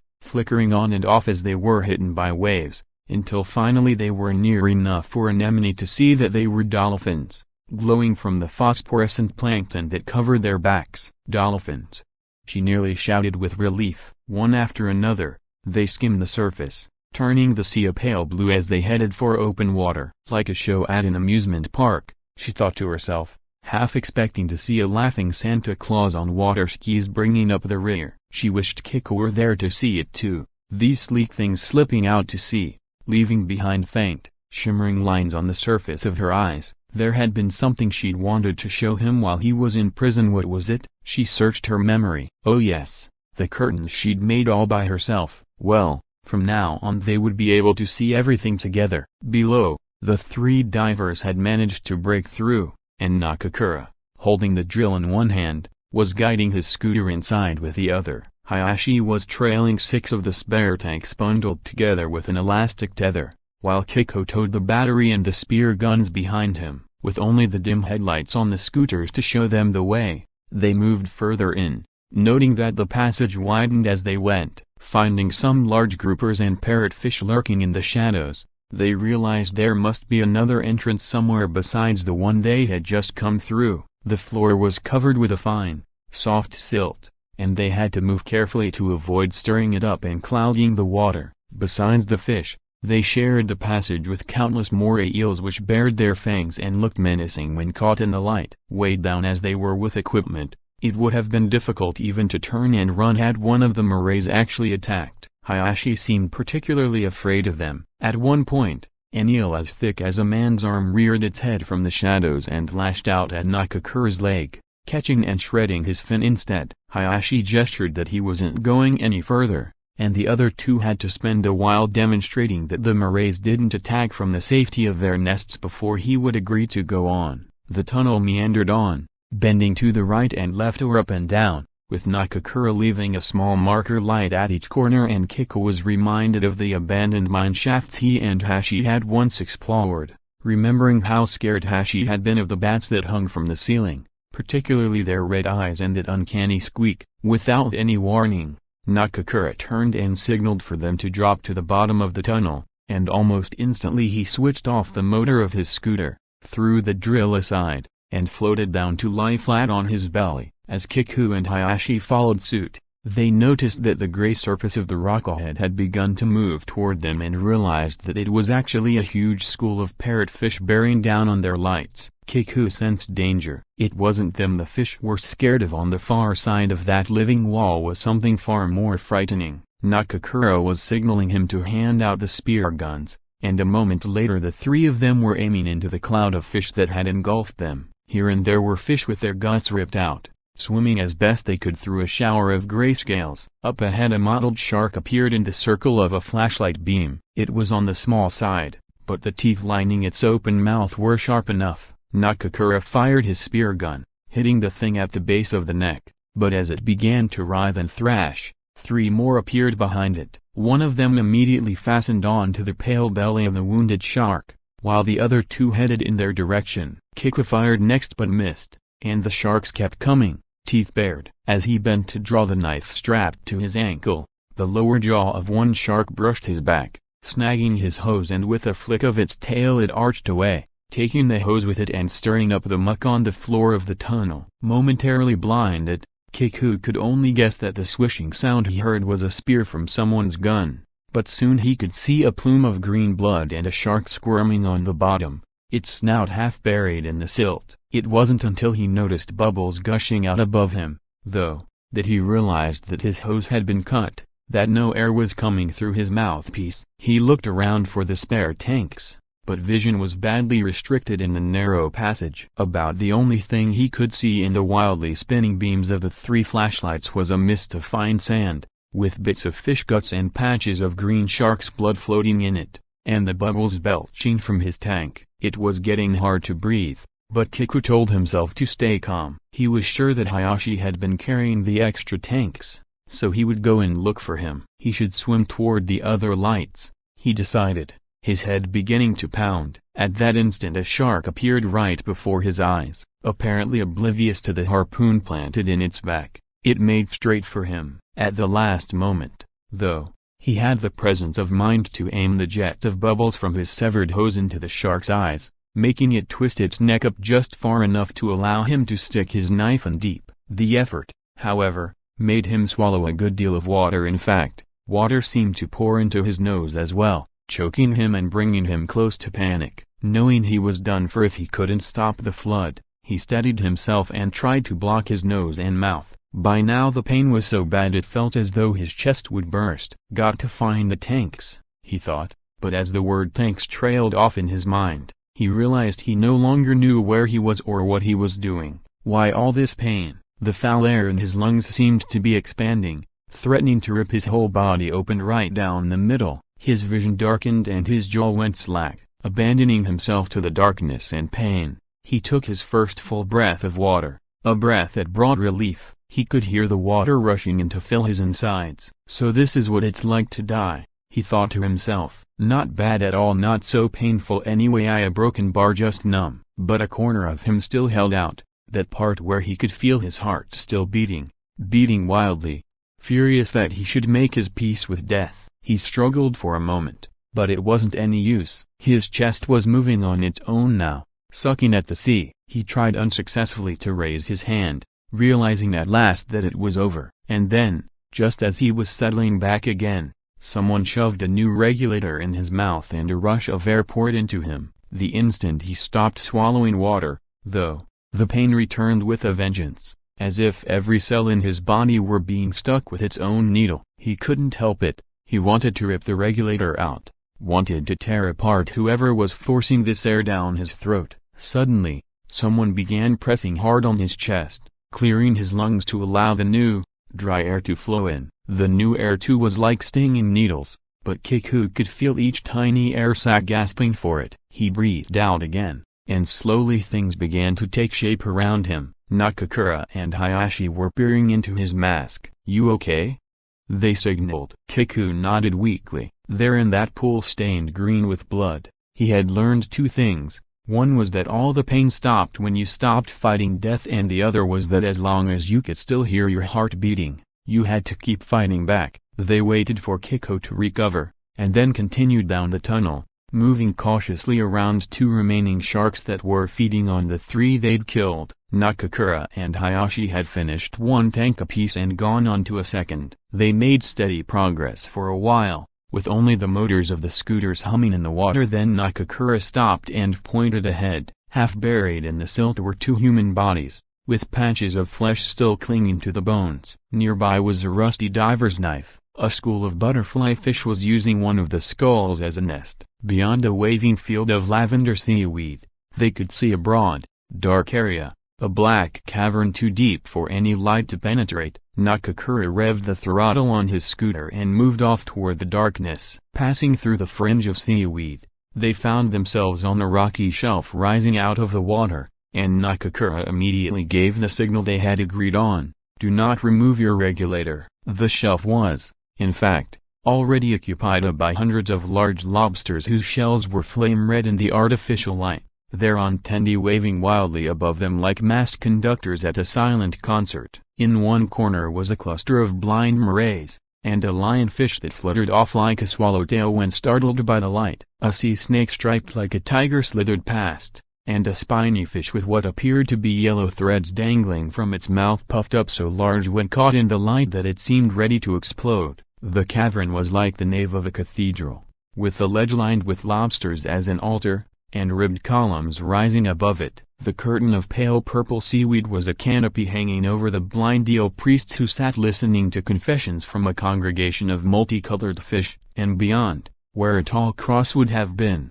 were three black fissures in the rock. Cautiously Nakakura approached and flashed a light deep into each of them, and after peering into the middle one, he turned to wave to Kiku and Hayashi. The middle crack was an entrance to another branch of the cave that sloped sharply down from the opening. Nakakura was pointing at the base of the slope where the light revealed an outcrop that was clearly different in color from its surroundings, with what looked like a flat surface, as if someone had sliced off the rock with an enormous blade. Nakakura checked the depth gauge. They were currently at 29 meters, so the suspicious gray block of stone would be at about 40 meters. He estimated. He then did a quick calculation with the decompression computer to see if their air would last. How long would the work take them at a depth of 40 meters? 6 minutes, he guessed. holding up 6 fingers. Quickly they agreed that Nakakura and Kiku would go down the slope secured with a safety line which Hayashi would hold from above in case of an emergency. Clutching one of the drills and a battery,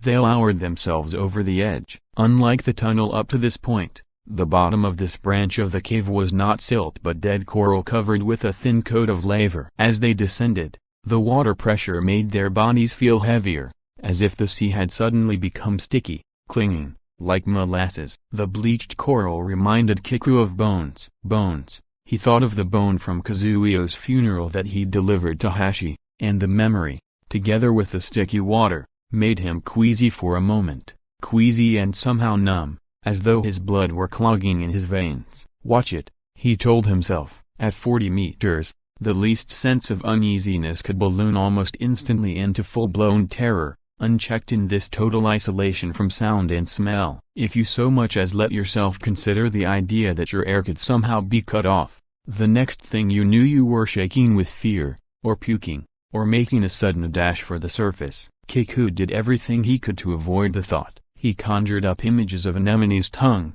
her underarms, her cunt. He imagined the sunburned skin on her thighs, and over the dark pit in which he was swimming he superimposed a picture of the kingdom of the crocodiles, tracing its outline with his fingertip. The depth gauge read 38 meters as Nakakura flashed his light down on the gray pile of rock. It was covered with seaweed and shells, but there was no mistaking a flat lump of concrete, out of place as it was at the bottom of the ocean. There were cracks here and there in the surface from which whitish, coral-like arms protruded. Nakakura plugged the drill into the battery and set to work on the spot where the cracks were largest. As he hit the switch, tropical fish shot out from the rocks and coral where they'd been sleeping. At first, the drill seemed to have almost no effect, but Nakakura worked patiently, checking his watch from time to time, and eventually the crack began to widen. At one point he stopped and held his palms about 30 centimeters apart, indicating his guess at the thickness of the concrete. Chips flew off the rock, sketching graceful arcs in the water before sinking away, and when enough were gone,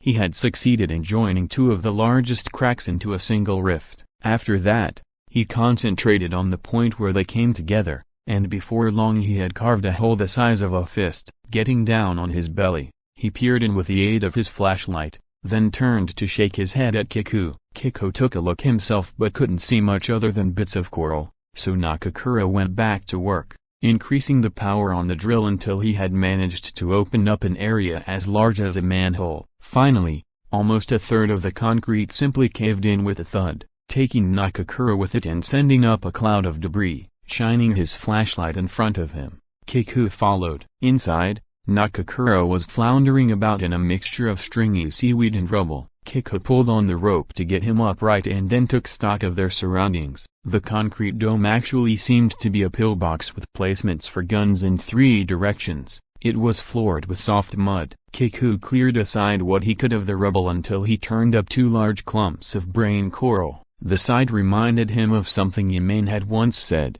that when they had done the operation to insert the plate in his skull, he had been able to look right into his own brain, and it had looked exactly like a lump of tofu. Tofu and brain coral, Kiku muttered into his face mask as he picked up the drill, flipped the switch, and started pulverizing the soft coral. But before he'd gone too far Nakakura stopped him, pointing through the haze of white dust. Something shiny could be seen in the gap Kiku had opened up. Nakakura grabbed the drill from him and carefully dug away the rest of the coral to reveal a silver tube, a gas cylinder made of molybdenum steel, and then several more, until they were floating above a stack of 16 cylinders each as big around as a person's thigh. Thick plastic sheeting had been packed between the tubes, and a chain, secured in concrete, was wrapped around the pile. Nakakura cut free the end of the chain, and the cylinders rolled gently apart. They decided they would carry out 1 load of 3 cylinders apiece,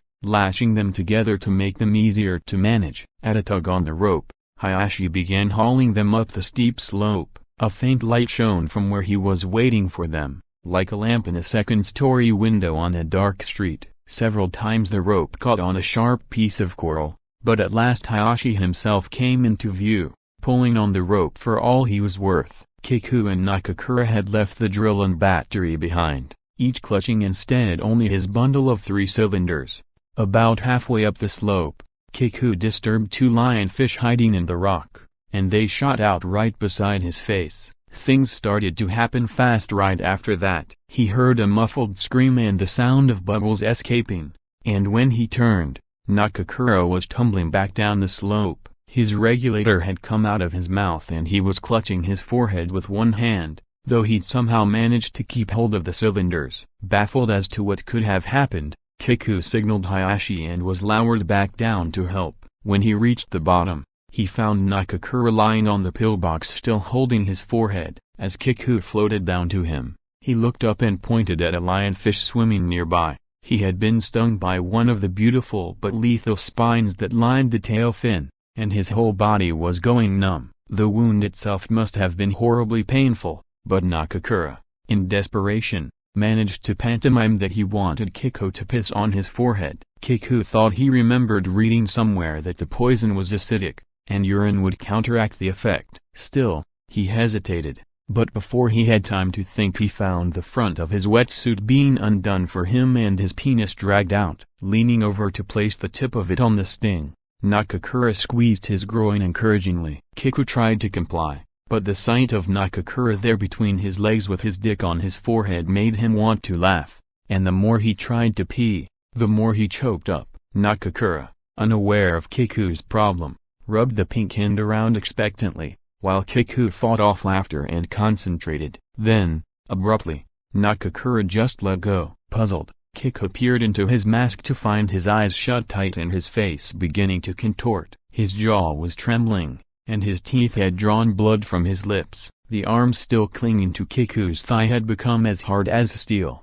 And it was this that made him remember, when Nakakura was stung, the regulator had come out of his mouth. He looked over at the cylinders Nakakura had been carrying and noticed that the valve on one of them was bent fine green. Bubbles were leaking from it, bursting almost instantly under the pressure and dissolving in the water. When he looked back at Nakakura, he saw that his eyes were now open, the eyeballs bloodshot yet dry and creased like withered fruit. Then, again quite unexpectedly, just when the hand on Kiku's thigh seemed about to snap the muscle there, he released his hold, opened his mouth, and gave a wail of pale green foam, half scream, half manic laugh. Ignoring the numbness in his thigh, Kiku tried to swim up the slope, but Nakakura stopped him with the rope. Kiku hacked through it with his knife and, signaling for Hayashi to haul him up, began kicking frantically away, but the numbness and the heavy water slowed him down. From somewhere came the thought that he'd had this dream before,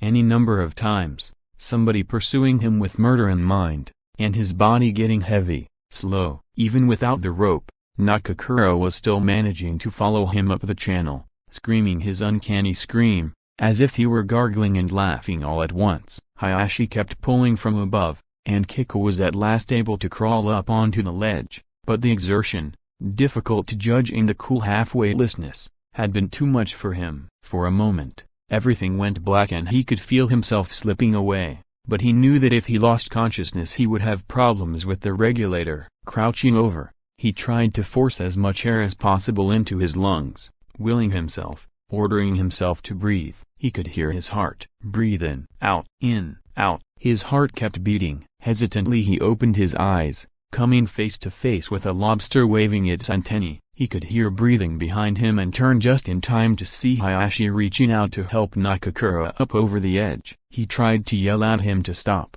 but the yell died in a glub glub of bubbles as Nakakura caught hold of Hayashi's hand. Behind the mask, Kiku could see Hayashi's face twist with pain as he tried to free himself. Nakakura had drawn his knife, and as he drove it into Hayashi's stomach, Kiku took aim with his spear gun. The silver harpoon shot across the space between them and buried itself where Hayashi was sitting by the bathtub. Finally, noticing that his fingers were spongy and wrinkled, he reached up, still holding the kitchen knife, to turn off the shower. Blood was spiraling down the drain. Thinking nonetheless that he must have dreamed that he stabbed Neva, he stumbled, soaking wet, into the bedroom. He called her name, but she was nowhere to be found. He then went methodically from room to room looking for signs that she had been there: ash in the ashtrays, wrappers from the caramels she liked to eat, makeup on the nightstand, her shoes in the hall, dirty dishes. He put the knife back on a shelf in the kitchen, but failed to turn up any evidence of her. It must have been a dream, he told himself. Still, for a dream, it had left an amazingly vivid image in his head of Neva's bulging white stomach with the knife sticking out of it and a smear of dark blood. He could hear Dee's voice saying he was nuts, and anxiously began to wonder if he wasn't right. Having dreams you couldn't distinguish from reality, that was a sure sign, wasn't it? He remembered the old woman he used to see picking through the garbage back on the island. She was nuts. She used to point at an empty sky, yell "plane," and throw herself flat on the ground. That's how I'll end up, he thought. But why? He must have guessed right all those years ago. That batty old woman really was his mother. Or maybe it was his punishment for having cut his tongue. Maybe everything he saw was invisible to other people, and everything other people saw was somehow twisted out of shape for him. He took an ice cube from the refrigerator and gripped it in his hand until the numbness began to hurt. Then he turned on a burner on the stove and thrust his palm into the flame, giving a yelp of pain. He scribbled a few numbers in a column on a sheet of paper and tried adding them up. Finally he opened the newspaper and read aloud from the obituaries. Yoshio Jiro, 83, calligrapher, died at 2:25 a.m. on the 11th of heart failure at Matsuyama Memorial Hospital. The funeral will take place at the Jiro Academy of Writing Arts, 9A3 Honcho, Matsuyama City, with the widow, Yoshijiro, of 3A4 Kamiricho, Matsuyama, as chief mourner. He could still read, at least. Seems normal enough, he thought to himself. A clear plastic bag in the kitchen sink caught his eye,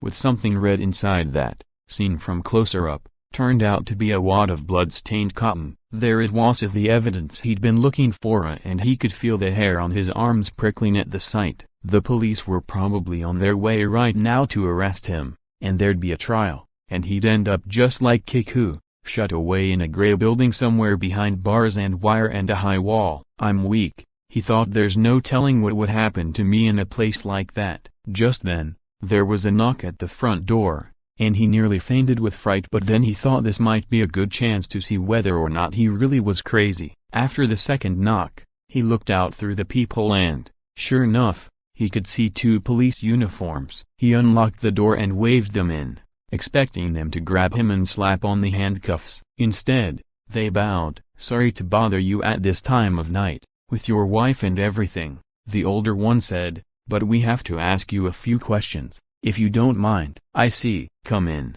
then," said Hashi, though he didn't see at all. "It must have been a shock," said the other, looking carefully around the room. Hashi nodded, smiling forlornly. The cop soon found a knife on the shelf in the kitchen. "Was this what she used to try to kill herself?"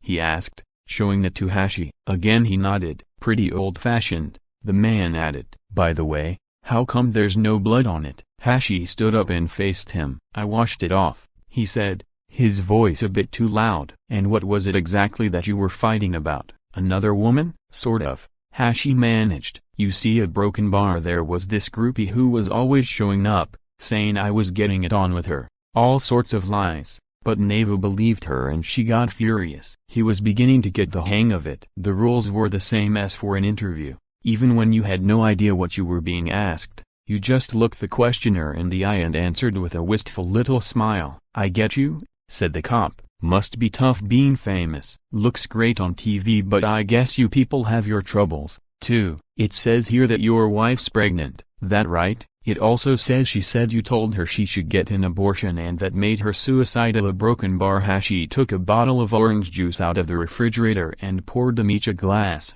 When he asked them if they'd like to sit down, they seemed to loosen up a bit, and one of them confessed he was dying to know what it was like being a star. "Well," said Hashi, "I know this one singer, you'd know the name, who has to fart like hell to relax herself during rehearsals." The tidbit seemed to tickle the two cops. Hashi laughed along to keep them company, though while he was laughing he began to feel his original notion had been right, that none of this was real. The laughter soon died away, and after smoking a couple of cigarettes apiece, the men got up to leave. As he was seeing them to the door, Hashi couldn't help saying, "Tell me I'm dreaming, will you?"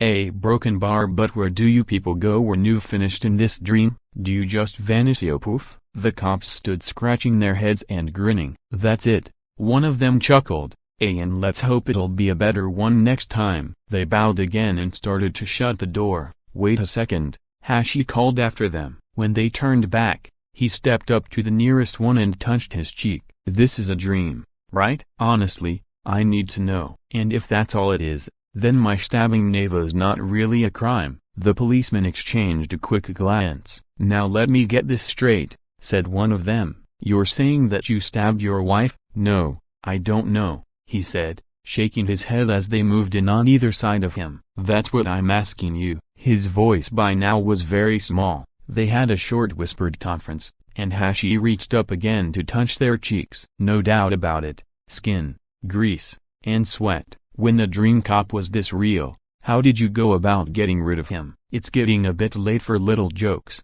sir," they said eventually. "Anyway, at least your wife's injuries don't seem to have affected the baby. What we suggest is that you go pay her a visit in the hospital." Hashi shut the front door and stood for a moment stroking its hard metal surface, wondering if he had lost the feeling in his hands. He bent down to touch the rug, catching dust balls between his fingers. He rubbed his hand across the table, then picked up the bottle of orange juice and licked at one sour drop that had fallen on the back of his hand. He thought of King Midas, who had turned everything he touched to gold. It must have been sad not to be able to feel anything you touched as something living. His throat tightened as he remembered that Midas had ended up as the last living soul on Earth. Probably just the heat, he thought, switching on the air conditioner. It came to life with a rumble, and an oily draft blew into his face. He laid his cheek against the window pane, seeking the soothing coolness of the glass, but it clouded over and quickly warmed to the temperature of his skin. He thought about when he was small, when he and Kiku had lived on the island, and it seemed somehow that the surface of his body had been far more sensitive back then. His skin had always been tingling somehow, like the raw pink flesh of a wound or sunburn, and the slightest change in the wind or the angle of the sun had triggered a response from his whole being. Since then, his skin seemed to have acquired a coating of some kind of thin vinyl or powder or oil piled layer upon layer to cut him off from the outside world. He couldn't be sure any longer of what he was feeling. His eyes and ears and nose were no longer even part of him. He had to wake himself up, make his skin tingle again and escape this dream. And abruptly it occurred to him that the only way out was to die inside it, to die in the dream. Closing his left hand into a fist, he picked up the knife on the table and drew it across his wrist. A crimson line opened in the white skin, and blood spurted out. Instantly, Hashi was terrified, not because of the blood but because he couldn't feel a thing. It seemed even a dream death wouldn't return him to the living world. He ran out of the apartment and jumped into the elevator. As soon as it was moving, he punched the button on the emergency intercom, stopping the elevator between floors and bringing a voice squawking from the box. "Hello? A broken bar, hello? A broken bar, hello?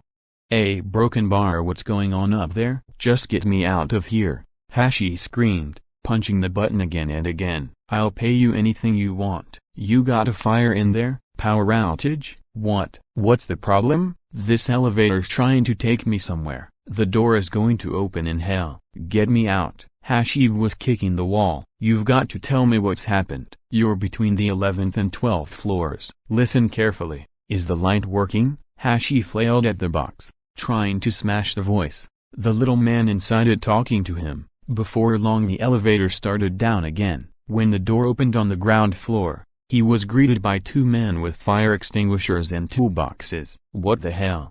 one of them said when he saw Hashi's wrist. "Where'd you do that?" Ignoring them, Hashi stumbled past and out into the street where he started to run. The bleeding showed no sign of stopping, so he found a doctor's clinic and rang the buzzer.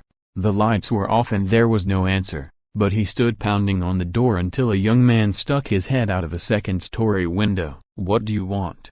he yelled. "I've cut myself," said Hashi, holding up his bloody wrist. "That's so?" said the man in the window. "Well, too fucking bad." The window slammed shut. His vision was beginning to blur, but as he staggered down the middle of the road he could see the 13 towers in the distance, like tall cocoons woven by some great shiny bug, spitting out its thread until one died, though who knew when?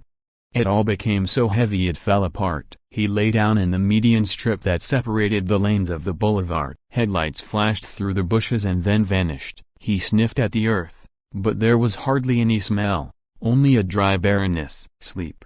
He told himself. Something was seething inside him, and as he drifted off to sleep, he felt he would like to cut himself open, scoop out whatever it was, and hurl it at this fat maggot of a city. Kiko was digging a hole in the sand. Next to him on the beach was a stiff body in a wetsuit. When the hole was deep enough, he rolled the body into it while Anemone, holding a red plastic umbrella, said a quiet prayer. A breeze came up as Kiku began to fill the hole with sand, and Anemone pressed her hands over her eyes. When the funeral was finished, Kiku broke off a thick branch from one of the mangrove trees hanging down over the beach and began whittling away the smaller twigs. He measured the pole against his own height, and then, sticking it in the sand, bent it to test its strength. As he worked, the old man and the black goat appeared at the top of the bank and picked their way down to the beach. Scooping up some wet sand, he rubbed it between his hands to wash away the oil, leaving a rainbow film that spread out on the water.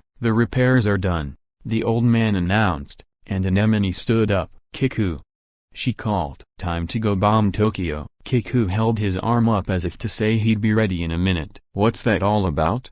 the old man muttered, more or less to himself, as he stood watching. The goat's teats were swollen, and from time to time a milky drop fell on the hot sand. "He's going to jump with that pole," Anemone said. The sweet smell of the milk drew a swarm of flies as Kiku checked his grip. "Kiku, jump over me," Anemone called, standing, umbrella high over her head, where the waves were lapping at the sand. Kiku stared at the red plastic dome and started his sprint, aiming straight for the nearly naked Anemone in its shadow. A streak of taut muscle, a wake of dancing white sand, and the waves of heat rising placidly from the beach were left unsettled for a moment. The leaves of the mangrove trees rustled and sweat streamed from Kiku's body. When she could almost feel his breath on her, that hot breath she'd felt so often in her ears or against her side, she closed her eyes, opening them just as the thick pole was planted in the sand in front of her. A cool puff of air played over her skin,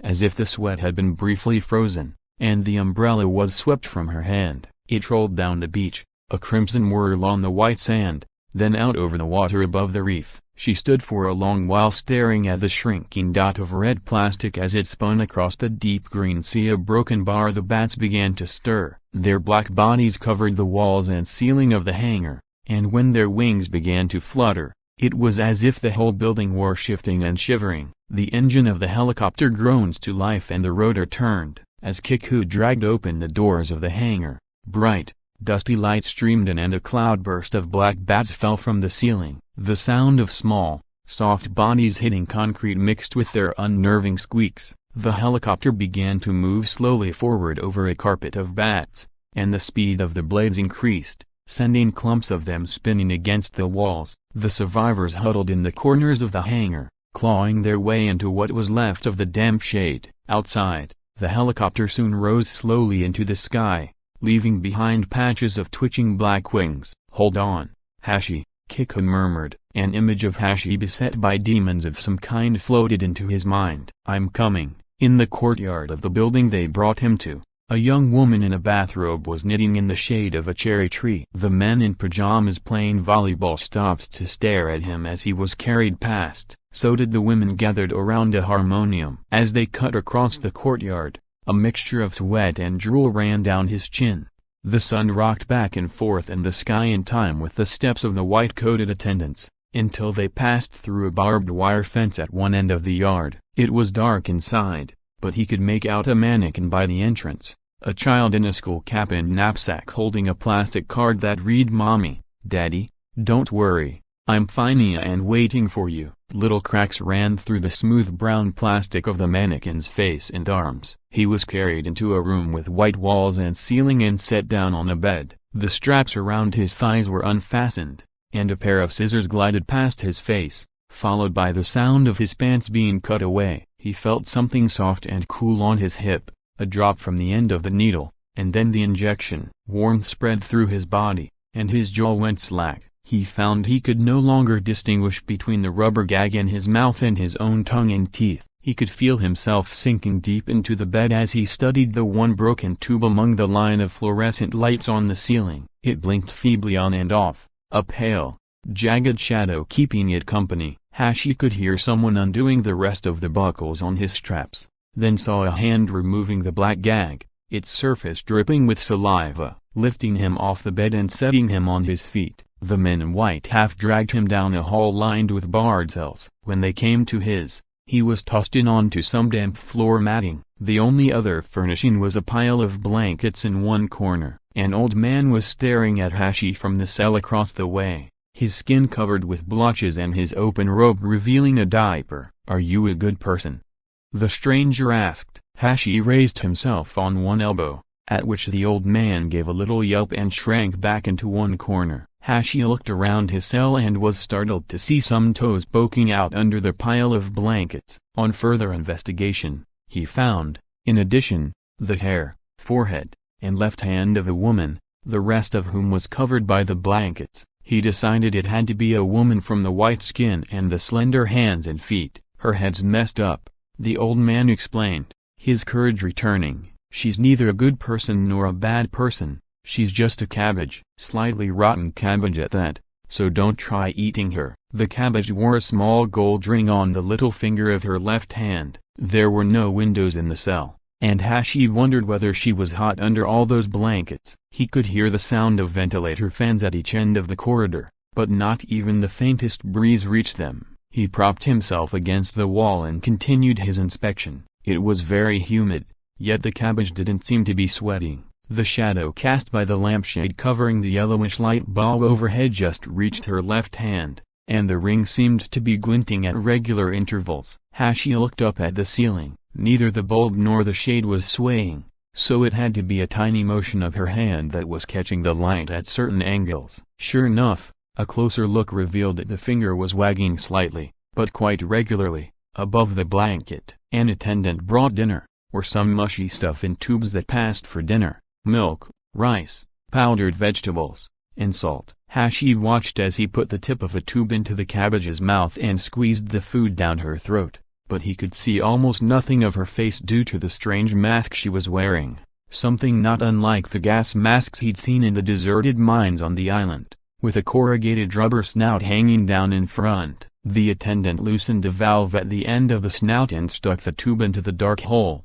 and judging from the movements in her throat, the cabbage seemed to be eating. When the meal was over, the blankets were peeled back to reveal that this was, in fact, a woman. The attendant changed her diaper, wiping her bottom and giving her a liberal sprinkling of talcum powder, but no matter what was done to her she remained as still as a block of wood. Only when the blankets were replaced did she give a low moan. "The head of this here cabbage has been cleaned out nice and neat," the attendant told Hashi, "just like yours'll be pretty soon now." When he was gone, the slight twitching in the cabbage's finger started again. As Hashi studied the movement, he caught an occasional whiff of talcum powder sent his way, apparently, by a tiny draft created by the pulsing finger. He approached her, and as his feet moved over the damp matting, the movement of her finger changed, reminding him, for some reason, of the sad man in the park in Toxitown who suffered from convulsions. How many hours had he spent practicing his singing in the company of the man who danced as if someone were firing a machine gun at his feet? How many thousands of tunes had come into his head back then? Worming his way across the floor,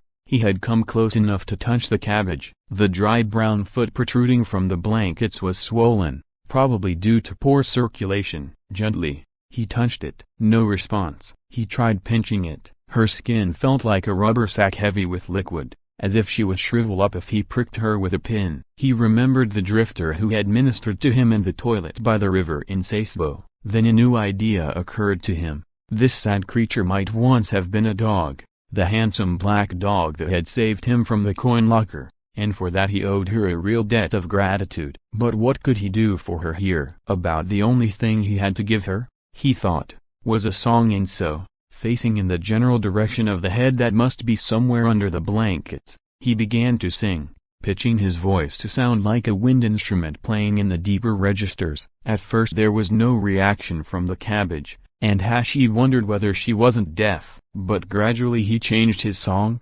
shifting from a horn resounding through a thick forest to leaves drifting down onto a lake, then to rings of water spreading out to lap against a sandy shore, and finally with his mouth close to the first few bird trills in the street. Vitus's blues. Soon Hashi noticed that the blanket had begun to stir, and when he increased the volume her fingers began to twitch faster and beads of sweat formed on her palms. But before he could go on, he heard a voice behind him shout, "Come on, put a little life in it." Hashi turned to find a line of faces pressed against the bars of the cells across the way. It was the old man who had shouted. "Hey, so it really was you," he said when Hashi fell silent.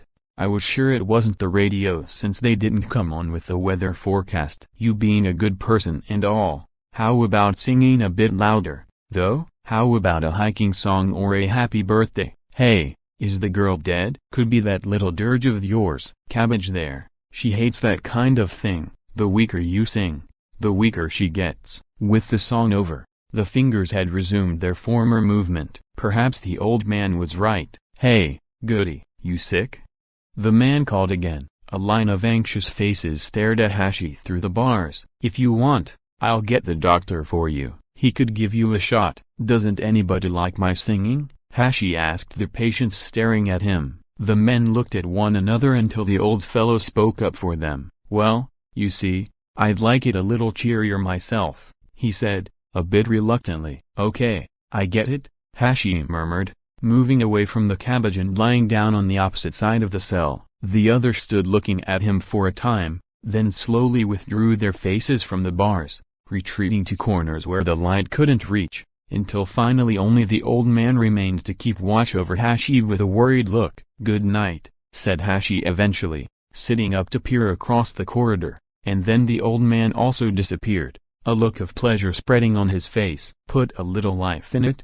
said Hashi to himself. Come to think of it, he didn't know any songs that could be called lively. "No fucking way," he muttered, laughing out loud. The cabbage was stirring again under her blankets, and the thought crossed his mind that he should try another song, but he stopped himself. He realized that he was sick and tired of the old sounds, that he'd just as soon forget the whole thing. Closing his eyes, he cast about in his head for the makings of a new tune, but first he decided he had to clear out all the memories linked with his old repertoire. The drifter, a pair of bloody scissors, duck fat, a woman's soft skin, the dank air in the old mines, the smile on Kiku's sweaty fascia. Every person and place, every smell and sensation had to go. He lay there a long time, slaying memories, but in the end there was always one image that remained behind his blank eyes, the one he'd seen earlier in some broken glass as he lay down to sleep, his own face,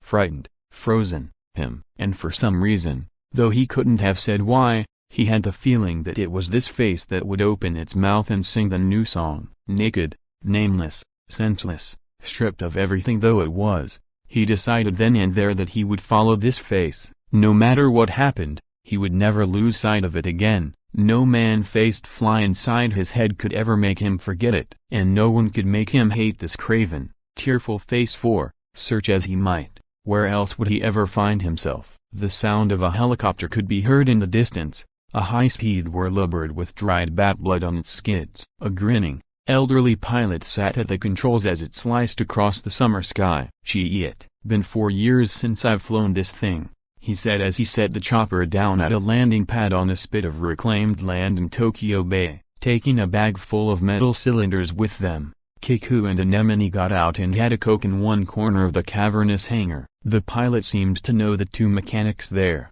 who started telling him about a new helicopter with a retractable rotor. "It's a jet, man. When you lock that rotor in, it'll do Mach 0.8. During a pause in the conversation, Kiku interrupted. "We've got a few things to do but we'll be right back," he told the pilot. The old man nodded. "Don't be late," he said. "The control tower's fussy about these things. I'll be heading back to my Ruri in 4 hours' time." Kiku and Anemone were already walking away, hand in hand. 4 hours is plenty," said Kiku without looking back. They walked in silence along the almost deserted harbor road. Summer was hanging on in the city, and Tokyo was as hot as the islands had been. The difference was the smell of gasoline in the air and the wall of sound that reached them from a distance, millions of human voices merging together. As they made their way through a long, straight tunnel lined with sheets of metal, enormous trucks passed by from time to time with a moan that built to an explosive whoosh. Anemone thought of the pieces of Gulliver that had flopped around on the highway,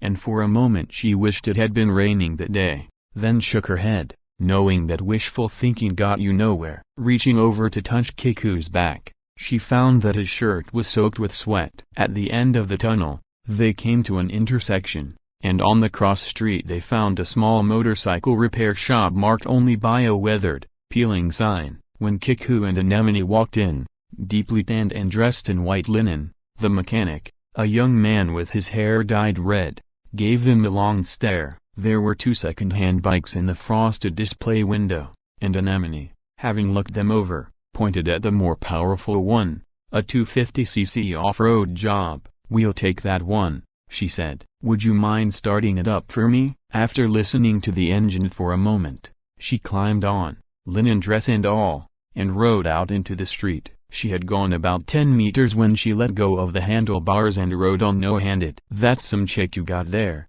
buddy," the mechanic said to Kiku. "She's checking the balance, just what you're supposed to do with a used bike." While Anemone was fishing around for her license and signing the necessary papers, Kiku fastened the bag to the luggage rack on the bike. "That's a mean tan you guys have got," the mechanic said as he counted the money. "Bet you're surfers." "The white suits are a sure giveaway." "Surf City baby, yes, it must be nice." "I'm afraid not," said Kiku, doing up the strap on his helmet. "Us, we're coin locker babies."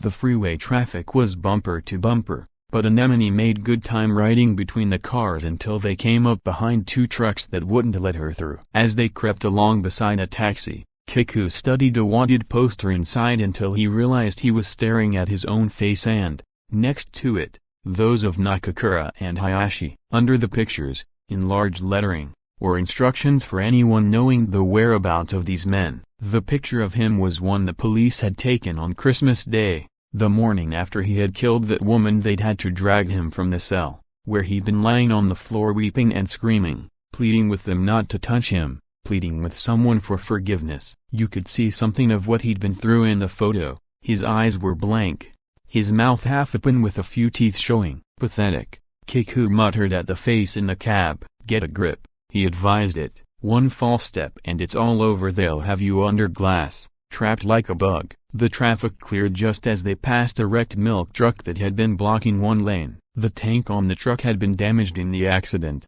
and a sticky white puddle had formed along the road. Taking advantage of the opening, the cab with Kiku's picture in it roared off, puffing milk-sweet air in their faces and revealing, where it hadn't been a moment before, a view of the 13 towers. On top of one, an orange light blinked in the hazy heat, though it was almost invisible in bright sunlight. From a distance, the towers seemed to be leaning toward one another, panting in the hot summer sky, their stone walls and metallic windows softer than the turtle's belly, a line of boxes half melting in the heat. The smell of milk broke in bar, and suddenly Kiku thought of babies locked away inside, and reached for the bag at the back of the bike, checking the cylinders, ready to undo the straps. Anemone opened the throttle, moving out into the fast lane which seemed to suck them along the elevated highway straight toward the towers. Nothing ever changes, he thought. Everybody's still trying to break out of themselves, hoping for that new wind to blow through and shake their hearts awake. But for us,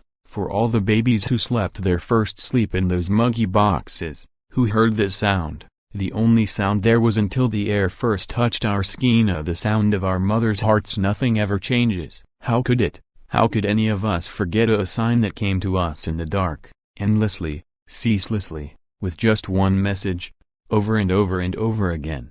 A broken bar. He reached back and his hand closed around it. It was time now. The hatching of the babies, asleep in their summer boxes, spun from glass and steel and concrete. Hashi could hear glass breaking down the hall, and then an attendant shouting, "Bring him down here." In the cell, quick!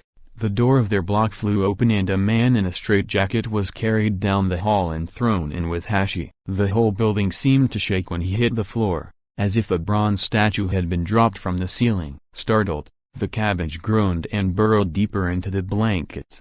the snout of her gas mask flipping about. Several doctors and attendants pinned the man to the floor while one of them prepared a thick, dripping syringe. As he fought them, veins bulged on his head, and his bloodshot eyes seemed ready to pop from their sockets. The dark, congested areas above and below the red eyes made Hashi think of eyeliner. Suddenly, the man bucked so violently, straitjacket and all, that the attendant by his shoulder went flying against the wall. Hashi, who hadn't been able to move so much as a finger in his jacket, knew what sort of strength this must have taken. From up and down the corridor, the other patients lining the bars gave a cheer. "There's one that's still alive," cried the old man. "Fight them, don't let them stick it to you." An attendant broke away to yell at him, but a shout from the doctors brought him back. The man had bent his body into an arch, a wrestling bridge, making the leather straps bulge along the muscles in his chest, and as they reached their limits, the straps began to tear with an awful grating sound. The teeth inside the man's head were grating too, until Hashi thought they might snap off at the roots, but suddenly the belts gave way, one after another, with loud cracks. One of the attendants went rolling across the floor, apparently hit in the eye by a buckle, drawing even louder cheers from the hall. Hashi, however, was more interested in the strange smell that seemed to be coming from the man's mouth, a smell like burning flesh. Somehow, he found it disturbing, and then remembered that he'd smelled it before, in the bathroom where he had stabbed Neva. But before he could give it much thought, the old man across the corridor had launched into a wild tirade. "He wakes, the steel giant wakes. Long, long ago he rose from the sea, with the blood of life streaming from his belly, and then they buried him with thunder, a broken bar and a broken bar carrots, a broken bar at Stonehenge. But now he wakes again. The age of rotten fish is over, the age of steel and bombs is upon us, and he has come to give us life and strength,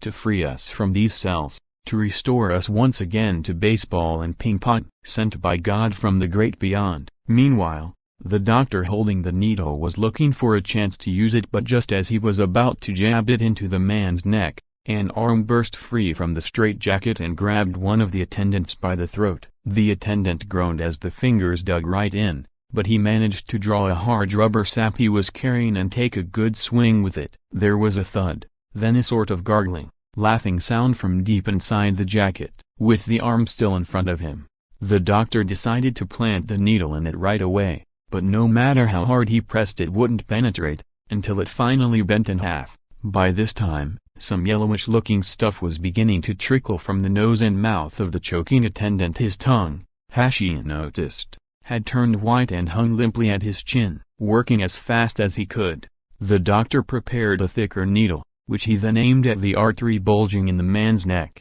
This time it broke the skin, but the pressure underneath was so great there was no way to pump the sedative in. "What the hell's going on?"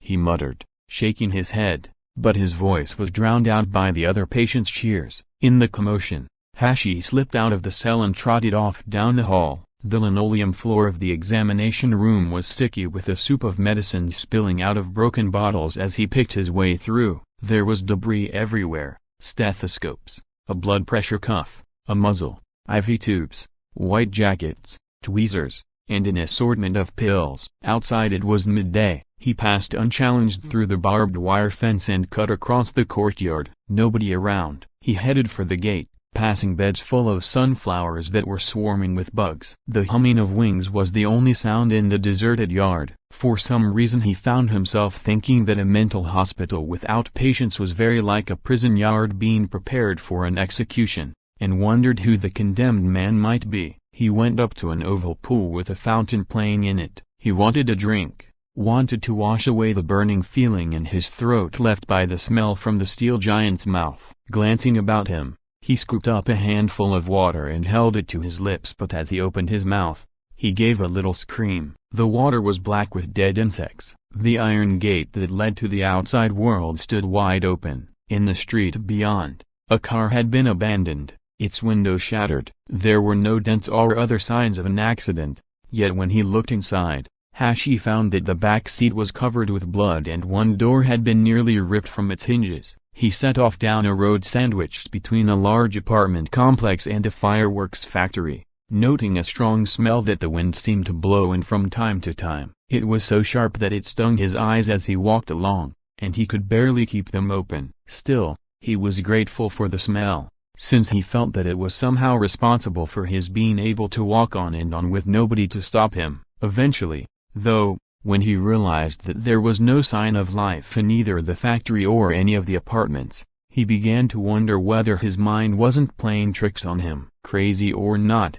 however, he was all alone, so he might as well use this stench to keep him moving. Who knows, he thought, without it he might just be standing here exhausted, unable to go on. He came to an intersection where several cars were standing, but no one was inside. Here, too, there was no sign of an accident, and the traffic lights seemed to be working normally, blinking from red to green and back again in pointless repetition. The keys had been left in one of the cars, so Hashi switched on the radio and spun the dial. At the first station, he turned up the volume to find a man's voice slowly repeating the same message as though reading a weather report. Please shut off your main gas valve. When evacuating, do not take any personal belongings with you. Children under 6 years of age and women more than 8 months pregnant will be given priority on all evacuation routes. Only these groups will be provided with armored escorts. A broken bar. Please shut off your main gas valve. When evacuating,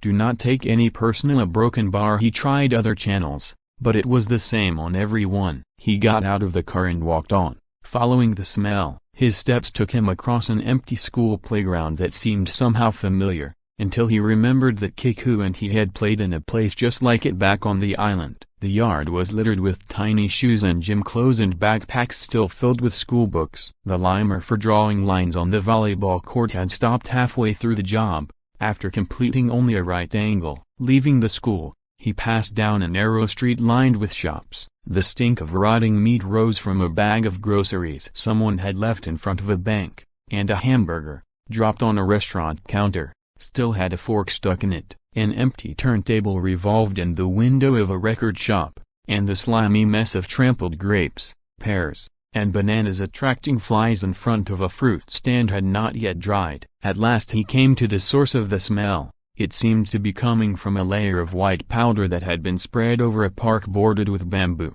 As he was crossing the park, hand over his nose, he realized that beneath the powder about half the area was covered with blue plastic sheeting. The flies were as thick as they had been at the fruit stand. He cautiously lifted one flap of the plastic, then stepped back, shoving his hand in his mouth to stifle a scream. A human foot was visible. He was too frightened to notice the faint smell of burning flesh that clung to his hand. Hearing cicadas singing in the bamboo grove and thinking he might be better off there himself, he made a dash in that direction, fighting the urge to puke. Perhaps because the thick leaves blocked out the sunlight, it was humid in the grove and the soft earth sucked at his shoes, making walking difficult. When he reached a clearing, he found the body of a dog, its head split wide open.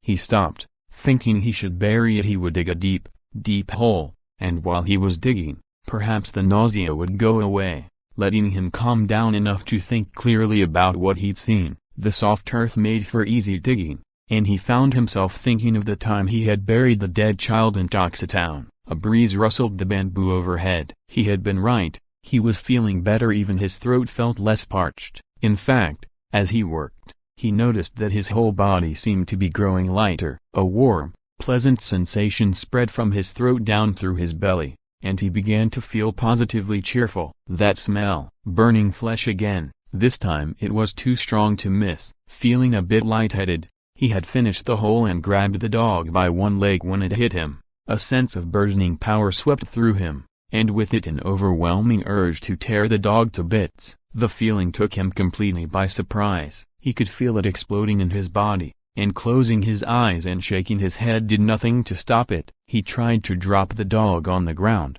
but his hand resisted him, and a searing pain shot through his head. Despite himself, he held the dog in a tighter grip, and the pain receded. He then found that he'd picked up another of its legs, hearing a voice from somewhere say, "Tear it to bits." Startled, Hashi looked around, but there was no one else in sight. "Rip it up." "Tear it to bits," the voice said again. Hashi clenched his teeth as goose flesh rose on his body. It was his own voice. Maybe he really was crazy. Again he tried to let go of the dog, but his head threatened to split open. It was as if someone had cut a hole in it and poured boiling oil over his brain. "Tear it to bits," the voice spilled out of his mouth of its own accord. "That doesn't make sense," he managed to reply. "Years ago, a dog saved me from a coin locker. Why would I want to mangle a poor dead dog?" With a yell, he flung the thing down and staggered away, driven by the pain in his head. His eyes wouldn't open, and about the only thing he could be sure of,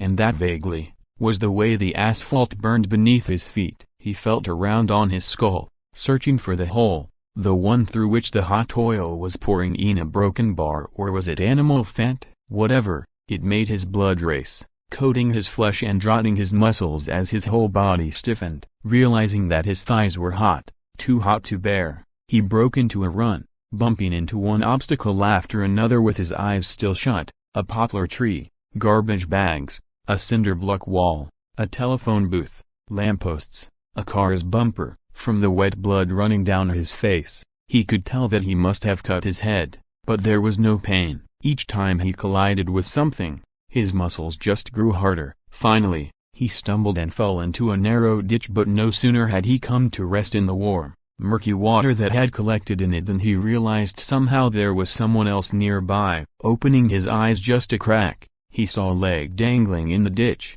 and once again the impulse he had felt before swept over him. His eyes opened wide. He found himself on a tree-lined street, ripples of heat rising from the pavement. Close by, a woman in a polka-dot dress sat with one leg in the ditch, her eyes glassy and unfocused. From a corner of his own mouth something greenish dribbled down. He had a weird sensation that he'd become a giant and that he could kill her with his little finger. He drew nearer and discovered that the woman was pregnant. She seemed to have hurt her left shoulder. She sat stirring the dirty water with her foot. Then, noticing Hashi standing there, smiled weakly at him. "Hey, Doc, once the morning sickness passes, they say it's okay to have a beer, but not me. I've hardly felt sick at all, but I've been laying off the beer anyway." As she chattered on, he came a step closer, the muscles in his cheeks relaxing as he did so. In his mind, he could see himself putting one hand on either side of her mouth and tearing her head apart like a ripe fruit. "Rip her open," he said to himself. "Rip her." He noticed the way her throat bobbed as she swallowed, and he could hear himself laughing, a rasping, gargling laugh. A wave of excitement broke over him and he reached for his groin, spraying a wad of cum almost instantly, merely from the pleasure that surged up in him from the hot pavement. But this wasn't any old climax. This time it didn't stop, as if gushing up from every pore in his body. He ran his fingers through the woman's hair and then, closing them into a fist, pulled her out of the ditch. Before she could cry out, he shoved his right hand into her mouth. Sour bile leaked from the back of her throat and her tongue curled into a tight ball as he let go of her hair and wrapped his left hand around her jaw. It was only then that his orgasm subsided, and he felt a soft, cool breeze touching him. But it was more than a breeze, a sense of bliss. Beside himself, he went on pulling, but just as the corners of her mouth began to tear, a shudder ran through his body. He'd heard it, the sound of a heart beating. It seemed to come from far away. Of course, it had to come, the heartbeat, surrounding him, enfolding him at the peak of pleasure, as he put this woman heavy with an unborn child to death. The heartbeat, boot a broken bar. Whose? His own? This woman's? Hashi peered deep down into the dark throat in front of him, and somewhere beyond the web of veins and sinews, at the deepest place of all, he could just make out a thin, clear membrane covered with white spots. And there, on that tissue, an image began to take shape, something familiar, something he knew from long ago. A bird spreading its tail against a background of falling snow, a peacock, the one he had seen that Christmas Eve when Kiku had shot the woman. And in the shadow of those green and silver wings stood a sick old woman smiling calmly. Then the madness took hold of him, and he reached out to rip away the old rider's skin, only to find another woman concealed within, one he had never seen before. But suddenly he knew. "It's you. You're the one who left me in that locker," he whispered, reaching out again to tear her chest open. In he dived, pushing aside other organs until he came to a warm, slippery, twitching red lump, her heart. "At last!" he shouted. This was the heart. "My mother's, the sound I heard every second of my life until the day I was born." He gave thanks, Thanks to that heart, that sound which had filled his own heart with joy, with the strength to grow, and as he did so, all trace of anger vanished. How could he hate that sound? How could he not forgive his mother? He thanked the old writer and her peacock, and as his mind retreated, back through the maze of veins, back up the dark hole, past the rigid tongue, he realized he no longer wanted to kill the woman he held in his hands. "Please," he pleaded, "drain this strength from my body, drain every last drop of blood, wrap me back up in a straitjacket, but please don't let me kill her." Frantically, he searched every corner of himself for some organ, some part of him that hadn't been affected by that smell, that couldn't be made to do the bidding of the burning oil. He pleaded with himself, every atom of him from the tips of his toes to the end of each hair, but the oil seemed to have power over every cell. Then, at the last moment, something somewhere gave it, which, his mind ran desperately through his body once again, searching until he found it, his tongue. But not the part that remained. The last free bit of Hashi's body was the memory of the tip he had cut off his tongue a long time ago. At once, the memory began probing the spaces between his clenched teeth, then further inside, little by little regaining control over the rest of the tongue. "I won't give in," he chanted to himself. "I won't kill this woman. I won't stop the beating of her heart." As the mutinous tongue forced its way out, his teeth bit down, trying to sever it. But the pain slowly spread through his mouth, gradually dissolving the oil that coated his vocal cords. Hashi knew then that the madwoman's heart was still sending its message, the same message as always, still reaching the child deep inside her. He took a deep breath, soothing his tongue and throat with the cool air. The message that the heartbeats carried to the child within was one that never changed. He drew another breath, feeling it refresh his lips. And then a sound emerged of the cry of a newborn baby. "Never," he told himself, "will I forget what my mother's heart was telling me." "Live," it said, "you shall not die. Live, yes, live." Each beat drummed out the message, imprinting it on my muscles, and veins, and on my voice. Hashi let his hands fall from the woman's mouth. Leaving her, he walked into the heart of the deserted city, his cry melting into a song. "Can you hear?" he whispered to the towers in the distance. "Can you hear? It's my new song."